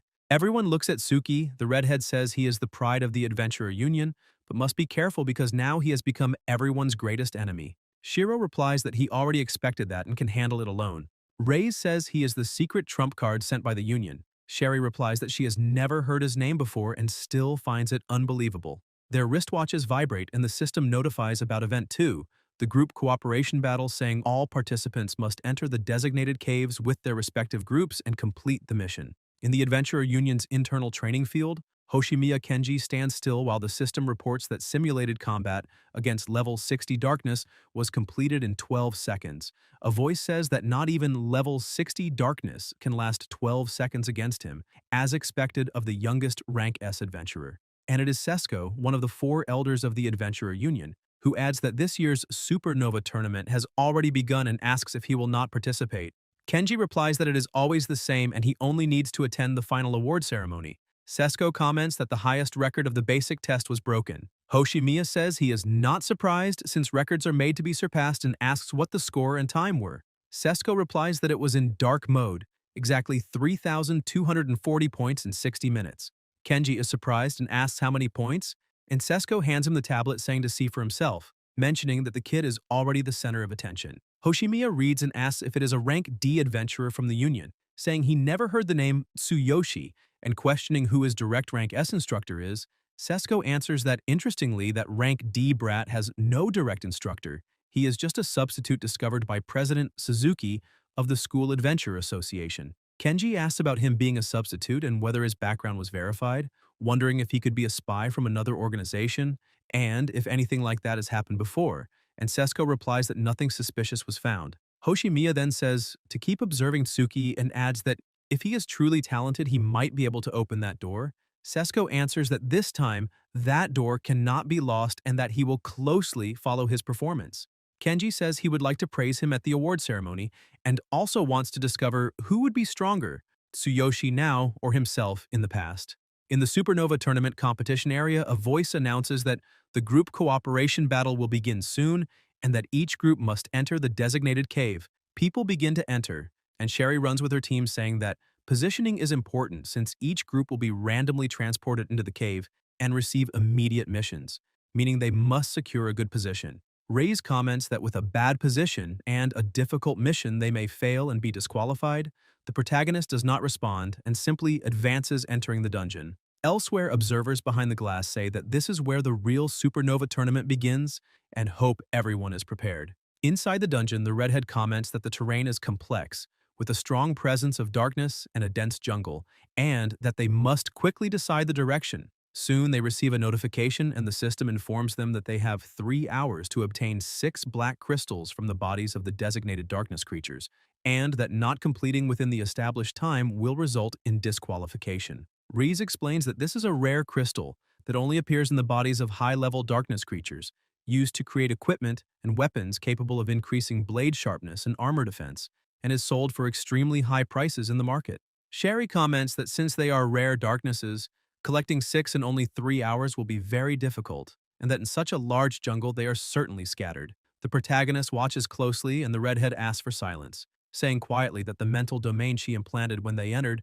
has started to tremble. On the other side, a voice comments that it is a good harvest right after entering, and that all the effort to qualify was worth it, saying that as long as they do not lose their life rankings do not matter much since profit is what counts.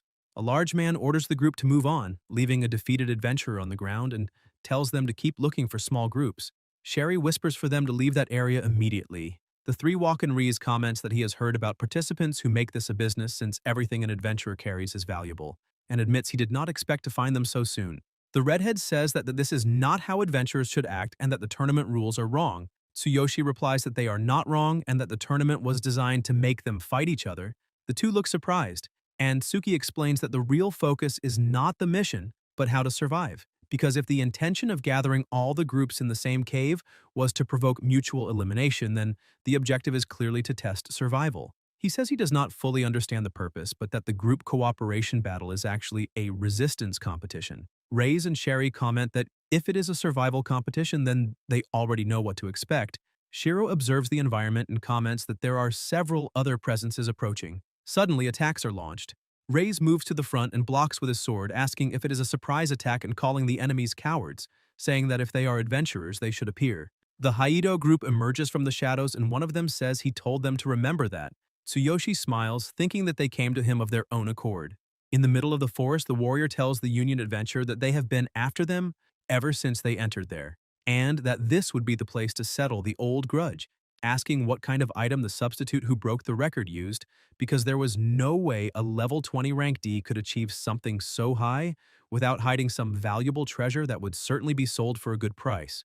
Reyes quietly says that all 3 enemies are combat classes, and when the fight begins, Sherry must stay behind him. He comments that he does not know the rookie's abilities, and asks if he can handle one of the enemies, warning him not to take his eyes off the thief because the main target will be Sherry, the battle priestess. To the Union members, he says to fear nothing, and that they will see which side will win. The warrior cracks his fingers and laughs, asking if they think there are only 3 of them, stating that 1 against 3 and 3 against them would only result in mutual destruction and that they are not idiots. Two more approach, one level 36 with 15,200 power and another level 35 with 15,000 power, and the warrior comments that that group was happy to cooperate to eliminate the dogs of the Adventurers Union. Reyes is shocked to realize there were more allies, and the redhead observes that it is another thief and a mage with no chance in a direct fight, and decides to retreat. The protagonist then tells the two of them to go after the mission's black crystals and that he will take care of this. Reyes is shocked and asks if he is being serious. Sherry says it is no time for jokes because there are 5 enemies, but Tsuyoshi says to trust him and go because they cannot waste time and he will finish quickly. Reyes asks if he intends to fight 5 alone, saying that a level 20 rank D is killing himself, and the warrior mocks them, saying they seem to be discussing their route and that he will not have that chance. Tsuki begins to release his power and replies that there is no time and they should trust him, since those enemies also said they wanted his treasure. Reyes insists that against 5 opponents, even with secret items, it would be impossible, but Shiro guarantees there is no item at all. Venomous Fang asks if he is really rank D. The redhead is startled and pulls her partner to run away, and Reyes laments that leaving the rookie alone is the same as abandoning him to death. The warrior notices the escape and shouts angrily, while the protagonist quickly advances with his sword. The system notifies him that his body is stronger and that the power is concentrating in his arms, and Tsuyoshi attacks all at once, seriously injuring one enemy. The chief warrior is astonished, unable to believe he repelled 4 and defeated one with just a single blow, asking what his combat power is. The long-haired one says his hands are numb and that he does not understand that speed and strength, and the warrior questions if he is really going to face all 5 alone. Tsuki answers that he gave them a chance before, but they came after him. Venomous Fang says this must be a mistake because that fighting spirit cannot come from a rank D. Meanwhile, the two are running, and Reyes complains that leaving him alone is the same as abandoning him to death. But the redhead reminds him that he broke the record without using secret items, and Sherry explains that this means he did it purely with skill, that the boy's power might be beyond comprehension, and since he is holding the enemies, they must find the crystals before coming back. On the other side, Venomous Fang asks if they will really continue, and the captain says, it is just one opponent and they will finish him right there. Surrounded, Shiro activates the Divine Eye analysis and sees 4 enemies with an average power of 16,500, and a skill of area is recommended to weaken the group before eliminating them one by one. The protagonist raises his sword and releases intense lightning that lights up the sky before falling on the opponents. The captain orders them to surround him. The long-haired one activates the Law of Earth and Wind skill, and the others advance with their weapons using the S method of great towers creating huge pressure.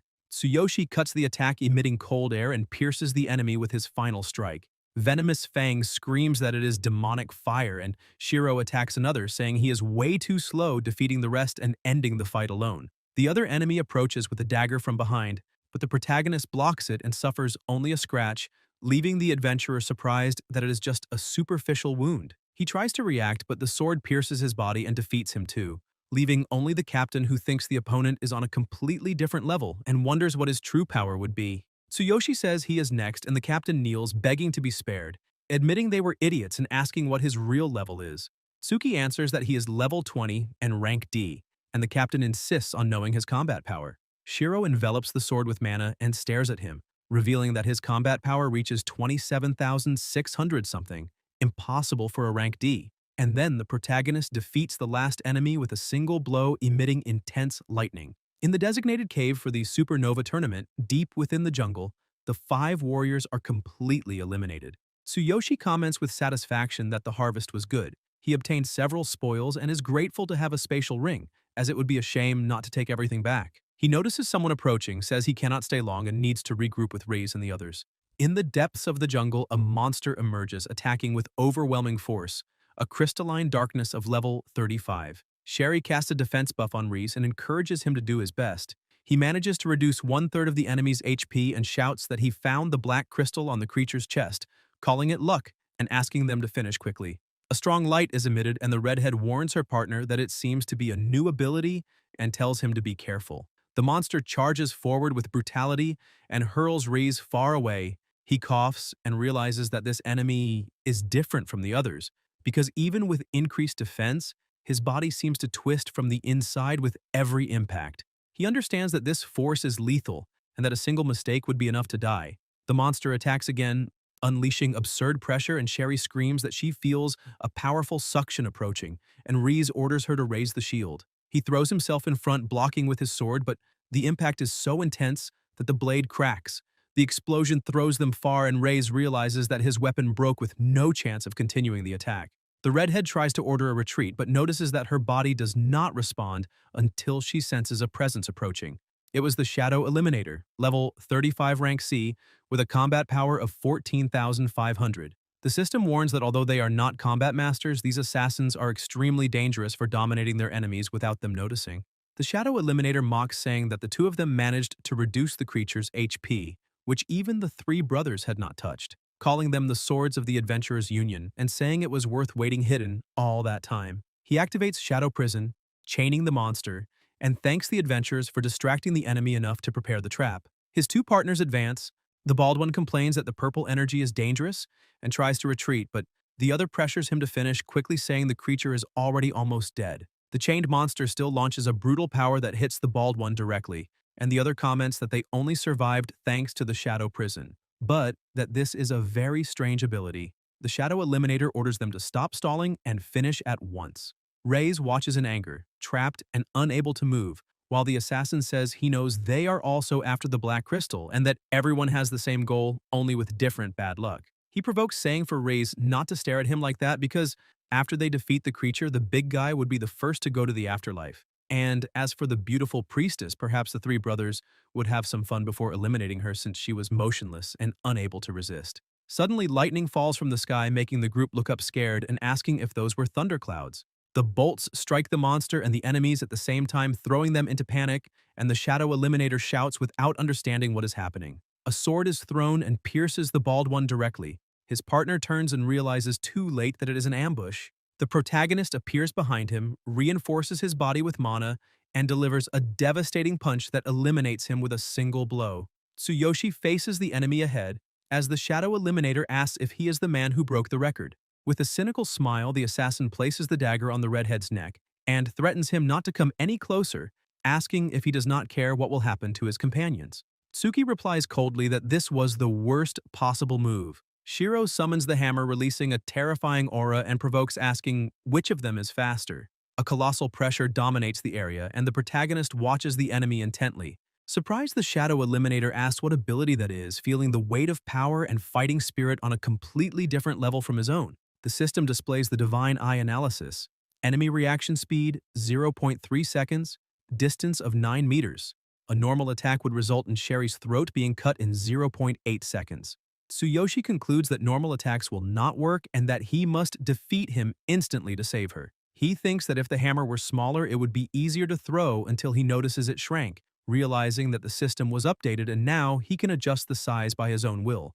The enemy warns him to stop moving and threatens to eliminate Sherry for real, but Shiro concentrates power in his middle finger and throws the hammer with overwhelming force, causing an intense wave of energy. The Shadow Eliminator widens his eyes, is hit directly and thrown far away, being instantly eliminated. Sherry asks in surprise if it really happened in a single strike, and comments that that ability and power are on a completely different scale from her own.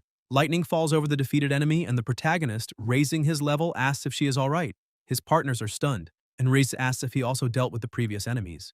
Tsuyoshi answers yes and that he took their weapons, handing one to Reese, saying it will be useful since his had broken. The redhead asks how strong he really is, and Tsuki says he just reached level 21 and tells her to restore the status because he has an idea. Still in disbelief, Sherry says it does not seem possible for someone at level 21 to do that. Shiro checks the monster's body and finds 2 black crystals, adding up to 3 in total, and says they need 3 more to complete the mission. Reis checks the time and says there are less than 2 hours left and they need to hurry, while the redhead warns that fighting special monsters consumes a lot of time and they may be interrupted like before. The protagonist decides to change the plan, saying they will not move forward like this because the risk is too high, and Reis agrees, saying that he is now the leader and will follow whatever he decides. Tsuyoshi proposes using the Eliminator's cloaks to disguise themselves, ties a piece around his face, and says they will hunt. The 3 put on the masks and move out at high speed. Shiro explains that they will look for groups of 3, since that way they will have a numerical advantage and it is more likely that these groups possess black crystals. The goal is not to kill, but to steal the crystals and incapacitate the opponents, so they fail automatically when the time runs out. Reese asks what exactly they should do, and the protagonist explains that Sherry can use restraint and silence magic to keep enemy mages from casting spells for about 6 seconds, enough time. He asks that if they face a mage, she must use that ability, and that Reyes must use his warrior strike to lock another enemy while he knocks out the third before dealing with the rest. Both confirm they understand, and Suki finishes saying it is time to hunt their prey. In another part of the forest, a team celebrates after a successful ambush, saying it was their first time and that they will rest before continuing. One of them shows a high-quality energy recovery capsule and laughs, saying that if they survive, they will get rich. From the top of a tree, the protagonist observes the scene with his partners waiting for the right moment. Then they move together. The redhead casts the silent spell, the enemy warriors look frightened and become paralyzed, and Tsuyoshi signals Reyes to act. He understands and charges. Tsuki advances in a straight line and decapitates one of them with a single motion. Reyes intercepts another and blocks his attack while Shiro appears behind and hits him with a devastating punch. The third enemy in panic realizes that in less than 10 seconds, two companions were defeated and thinks about running away desperately, and the redhead stares at him, asking if he really intends to abandon his allies. The adventurer tries to flee but is hit in the legs and screams, asking if that was a debuff. Before he can react, Tsuyoshi approaches in the blink of an eye and throws him far away with a precise strike, asking if now they can start looting the spoils. The three spread out, searching the bodies until Tsuyoshi finds one crystal and says only 2 are missing and asks how much time is left. Reyes replies 82 minutes, complaining that it takes too long to find suitable groups and that they had already spent almost 30 minutes just to find those enemies. Tsuki then tells them to keep going, explaining that the more time passes, the easier it will be to find good groups, and Reyes asks why. Shiro replies that the weak have already been eliminated and that those remaining must be carrying valuable spoils. 20 minutes later, the second group is defeated and the time drops to 60 minutes. Reyes checks the bodies and says there are no crystals. 35 minutes later, the third group is beaten and the remaining time reaches 45 minutes until the redhead celebrates finding one, leaving only a single crystal. 45 minutes later, the fourth group is eliminated, but with 35 minutes left, they find nothing. 60 minutes later, after facing the fifth group, the time drops to 20 minutes and the protagonist orders them to search quickly. Reyes examines the last defeated enemy, hoping he has a crystal, but admits he is at his limit. Sherry comments that even having chosen this path, they are at the edge of their strength, remembering that some groups gave up and others faced them directly, possibly members of the Viper Guild. Tsuyoshi says that no matter how careful they are, unexpected situations always happen, and that they were lucky to come out victorious. He checks the body ahead and says that one had nothing, asking about the others. Reyes replies that they also found nothing and there are less than 20 minutes left. The redhead keeps searching until she shouts that she found the last one, and Tsuki praises her, saying it was luck and a great job, that thanks to them, everything was completed. The system then confirms that the 6 black crystals have been collected and the mission is complete, allowing them to exit through the entrance or wait for the time to run out. Reyes celebrates relieved and suggests that they leave immediately to rest, saying he is exhausted and needs to sleep before the next match. But suddenly, he is struck in the arm and screams in pain. Sherry runs to him. Shiro holds her and asks if their companion is all right, and Reyes, in shock, shows that his arm was torn off, yelling for the attacker to show himself. A man appears holding a crystal and asks if they are the group that has been knocking out several teams. The redhead realizes what happened, and the system notifies that 1 black crystal was lost and the mission is now incomplete. The man laughs, saying that making such noise in a tournament like this is pure stupidity, and asks if Tsuyoshi is the famous rank D warrior who Lord Sendor showed interest in. Sherry opens her eyes wide and whispers that is City, the Dragon of Fury, an extremely dangerous man and anything but ordinary for a rank C. The protagonist asks what she means by that, and the redhead explains that he is a second awakened. The system notifies that a second awakened is someone who went through a second awakening after becoming an adventurer, gaining exceptional and unique abilities, which is why all major organizations compete to train them. City says that his boss sent him only to test his skills because normally he would not waste time with such a boring tournament, and admits he is curious to see what the boss saw in Tsuyoshi. The two face each other in silence, and the protagonist asks Sherry to take care of Reyes. The system informs that it is impossible to analyze the enemy because of an anti-recognition item, and Suki thinks that he had read about it before. An extremely expensive artifact capable of completely blocking the divine eye. He feels that this opponent's presence is different from any he has faced. Reyes whispers to look for a chance to escape, explaining that Second Awakened are absurdly strong and almost none would participate in such tournaments. Even inside the Adventurers Union, there are very few that young, all working under direct supervision of S-class veterans. He also says that there is an unwritten rule that Second Awakened do not enter these tournaments and suspects the Dragon of Fury sent him on purpose. Sherry adds that it is impossible to match someone like that because even at the same level, the abilities of a Second Awakened are much superior. And that is why almost all S-class adventurers belong to this category, receiving special training from an early age. Shiro says impressed that he had never heard of that and confirms that most S-class are Second Awakened, admitting that the guy is truly incredibly strong. City says enough of secret talking and comments that he was surprised by the protagonist's results in the first event, that he was sleeping in a corner after reaching the required points, and asks if they can fight one-on-one, but if the three come together, his partners will not interfere, questioning what Tsuyoshi will do. The protagonist asks when the Dragon of Fury started attacking them and says he heard they are one of the 5 great factions, claiming to know their boss and asking if there is not a misunderstanding. City replies that he does not know their boss, the Dragon Tamer. The adventurer sheathes his sword, releasing overwhelming mana, and says he liked the reaction. And Tsuyoshi comments that just slightly drawing the sword already unleashes that much power and asks if that was what cut his arm, while the redhead warns that the opponent is serious and they must not act recklessly. Tsuki tells the two to step back, saying that the target is only him and he cannot involve them. City understands and orders his two partners not to interfere, saying the event ends in 15 minutes. Then he moves with terrifying speed and attacks, but Shiro blocks with the sword and City praises the fast reaction, saying he likes it, while the protagonist thinks he can read his movements with the Divine Eye. CD tells him to show his abilities and uses the Viper Tears technique, and the system notifies through the Divine Eye's analysis that he must raise the sword to block and use the opening to strike toward the opponent's hand to make him back off or drop the weapon. They clash, exchanging blows, and Tsuyoshi thinks that if he does not drop it, he will cut it off. City releases the sword but catches it again and begins to laugh. Tsuki is hit and his partners get worried while the redhead thinks he is way too fast and she needs to protect him. 2 men appear from behind and tell them not to interfere, stating that they received orders from the boss and recorded everything, making it forbidden to help. Reyes wonders when they got behind them without being noticed, thinking they are far more skilled than they are, and Shiro thinks the strike was so strong that without body reinforcement, it would have broken his bones. City warns that if he gets distracted, he will die. The system notifies through the Divine Eye analysis that the enemy is about to deliver the final blow and recommends using abilities to interrupt. CD uses Serpent, Impulse, and the protagonist activates the Law of Earth and Wind. The attacks collide, causing tremendous force.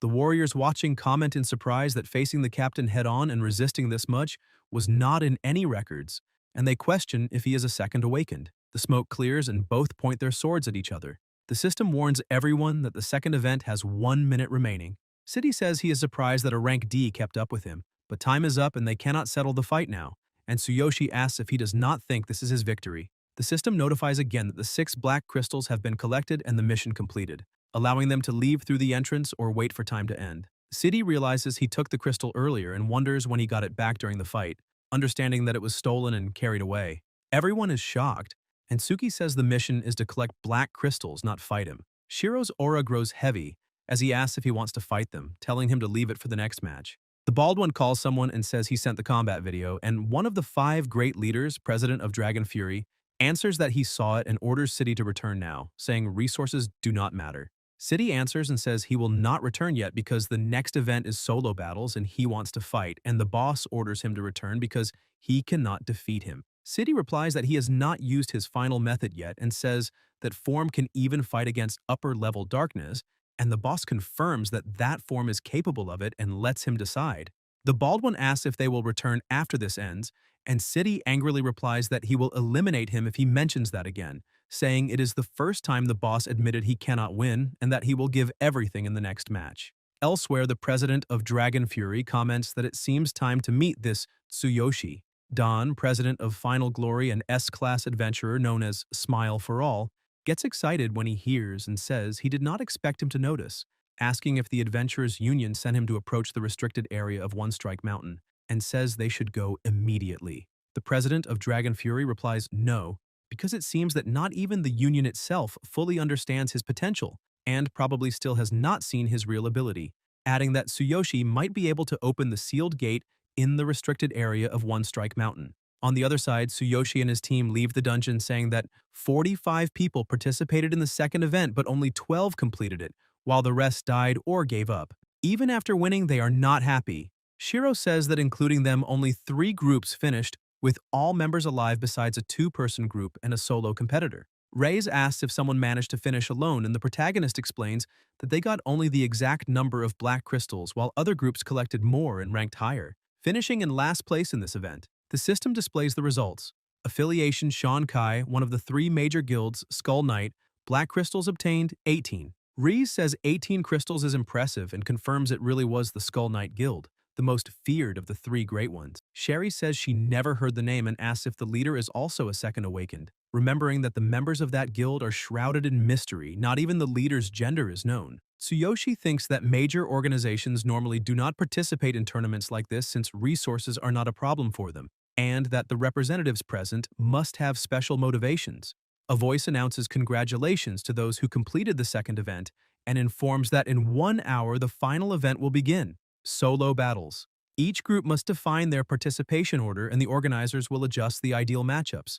Reyes comments that the final will really be individual and probably until knockout, while Tsugi observes that his 2 partners almost died in the last fight and might not have the confidence to face it alone, saying they should give up because he will represent the Adventurers Union in the final event. Reyes protests, saying that more people means more chances, and he will not let him go alone. And the redhead asks if he wants them to abandon a friend. Shiro insists that if they stay, they might die for no reason, and that it would be a useless defeat. And Sherry says he does not value his own life, and that the next opponent might be another second awakened like City. The protagonist tells them not to worry, claiming he is strong enough. The 2 look at him in surprise until Reyes says he understands and will trust him, while the redhead promises to pray for his victory. They bow before him and Tsuyoshi thanks them, saying it was a good job before leaving. Hoshimiya observes from afar, saying that fighting alone requires true courage, and Shiro turns around surprised, asking how long he has been there. Kenji comments that Tsuyoshi is the contestant supported by President Suzuki, going from substitute to official member, and now carrying great responsibility, calling him remarkable. The protagonist asks who he is and if he belongs to the Adventurers Union, and Hoshimiya answers yes, saying he is of high rank and asking if he is a second awakened. Tsuyoshi replies that he is not and asks if there are any instructions from the union, and Kenji says he is only there as a representative for the award ceremony, but came to see him personally after hearing about him. Tsuki thinks he is strange and decides to keep his distance, saying he wants to rest a little before the next fight and asking if there is nothing else.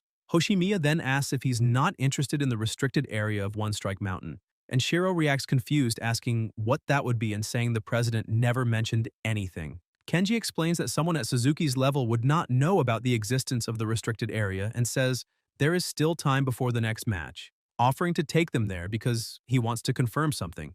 The protagonist asks him to explain, and Hoshimiya replies that he wants to see if he can open the door left by the mysterious Rank S adventurer who created One Strike Mountain, a door that no one has managed to open until today. Tsuyoshi's ring starts to shine and he thinks that this has happened before, wondering if there is a connection between the ring and the door ahead, and asks why it has to be him when there are second awakened and rank S adventurers out there. And Kenji answers that it is a good question, explaining that all rank S adventurers have already tried to open that door, but nothing happened no matter what they did.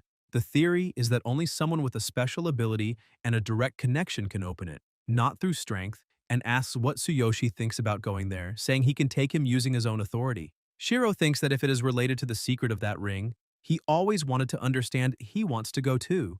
Elsewhere, a voice comments that fighting darkness in caves is only the surface of what it means to be an adventurer because there are places that can only be reached upon becoming rank S. At the restricted passage, Hoshimiya says that this is not a normal battle but a completely different dimension and that one cannot even touch it without S-class power. The protagonist asks why, and Kenji replies that the price of truth is high. Common adventurers would lose their lives, and that is why S-class power is needed. He explains that the reason S-class adventurers are considered legendary is not only for their strength, but because they have seen what lies beyond that door. And compared to that, exploring caves is child's play, because the true battlefield lies beyond imagination. He also says that the world's disasters in the beginning of darkness may be tied to greater secrets. They approach the gate and the guard recognizes only Hoshimiya, asking who his companion is. Kenji introduces Tsuyoshi and says he requested authorization to open it. The guards look at each other and one apologizes, saying that when only one rank S adventurer is present, entry is forbidden, and that they must strictly follow the rules, asking for understanding. They explain that it is a restricted area and they cannot break the rules, and that if he tries to force his way, they will have to report it. Tsuyoshi watches in silence and thinks that it seems something more important than he imagined, with rank S adventurers watching each other, and realizes that not even Hoshimiya can enter freely, which makes him even more curious. Since arriving there, he feels the ring vibrating, as if responding to some kind of call. Kenji says he came to confirm something that does not concern them, and that he will take full responsibility, asking them to open the gate. The guard replies that he does not know who Tsuyoshi is, but rules are rules, and even being Class A, they cannot disobey, explaining that without the presence of another rank S adventurer, they cannot allow entry. Hoshimiya gets irritated, releases a frightening aura, and orders them to open. The guards kneel trembling and beg forgiveness, insisting they truly cannot. The system notifies that the level difference is too great to obtain information, and the protagonist feels the overwhelming pressure, realizing that this presence is completely different from the rank C he fought before, and that he could faint if he lowered his guard. Kenji says he does not want to repeat himself and warns it will be the last time, but a voice appears behind them, asking if the Adventurers Union still enjoys intimidating the weak. As they turn, they see the president of Dragon Fury, accompanied by the president of Final Glory, Smile for All. Tsuyoshi asks if the two are also S-class adventurers, and the system once again notifies that the level difference is too great to obtain information. Silence takes over while the guards bow respectfully before the two lords. Hoshimiya responds coldly, asking if they are implying that they abuse members of Dragon Fury, and Sandor steps forward. Tsuyoshi watches S-class adventurers from different organizations facing each other, and thinks that the relationship between the 5 great factions and the 3 major guilds is truly complex. The president of Dragon Fury says that Hoshimiya is still not at the level required to face him, and would need to be at least at the president's standard to even try. Kenji does not respond but shows irritation, and Don steps in, telling them to maintain peace, and asks if he will need help to enter. Hoshimiya says it is fine, and that with 3 S-class adventurers present, entry is allowed, so the two proceed inside. Sandor observes them walking away while the protagonist is surprised by the intensity of the ring's glow and wonders why it is reacting so strongly in front of the door. Kenji asks if Don is only there to observe them, and he laughs, saying he is overthinking, explaining that they are also interested to see whether Tsuyoshi can open the gate that no one has ever opened. Hoshimiya thinks that, as expected, the 5 great factions and the 3 major guilds possess good information, and comments that there is an agreement to share everything about that door, so a little tourism should not bother anyone. Kenji looks back and asks what is wrong, and Don warns him not to touch, while Sandor observes and says he has not noticed, stating that Tsuyoshi can no longer see them. Kenji asks what he means, and Don replies that it has been a long time since something like this happened, explaining that the boy was called by that portal. The protagonist keeps walking toward the door with the ring shining intensely, and thinks this sensation is the same as when he was called by the hammer from the other world. As he touches the gate's surface, the system notifies that qualifications have been confirmed, and the door opens, releasing an intense light. Outside, warriors feel the mountain shaking and ask what is happening. City senses the energy and says, "Those are waves coming from the depths."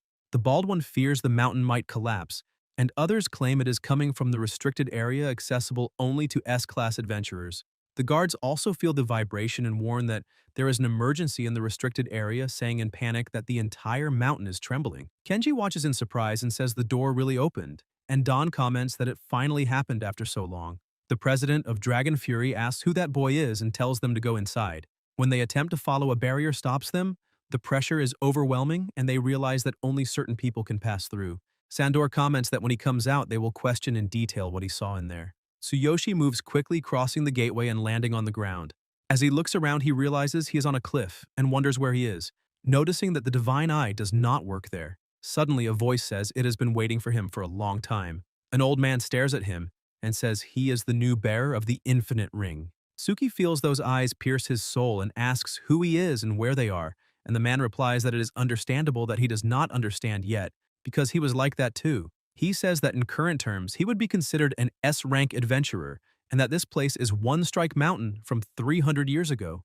Tsuyoshi is shocked, and the man moves his hand, making him float, and the protagonist feels his body light and unresponsive, realizing that before this presence he feels powerless like a child. The man explains that his mind must be full of questions and says that this is where his final power is sealed. an independent space from the outside world, and reveals himself as the ring's former owner. Tsuyoshi is surprised, and the man asks him not to be startled, asking which world he went to. Tsuki confirms and asks if he means the other world he was transported to, explaining that it was a fantasy world with beastmen, elves, and humans, and that he has many doubts. The man says he understands and comments that he had more luck than he did because the world he was called to was not as kind. Shiro thinks in confusion that then, when he obtained the ring, he was taken to another world. The man comments that Tsuyoshi seems to have already obtained the first treasure and asks how much he can control it, telling him to summon it. The protagonist asks if he is referring to the hammer of the God King, saying that if he summons it now, he will spend almost all his energy, and that would affect the next fight.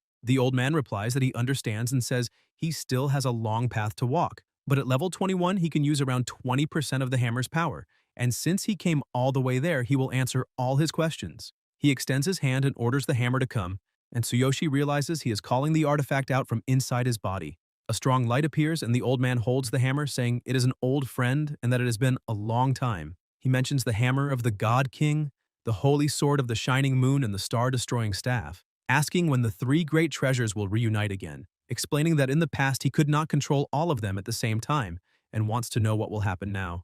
Tsuki asks if the hammer of the God King has companions and if there are really two more, remembering that when he was sent to the other world he was called by the hammer and reborn, always wondering what the connection was between that ring, the other world, and the three great treasures, asking him to explain. The man tells him to follow and that he will answer everything he knows, but the rest he must discover on his own. An intense light envelops the place, and the old man says that this is both the duty and the mission of a former bearer of the ring. In the sky of the dimension above the mountain peak, Shiro observes and says there are so many questions, and he wants to understand what darkness truly is.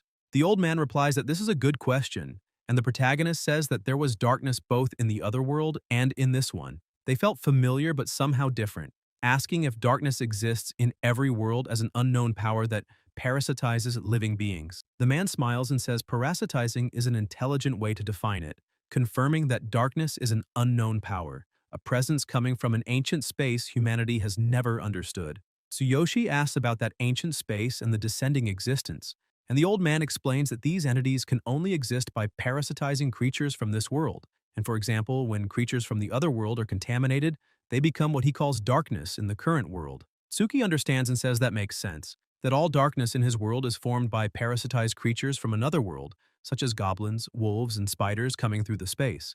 The old man confirms, saying that the darkness of his world crossed a dimensional passage after creatures from the original world were dominated, and those passages are called caves. Shiro reflects and says that darkness is not exactly the enemy, but rather the carrier of a parasitic power, and that the caves are bridges between worlds. The old man praises him for understanding quickly and explains that the true nature of darkness is the power of an ancestral space inhabiting other bodies, bringing destruction, disasters, and unknown phenomena through the caves. The protagonist asks how they can stop them or interrupt the parasitism, and what the ring and the three great treasures have to do with it. The man answers that the method to contain that power is hidden in the ring and the three treasures and tells him to follow. They walk until they stop in front of a mountain, and Tsuyoshi asks why they are there. The old man asks if he truly wants to learn how to fight darkness, and upon hearing yes, says that the key to controlling this power is right there. An intense light manifests, the protagonist holds the hammer, but feels he cannot sustain it, and the system notifies that his body grew stronger, and the strength is concentrated in his arms. The old man observes and says that this wave is the strongest body form. Tsuyoshi asks what he must do, and the old man explains that the hammer of the divine king is one of the three great treasures, and that together they can be the key to controlling darkness, telling him he must understand that. The man begins to release lightning that intensifies with a devastating pressure, and Tsuyoshi feels the energy is terrifying, thinking that if he gets any closer, his body will be destroyed. The old man says that he must feel it, and a circle of light forms heading toward him. Tsuki feels inside himself a power as vast as the ocean, and the energy expands around him. The man states that he cannot grant his own power because every bearer of the infinite ring must find their own, but now he at least understands the feeling and knows that with skill the treasure can reach that level. The protagonist realizes that he can move the hammer as freely as a common weapon, and is impressed by the power, asking why now. The man smiles and asks if he remembers that this was 300 years ago, saying that this mountain will eventually be known as One Strike Mountain, and orders him to feel the treasure's power. Tsuyoshi focuses as the energy surrounds him, says he can feel it, and then charges forward with overwhelming force. A creature is summoned and moves swiftly, and Shiro thinks this is the true power capable of facing the darkness, realizing that seeking this level is his responsibility. Asking if a distortion in spacetime was the origin of One Strike Mountain, the man confirms, saying that pursuing supreme power is the mission of every bearer of the infinite ring, and that with it he will be able to fight the darkness, explaining that this is the meaning of the name One Strike, the power concentrated in a single blow. Tsuyoshi watches in awe and asks if that was the treasure's full power, and the man confirms it is, saying it is strength enough to destroy heaven and earth and reshape everything around. Tsuyoshi then recalls that he said the Divine King's hammer is only one of the three great treasures.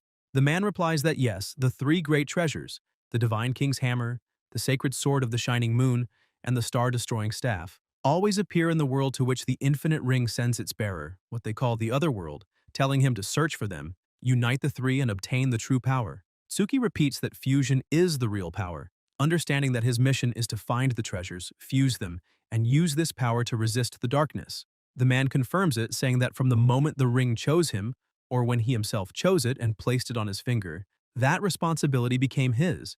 He explains that he must return to the other world, locate the remaining two treasures, fuse them, and thus gain the power capable of opposing the entire existence behind the darkness. Shiro asks why he didn't fuse the treasures himself, and says he is clearly far stronger than they are, questioning why he left the ring in that dry well. The man remains silent for a few seconds before replying that he has already been finished for a long time. The protagonist is shocked and asks if the skeleton wearing the ring inside the well was him. The man smiles slightly and asks what he sees now, explaining that what stands before them is only the consciousness he left behind 300 years ago, and that his real body long ago turned into bones. Tsuyoshi apologizes, but the man says there is no need, as he left his consciousness there only to wait for the ring's successor. Tsuki asks if even someone as powerful as him couldn't resist the darkness, saying that if only his consciousness is that intense, then his complete form must have been stronger than any S-rank adventurer. The man confirms that he gathered all three treasures but did not know how to fuse them,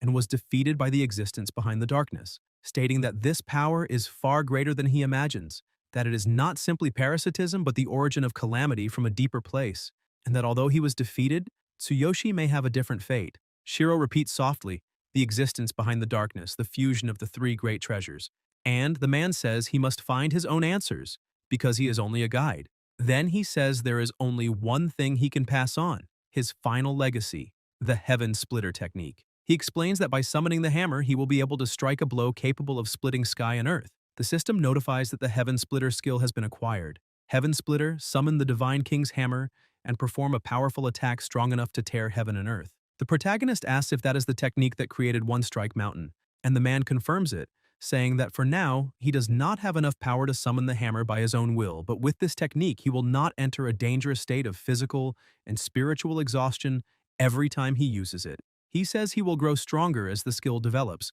and comments that this was the technique he was most proud of. Tsuyoshi thanks him and promises to use it well, and the man replies that he must go, as the road ahead is far longer than he imagines. Tsuki tries to call him again, but an intense light surrounds him. The man smiles one last time and says that the mission he carries is both a curse and an honor, and that perhaps they will meet again someday. The light grows until it envelops everything, and when Tsuyoshi opens his eyes, he realizes he is back outside the gate. Sandor, the president of the Fury of Dragons, stares at him and asks what was inside. Dawn approaches curiously and asks him to tell everything. The protagonist begins to answer, but Sandor interrupts him, telling him not to be mysterious, reminding him that this was a door that not even S-rank adventurers could open, no matter how hard they tried, demanding to know what he saw.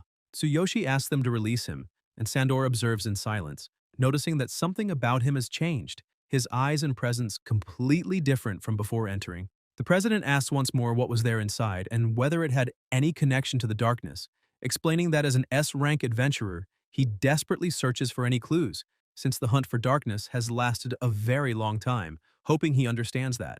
Kenji also insists, saying he wants to know what was inside. Tsuyoshi takes a deep breath and answers that darkness is only a type of host, creatures parasitized by a far stronger existence, and that the true enemy is the mysterious power that creates darkness itself. Sandor repeats intrigued, asking why there would be an existence even more powerful, and Don comments that if darkness was created by something superior, then there is a force beyond it, something difficult even to imagine, saying that this answer only makes him more desperate. Kenji says that even so, it is already a clue. Tsuyoshi, however, thinks that he cannot reveal anything about the ring until he is strong enough to protect it, avoiding unnecessary problems knowing that those people could eliminate him at any moment if they wanted to. Suddenly, he feels something and notices that the door behind them begins to crack. Kenji is startled and says the structure is collapsing. Don observes and states that it seems to have fulfilled its purpose, while Sandor concludes that the collapse is related to the boy and presses him again to tell what happened. Tsuyoshi calmly replies that he has already said everything he knows, that he received information about the darkness and was then expelled from the place. The three exchange looks in silence until Sandor says that if that is the case, they will end the matter there. He explains that this has already become a rumor among S-rank adventurers and discussions will soon begin, taking the opportunity to invite him to join the Fury of Dragons, promising to dedicate all their resources so that he becomes the strongest S-rank adventurer. Don smiles and says that his guild Final Glory, one of the three great ones, can offer the same or even more. Kenji intervenes saying they are ignoring the Adventurer Union, reminding that it is the most powerful organization, and promises that at the end of the tournament he will recommend Tsuyoshi directly to other S-rank adventurers so he can freely choose who will train him. In that moment, a voice echoes announcing the start of the final event and asks qualified competitors to head to the arena. Hoshimiya says it is time. Kenji places his hand on the protagonist's shoulder and says he wants to see it with his own eyes, hoping to watch him stand on the podium. As he walks away, Hoshimiya hears the protagonist say with conviction to wait for him at the first-place podium. At the Supernova Tournament grounds, the announcer declares that the third event will begin shortly, but due to withdrawals and disqualifications, the number of competitors dropped from 12 to 10. The protagonist observes and thinks that, including himself, this phase should end quickly. City stares at him and Tsuyoshi analyzes his attributes, wondering if he can now see City's stats and whether the anti-recognition item no longer works, all thanks to Lord Dignity. The system confirms that the Divine Eye will no longer be affected by any item, but may fail to see clearly enemies far superior, advising him to continue leveling up. Then the profile of Sean appears, a member of the Skull Knight Guild, one of the three great ones, level 38, a C-rank second awakened with 27,800 combat power. Tsuyoshi concludes that, as expected, he is not an ordinary adventurer, also a second awakened and even stronger than City. The announcer explains that the third event is a team tournament. Representatives will draw their order and may challenge any member of other teams. If confident, they can choose multiple opponents, but if they lose, they are eliminated. The last team standing wins. Weapons, skills, and items are all allowed, and the defeated will be automatically transported outside.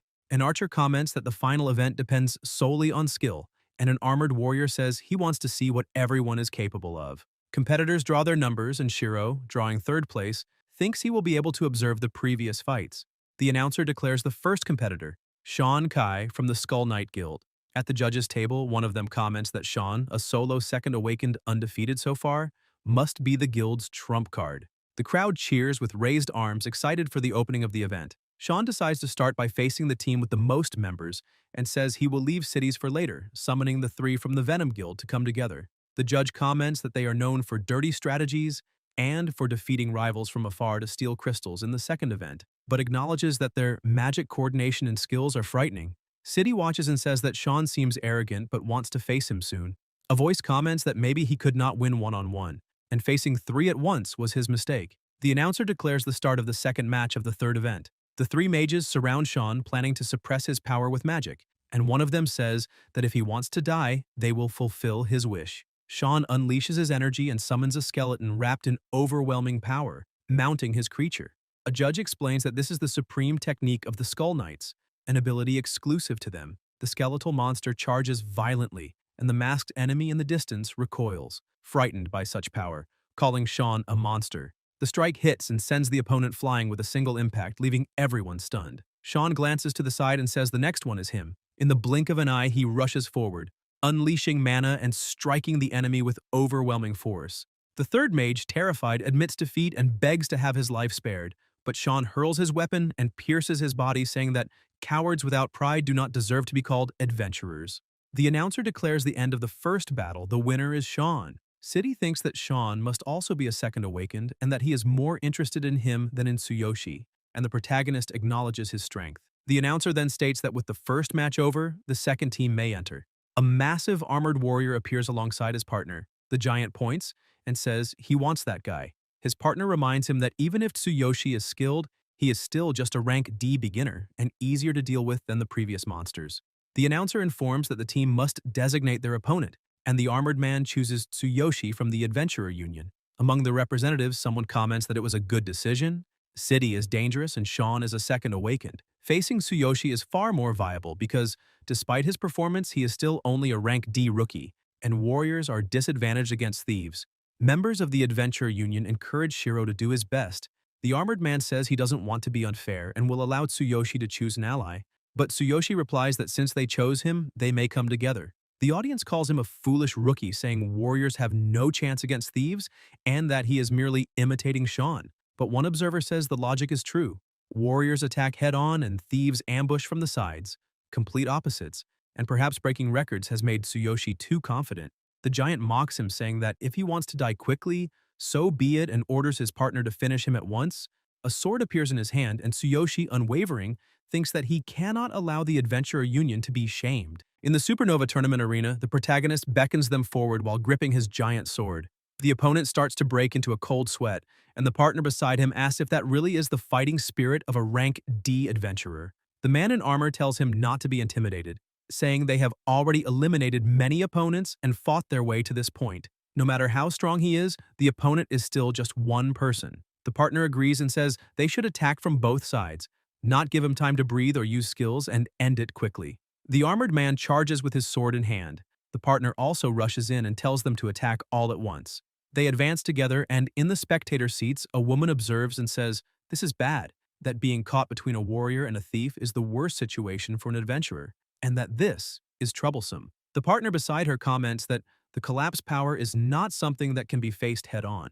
It will be used to draw in the opponent and restrain his movements, while the thief's after-image attack will be the true finishing blow. Whatever choice he makes, he will definitely take the other's attack. He was careless. Meanwhile, in the arena, they release their powers and curse him, but Shiro remains completely unharmed. They attack again until they notice something and become frightened, asking if that guy is using some kind of secret item. Shiro says that now it is his turn. The system notifies that his body becomes stronger, and the people in the stands watch intently. One of them says it is impossible. Collapse was the technique that defeated a powerful darkness head-on in the first event, and a rank D brat does not even have a scratch. The announcer says the same goes for the thief. The backstab ambush is among the top 3 techniques among the thieves participating this time, and even so, it was easy. People comment that that guy is a monster, an invincible monster. City says that this man is interesting. Beside him, a seated man, a young man with a scar on his face, states that, according to the Adventurers Union, he is just a rank D adventurer.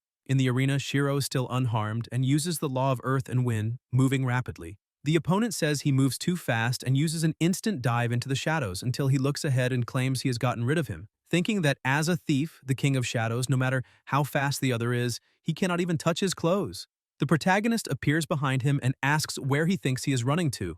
The opponent shouts for him to stop, but Shiro keeps advancing, strikes him, and knocks him to the ground. Shiro walks forward and tells them to continue.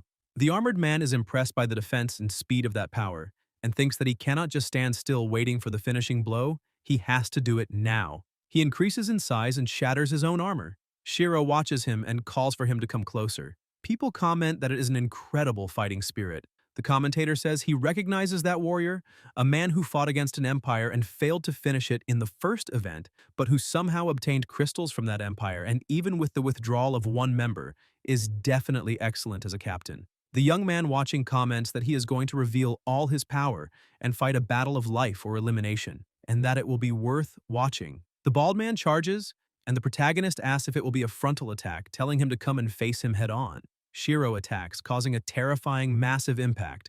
The bald man falls to the ground and says he cannot win, surrendering. Everyone is shocked to hear this, and the bald man states that he understands, that no matter what he does, he cannot win, and he surrenders, accepting defeat. The protagonist stands still without saying anything, looks to the side, and the announcer declares that due to the opponent's withdrawal, the winner of this match is Shiro of the Adventurers Union. People are disappointed and say that just when it was getting exciting, this happens. City calls him an idiot, and the young man with the scar on his face grumbles. Shiro asks if there should not be another match, and the referee replies that yes, but only after resting a bit. Shiro says he does not need to rest, that his warm-up is over, and asks the man in front of him if he wants to fight him, saying it can be solo or in a team. It does not matter. The bald man calls him arrogant and says that everyone should fight him, but City tells them to shut up and sit down, and his subordinates lower their heads and respond that they understand. City moves quickly, jumps into the arena, and says that he will make him regret acting so arrogantly in front of him, that he needs to prove to the boss that he is stronger than him, and swears on his own pride that he will eliminate him. At the Supernova tournament venue, a young man comments that things have become interesting. He says he has followed City's growth the whole time, that Second Awakeners are incredible, with growth speed and combat power far exceeding the understanding of ordinary adventurers, and that no matter what tricks that rank D Shiro has, his time as a dark horse ends today. Sandor of the Furious Dragon spared no effort or resources to raise him. City is the future star of the Furious Dragon, and he cannot mess up this battle. A quiet man beside him thinks that he wants to see which of them is superior, whether it is City. The commentator announces that the third event, fourth match, is between City, a rank C Second Awakener from one of the 5 great factions, the Furious Dragon, against Shiro, a rank D adventurer from the Adventurers Union, and that both are now ready. They face each other. City smiles, draws his sword from its sheath, and rushes forward to attack. Shiro stares at him and brings his sword up in front, blocking the strike. City continues to press and says that Shiro is better than he expected, but that this is nothing, reaffirming that he will eliminate him. He uses Serpent Impulse. Shiro realizes it is the same technique and also activates the law of earth and wind. The protagonist narrowly dodges, and a boy comments that this is a technique capable of blocking even the full power strike of a rank C adventurer. An incredible power, truly that of a Second Awakener, and that if Shiro had taken that blow, the fight would already be decided. Shiro wonders if he really intends to eliminate him. Shiro moves his sword and counterattacks, sending City flying back with a single blow. City wipes the plasma flowing from his mouth,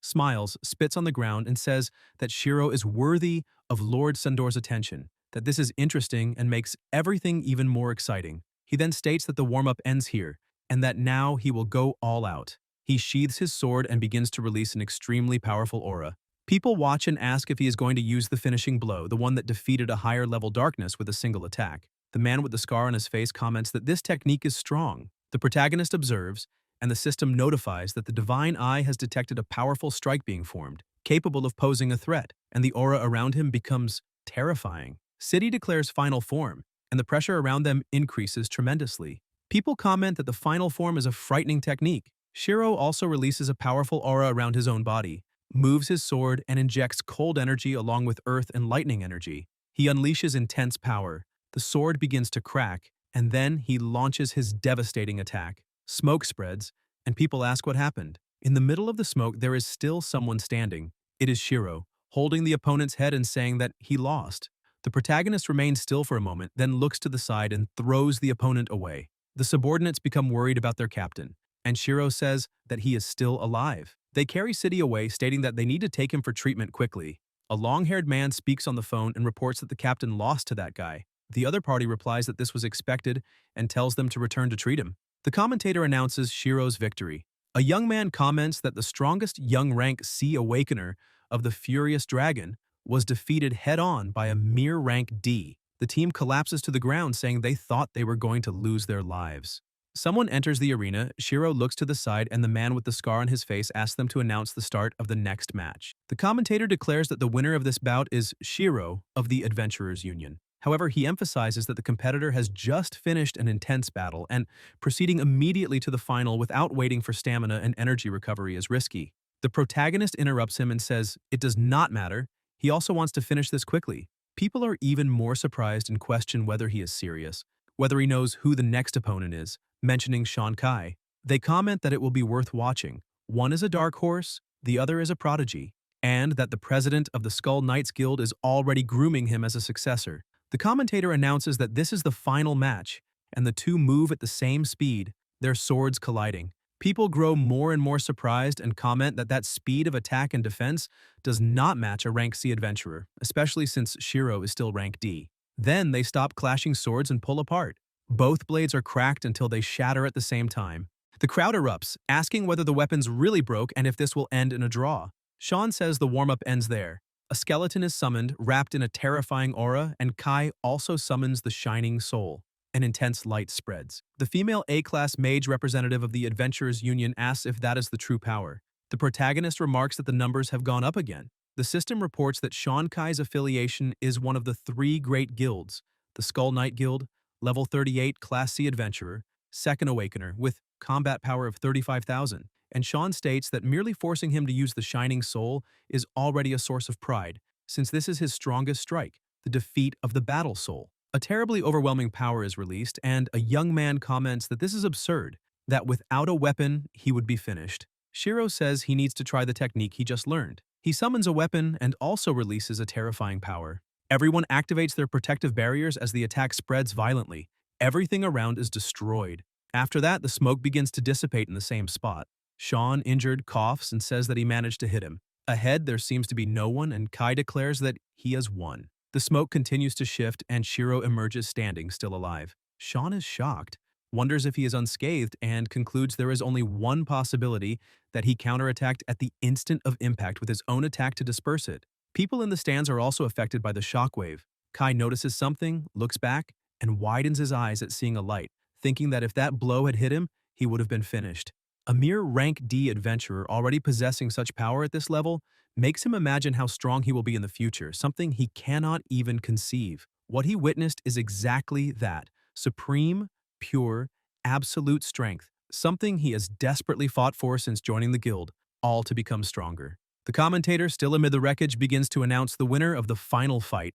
When the presenter stands up and realizes that both are still standing, they face each other, and the audience is seized by curiosity. Sean kneels on the ground and declares that he lost by his own hand, says he is impressed by that blow, and states that from today onward he will follow him, asking to be accepted as a disciple. The protagonist is surprised. At One Strike Mountain, in the external waiting area, the car is stopped while the president observes the results. Someone approaches and apologizes for the delay. Sukuzi realizes and notices that it is Shiro holding the trophy.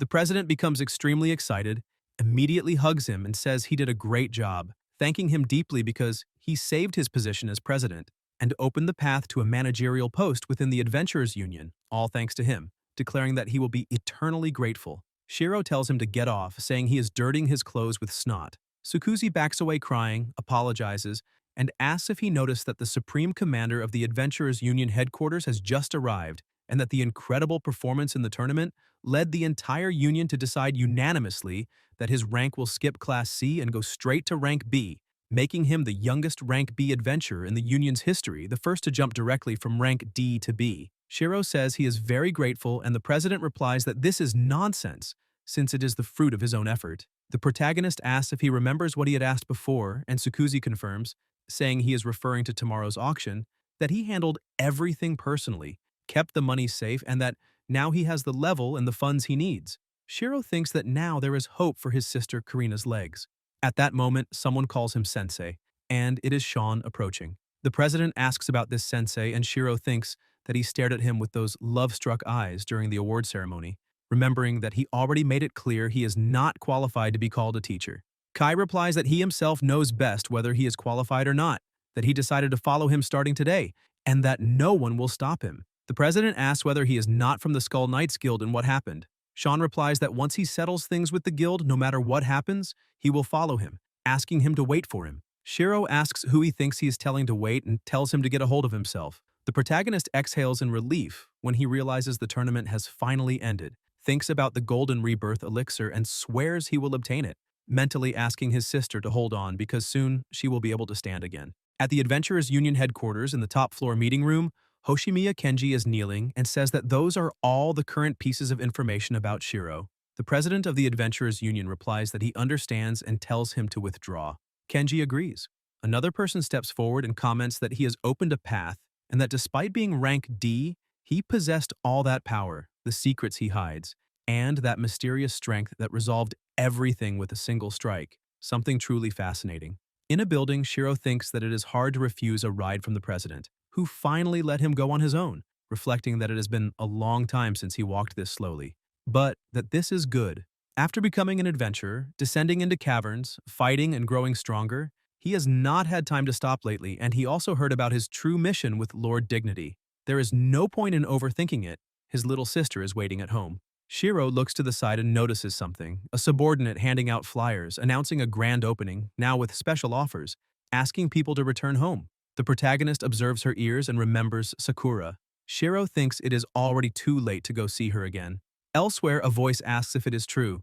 It is Karina asking whether she will really be able to stand again. Shiro replies that yes, very soon she will stand, and he promises it. His sister is moved and hugs him. Shiro apologizes for making her wait for so long and says that she will be able to go to school, walk through the streets, and visit places like any other child. After that, still in the same place, Karina falls asleep. The protagonist closes the door and looks out the window when the system notifies that the unlimited path has opened. A light is emitted, and in the other world, in the territory of the Beastmen, inside an empty house, Shiro thinks that the last time he was there, he was with her and was sent back to his world. He looks for his partner and notices something until he manages to see her hanging clothes. Sakura looks at him and asks if he has already woken up. Shiro smiles and replies that yes, and that it has been a very long time since they last saw each other. The two sit down on the grass. Sakura hands him a book. The protagonist takes it and observes the leaders of the Eugene, Duke, Islet, and Edward families. Sakura says that she wants to tell her secret now. She explains that she was one of the main candidates to become the next Beast King in the Beastmen tribe. At that time, she was just a naive child, and all she remembers is her father surrounded by strong, loyal warriors, famous among the Beastmen. The current Beast King, whose father was her father's greatest rival in power and reputation, had no chance of matching him and knew it. So he used the vilest method, buying, threatening, and bribing her father's most trusted warriors. The names written in that notebook are theirs. Shiro asks if it was betrayal, and Sakura answers that yes. The retainers who swore loyalty with their own lives betrayed him, poisoned her father before the most important battle, enough to eliminate him, and he collapsed before her eyes. After that, to eliminate any future concern, they tried to get rid of her as well. Fortunately, the nurse who raised her was by her side. Even with a high fever and unconscious, she still held on to her and escaped desperately amid the chaos. From then on, they hid their names, and the nurse became her grandmother. They hid in a remote village. The henchmen searched for them frantically, but the Beastmen territory is vast, and after a few years without success, they gave up and left the case unresolved. They probably thought that a single child posed no threat. Sakura stands up and says that there is a place she wants to go with him. Then, in the forest, the two walk. Sakura stops in front of a cabin and approaches it. They remain standing there in silence. The protagonist observes his partner and asks if that is the grave of that person, and Sakura replies that it is. After she and her grandmother escaped, Sakura worked hard, always staying alert while guarding that enormous secret. She made no friends and never showed her true power to anyone. The day her grandmother passed away was sunny like this one. She did not cry because, from a young age, her grandmother taught her not to cry easily, saying that tears would make her weak and that she would not be able to rest in peace if Sakura cried. Sakura held back her tears and buried her only family, her grandmother, there. At that time, she was still a child, smaller than a shovel. It took her 2 or 3 days to dig a hole deep enough to bury her. She no longer remembers the details, only her own worn, torn hands, reduced to sticks. In the end, she could no longer even feel pain, only numbness remained. Shiro calls her name and Sakura continues, saying that after that she lived alone. She hid from the beasts of the forest and from all the malice of the outside world because, being half beastman, she was seen as inferior and filthy by pure beastmen, and not even once did her own people treat her with kindness. Fortunately, she inherited her strong father's talent with the sword and, from a young age, grew much faster than other children. Over time, she joined temporary groups as a lone wolf, hunting monsters and gradually becoming more stable. And as she grew and became stronger, the feelings hidden within her became clear in her heart. Revenge. Sakura then says that on the day she was to be executed, it was completely unexpected. She happened to pass nearby and before she realized it, slipped into the sacred grounds to check something, wondering whether a treacherous vassal had presented the clan's inherited weapon as a trophy to the enemy, since the one who eliminated her father had become the Beast King. She thought that perhaps the weapon passed down through the clan for generations, the one her father said he would give her, had been offered by the traitors as a trophy to the enemy who soon became the Beast King. If that were the case, then the weapon that should have been hers would now be in the possession of the current Beast King's son. Sakura knew better than anyone that she could not defeat him, but the sacred grounds were far more heavily guarded than she had imagined, and she was spotted shortly after approaching the center. Fortunately, her identity was not revealed as they mistook her for a half-beast thief trying to steal treasures. They decided to use her as an example, applying the harshest punishment, and she planned to escape at the last moment, even if it was only a faint hope. She never imagined that she would be saved. The protagonist says that the book is there, that it must be very important to her, and that they will clean her grandmother's grave together. They begin to clean it, and Sakura tells her grandmother that she has come home. After that, still in the same place, once they finish cleaning the grave, Shiro says that he is ready. He kneels and thanks her for raising and protecting his partner. Sakura also kneels, and Shiro says that from now on he will protect her granddaughter, asking that she be able to rest in peace in the heavens. Lights begin to be emitted, and the grandmother's spirit appears behind the two of them. Then Sakura asks why they're going to the old fortress that her family once owned, saying that it has already been taken over by the minister who served under her father's orders, whose name is on the first page of the notebook. Moreover, his loyal men guard it heavily, so her identity would be exposed immediately. And at this moment, it is still not the right time. The protagonist asks if she never went back to check, and says that the weapon her father intended to give her may still be hidden in that fortress waiting for its true owner, and that perhaps together, they can erase the names written in the notebook. The next day, at a castle, beastmen are stationed out front, guarding the place. Shiro is hidden with his partner behind the bushes and says that even the gate guards are around level 30, which is impressive. Inside, he silently observes his partner and then looks ahead. Sakura says that there are currently more than 10 armed beastmen soldiers gathered in that fortress, and in addition to them, at least 6 or 7 of the generals who once betrayed her father are also there. They turned against her father, but the current Beast King did not value them and sent them to that place. Even so, their levels are not below 50. On their own, defeating just 1 or 2 would be easy. But if there is any noise, the generals will coordinate and the troops will gather, which would be extremely dangerous. And at the very least, she would not survive. Shiro says that she will survive and asks whether, if they were to annihilate all the troops at once, they would be able to deal with the remaining generals by themselves. Sakura is surprised and asks about annihilating all those Beastman soldiers at once, along with the generals above level 50, questioning whether that is really possible. The protagonist asks whether it is possible or not. Sakura lowers her head and thinks that she is now at level 7, while the generals are around level 50 in their normal state, and that if their health points drop, they would still enter berserk mode. She calls him master and asks that when he talks about survival, what kind of state he is imagining. Shiro asks what kind and says something like having the entire body in jars, leaving the final blow to him. Sakura looks surprised and thinks that her master's level is far below hers, and yet at some point she simply lost the ability to read his true power. Sakura says that she herself can do it. Inside the castle, the beastmen are all armed, and Sakura begins to move closer. She notices that there is an enemy there, manages to hide and keeps observing, asking her partner if they are really going to do this, saying that they can still run away now and come back later. There is a skill called Finalized Vision Strike, which allows one to aim at the farthest enemy one can see, with which it is possible to attack instantly and then retreat from that place. Sakura asks if he is sure and says that this plan is incredibly bold and dangerous, and that, if they fail, the protagonist tells her to trust him, and that when he gives the signal, she should follow the plan. Sakura thinks that her master would not do anything based only on a hunch, so all she can do is believe in him and perform her role perfectly. It is strange when she fled from there, she was still a clueless child, but her body remembers the roads and corners with great clarity. Shiro says that her role is to find a wide, open area inside the fortress with nothing blocking it, and then draw all the enemies to that location. Sakura thinks that she needs to draw everyone, the generals and more than 100 soldiers, all together into the same open space. She is the only blood relative of the master they betrayed, the child they tried to eliminate and then simply abandoned, not knowing where she went. As soon as they realize she has suddenly appeared, they will throw everything they have at her without hesitation. Failing to get rid of her has always been the lingering worry buried deep in their hearts, and that is what makes them uneasy. Meanwhile, Shiro is at the edge of the cliff and says that to defeat more than 100 Beastman soldiers with a single strike and turn those high-level generals into clowns, he will have to give everything he has. He will eliminate everything that stands in the way of vengeance, and wants to see all the power of the heavens open up, into which he has invested everything. The system notifies that the current usable energy is 1,000 and that the strongest body can reach 300%. Inside the castle, Sakura runs, hides, and realizes that this is the place.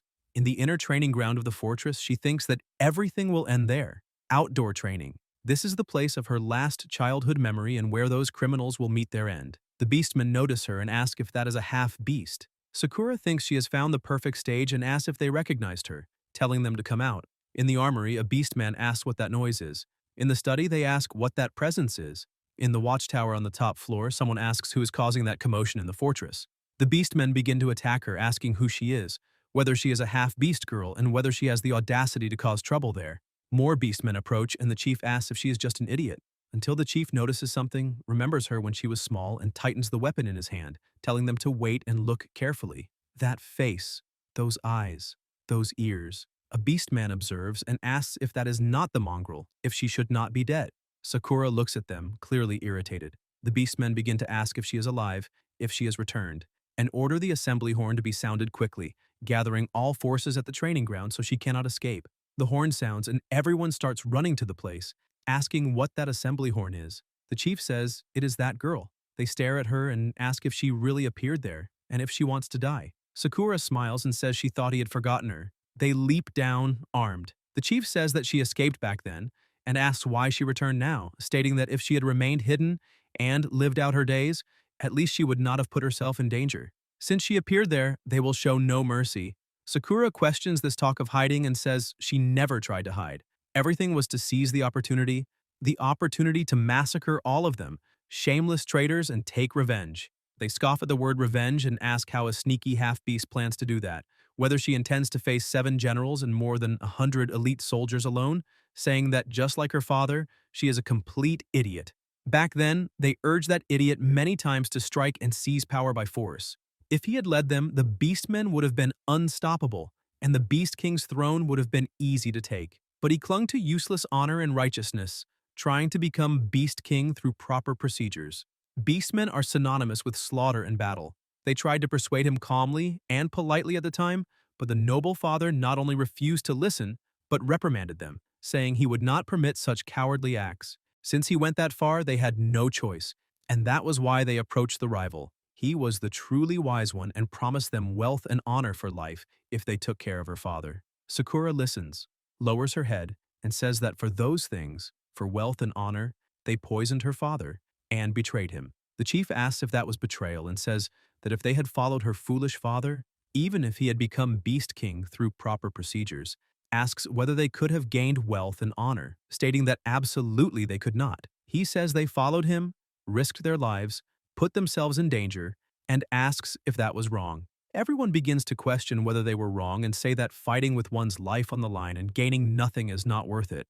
Sakura, head lowered, says that her father thought only of the future and prosperity of the Beastmen, and that they ended up like this because they sought wealth and honor. She understands that their reasoning is correct and that the miscalculation of her father's entire life was that, back then, he did not eliminate cowards like them with his own hands, creatures worse than beasts. They say she inherited her father's arrogance and her mother's inferior plasma and order everyone to eliminate that girl. The sky begins to emit lightning, and a beastman asks if that is lightning, saying it was so clear just moments ago and questions what that is. Lightning pours down. On a mountain 30 meters from the fortress, the protagonist releases lightning with the hammer, causing enormous pressure all around. Shiro says his partner can leave the rest to him and reminds her that he told her that when she saw the lightning, she should use her skill and retreat as far as possible. Sakura thinks this is the master's signal and, locking onto a soldier at the outer edge, starts running while they are distracted by the lightning and attacks. They realize it is an ambush. The chief orders them not to take their eyes off that girl, says the lightning being released is extremely powerful, and asks if she has an ally. Some beastmen are struck, others raise shields. Sakura runs, pulling away as fast and as far as possible while the protagonist continues releasing intense lightning. He thinks the lightning will serve only as the initial distraction and says to gather all the power there. The system warns that pushing energy to the limit, combining strongest body, the law of earth and wind, the Divine King's hammer, and all remaining energy using multiple types of energy at this level may cause severe damage or shock to the body. After this use, energy may be completely depleted for a time. A beastman asks what that is. A magic circle is invoked, releasing even more lightning, and Shiro says this is a new attack created with all of his energy. Attacks are launched toward them. The chief orders shields up immediately. Sakura watches the attacks and asks if this is from the master. The surrounding area begins to be destroyed, causing a massive explosion and annihilating the beastmen. Afterward, in the same place, all the beastmen have been eliminated, leaving only the chief alive, who thinks there is no way that girl could have done this, and wonders what monster was responsible for such a terrible blow. Then he notices something amid the smoke, and it is Sakura approaching. The chief begs for forgiveness, says that back then they were threatened and had no choice, asks her to accept his apology and thinks that in his current state, he cannot defeat her. Sakura, sword in hand, says she wants his apology but not for herself. The chief asks her to wait and says that if she needs to eliminate someone, she should eliminate him and spare the rest. Without thinking twice, Sakura cuts him down repeatedly and says that all of them have lost their lives. She has avenged her father and declares that now he can rest in peace. Meanwhile, the protagonist is at the top of the cliff, weakened from using too much power. Sakura approaches and hugs him, letting him rest against her lap. Shiro asks if everything is over, and Sakura replies that yes, exactly as he said. The elites and the generals who betrayed her father left no survivors. Shiro says that she really did it and then passes out. Sakura thanks him and says she will never forget this as long as she lives, telling him that he is here now and should rest. The system notifies that, due to the forced fusion of multiple types of energy, his life is in critical danger, activating the highest level system protocol, the Bodily Rest Foundation, and that, based on accumulated combat data, it is performing emergency system maintenance and a version update, with the update in progress. The update is completed. The Divine Eye has been upgraded, the upload of the Intelligent module has been completed, and the Divine Eye's premium chat function has been unlocked. The voluntary fusion of high-risk energy is confirmed with life-threatening consequences. To prevent destruction caused by energy repulsion, an auxiliary energy configuration system is added, allowing system-based control and calculations for the energy integration system to safely combine different types and attributes of energy, greatly increasing success rates and skill control. In the depths of his consciousness, the protagonist wonders if that is all and thinks that it is thanks to the bonus and accumulated experience, questioning again whether the required experience decreased with the version update. The system notifies that the update has been completed, that the new energy fusion function has been loaded, the Divine Eye has been upgraded, other functions have been integrated into it, and the Divine Selection System update has been finalized. After checking the specific details on his own, Shiro thinks that generous bonuses demand a heavy price. He extends his hand and summons the hammer, saying that he has confirmed everything, and more notifications arrive, informing him that the confirmation has been completed. An extremely strong light is emitted, making Shiro raise his arm to shield his face. After that, the protagonist wakes up and feels relieved that the system saved him. Shiro realizes that his partner is lying beside him, her hand resting on his chest, and says that he thought she had saved him. Sakura replies that she did not. Then she panics and asks if he got hurt again. Shiro tells her not to worry, that he is fine. Sakura observes him in silence. Shiro thanks her for saving him from himself, saying that when he woke up and saw her there, he felt very happy. Sakura becomes embarrassed and tells him not to say that it is only natural since he helped her with her revenge. She moves a little closer, but the protagonist groans in pain and Sakura apologizes, saying she did not mean to hurt him. Shiro comments that she is cute, and Sakura, even more embarrassed, asks him not to laugh at her. Shiro groans in pain again. He thinks that he can only remain in that other world for 3 days. So until then, he and his partner need to deal with the names written in the notebook. They wiped out all of them, the remaining 24, 33 counting those defeated earlier, searching carefully and eliminating them one by one. After leveling up, sometimes Shiro defeated the opponents before Sakura could even act. The cleanup operation that terrified the remnants ended on the 3rd day. The protagonist says that the long-cherished wish has now been fulfilled and asks what she will do next. Sakura asks if he remembers saying that her father tried to leave her a hereditary weapon and explains that while he was unconscious, she returned to the fortress and searched everywhere but could not find it until she discovered where it is. Shiro asks where, and Sakura replies that it is with her mother, her human mother. Shiro is surprised and asks about her mother, a human, saying that he thought she had already passed away. Sakura replies that yes, her mother was a human princess, and that after giving birth, she was taken back to human territory, and that Sakura never met her. When she was little, she asked her father where her mother was, and after a long silence, he only hugged her. To meet her mother, it will be necessary to go to human territory, and even then she wonders if she will be able to find her. Shiro says that she will because he will be there. Sakura replies that human territory is very far away and that he has no promise with the Beast King. The protagonist says that he knows, but that it works out perfectly, and states that he must reveal his secret to her soon as well. He says that he already has a plan for what comes next. Guys, if you enjoyed the video, leave a like, comment, and subscribe to the channel so you don't miss new content. Thank you.